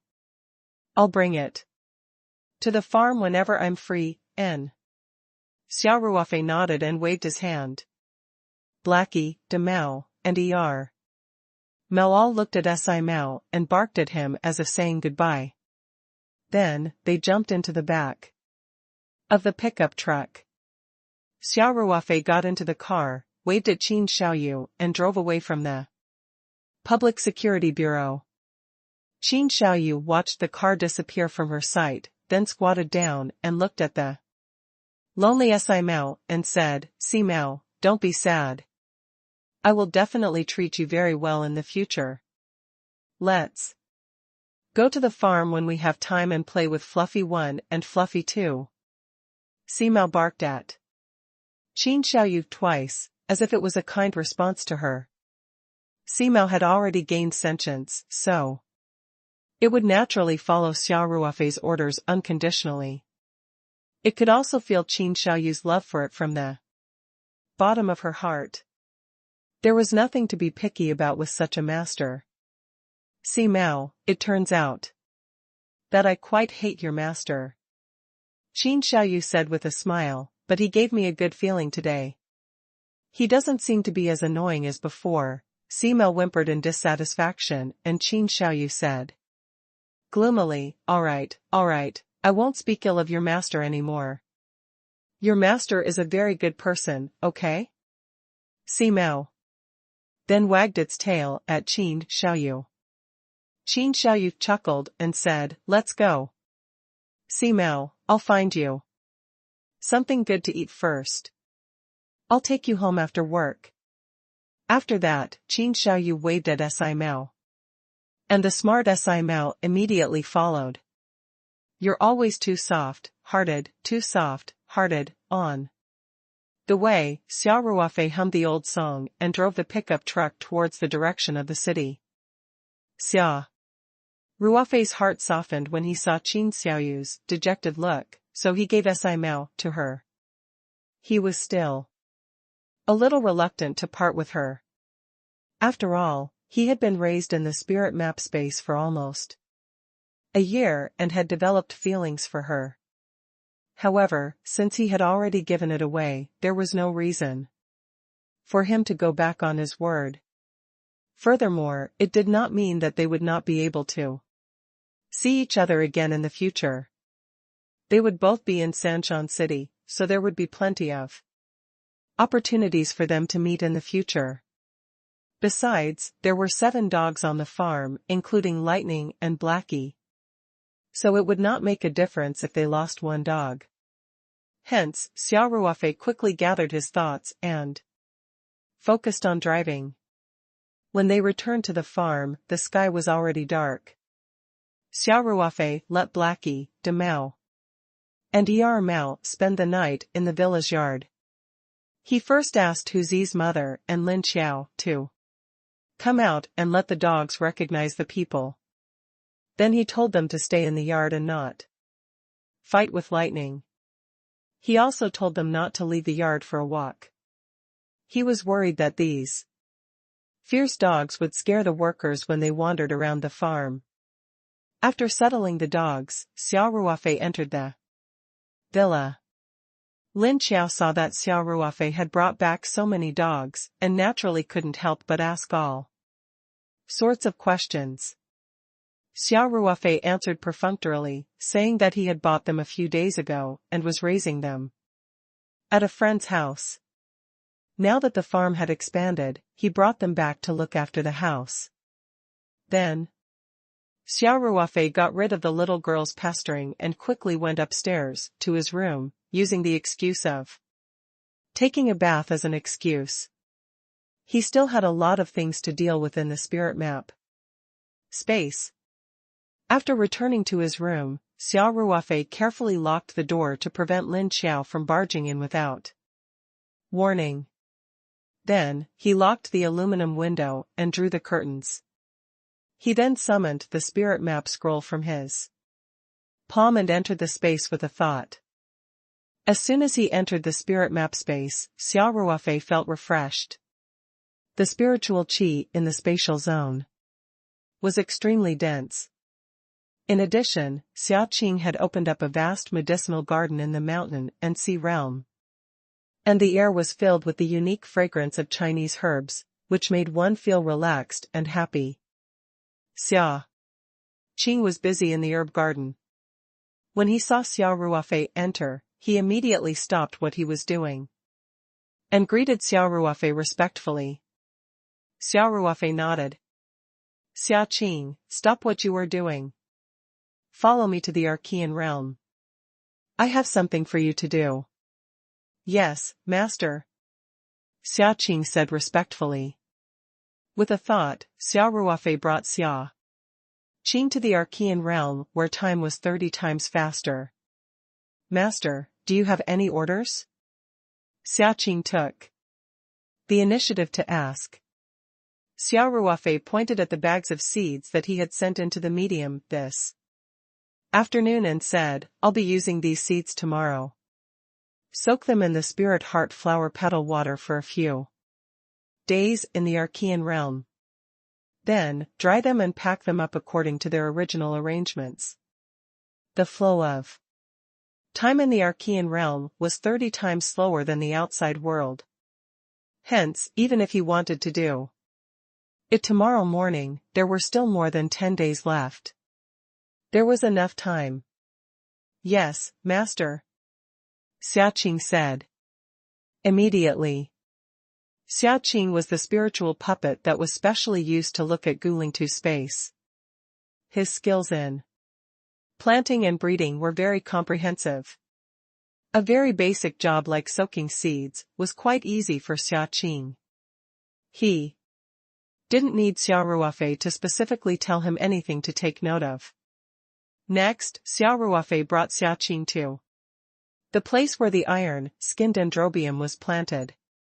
As expected, this batch of iron, skin dendrobium could be picked again. If it was in the past, Xia Ruofei would have to work like a hard-working little bee and work through the night in this space to harvest the iron, skin dendrobium. But now that Xiaqing was here, Xia Ruofei was much more relaxed. He only needed to move his mouth. Xiaqing, it's time to start harvesting the iron, skin dendrobium. Xia Ruofei said, while you are soaking the seeds, you should stay in the Archean realm to complete this task. Yes, master, Xiaqing said without the slightest hesitation. Xiaqing would always obey Xia Ruofei's orders. Then I'll demonstrate the harvesting standards to you first, Xia Ruofei said. I understand, master, Xiaqing said with a smile. The iron, skin dendrobium is a kind of medicinal plant, and the processed iron, skin maple is also a very precious Chinese medicinal herb, so I know all the processing methods of the iron, skin dendrobium. Xia Ruofei was slightly surprised and said, okay, then you pick a few fresh strips and process them for me to see. After he finished speaking, Xia Ruofei waved his hand and a military dagger that was placed on a nearby shelf flew into his hand. Xia Ruofei handed the dagger to Xiaqing. It wasn't that. Xia Ruofei didn't believe Xiaqing, but he was also very curious about the processing method of the iron, skin dendrobium that Xiaqing had built in his mind. Would it be different from the processing methods of the workers he had seen before? After Xiaqing took the dagger, she immediately found a nearby iron, skin dendrobium and skillfully cut a few fresh strips. Then, she peeled off the leaf sheath and cut the fresh strips into short sections of 5 to 7 centimeters. Xiaqing said, Master, this is the preliminary treatment of the dendrobium strip. After that, we need to dry it, stir, fry it, remove the coating, and bake it. Do you want to see it? Xia Ruofei saw that the processing process was basically the same as the workers' production of the iron maple bucket. He shook his head and smiled. No need. Xiaqing, you're only responsible for picking the fresh strips and cutting them into small pieces. I'll let the workers outside handle the follow-up process. Understood? Xiaqing said. Xiaqing continued, That's right, master, you instructed me to use cutting to grow succulent plants. During this period of time, I've already grown several hundred pots. As the space at the Archean realm is limited, and you said that I only need seedlings, I've moved them to the mountain sea realm after they've grown to a certain extent. Do you want to take a look? Oh, really? You're pretty efficient, Xia Ruofei said with satisfaction. Don't worry about the meat. We'll talk about it tomorrow. I'll take a look around the Archean realm first. You can go and deal with those vegetable seeds. Yes, master, Xiaqing said, the small flower pots you left at the Archean realm previously have all been used up. Do you think, Xia Ruofei said without hesitation, I'll go online and order it later. Before the flower pots arrive, don't do the cutting. You have to take care of the herb garden and pick the iron, skin dendrobes. You can't do it alone. Xiaqing smiled and said, it won't happen. Master, have you forgotten? I don't need to sleep or rest. Xia Ruofei was stunned for a moment before he smiled and said, ha ha ha. It really is. Xiaqing's degree of realism was so high that Xia Ruofei would always unconsciously treat him as a person of flesh and blood. In fact, Xiaqing didn't need to sleep to replenish her energy. The amount of work she could complete alone was very large. In addition, for some work that didn't require too much space but was more time-consuming, he could even move it to the primal realm where time flowed 30 times faster to complete it. This way, the things he could do would be even more. Xiaqing only needed to absorb the spiritual qi in the space to maintain its operation. Xia Ruofei also learned from Xiaqing that the spiritual qi in the space could be regenerated. The larger the space and the more spiritual plants and pets there were, the faster the regeneration of spiritual qi. At the same time, the spiritual qi could also promote the growth of crops. It could be said to be a complementary and virtuous cycle. This was also why every time the space was upgraded, the density of the spirit qi would also increase correspondingly. Seeing that Xia Ruofei didn't have any other instructions, Xiaqing went to deal with the seeds of the vegetables and fruits. Xia Ruofei had bought a large number of plastic packing boxes of all sizes and kept them in the space. They could be stacked together when they were not in use and did not take up much space. When they needed to store things, this kind of tidying box was very useful. Xiaqing poured the seeds into the sorting box and carefully stuck the corresponding labels on the box. Then, she mixed the petals of the spirit heart flower with the spirit pool water and began to soak the seeds. Now with Xiaqing, Xia Ruofei didn't need to come in every few days. When the petals of the spirit heart flower grew again, Xiaqing would pick and place them in time. Now, the production of the spirit heart flower petal solution was much higher than before. After Xiaqing's improvements, 7 petals could be grown at a time. In addition, the usage of petals had not increased significantly during this period of time. Therefore, Xia Ruofei's stock of spirit heart flower petals had reached more than 50 petals. Moreover, the spirit heart tree had yet to be improved to its optimal state. In its ultimate state, the spirit heart tree could grow 9 petals at a time. At that time, the production of petals would be even greater, completely able to meet the demand of the Peach Blossom Company after its expansion. Soon, Xiaqing soaked all the seeds in different types of plastic sorting boxes. This time, the number of seeds was a little large. He had used up dozens of boxes. There wasn't much empty space in the Archean realm, so these boxes were almost placed beside the spatial spirit pond. After processing these seeds, Xiaqing began to pick the iron skin dendrobium. As for Xia Ruofei, he was strolling around the Archean realm and patrolling his own territory. Because time was 30 times faster, the crops grew very quickly. Xia Ruofei could feel the significant changes every time he entered. The Phoebe Zhennan trees had already formed a lush forest.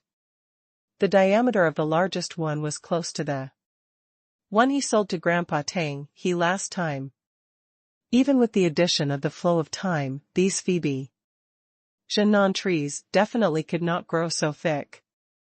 The main reason was that the unique environment in the space also greatly promoted their growth. The ginseng seeds that Xia Ruofei had casually scattered back then had already multiplied into an entire ginseng field. Heart-shaped leaves of ginseng could be seen everywhere under the shade of the trees. There were also red seeds growing on the top of a large number of ginseng plants.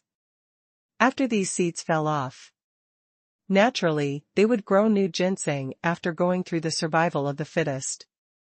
It could be said that it was inexhaustible. If not for the fact that he was worried that taking out so many high-quality wild ginseng at once would raise suspicion and lower the market price, Xia Ruofei would have been able to become a billionaire overnight if he dug out all the ginseng in the origin space. This was not an exaggeration at all. Of course, Xia Ruofei would not do such a stupid thing. He would only take out one or two from time to time, or when he was in urgent need of money, he would dig out a few to exchange for money. Opposite the Phoebe-Jiannan forest was a small tea forest. The tea trees that were directly cut from the 12 parent trees, de Hong Pao, were growing well. The whole tree was filled with tender green tea leaves. Xia Ruofei walked over and smelled a refreshing fragrance. The other small piece was the third generation de Hong Pao that had been cut using the branches of these 12 tea trees. They had also grown very well, only slightly smaller than the 12th second generation de Hong Pao. Although 3 generations had passed, the branch cutting was an asexual reproduction. It could basically preserve all the characteristics of the previous generation. In addition, the space had such a superior growing environment. Xia Ruofei believed that the tea leaves produced in this tea forest would not be much worse than the mother tree, de Hong Pao. He decided that after some time, when these third-generation de Hong Pao tea trees grew a little bigger, he would let Xia Qing pick some tea leaves to make a batch of de Hong Pao. Besides, Xia Ruofei also planned to plant some tea trees in the mountain sea realm. The space in the Archean realm was still too small, and it was impossible to grow them on a large scale. Xia Ruofei felt that he could transplant the tea trees into the mountain sea realm after they grew to a certain extent. The mountain and sea realm could be said to be vast and boundless. Although the tea trees planted there could only be harvested twice a year, they had the advantage of being able to be planted on a large scale, and the yield was also very impressive. Of course, Xia Ruofei would only let Xia Qing use the 12 de Hong Pao tree's branches to carry out repeated cutting. He didn't want to create a 4th generation de Hong Pao again. After visiting the Phoebe-Jiannan and the tea trees, Xia Ruofei went to the fish pond. There were many blood-red dragons raised here. They lived in the spirit map space all year round, so the quality of these blood-red dragons was naturally extremely high. Whether it was the tightness of their scales, the hair color, or their overall performance, they were all close to perfect quality. Since Xia Ruofei's last visit, these blood-red dragons had grown a lot. Xia Ruofei thought to himself, it seems like it's time to sell a few more fish, or the fish pond will be too crowded. Ever since Xia Ruofei had sold a few high-quality blood-red dragons at Ling Xiaotian's house, especially a pair of bright purple dragons, Ling Xiaotian's circle of friends had been in an uproar. Especially Guoqing Lin, who was lucky enough to buy a brilliant purple-red dragon last time. He would post it on his WeChat moments every 2 days, showing off his best red arowana. This made Li Zongheng and Su Disheng, who had returned empty-handed last time, envious and jealous. Some other rich fish friends also expressed their envy and were eager to ask where such a high-quality red arowana was bought. They did not have Xia Ruofei's contact information, so the fans went to find Ling Xiaotian. Ling Xiaotian had been quite pleased with himself during this period of time. Many people were begging him to buy red arowana. In the WeChat group created by his fish friends, there were all kinds of flattering voices. Ling Xiaotian had also called Xia Ruofei a few times, telling him that if he had the channels, he should hurry up and get a few more pairs of the high-quality red dragons from last time. He said that there were a bunch of bosses waiting their money and waiting to buy them. Simply put, stupid, rich, come quickly. However, Xia Ruofei had been very busy recently, especially when the approval of the new medicine had just started. He had almost no free time, so he had to delay it time and time again. Of course, as the saying goes, good things take a long time to come. How could such a high-quality blood-red dragon be available to them immediately? Only a supreme, grade blood-red dragon would appear after being summoned for thousands of times. From a psychological point of view, this was the only way to get a higher price. Xia Ruofei made up his mind.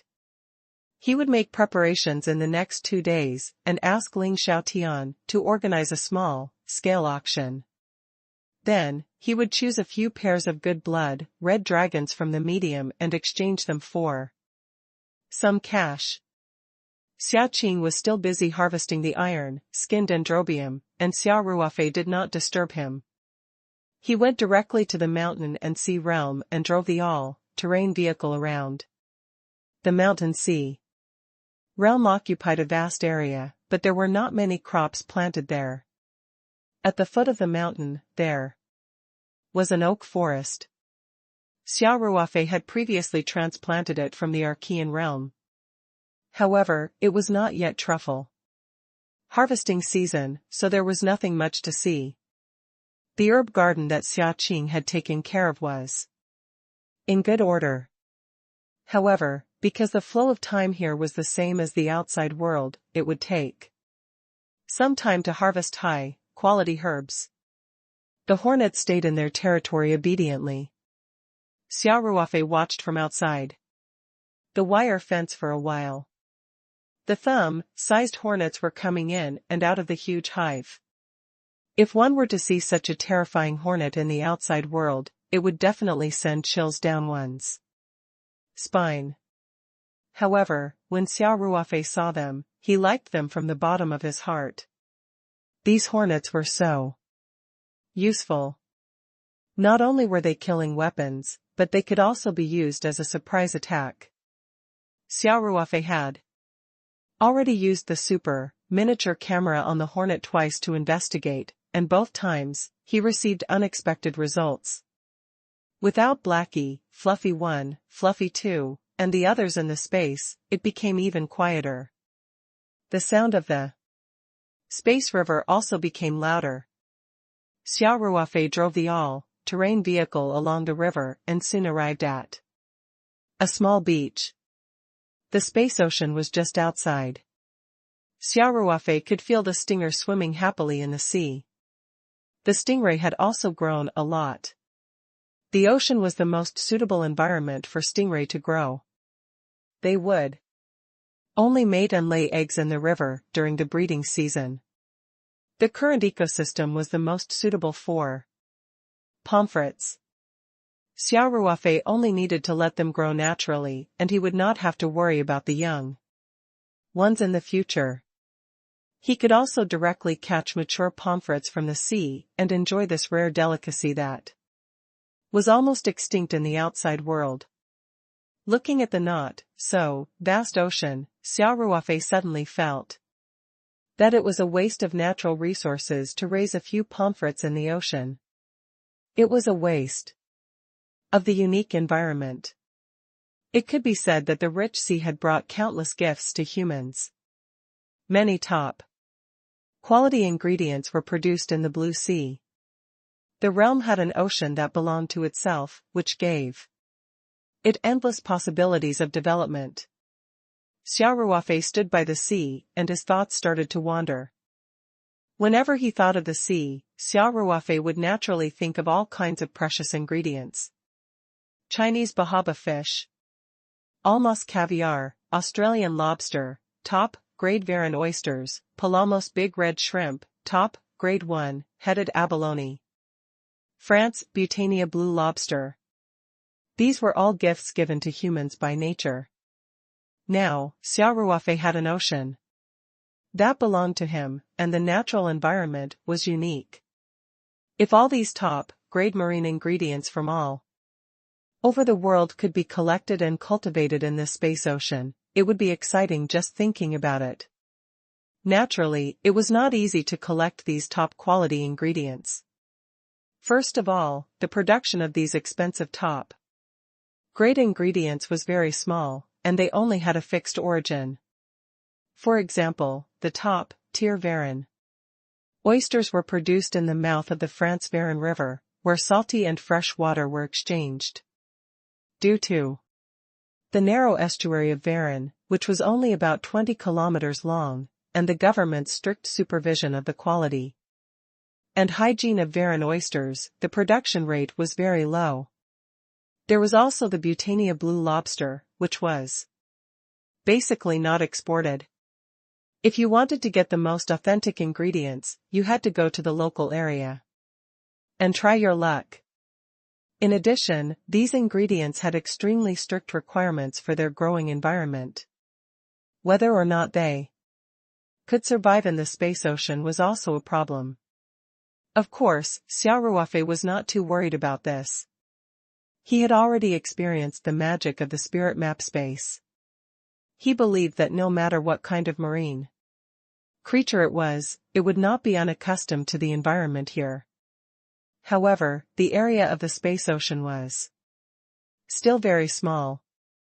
Another 100 meters, and it would be the space membrane. As long as it was a creature from the outside world, including Xia Ruofei himself, it would not be able to pass through the space membrane. If they were to breed species from different places in such a small area, there might be conflicts. Hence, after some consideration, Xia Ruofei felt that he had to expand the space as soon as possible. On the other hand, he could not be too greedy at this stage. He could choose 1 or 2 top-grade ingredients from the ocean and breed them in the space ocean to test the waters.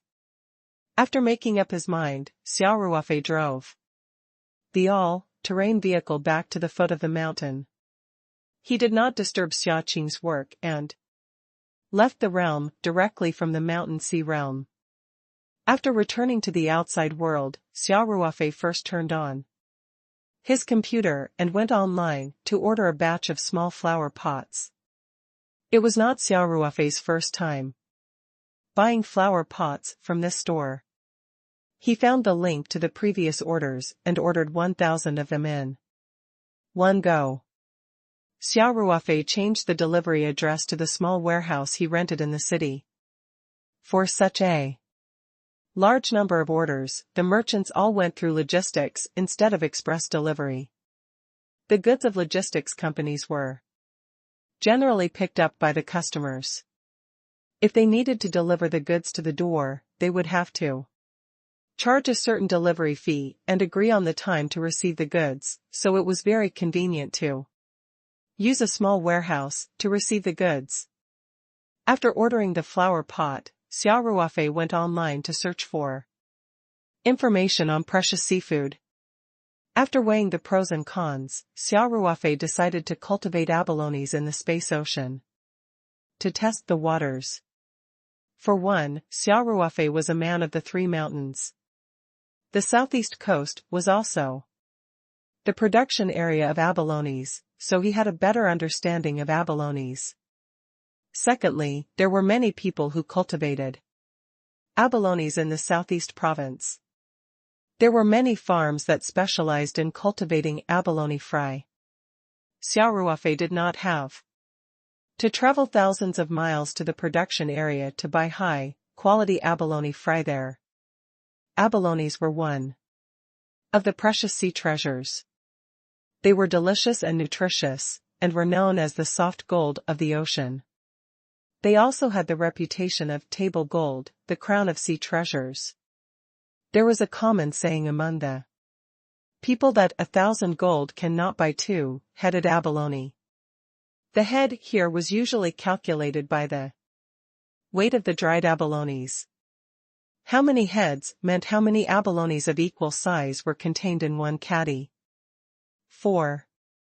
The commonly known 9-headed abalones, 9 abalones added up to one caddy. The smaller the number of abalones, the bigger the abalones were, and the more expensive they were.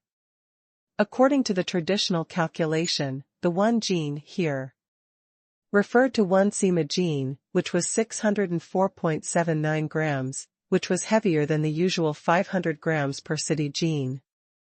In other words, the weight of the dried two-headed abalone was about 300 grams on average, which was quite rare.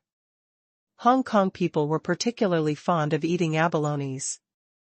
If there was a two-headed abalone of excellent quality, it will definitely cause the rich to rush to buy it. Many people who bought two-headed abalones would not be willing to eat it but would collect it instead. A few years ago, there was a famous Hong Kong TV series, Executor's Tempest, which could be said to have set a record for the ratings. The executors in the series actually referred to the executor's abalone. Many people were familiar with some of the plots in the series, and the most eye-catching one was undoubtedly the two-headed abalone that was passed down in the Abalone King's family, as well as the infighting between the rich and powerful families. One could see how precious two-headed abalones were. And if it could reach the weight of the legendary one-head abalone, which was a dried abalone, it would be a miracle. 2 years ago, a one-headed abalone with a net weight of 620 grams appeared in Yunnan province. It was sold at 2.5 million yuan, which was almost 4 million yuan per kilogram. This was only the price of one abalone. Hence, if the breeding of abalones reached its peak, the profit could definitely reach hundreds of millions. Such a profit margin was enough to move Xia Ruofei. Sanshan was not far from Hong Kong. Hence, Xia Ruofei chose to breed abalone in the space ocean for the first time. He was also aiming for the Hong Kong market. After making up his mind, Xia Ruofei turned off his computer, took a shower in the bathroom, and went to sleep. Although the matter of breeding abalones had been settled, Xia Ruofei still had to wait until he was done with some other matters before he could start implementing it. The next morning, Xia Ruofei got up and washed up. He did not rush downstairs. Instead, he took out the painting and entered the medium. From last night until now, more than 10 days had passed in the spirit map space. Xia Qing was already waiting in the mountain sea realm. The moment she saw Xia Ruofei, she immediately went up and greeted him respectfully. Xia Ruofei saw that Xia Qing was taking care of the herb garden in the mountain sea realm, and he asked with a smile, "The seeds and iron, skinned dendrobium are done?" "Yes, master."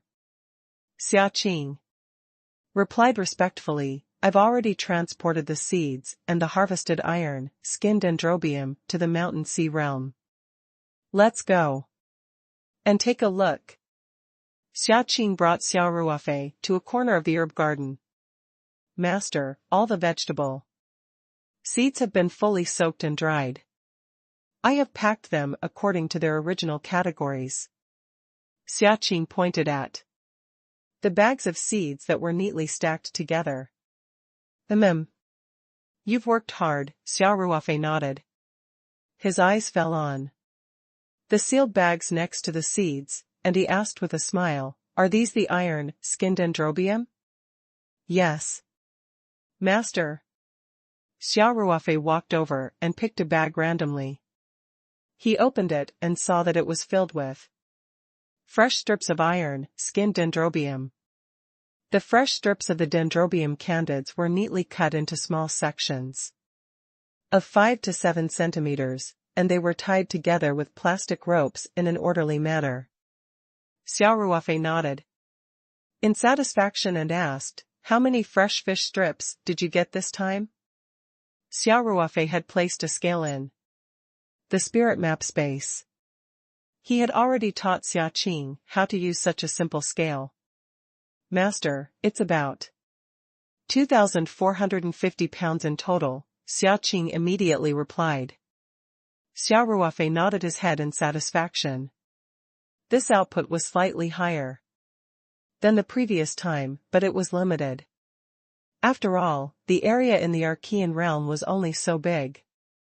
And the scale of planting iron, skin dendrobium was not large. "Well done." Xia Ruofei patted Xia Qing's shoulder and said, "Thank you for the compliment, master." Xia Ruofei looked at the thriving Chinese herbs in the herb garden and said to Xia Qing, "During this period of time, you should set up a medicine garden and focus on planting the medicinal herbs in the heart, nourishing soup formula. You can make it a little bigger. I have opened a pharmaceutical factory in the outside world to specialize in the production of heart, nourishing soup, and the demand for medicinal herbs is a little high." "Yes, master." Xia Qing immediately responded. Xia Ruofei thought for a while and said, "By the way, you should also plant more of the herbs in the formula of the jaded skin cream. This will also be mass-produced in the future." "All right," he said. "By the way, do you have the seeds of these herbs? Tell me if you need anything, so I can go to the seed company to buy it," Xia Ruofei said. Xia Qing had already memorized the formulas of the jade skin cream and heart nourishing soup, so he said without hesitation, "Master, we have the seeds of the medicinal herbs required for the two formulas. There's no need to buy them separately." "All right, hurry up and do it these few days," Xia Ruofei said. "Now that the herbs in the formula have been planted, it's best to move them together and plant them in a centralized manner so that it's easier to manage." "Understood," Xia Qing said. He then looked at Xia Ruofei and said, "Master, I have a suggestion." "Oh? Tell me about it." Xia Qing said, "Although we've opened up a medicine garden, there's still a lot of land in the mountain and sea realm that's left unused. Furthermore, every time the spatial zone is upgraded, the land in the mountain and sea realm will increase by a lot.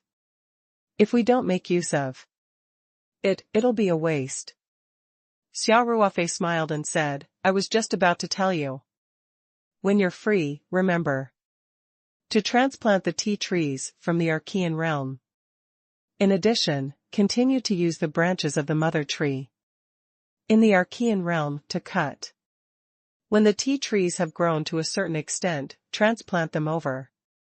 I want to build a large Dahong Pao tea garden in the mountain sea realm." "Yes, master," Xia Qing said. "Actually, I want to say, the iron, skin dendrobium, can also be grown on a large scale in the mountain sea realm. Although the harvesting cycle is relatively short, the yield is still very low. In the mountain and sea realm, we can plant up to 100 mu or even a few hundred mu. Even if we harvest them once or twice a year, the total yield will still be higher than in the Archean realm." Xia Ruofei's eyes lit up and he said, "That's a good idea. It's just that the workload is a little heavy, and I need to continuously plant it in the Archean realm. Only when it grows bigger can I transplant it." The planting of the iron, skin dendrobe normally took 3 to 5 years before it could be harvested. Of course, after it grew, it could be harvested every year.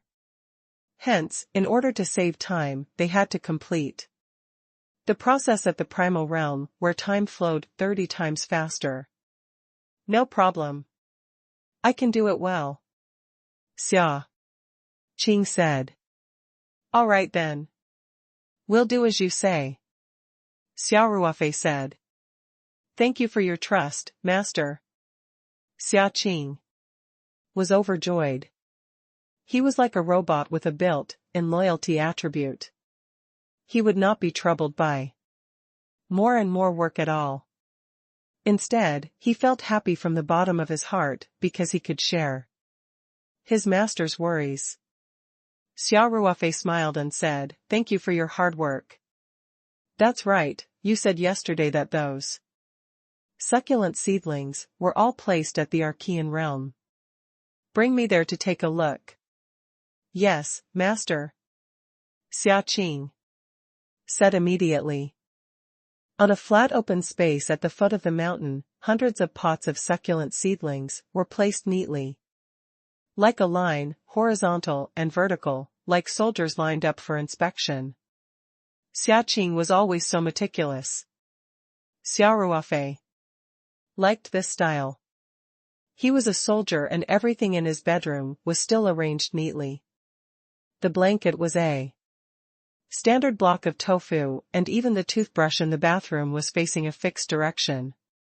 Some people thought it was an obsessive, compulsive disorder, but Xia Ruofei thought it was a manifestation of a soldier's style. Ice lantern. Jade dew, nature manifestation, tortoise, shell peony, white, skinned lunar boundary, lifestone flower.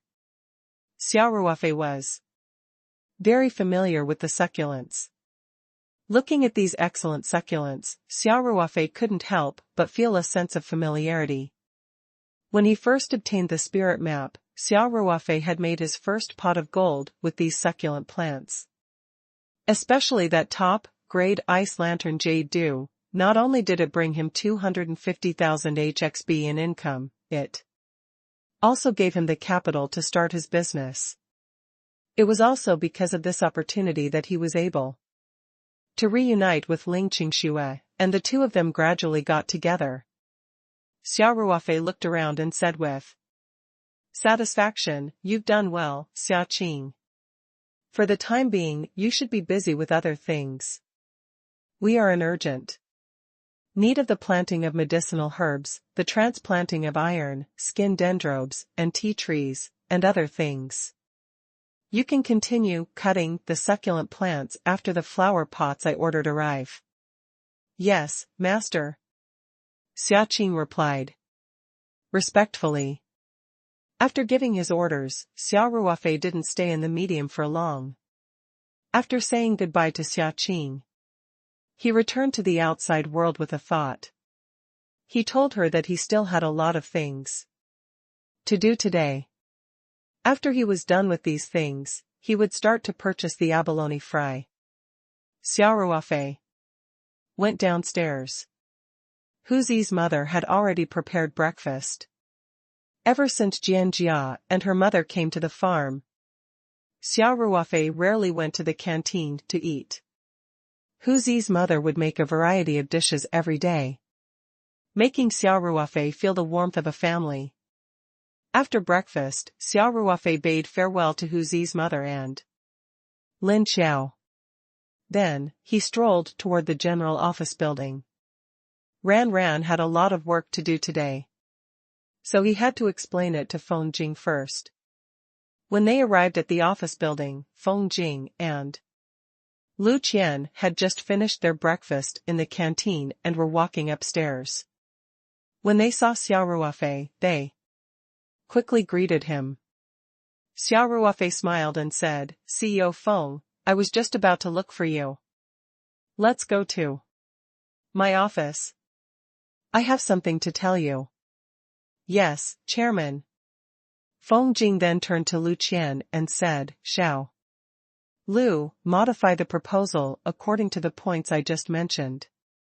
Also, inform Director Xiao and the others to postpone the meeting for an hour. All right, CEO Feng. Lu Qian said, then Chairman, President Feng, I'll go and do my work. First. Xia Ruofei smiled and nodded.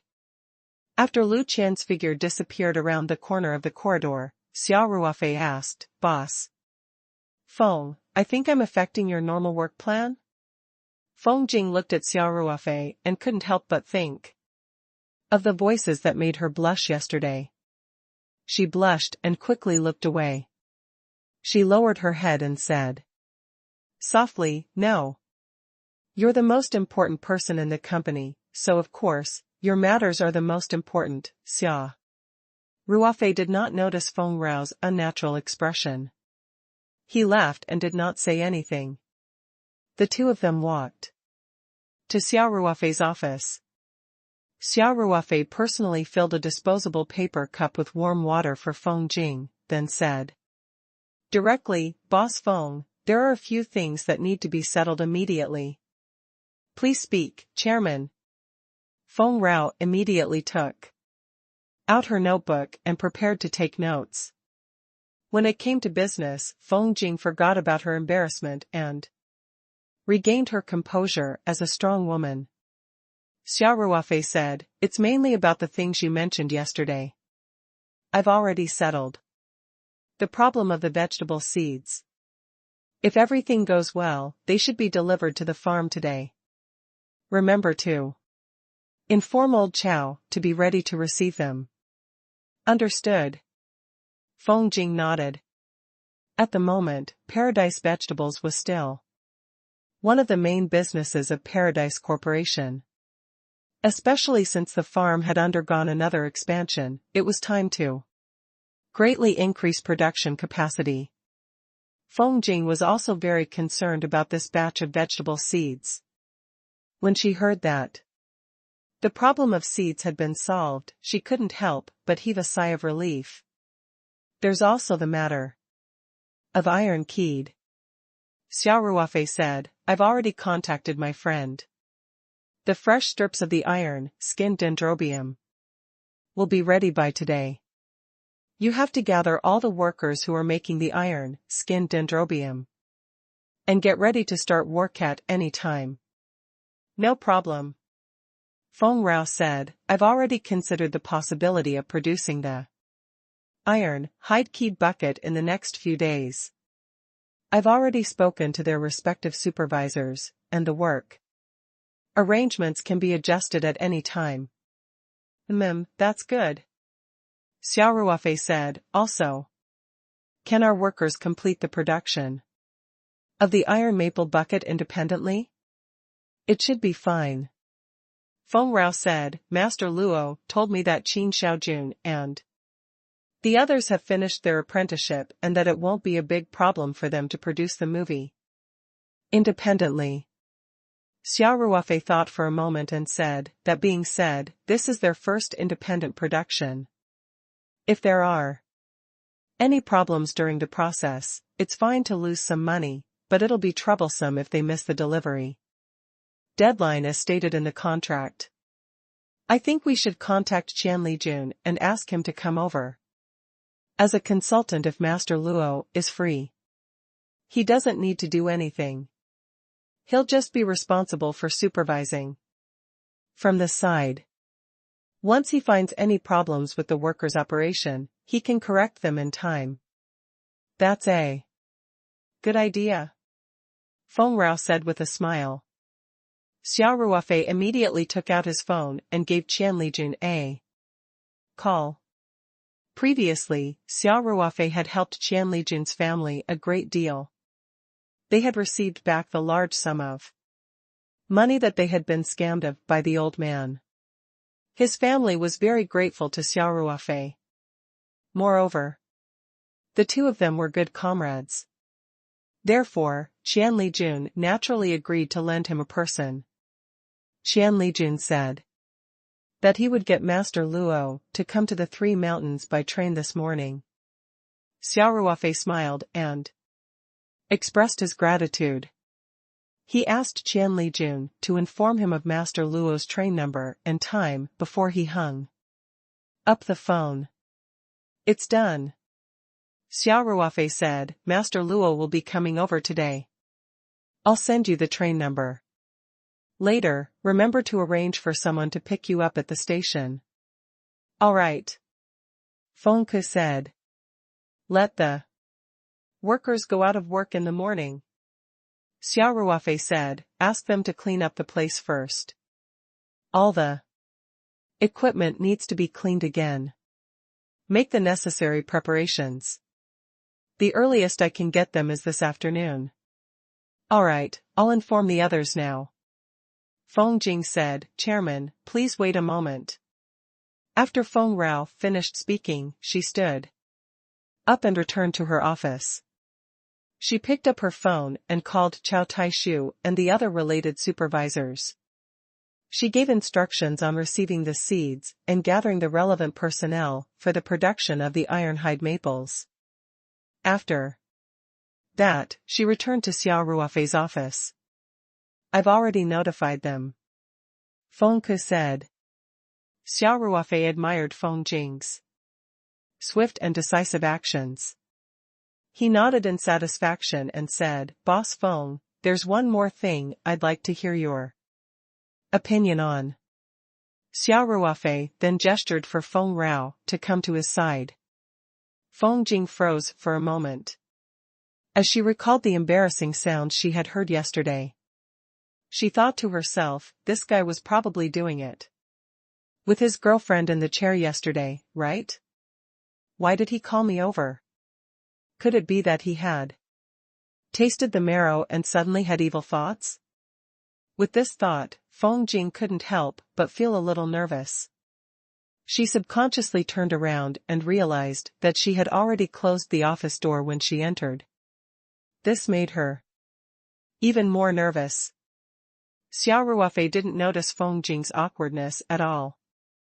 Instead, he quickly opened the online store of Taoyuan meat stall on his computer. After opening the blog shop, Xia Ruofei raised his head and looked at Feng Jing. He asked in confusion, President Feng, what are you doing? Come over. The thing I want to show you is on the computer. Feng Jing finally realized how ridiculous her wild thoughts were. She knew Xia Ruofei well.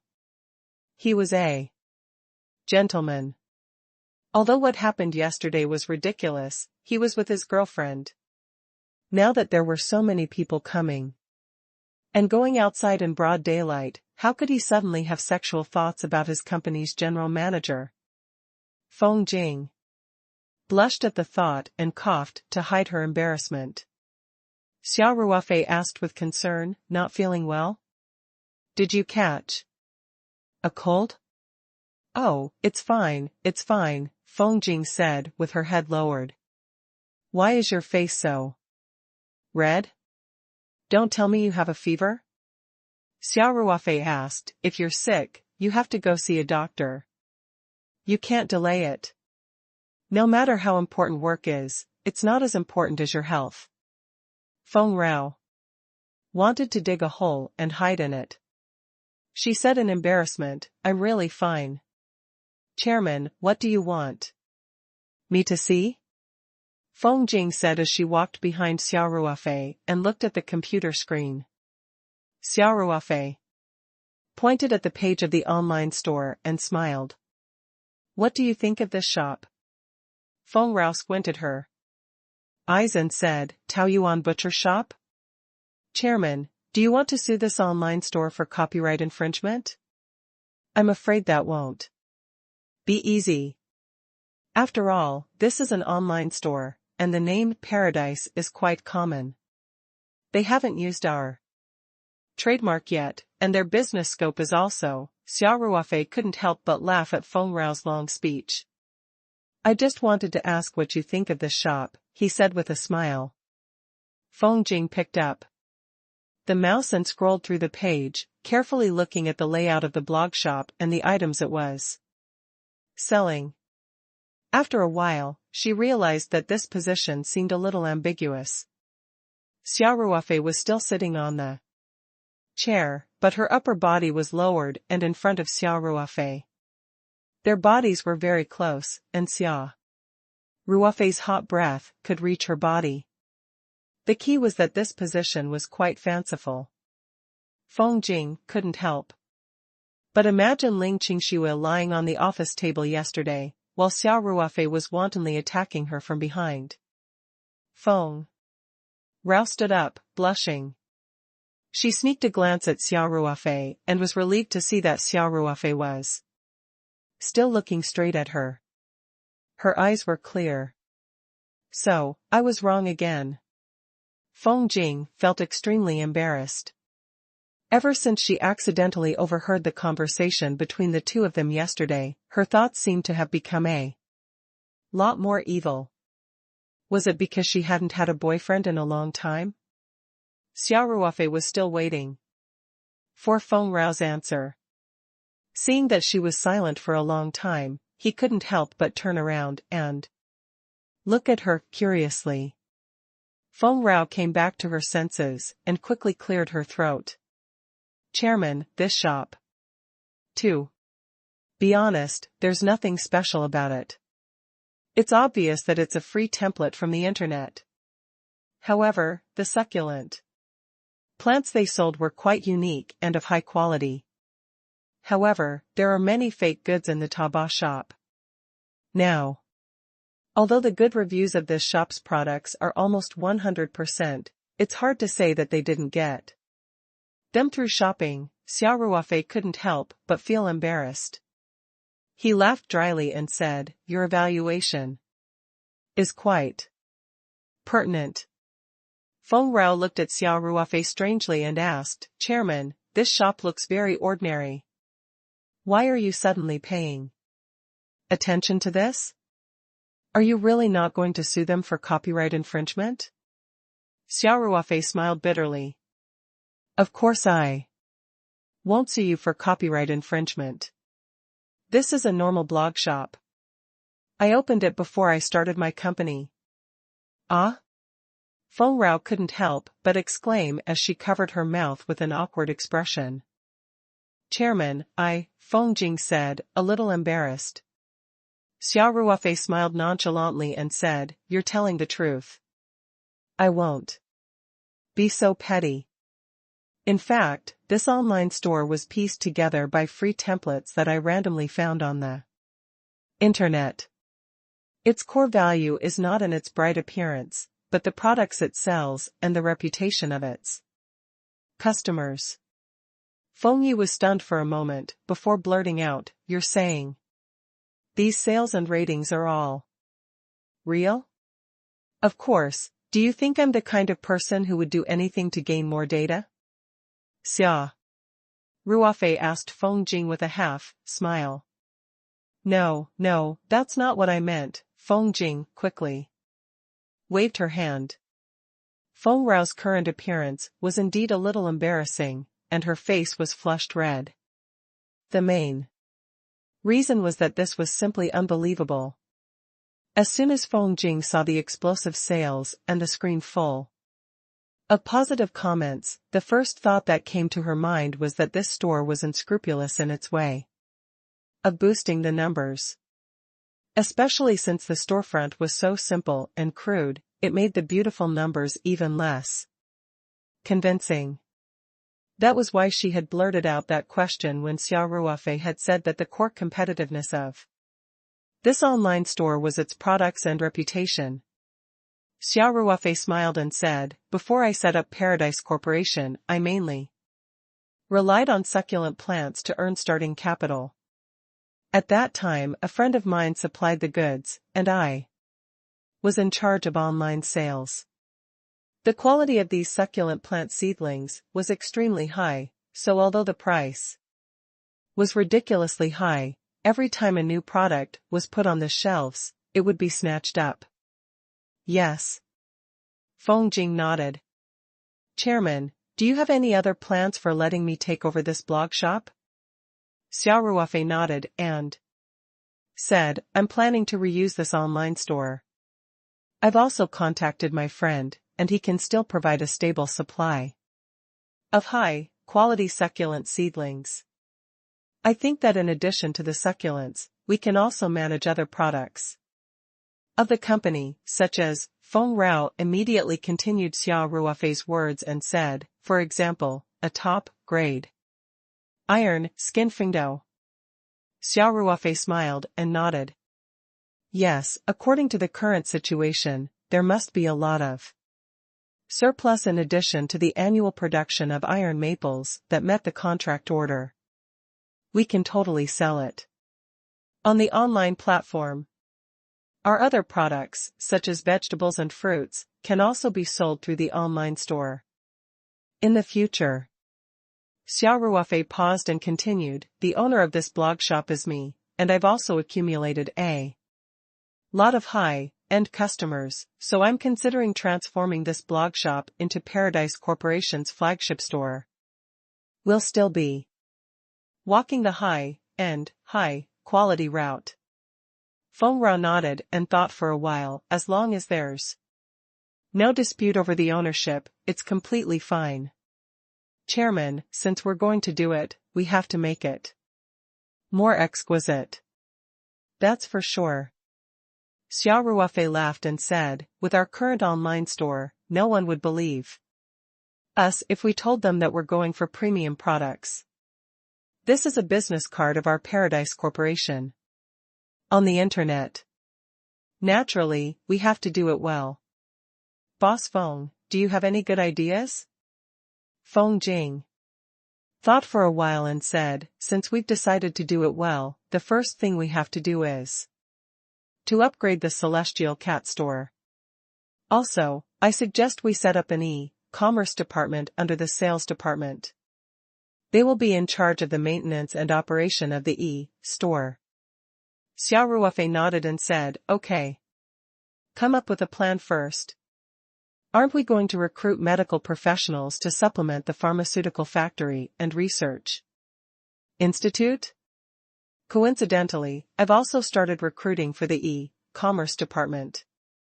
In any case, it's fine to rush one sheep, but it's fine to rush two. How can you compare your own employees to sheep? Feng Jing chuckled. Let's make an analogy. Xia Ruofei laughed drily. President Feng, you should personally take care of this matter. See what kind of people are needed and recruit them as soon as possible. Oh, right, hasn't Xiao been studying graphic design recently? When the time comes, ask her to intern at the e-commerce department and learn how to design websites from the designers. All right. I'll personally come up with a plan and show it to you later. Feng Ke said. The new batch of succulent plants will be here soon. Xia Ruofei said, if there's not enough time, we can select a few employees who have experience in this area and put them into work first.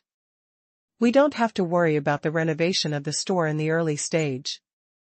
We mainly need to upgrade the Link store, qualification certification, new goods on the shelves, and dispatch the goods. Understood. Feng Ku said. Xia Ruofei wrote down the Taobao shop's account number, password, and everything else and passed it to Feng Rao before letting her get busy. Xia Ruofei walked out of the general office building and left Taoyuan Farm in his pickup truck. Of course, Xia Ruofei didn't go to the city. He just found a less populated section of the road and took out all the seeds that Xia Qing had soaked and repackaged from the space. He placed them in the back of the pickup truck. He rested in the car for a while and smoked a few cigarettes. After some time, he started the car again and drove back to the farm. On the way, Xia Ruofei gave Chao Taishu a call and asked him to gather the workers to get ready to unload the truck. When the car returned to the farm, Chao Taishu and the workers were already waiting impatiently at the entrance. Chao Taishu directed the workers to carefully unload all the seeds from the trucks and carry them into the vegetable greenhouse. Then, he was not in the mood to talk too much with Xia Ruofei. After saying his goodbyes, he quickly walked towards the vegetable greenhouse.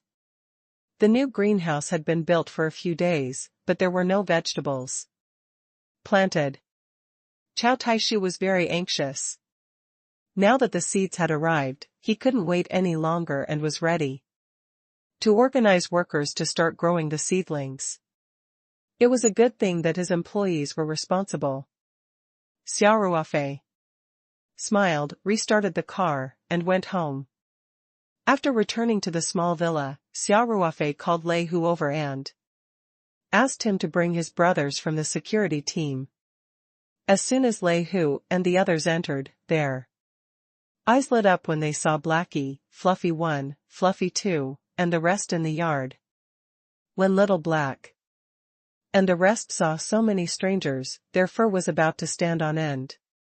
They glared at Lei Hu and the rest. "Blackie, we're on the same side," Xia Ruofei shouted. As soon as Xia Ruofei spoke, Blackie and the rest immediately returned to their lazy state. Only then did Xia Ruofei say to Lei Hu, "I've specially found these dogs to assist us in guarding the house. This pure black one is called Little Black, and this is Big Harry, Second Harry, Third Harry, Fifth Harry, Sixth Harry. Why isn't Harry 4 here?" Lei Hu asked, puzzled. "Simao asked me to give it away," Xia Ruofei said with a smile. The ex-soldiers immediately laughed. There was really 40 cents. This name was really native. Xia Ruofei continued, "Blackie and Lightning will stay at my place. Fluffy 1, Fluffy 2, and the rest will be assigned to your security team. Today, you should get to know each other and cultivate a good relationship in the future. These dogs are very smart and can be a great help to you."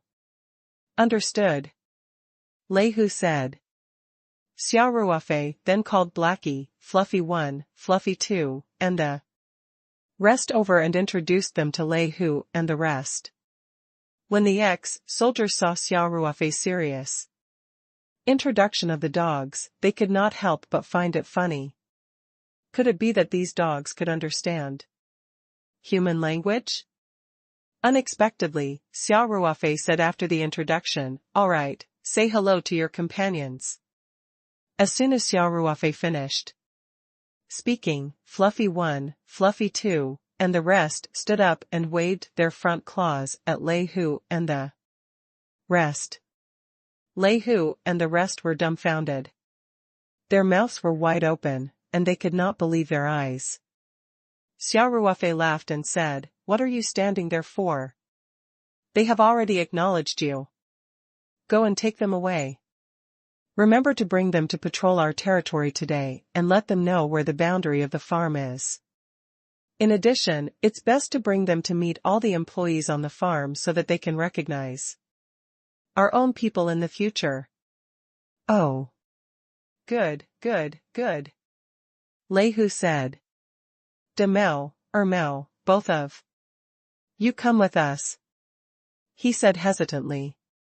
Fluffy 1, Fluffy 2, and the rest of the 5 dogs immediately wagged their tails and followed behind Lei Hu and the others.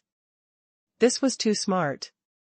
Lei Hu and the rest had really opened their eyes this time. The veterans came back to their senses and also asked Lei Hu to be responsible for a certain dog. With such a partner, the boring farm life would become much more interesting. However, there were too many monks and too little gruel. No, there were more people than dogs. As for who would be in charge of the 5 dogs, that was not Xia Ruofei's concern. It should be Lei Hu's problem. After Fluffy 1, Fluffy 2, and the rest left, the village yard was much quieter. Blackie and Lightning got along well. The 2 dogs were very smart and came forward to please their master, Xia Ruofei. Xia Ruofei then called Chow Tai-shu and asked him to send someone to build another kennel next to Lightning's for Blackie. Xia Ruofei had wanted to transport the iron, skinned Dendrobium strips back, but since Master Luo was free to come over and would Only arrive at the Three Mountains in the afternoon. Xia Ruofei decided to do it tomorrow. He suddenly recalled that it was time to deliver the drunken eight immortals wine. Hence, he took out his phone from the villa's courtyard and gave Ling Xiaotian a call. The phone had just rung once, and Ling Xiaotian immediately picked up. Before Xia Ruofei could say anything, Ling Xiaotian said, "Ruofei, have you already gotten a high-quality blood red dragon?" Xia Ruofei didn't know whether to laugh or cry. Why was his future father-in-law not concerned about the company's affairs at all? Instead, he couldn't wait to ask about the red arowana. Was it really good for him to be so playful? Uncle Ling, there's no hurry to deal with the blood dragon. Xia Ruofei smiled bitterly.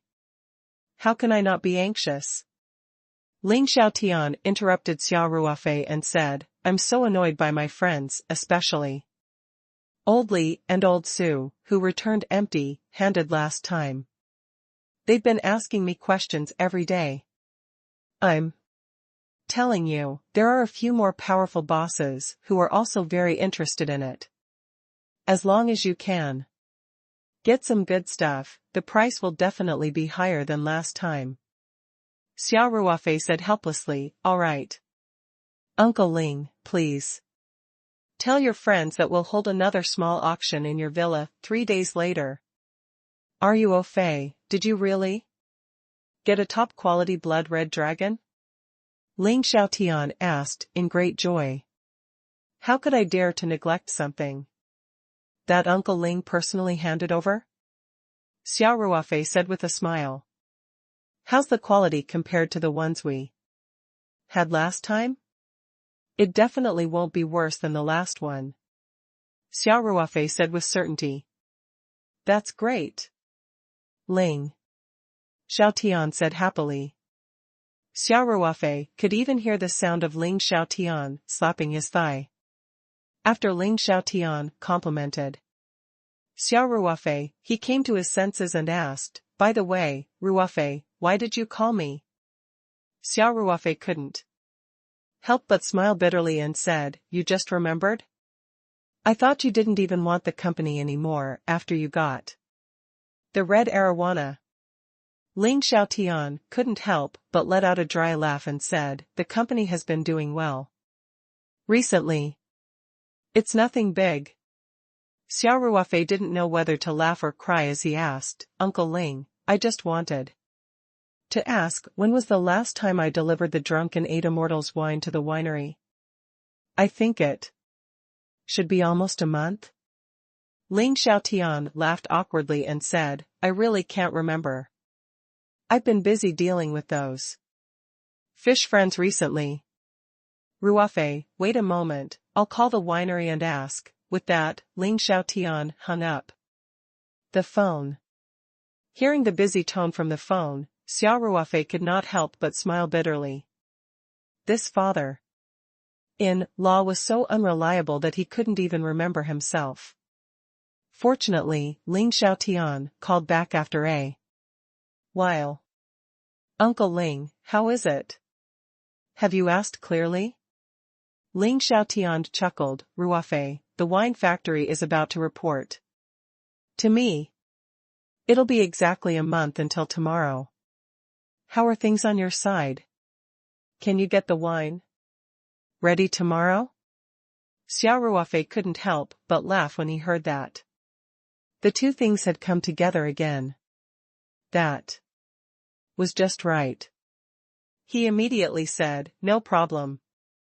Uncle Ling, let them go to the warehouse from last time at 9 a.m. tomorrow. By the way, can you help me arrange a small truck? I still have something to transport back to the farm. All right. Don't worry. I'll have them make the arrangements. Ling Xiaotian said, Ruofei, that don't forget about the blood-red dragon. Xia Ruofei replied helplessly, Uncle Ling, don't worry. I can't forget.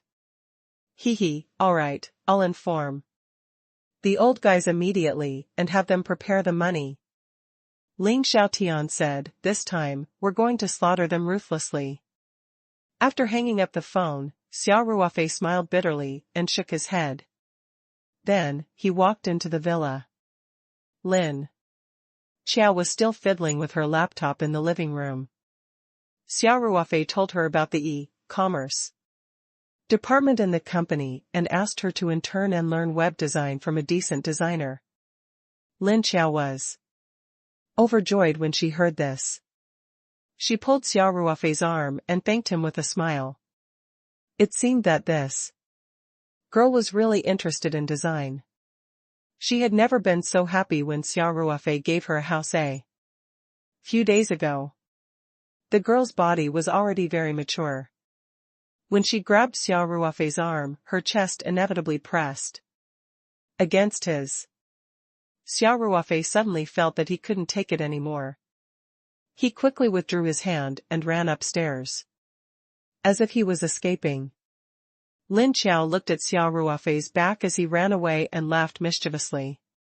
Xia Ruofei returned to his room to continue learning about the abalone cultivation in Sanshan City.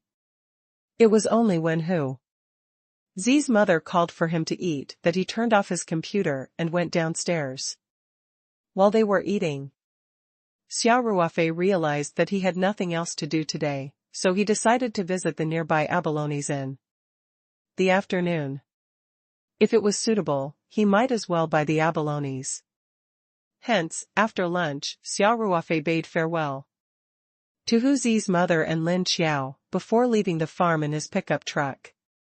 Chongqing County had nearly 1/3 of Sanshan City's coastline, and most of the abalone farming companies in the province were also located there.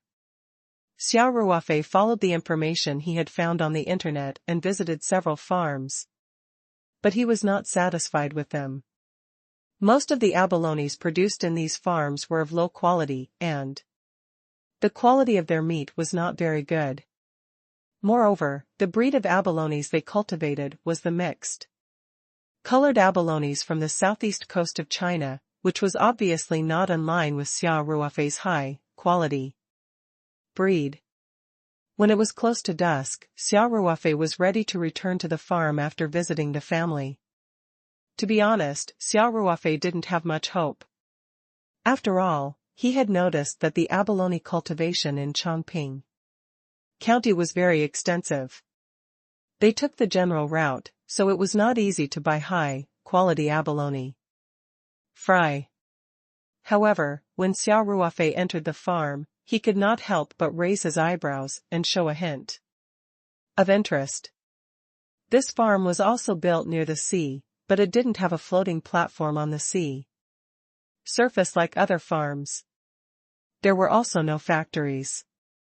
Although the industrial cultivation took up a small area and produced high yield, the quality of the abalones produced was very poor. At a glance, there were only a few small buoys on the nearby sea surface. There were also a few layers of isolation nets in the distance.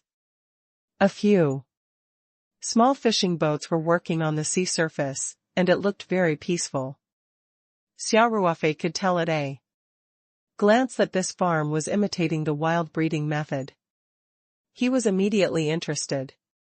What Xia Ruofei was concerned about now was the breed of abalones in this farm and whether they were selling abalones to the public. Just as Xia Ruofei was looking around with great interest, a young man walked over and asked, "Sir, is there anything I can help you with?" "Oh, I'm here to take a look." Xia Ruofei smiled and asked, "Is your boss here?" "I'd like to buy some abalones." The dark-skinned young man grinned and extended his hand to Xia Ruofei. "Hello. Nice to meet you. My name is Tian Gang, the boss of this abalone farm." "What's your name, sir?" Xia Ruofei looked at Tian Gang in surprise and said with a smile, "My surname is Xia." "Mr. Tian, you look very young." "So it's Boss Xia, nice to meet you." I wonder what kind of abalone fry you want? Tian Gang asked with a smile. To be honest with you, Mr. Tian, I visited a few farms today, but I wasn't satisfied with them, Xia Ruofei said. Tian Gang pursed his lips and said, Boss Xia, I know a few farms nearby very well. Most of them use intensive cage cultivation. The taste of the abalones they raise is getting worse year by year. The price is also dropping. This kind of short-term success and profit-seeking practice has ruined the atmosphere of the entire industry. So, Mr. Tian's farm is different from theirs? Xia Ruofei asked. With a smile. Of course. Tian Gang said with some pride, my breeding farm has always insisted on imitating wild breeding. Even to the extent that it's basically in a semi-free state. Although the breeding cycle is long and the risk is relatively high, and we are likely to lose all our money once there is a typhoon or other bad weather, the abalones cultivated this way are of the highest quality. It's basically the same as a wild abalone in terms of taste. Xia Ruofei nodded approvingly and said, Mr. Tian, I agree with your idea. You can't follow the crowd in everything. Only by doing things to the extreme can you become the best in your industry. Tian Gang immediately felt a sense of regret for not meeting him earlier. He happily said, it seems like great minds think alike. Xia Ruofei smiled and said, Mr. Tian's farm is indeed different from the others. I wonder what kind of abalone you have. My requirements are quite high. Boss Xia, you should have heard of the 3 big varieties of abalones, right? Tian Gang said without hesitation. Although I personally don't have a good impression of the Japanese, I have to admit that the Wei nation's abalone is very good. They are recognized as the best abalone producer. The 3 varieties of abalones are all from the Wei nation, namely the net abalones, jibing abalones, and burlap abalones. The dried abalones used in high-end eateries in Hong Kong are almost all from the Wei nation. So, Mr. Tian, you're bringing in one of the 3 most famous abalones in the world? Xia Ruofei asked with a smile. Tian Gang proudly nodded and said, my farm is full of net abalones and jibing abalones imported from Wei nation. If Boss Xia wants to buy abalone fry, I can also provide purebred net abalone seedlings here. The abalones I plant are specially imported from the Wei nation. They are pure-blooded and are all imitated wild breeding. Xia Ruofei nodded in his heart. His ideal breed of abalone was actually the net abalone. On one hand, the Hong Kong and Pacific Islanders loved this breed, so it would naturally be easier to sell in the future. On the other hand, among the 3 famous abalones, the number of heads of the net abalone was the least, and it was the easiest to raise 2-headed abalones or even 1-headed abalones. Mr. Tian, can I take a look at your net abalone seedlings first? Xia Ruofei asked after some thought. No problem. Tian Gang smiled and said, but we're all imitating wild breeding in the coastal waters. If Boss Xia wants to see it, you'll have to take a fishing boat with me. All right. Xia Ruofei smiled and said, we can also visit Mr. Tian's farm. Tian Gang enthusiastically led Xia Ruofei along the path of the farm to the beach. There was a small dock there. Tian Gang called Xia Ruofei over and they jumped onto a small fishing boat. Tian Gang gestured to the fisherman, who immediately turned on the engine, and the small fishing boat sailed toward the cultivation area. The breeding area was in the shallow waters and the entire area was surrounded by nets. The small fishing boat drove in from an opening and stopped at a buoy. The two fishermen reached out and fumbled under the buoy for a while. Then, they worked together and carefully lifted a rope. Only then did Xia Ruofei realize that there was a small reef hanging from the rope. The surface of the reef was densely covered with abalone fry. These abalones were the same as the abalones that Xia Ruofei had seen before, but they were only the size of a 1 yuan coin. There were many of them. If someone with trypophobia saw this, they would definitely have goosebumps. Actually, this is a simulated reef that we made with cement, said Tian Gang with a smile. But after being placed at the bottom of the sea for a while, the surface is covered with a layer of seaweed, so it looks no different from a real reef. Xia Ruofei smiled and said, I've really learned something new. If Mr. Tian hadn't said it, I wouldn't have known that it was fake. It's simply passing off the fake as the real one. Tian Gang said, Boss Xia, it's not easy to imitate wild breeding. I also specifically went to a large breeding farm in the Wei Nation to get the information. The cost of our breeding method is extremely high. Moreover, it's also very risky to breed it directly in the offshore area, so, as long as the quality of the abalones is good, the price is negotiable. Xia Ruofei smiled. Boss Xia, you're so generous. Tian Gang said happily, then pointed to the abalone fry on the simulated reef and said, Mr. Xia, the abalones I grow here are from the Wei Nation's Chania County, which can be said to be the best quality abalones. Please take a look. The bottom of this abalone fry is wide and flat, and the shell is pure dark coffee color. After opening it, you can clearly see the bead like bottom of the pillow. It's definitely the most authentic 1000-leaf net abalone. Xia Ruofei had always been inclined to bring in net abalones, so he had read a lot of information about the Wei Nation's net abalones on the internet yesterday. He knew that Tian Gang was not lying to him, and the quality of the net abalones here was indeed quite high. After a moment of silence, Xia Ruofei said, Mr. Tian, your abalone fry is pretty good. I wonder how much it's going to cost.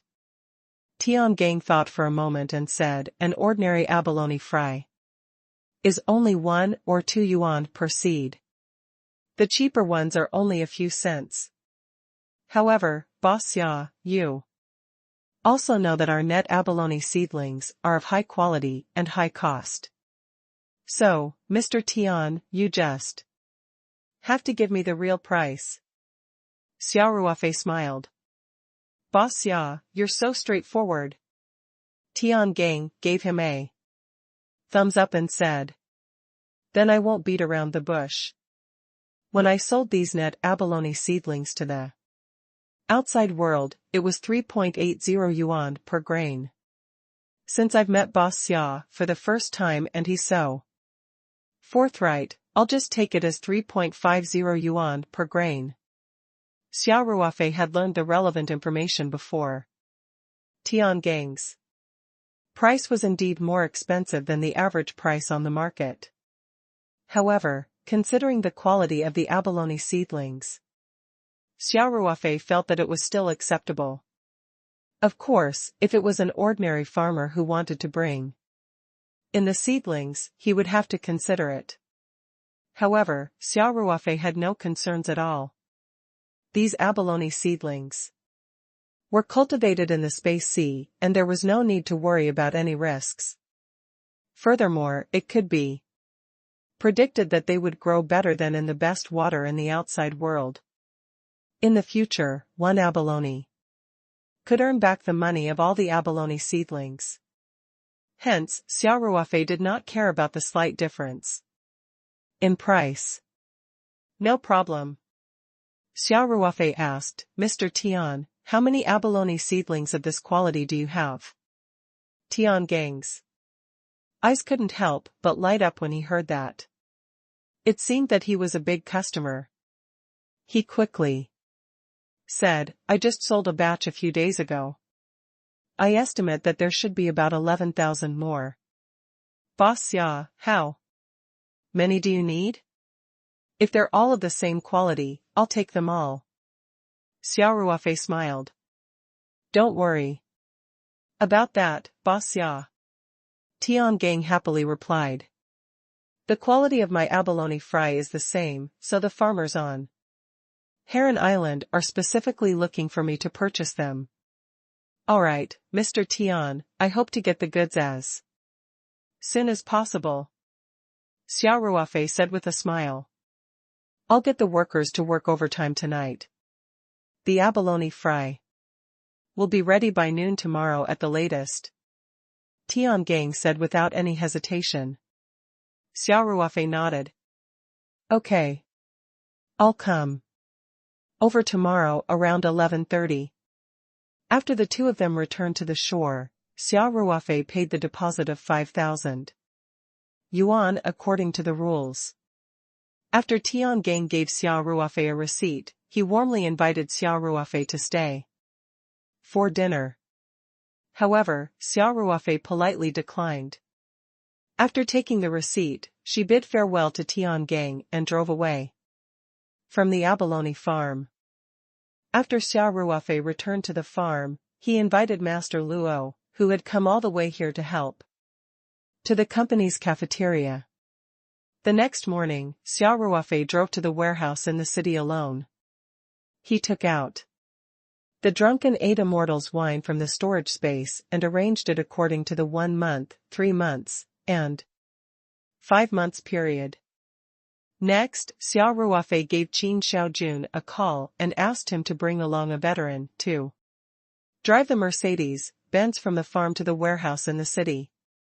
After sharing the location with Qin Xiaojun through WeChat, Xia Ruofei did not rush to retrieve the iron, skin dendrobes from the medium to maintain their freshness. Instead, he lit a cigarette and started smoking. After resting for a while in the warehouse and calculating that it was about time, Xia Ruofei took out the fresh iron, skin dendrobium strips that Xia Qing had processed from the space and stacked them neatly in the other corner of the warehouse. After he was done, Xia Ruofei looked at the time. It was just a little past 9 o'clock. There were still about 20 minutes before the time he had agreed to meet the winery. After a while, Qin Xiaojun and another veteran arrived at the warehouse. Brother Xia. Qin Xiaojun ran over to her as soon as he got out of the car. What's the matter? Xia Ruofei laughed and said, the fresh strips of iron, skin dendrobium are ready. It's in the warehouse. You will lead the way in a while. Xiao Huang will escort the carriage. Transport these fresh strips back to the farm. You guys start making them immediately. I still have something to do here, so I can't go back for the time being. Qin Xiaojun replied excitedly, all right. Don't worry. Xia Ruofei took out a cigarette and lit one for the two of them. The three of them smoked and chatted. After a while, the convoy from the winery arrived at the entrance of the warehouse. The deputy director of the winery was in charge of production. He was very polite to Xia Ruofei when he saw him. All the management of the winery knew that Xia Ruofei was one of the bosses of Dingfeng Winery and had mastered the core technology of drunken 8 Immortals. It could be said that the winery's current transformation was entirely due to Xia Ruofei's efforts. They did not dare to be negligent. In front of Xia Ruofei, Xia Ruofei smiled and asked, Deputy Director Lin, is the truck I asked for here? It's here, it's in the first carriage of the convoy. Deputy Director Lin said quickly. Then please ask the stevedores to help me load these goods onto the truck. Xia Ruofei pointed to a bag filled with iron, skinned Dendrobium at the other corner of the warehouse, and said, "I'm in urgent need of these things at my farm." All right. Deputy Director Lin said. He quickly called the unloading workers from the factory to load the truck. There was strength in numbers, and a ton of goods was quickly loaded. Qin Xiaojun drove the Mercedes-Benz to lead the way, while the other veteran got into the small truck to escort the truck. Soon, the two trucks left the warehouse and returned to Taoyuan Farm. Master Luo was in charge of the production of the iron maple bucket. In addition, Qin Xiaojun and the others were Xia Ruofei's trusted subordinates, so he was very assured. After dealing with the iron, skinned Dendrobium, Deputy Director Lin then directed the workers to start working. They moved the new wine made by the winery down, then moved the finished wine that Xia Ruofei had improved and processed into the truck. Finally, they moved the new wine jars into the warehouse and placed them neatly. After a busy day, Assistant Factory Manager Lin thanked Xia Ruofei and left politely. The warehouse, which had just been bustling with activity, immediately quieted down again. Xia Ruofei waited for the fleet of cars to leave before carefully checking the surroundings. Then, he entered the warehouse and locked the door from the inside. After making sure that it was safe, Xia Ruofei waved his hand and the wine jars in the warehouse disappeared one by one. They appeared in the space. Xia Ruofei had done this many times. The new wine was placed in different areas according to the different storage time. Each batch of wine jars was labeled with the factory time, so Xia Ruofei was very familiar with this process. In a short while, all the wine jars were put into the space. Xia Ruofei raised his hand and looked at the time. It was almost 11 o'clock. The delivery time he had agreed with Tiangang was approaching. Tiangang's farm was located in Chongping County, so it was just right to drive there. Hence, Xia Ruofei walked out of the warehouse, locked the door, and drove the pickup truck out of the city. When they arrived at the abalone farm, Tiangang was already waiting with a few workers. Tiangang's face was filled with fatigue. It was obvious that he had worked through the night yesterday to ensure a smooth delivery of the goods today. Boss Xia. Tiangang greeted Xia Ruofei enthusiastically. Mr. Tian, you've worked hard.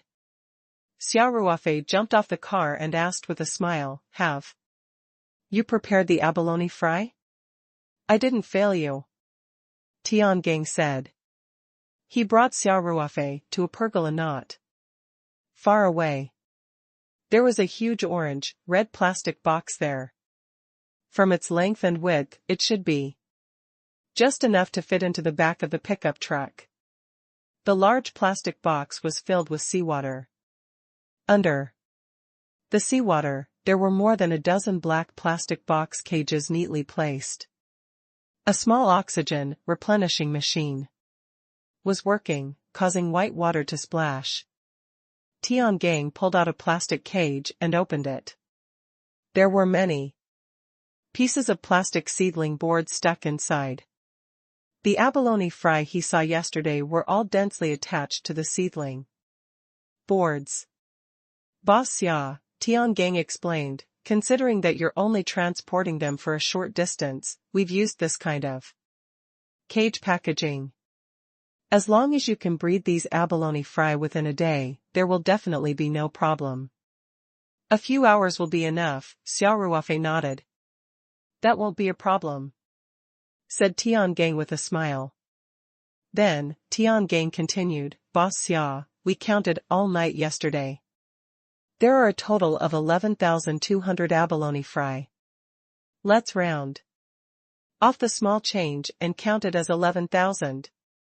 I hope Boss Xia will take care of my business in the future. Xia Ruofei smiled and nodded, no problem. Then, thank you, Mr. Tian. Boss Xia, do you want to count? Tian Gang asked. Xia Ruofei waved his hand and said, how long do I need to order more than 10,000 pills? Besides, I trust Mr. Tian's character. With that, Xia Ruofei opened each cage and checked them. He confirmed that the abalone sprouts were the same as the one he saw yesterday and that they were not of inferior quality. Mr. Tian, I'll drive the car over. Please ask the workers to load it up as soon as possible. Xia Ruofei said. All right. Tian Gang repeatedly said, thank you for your trust, Boss Xia. Xia Ruofei drove the pickup truck over, and a few strong workers worked together to lift the large plastic box and load it into the back of the truck. Then, they fastened it with rubber ropes. There was no power supply in the car, and the oxygen generator was not cheap, so they had to take it off before loading it into the car. This way, Xia Ruofei had to hurry up and raise the abalones. The 11,000 abalone fry cost a total of $38,500. Xia Ruofei had already paid $5,000 as a deposit the day before. Today, he swiped his card and paid the remaining $33,000 to Tian Gang. Then, Xia Ruofei drove away from the abalone breeding farm. Xia Ruofei was also worried that the abalone seedlings would die after being in such a high-density environment for a long time. Hence, after leaving the abalone farm, Xia Ruofei quickly found a quiet place to park the car. He went around to the back of the car and made sure that there was no one around.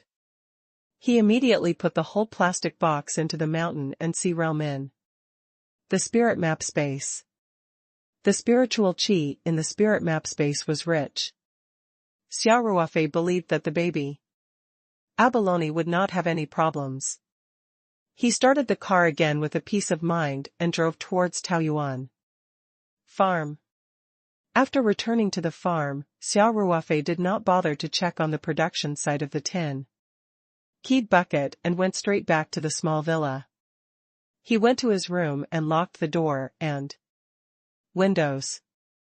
Then, he quickly entered the spirit map space. He appeared directly on the beach, where the large orange-red plastic box was quietly placed. Xia Qing was standing next to the plastic box. He had already noticed when Xia Ruofei had sent the plastic box into the origin space, so he had put down his work and rushed over. I'll take care of this myself, Xia Ruofei said to Xia Qing. You can go and do your own things. Yes, master. Xia Qing looked at the big plastic box with some curiosity, then turned around and walked in the direction of the medicine garden. Xia Ruofei walked to the big plastic box and lifted a long black box. After opening it, he carefully took out a plastic sapling.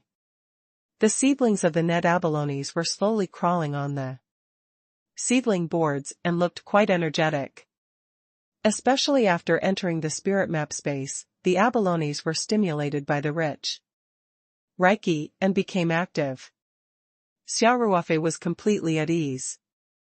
He was already wearing slippers and shorts, so he took the plastic sapling board and walked into the sea. He only carefully put the sapling board in the sea when the water reached his waist.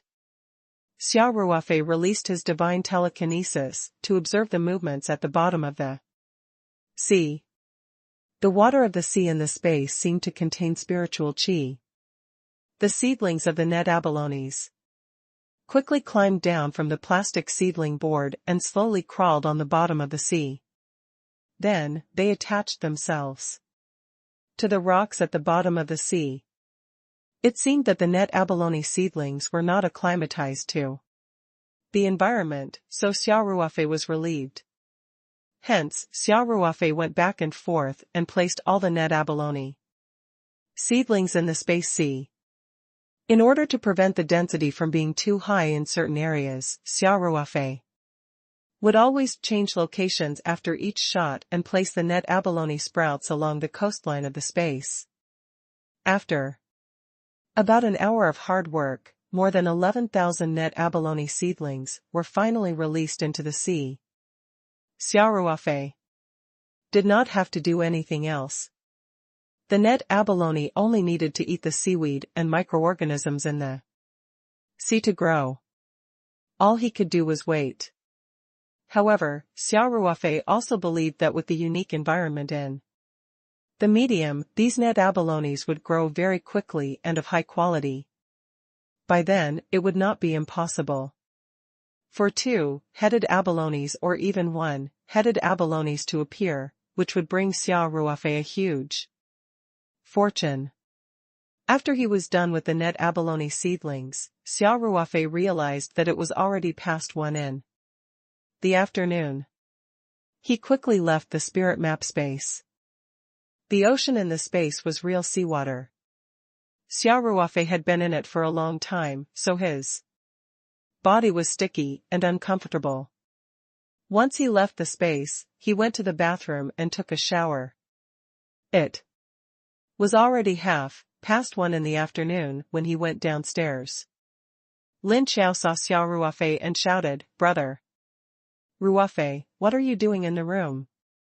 I've been calling you for dinner, didn't you hear me?" Xia Ruofei laughed dryly. "I was a little tired this morning. I just fell asleep." "You're sleeping too deeply."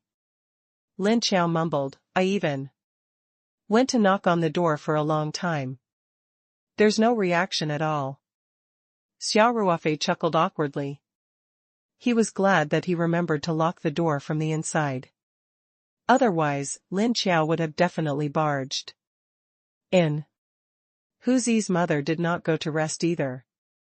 Seeing this, she rebuked, "Xiao, how can you talk to your brother Ruofei like that? He only fell asleep because he was too tired from work." Then, Hu Zi's mother smiled gently at Xia Ruofei and said, "Are you au fait? Just wait a moment. The food is cold, I'll go heat it up for you." Xia Ruofei quickly said, "Godmother, it's okay. It's summer. There's no need to heat it up. I'll just eat it." "That won't do." Hu Zi's mother said, "It's easy to get a stomachache if it's cold. Sit down and rest for a while. I'll heat it up very quickly." After that, Hu's mother took the food on the table back to the kitchen without saying anything. Xia Ruofei had no choice but to sit down on the sofa. In the living room, Lin Xiao was watching a drama on the tablet. She sat on the sofa with her legs crossed and her cotton casual pants pulled up, revealing her snow-white thighs. However, she didn't care. She was eating dragon fruit with a toothpick while staring at the tablet intently. Xia Ruofei glanced at her and quickly retracted his gaze. He thought to himself, "This girl doesn't care about her image. Although we're at home, I'm not related to her by blood. I'm not her brother. I should at least be careful about the boundaries between men and women." However, Xia Ruofei didn't know how to explain it to Lin Xiao. This topic was already awkward. If he said it too seriously, Lin Xiao might be unhappy. If he said it tactfully, she might not understand. Besides, Hu Zi's mother was in the kitchen, not far away. It was not convenient to talk about this topic with Lin Xiao. Hence, he sat up straight and stared at the TV. In fact, Xia Ruofei did not pay attention to what was on the TV. Fortunately, Hu Zi's mother quickly heated up the food. As she placed the food back on the table, she said, "Are you au fait? Come over and eat." "Woof. Thank you, godmother," Xia Ruofei said. He picked up the bowl and gobbled it up. Hu Zi's mother glanced at Lin Qiao and said, "Qiao, you little girl, you don't even know how to come and help me. You're only holding the computer all day long. Don't just stand there. If you want to look at it, go back to your room." Lin Qiao playfully stuck out her tongue at Xia Ruofei and went back to her room with the tablet. Xia Ruofei said as he ate, "Godmother, you should go back to your room and rest. I'll clean it up after I'm done." Usually, by this time, Hu Zi's mother would have already gone for her afternoon nap. However, she had waited until now, because Xia Ruofei had not come down for lunch. Xia Ruofei felt warm inside, but at the same time, he felt a little apologetic. Hu's mother smiled. "It's okay. I'll wait for you to finish eating. You don't have to worry about the kitchen. Godmother will clean it up." Xia Ruofei put down his bowl and chopsticks and said, "Godma, I'm really sorry for what you're doing. Listen to me. Go and rest. Wasn't it just a few bowls? I will wash it." Xia Ruofei finally persuaded Hu Zi's mother to go back to the house after much persuasion. He sat down and continued eating. After they were done eating, Xia Ruofei cleaned the table and washed the dishes. It was already past 2 o'clock. He didn't plan to take an afternoon nap, so he strolled out the door. The midsummer sun was hot, and it scattered spots of light under the shade of the farm path. A breeze blew, and the branches of the trees on both sides of the path swayed slightly. The distant chirping of cicadas came, giving off a particularly tranquil feeling. Xia Ruofei walked to the production site of the iron-skin dendrobium. As expected, Qin Xiaojun and the rest were not resting. He was busy processing the iron-skin dendrobium with 5 to 6 workers. As Xia Ruofei had specifically instructed him to do so, Master Luo did not do it himself. He came here as an advisor, mainly to watch Qin Xiaojun and the others' operation and only point out any problems in time. This could not only train the workers on the farm who were responsible for making the iron-skinned maples, but also ensure that no mistakes would be made during the whole production process and the quality of the iron-skinned maples could be guaranteed. Seeing Xia Ruofei, Master Luo, Qin Xiaojun and the others quickly came over to greet him. Xia Ruofei waved his hand and said with a smile, "You guys continue, don't mind me, I'm just looking around." Qin Xiaojun and the rest continued with their work while Xia Ruofei and Master Luo stood under the shade. He took out a cigarette and gave one to Master Luo. They then chatted for a while. Although it wasn't the first time that he had come into contact with these iron-skin vessel fresh strips, Master Luo still praised their quality. As an old master who had been in this industry for more than 20 years, seeing the top quality of the iron-skin vessel fresh strips was like a young man seeing a beautiful woman. It was a love from the bottom of his heart. Master Luo had even subtly suggested that he wanted to jump ship to work, but Xia Ruofei was too embarrassed to poach his comrade, so he could only smile and decline. Of course, Master Luo was just saying that. He was a native of Jiang, Xia Province, Anhui City, and he had a family. If he were to come to the southeast province to work, he would really hesitate. Besides, Qian Legion's company was giving Master Luo a pretty good salary. Xia Ruofei asked Qin Xiaojun and the rest about the production process. Master Luo said that Qin Xiaojun and the rest were very familiar with the process, especially with his control of the heat. He would not need to come over again next time.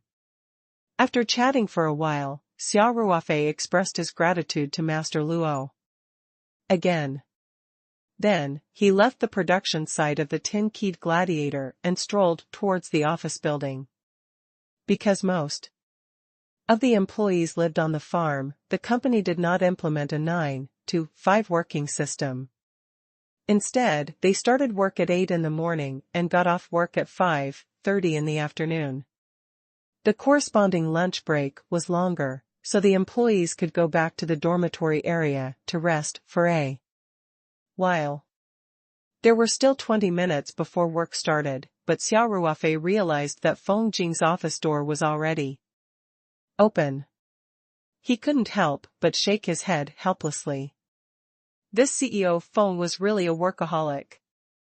Xia Ruofei wanted to go straight to Feng Jing's office, but he stopped in his tracks after some thought. He took out his keys, opened his office door, and walked in. After closing the door, Xia Ruofei took out 2 porcelain bottles from the spirit map space. There were 2 portions of jaded skin ointment inside, both of which he had previously refined and stored in the spirit map space. Xia Ruofei took the jaded skin ointment, opened the office door, and went to the next room. As expected, Feng Jing did not go back to rest in the afternoon. She was currently in front of the computer, typing furiously on the keyboard. Xia Ruofei knocked on the door lightly. Feng Rao stopped her work and looked up. When she saw Xia Ruofei, she quickly stood up and said, "Chairman, why are you here in the middle of the day? If I didn't come, how would I know that our boss Feng is working overtime?" "Again?" Xia Ruofei said with a smile. "I did some calculations with my fingers," Feng Rao said with a smile. "I knew that you'd launch a surprise attack today, so I deliberately showed it to you." "Forget it," Xia Ruofei said. "How can I not know what kind of person you are?" "Then, Chairman, shouldn't you be giving me overtime pay?" Feng Jing asked with a smile. "It's a must." Xia Ruofei smiled and said, "Here. The reward salary is here." Xia Ruofei said as he placed the jaded skin ointment on Feng Jing's desk. Feng Rao's eyes immediately lit up. She had personally experienced the magical effects of the jaded skin cream, and she couldn't forget it after using it. "Thank you, Chairman." Feng Rao smiled sweetly and put the jaded skin ointment into her desk drawer without any hesitation. "You're welcome. Tell me when you're done. I'll make it for you myself," Xia Ruofei said, then glanced at the computer screen and asked, "It's the middle of the day. What are you busy with?" Feng Jing turned the monitor in Xia Ruofei's direction and smiled. "Isn't it because the E-commerce department's construction plan needs to be rushed? There's also a lot of work to do during normal working hours, and it happens to be quieter in the afternoon. No one will disturb us, so I want to use this time to come up with a plan." Xia Ruofei couldn't help but feel a little ashamed. "It's all my fault. I'm putting too much pressure on you. President Feng, you don't have to be in such a hurry. It doesn't matter if you come one day earlier or later. It's mainly because we can't wait for the recruitment to start." Feng Rao smiled. "The recruitment plan for the pharmaceutical company is basically done. If we want to recruit at the same time, the E-commerce department's plan cannot be delayed, otherwise the progress of both sides will be affected. But you still have to rest," Xia Ruofei said with concern. "It's 2 days later, what's the big deal? If Shui Jinshan has any objections, tell him to come and find me." Feng Rao's heart warmed up for no reason. It felt good to be cared for. She smiled and said, "I understand, Chairman. I'll take care of my rest, It's good that you know."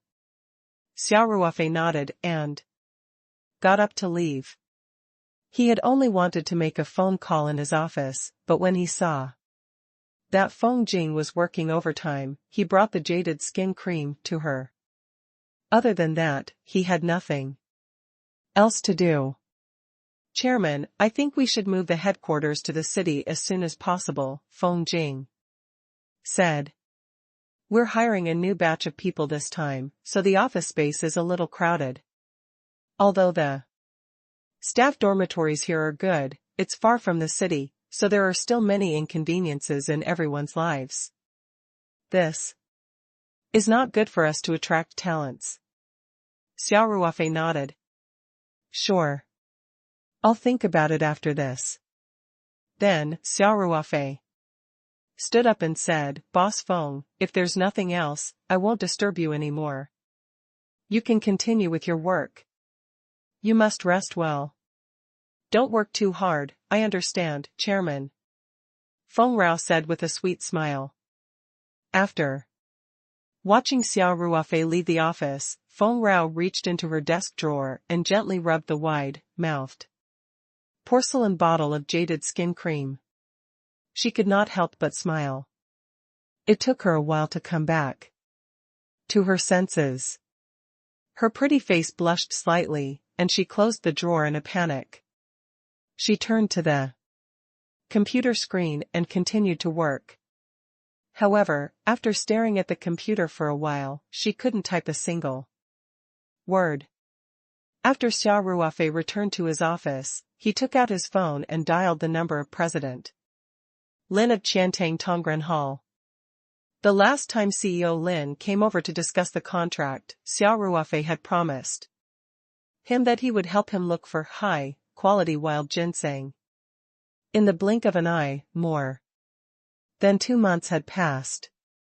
Xia Ruofei decided to dig out 2 wild ginseng from the interspace and sell them to CEO Lin. On one hand, he wanted to fulfill his promise. On the other hand, Xia Ruofei wanted to save up as much money as possible. The next step was to relocate the company's headquarters, and there would definitely be many places where he would need money. The phone rang 2 or 3 times before President Lin picked it up. He sounded very excited. Director Xia, is the new batch of iron-keyed fighters ready? Xia Ruofei laughed. Mr. Lin, the most important thing in business is to keep your word. When have I ever broken my promise? That's right, that's right. President Lin said happily, I can trust President Xia's credibility. President Lin never dared to look down on this young man who was more than 10 years younger than him. The Dendrobium candids alone had already added quite a dazzling performance to his business. The quality of the Dendrobium candids was so high that high-end consumers were flocking to it.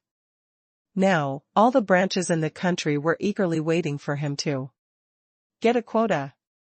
Besides, Xia Ruofei had a way to get high-quality wild ginseng, which was a treasure that was priceless. Because of his performance during this period of time, there were many calls from the headquarters to promote him to the position of deputy president of the company in Jiangsu and Zhejiang province. Therefore, President Lin could not wait to worship Xia Ruofei. The new batch of iron skin ketios is already in production. They should be ready in 2 days. Xia Ruofei said.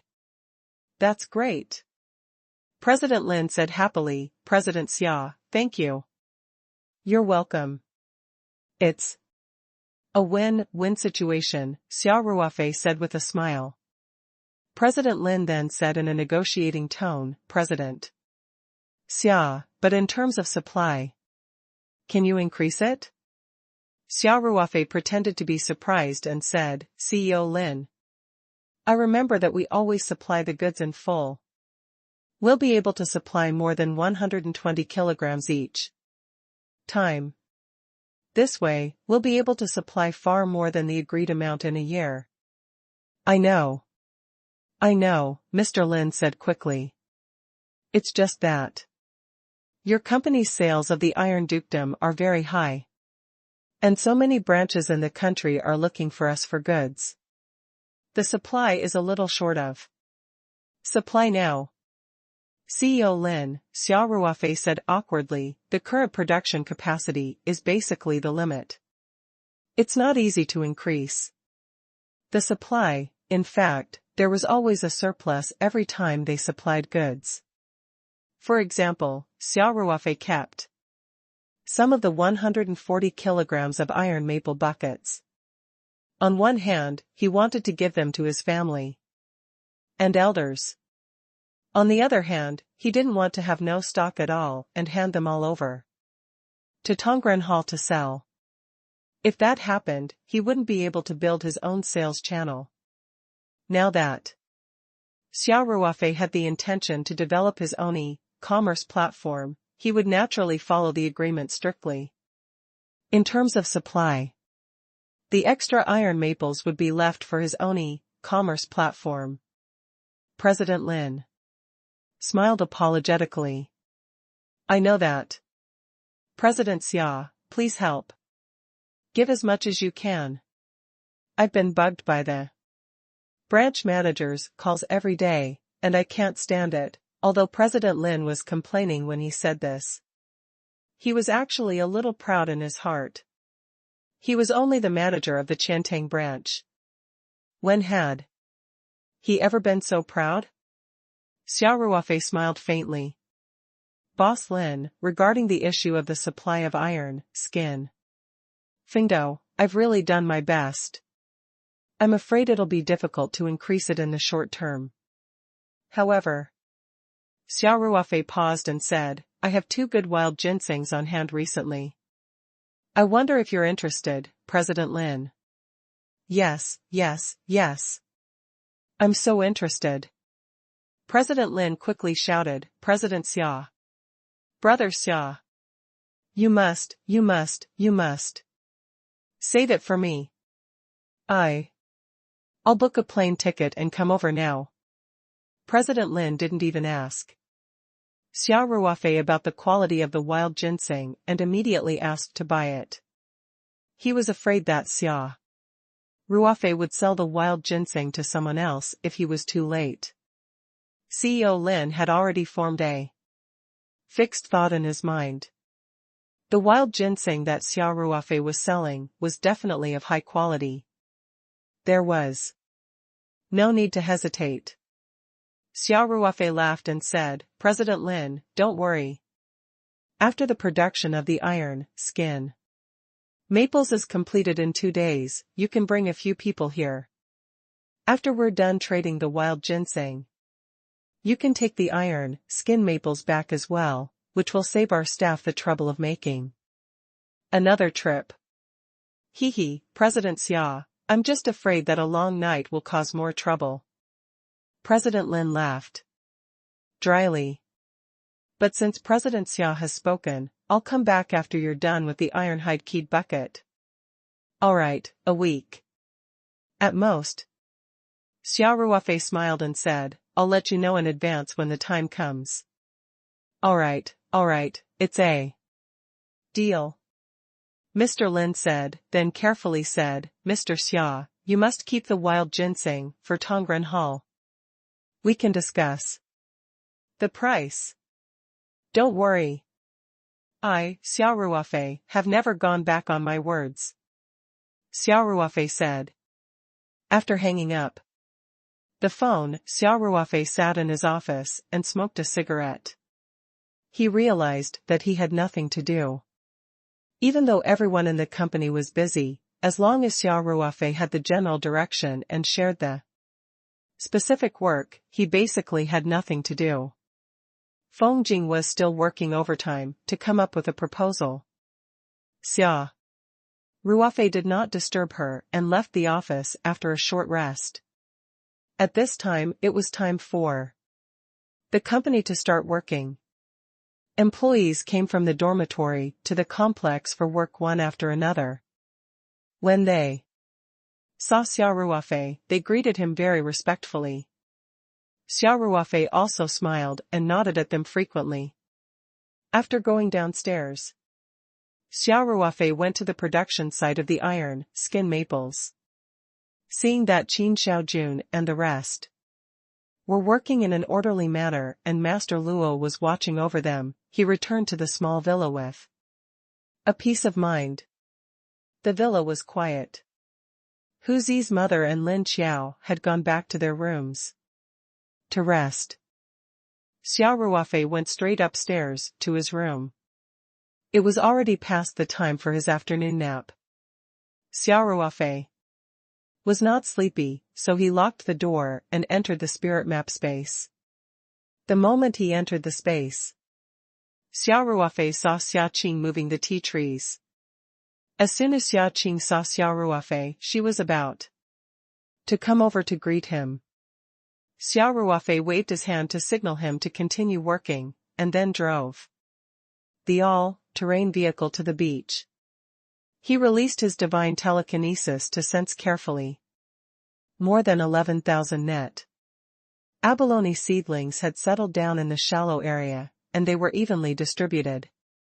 They mainly lived on the reefs, in shallow waters, and fed on seaweed and floating microorganisms in the sea. The water of the space ocean was rich in spiritual qi. Xia Ruofei could sense that the little abalones were very pleased. Xia Ruofei retracted his divine thoughts and looked at the big orange plastic box on the beach. Suddenly, he had an idea. The big plastic box was used to store the net abalone seedlings.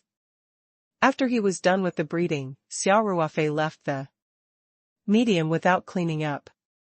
If he could get a few abalones and raise them at the Archean realm, what would the effects be? Xia Ruofei suddenly had this thought. The land area of the Archean realm was relatively small, but the concentration of spiritual energy was much higher than that of the mountain and sea realm.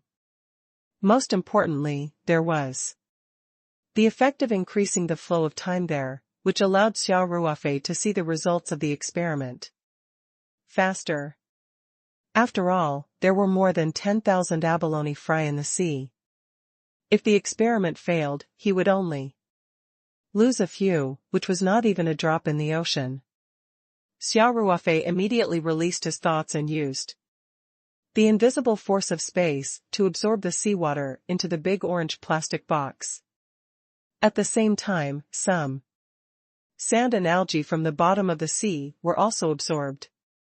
Xia Ruofei even absorbed a few smaller rocks. There were already more than a dozen abalone fry attached to the reef.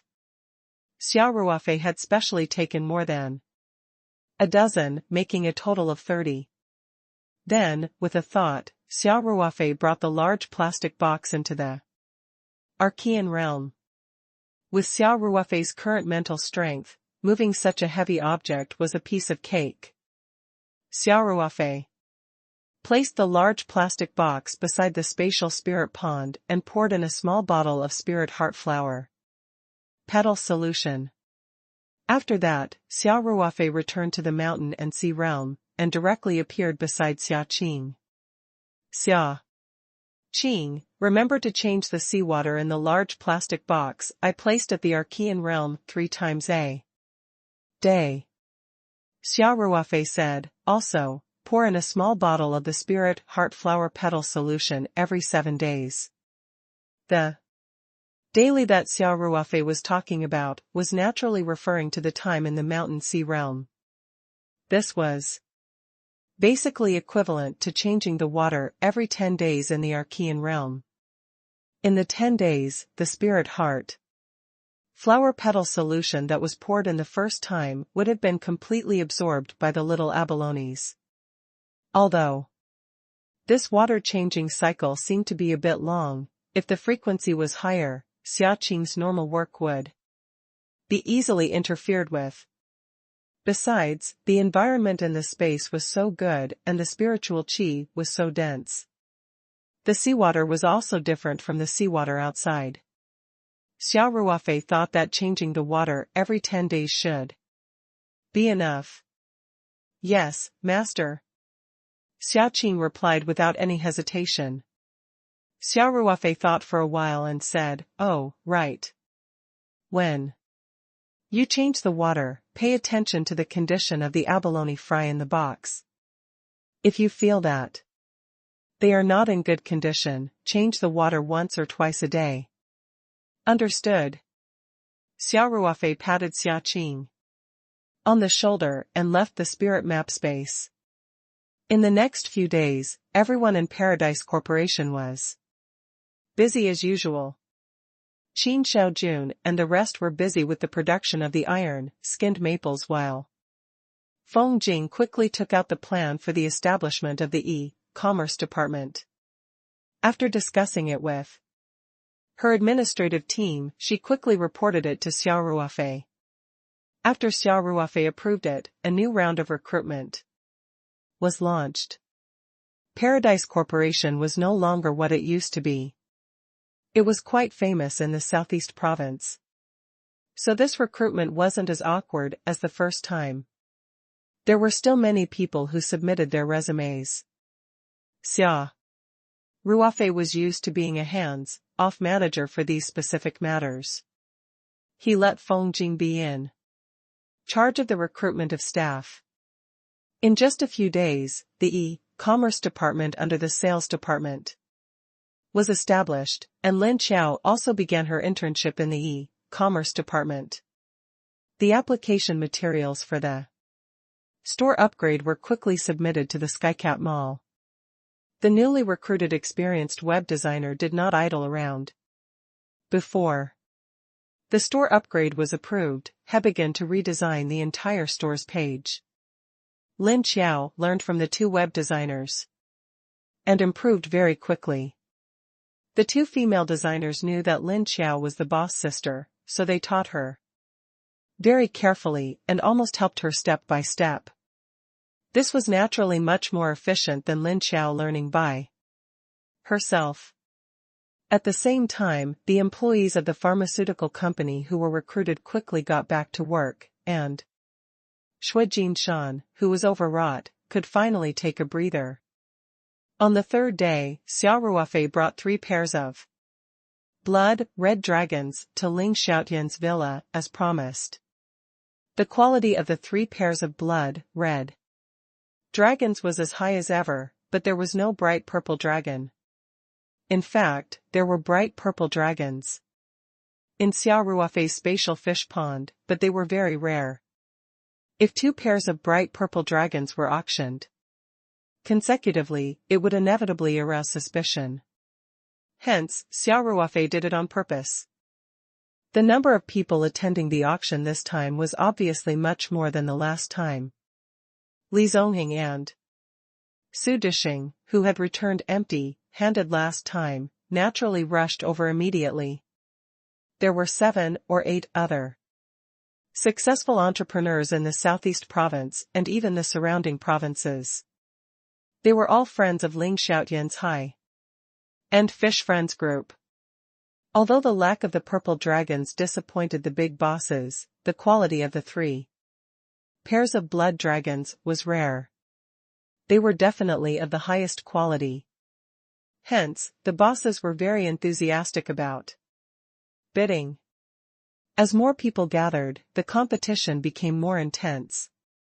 In addition, Li Zongheng and Su Dishing were determined to win this time, and their bidding was very straightforward and decisive, so the auction price also rose steadily.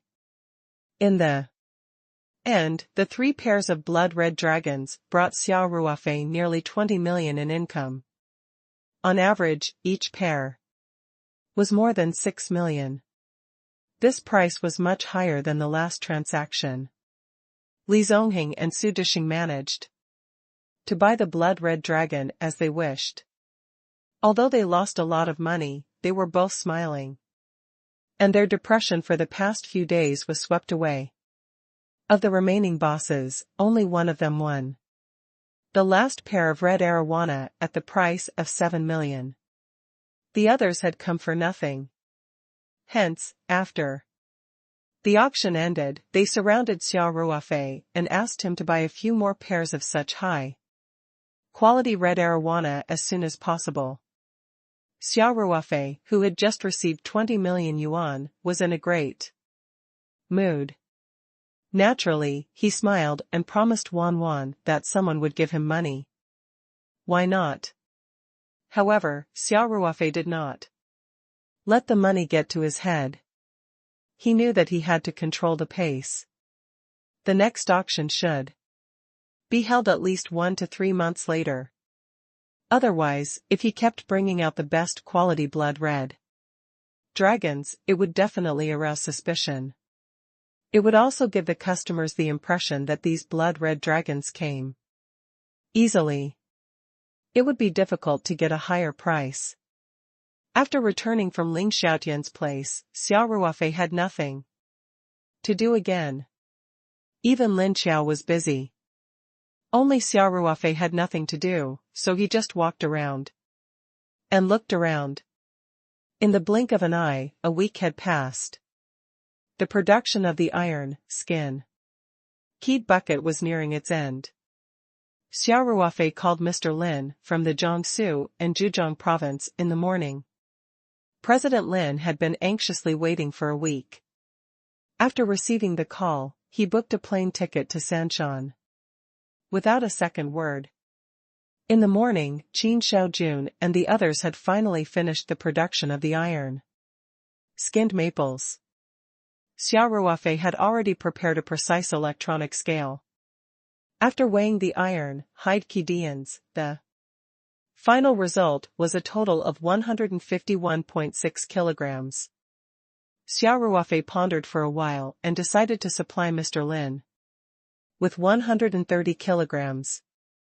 The remaining 21.6 kilograms was to be sold on his company's e-commerce platform.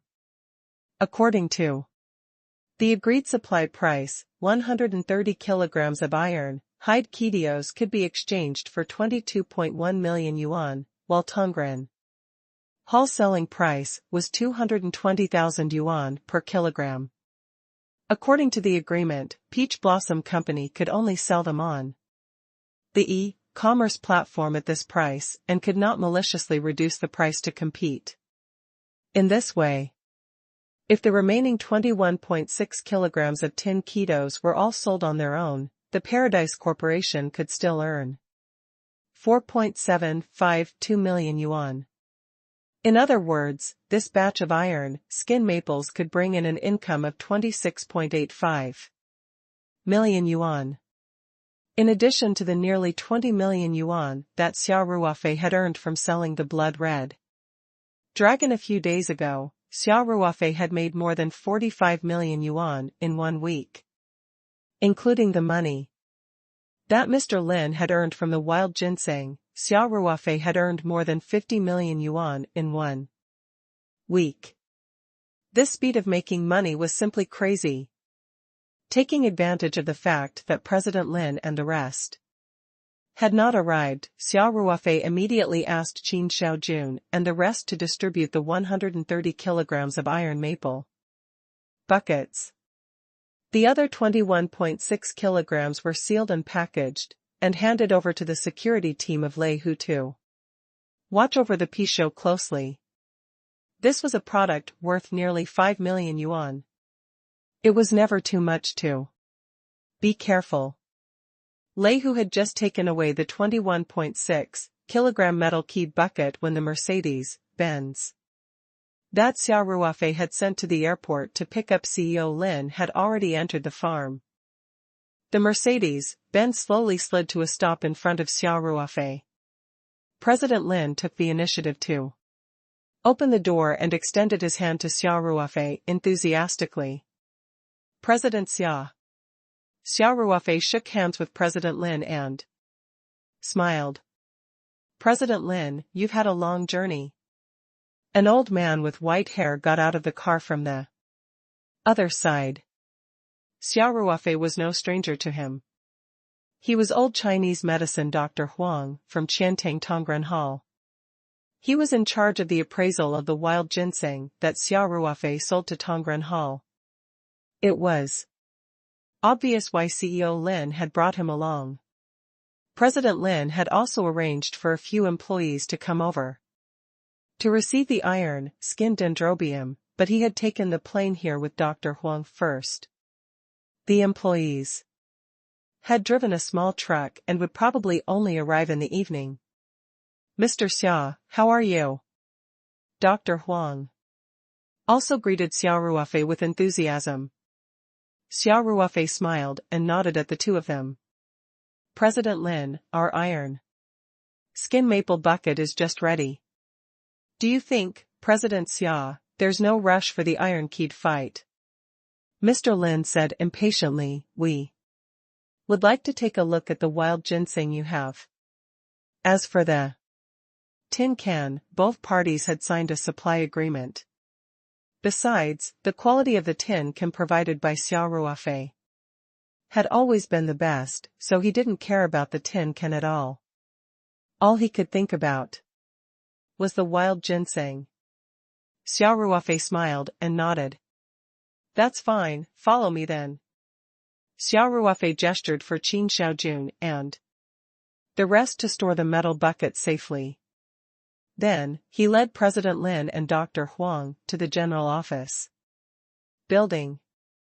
When the three of them arrived at Xia Ruofei's office, Xia Ruofei took out two long paper boxes from the safe at the corner behind his desk. The boxes contained the wild ginseng that he had dug out from the origin space. It was only after Xia Ruofei had dealt with the wild ginseng yesterday that Jianjia, who had put it in the safe, seemed to care about it. At the same time, it was a normal behavior.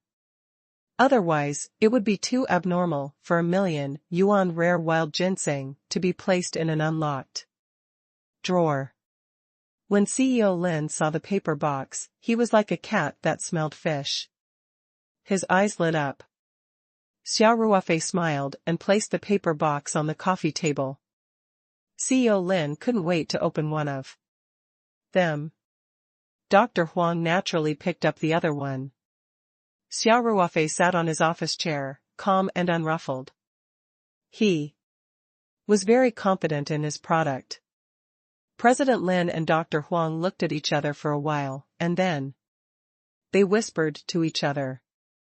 Finally, President Lin smiled at Xia Ruofei and said, Brother Xia, the quality of these two old ginsengs is as good as ever. Our Tongren Hall is very sincere in purchasing. What do you think? We can sell 2 wild ginsengs together for a total of 5.8 million? This price was more than 1 million yuan higher than Xia Ruofei's first sale price. However, this was normal. After all, the first time Xia Ruofei took the initiative to sell the wild ginseng to Tongren Hall, CEO Lin must have considered the profits of the party more. Now, under the situation of ensuring a certain amount of profit, he had to curry favor with Xia Ruofei as much as possible. Naturally, the strategy of bidding was different. At the same time, the ginsengs in the interspace had reproduced for many generations. The largest one would definitely reach the level of a shocking ginseng king. The 2 ginsengs that Xia Ruofei randomly chose were bigger than the 2 he sold to Tongren Hall. Xia Ruofei smiled and nodded. This price is quite fair. Let's do as you say, President Lin. President Lin was overjoyed. He held Xia Ruofei's hand tightly and said excitedly, Thank you. Thank you. Thank you, Brother Xia. President Lin immediately took out the contract that he had prepared in advance from his briefcase, then filled in the amount written in capital. For such a large transaction, a transfer agreement had to be signed every time. After both parties signed, CEO Lin immediately called the financial officer at Qiantang and told him to transfer 5.8 million yuan to Xia Ruofei's personal account immediately. Xia Ruofei did not plan to use the company's account for the wild ginseng transaction as he needed to keep some money in his personal account in case of emergencies. As for the company's current financial situation, it was very healthy. If there was a temporary shortage of funds, Xia Ruofei would just inject it in at the last minute. Normally, President Lin would not be able to transfer such a huge amount of money with just a phone call. However, Xia Ruofei was an important partner of Tongren Hall, and President Lin's status in the head office had also risen. Hence, no one could say anything. It would take some time for the finance department to transfer the money to the bank, so Xia Ruofei invited Mr. Lin and Dr. Huang to sit down at the coffee table. He took out his precious Dahong Pao tea leaves and started to make tea personally. Now, Xia Ruofei was no longer the newbie who knew nothing about the way of tea. His movements were skillful and smooth, and soon the office was filled with the tempting fragrance of tea. President Lin and Dr. Huang couldn't help but take a deep breath when they had a taste of the top-grade Dahong Pao. They couldn't help but praise it. President Lin had tried many good teas, but they were nothing compared to Xia Ruofei's Dahong Pao. President Lin couldn't help but sigh. President Xia, I only realized after drinking your tea that the tea I drank in the past can't be called tea. They're just rotten leaves. Xia Ruofei smiled faintly. If you like it, you can bring some back. However, the production of these tea leaves is very small. I can only give you a little to try. I can't take out more. Although this tea was very precious, there was an endless supply of it in the interspace. CEO Lin was an important business partner of Xia Ruofei, so it was not a big deal to give him one or two taels. President Lin was overjoyed when he heard this, and thanked him repeatedly. After he took a sip of tea, he couldn't help but ask curiously, Brother Xia, I've drunk a lot of Dahong Pao tea, even those that cost tens of thousands per caddy, but they can't be compared to your tea. This? Don't tell me it's the kind that's specially provided for our leaders? Xia Ruofei smiled and didn't say anything. President Lin immediately said, I understand, President Xia, this gift of yours is too expensive. I'll be grateful for this. Xia Ruofei laughed. Let's not talk about this. Let's drink some tea. He was no longer a newbie who had just stepped out of society. He was not stupid enough to explain himself when Chief Lin had such a misunderstanding. Anyway, he didn't say anything. It was all President Lin's own guess. However, with such a preconceived idea in President Lin's heart, he believed that he would not dare to have the slightest bad intentions in future cooperation.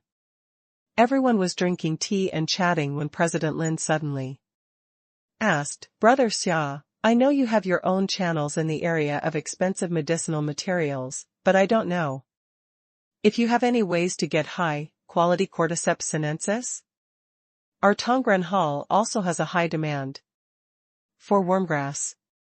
If it's the top wormgrass, the price is even higher than that of iron maples. Xia Ruofei raised his eyebrows and said, Oh? Is the price of Awedo so good now? Yup. Mr. Lin said, our Tongren Hall is selling a kind of high-quality wormgrass, which is a pure natural wormgrass from the Nagku city of Tibet. The price of a first-class wormgrass is 16,888 yuan per box. Brother Xia, there are only 50 grams in this box. That's equivalent to 330,000 yuan per kilogram. President Lin took a sip of tea and continued, Brother Xia, if you can get wormgrass of higher quality, the price will be much higher. Nowadays, high-end health herbs were in high demand but not in supply. There were more and more rich people. How was it? Brother Xia, are you interested? Xia Ruofei smiled faintly and said, I'll go and understand the situation first. We don't know if There's a supply of it now. Good, good, good. President Lin said, Brother Xia, if you have good wormgrass, you must consider us first. Don't worry about the price, our Tongren Hall will definitely satisfy you. Xia Ruofei smiled and nodded. Xia Ruofei had heard of Awido before, but he did not know it could be sold at such a high price. However, he didn't have a deep understanding of this medicinal herb, and he didn't know if it could be cultivated artificially. Under the circumstances where everything was unclear, he naturally wouldn't casually express his opinion. Of course, Mr. Lin's words had also increased Xia Ruofei's interest in Awido. He decided to find out more about it after he was done with his work. After chatting for a while, Xia Ruofei received a notification from the bank on his phone. The 5.8 million yuan for the sale of wild ginseng had been transferred to his account. Xia Ruofei took a look at the message and smiled as he reached out his hand to President Lin. President Lin, the money has been transferred to my account. Happy cooperation. Happy cooperation. Xia Ruofei had already ordered the canteen to prepare a banquet for President Lin. It was almost lunchtime, so he called President Lin and Dr. Huang to the company canteen downstairs for lunch. At noon, Xia Ruofei invited Feng Jing, Xiao Chang, Peng Hao, and the other management members of the company to sit at this table.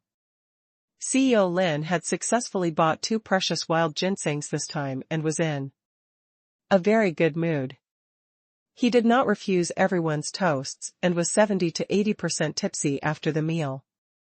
The staff of Tongren Hall would not arrive until evening, so Xia Ruofei asked Peng Hao to arrange for someone to send President Lin and Dr. Huang to the guest room upstairs to rest. He then returned to his small villa. Ever since Lin Xiao had 2 designers as her masters, she was almost invisible every day. She would often be in the company office during her lunch break. Even when she came back, she would practice on her laptop.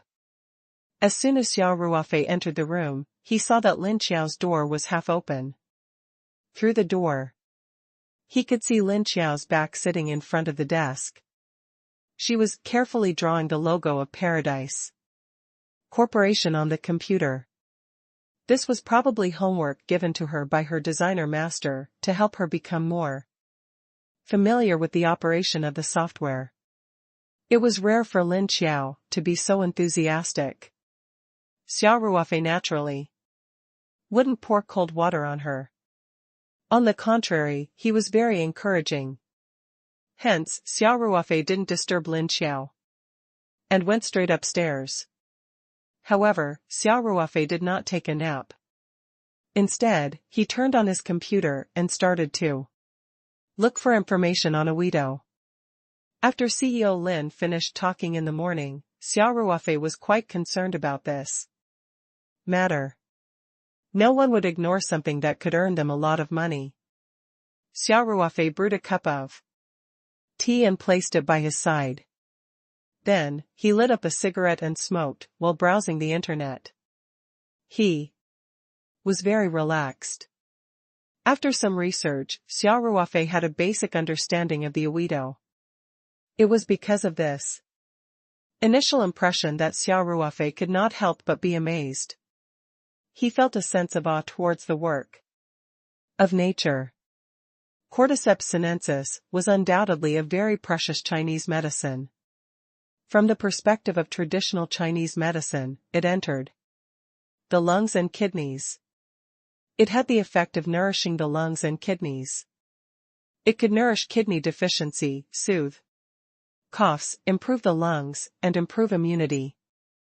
It was suitable for long-term consumption. Xia Ruofei did not know much about Awido and had always thought that it was just a type of herb that looked like an insect. Only now did he know that he had been ridiculously wrong. The Awido really did have bugs. Behind every Awido There was a beautiful and mysterious story of the combination of animals and fungi. In the middle of summer, in the highlands above 3,800 meters above sea level, the ice and snow would melt, and the bats and moths would leave thousands of eggs on the flowers. The bat moth larvae were infected by the cordyceps fungus and continued to reproduce in the larvae, causing the larvae to be full of mycelium. The larvae infected by the fungus gradually wriggled to a place 2 to 3 centimeters above the ground and died from head to tail. This was the cordyceps. Although the larvae were dead, the fungus in their bodies grew day by day until it filled the entire insect body. At the end of spring and the beginning of summer next year, a purple, red blade of grass would grow out of the head of the insect. It would be about 2 to 5 centimeters tall and would be known as the summer grass. Therefore, every awedo was made up of 2 parts that were combined together. It could be said that the awedo was the perfect combination of animals and plants. There were only worms and no grass, so it was not the awedo. There were only grass and no worms, and it was not the awedo. Of course, Xia Ruofei also understood that this precious Chinese medicine had yet to achieve effective artificial cultivation and large-scale production of its spores. In other words, no one had been able to artificially reproduce the authentic awedo. However, there was another type of cordyceps that had similar medicinal effects that had been artificially cultivated. The cordyceps was also a type of cordyceps that belonged to the fungi clan, but they were different species. In terms of medicinal effects, the northern wormgrass couldn't be compared to the real cordyceps, but this kind of wormgrass had already been artificially cultivated and could meet the huge market demand. The truly high-end people naturally still favored the traditional awedo. Xia Ruofei carefully studied the manual cultivation method of the northern cordyceps and the formation principle of the traditional and authentic cordyceps. He felt that it was possible to cultivate and breed the cordyceps in the spirit map space. Of course, Xia Ruofei still had to make a trip to the traditional wormgrass production area, because only there could he find the bats and moths that produced wormgrass and the land that was rich in wormgrass and fungi. It was midsummer, the season when bats and moths laid their eggs. This was the perfect time to create an artificial cultivation environment for cordyceps in the spirit map space. Xia Ruofei turned off his computer and mumbled to himself, "It seems that I really have to find time to make a trip to Tibet."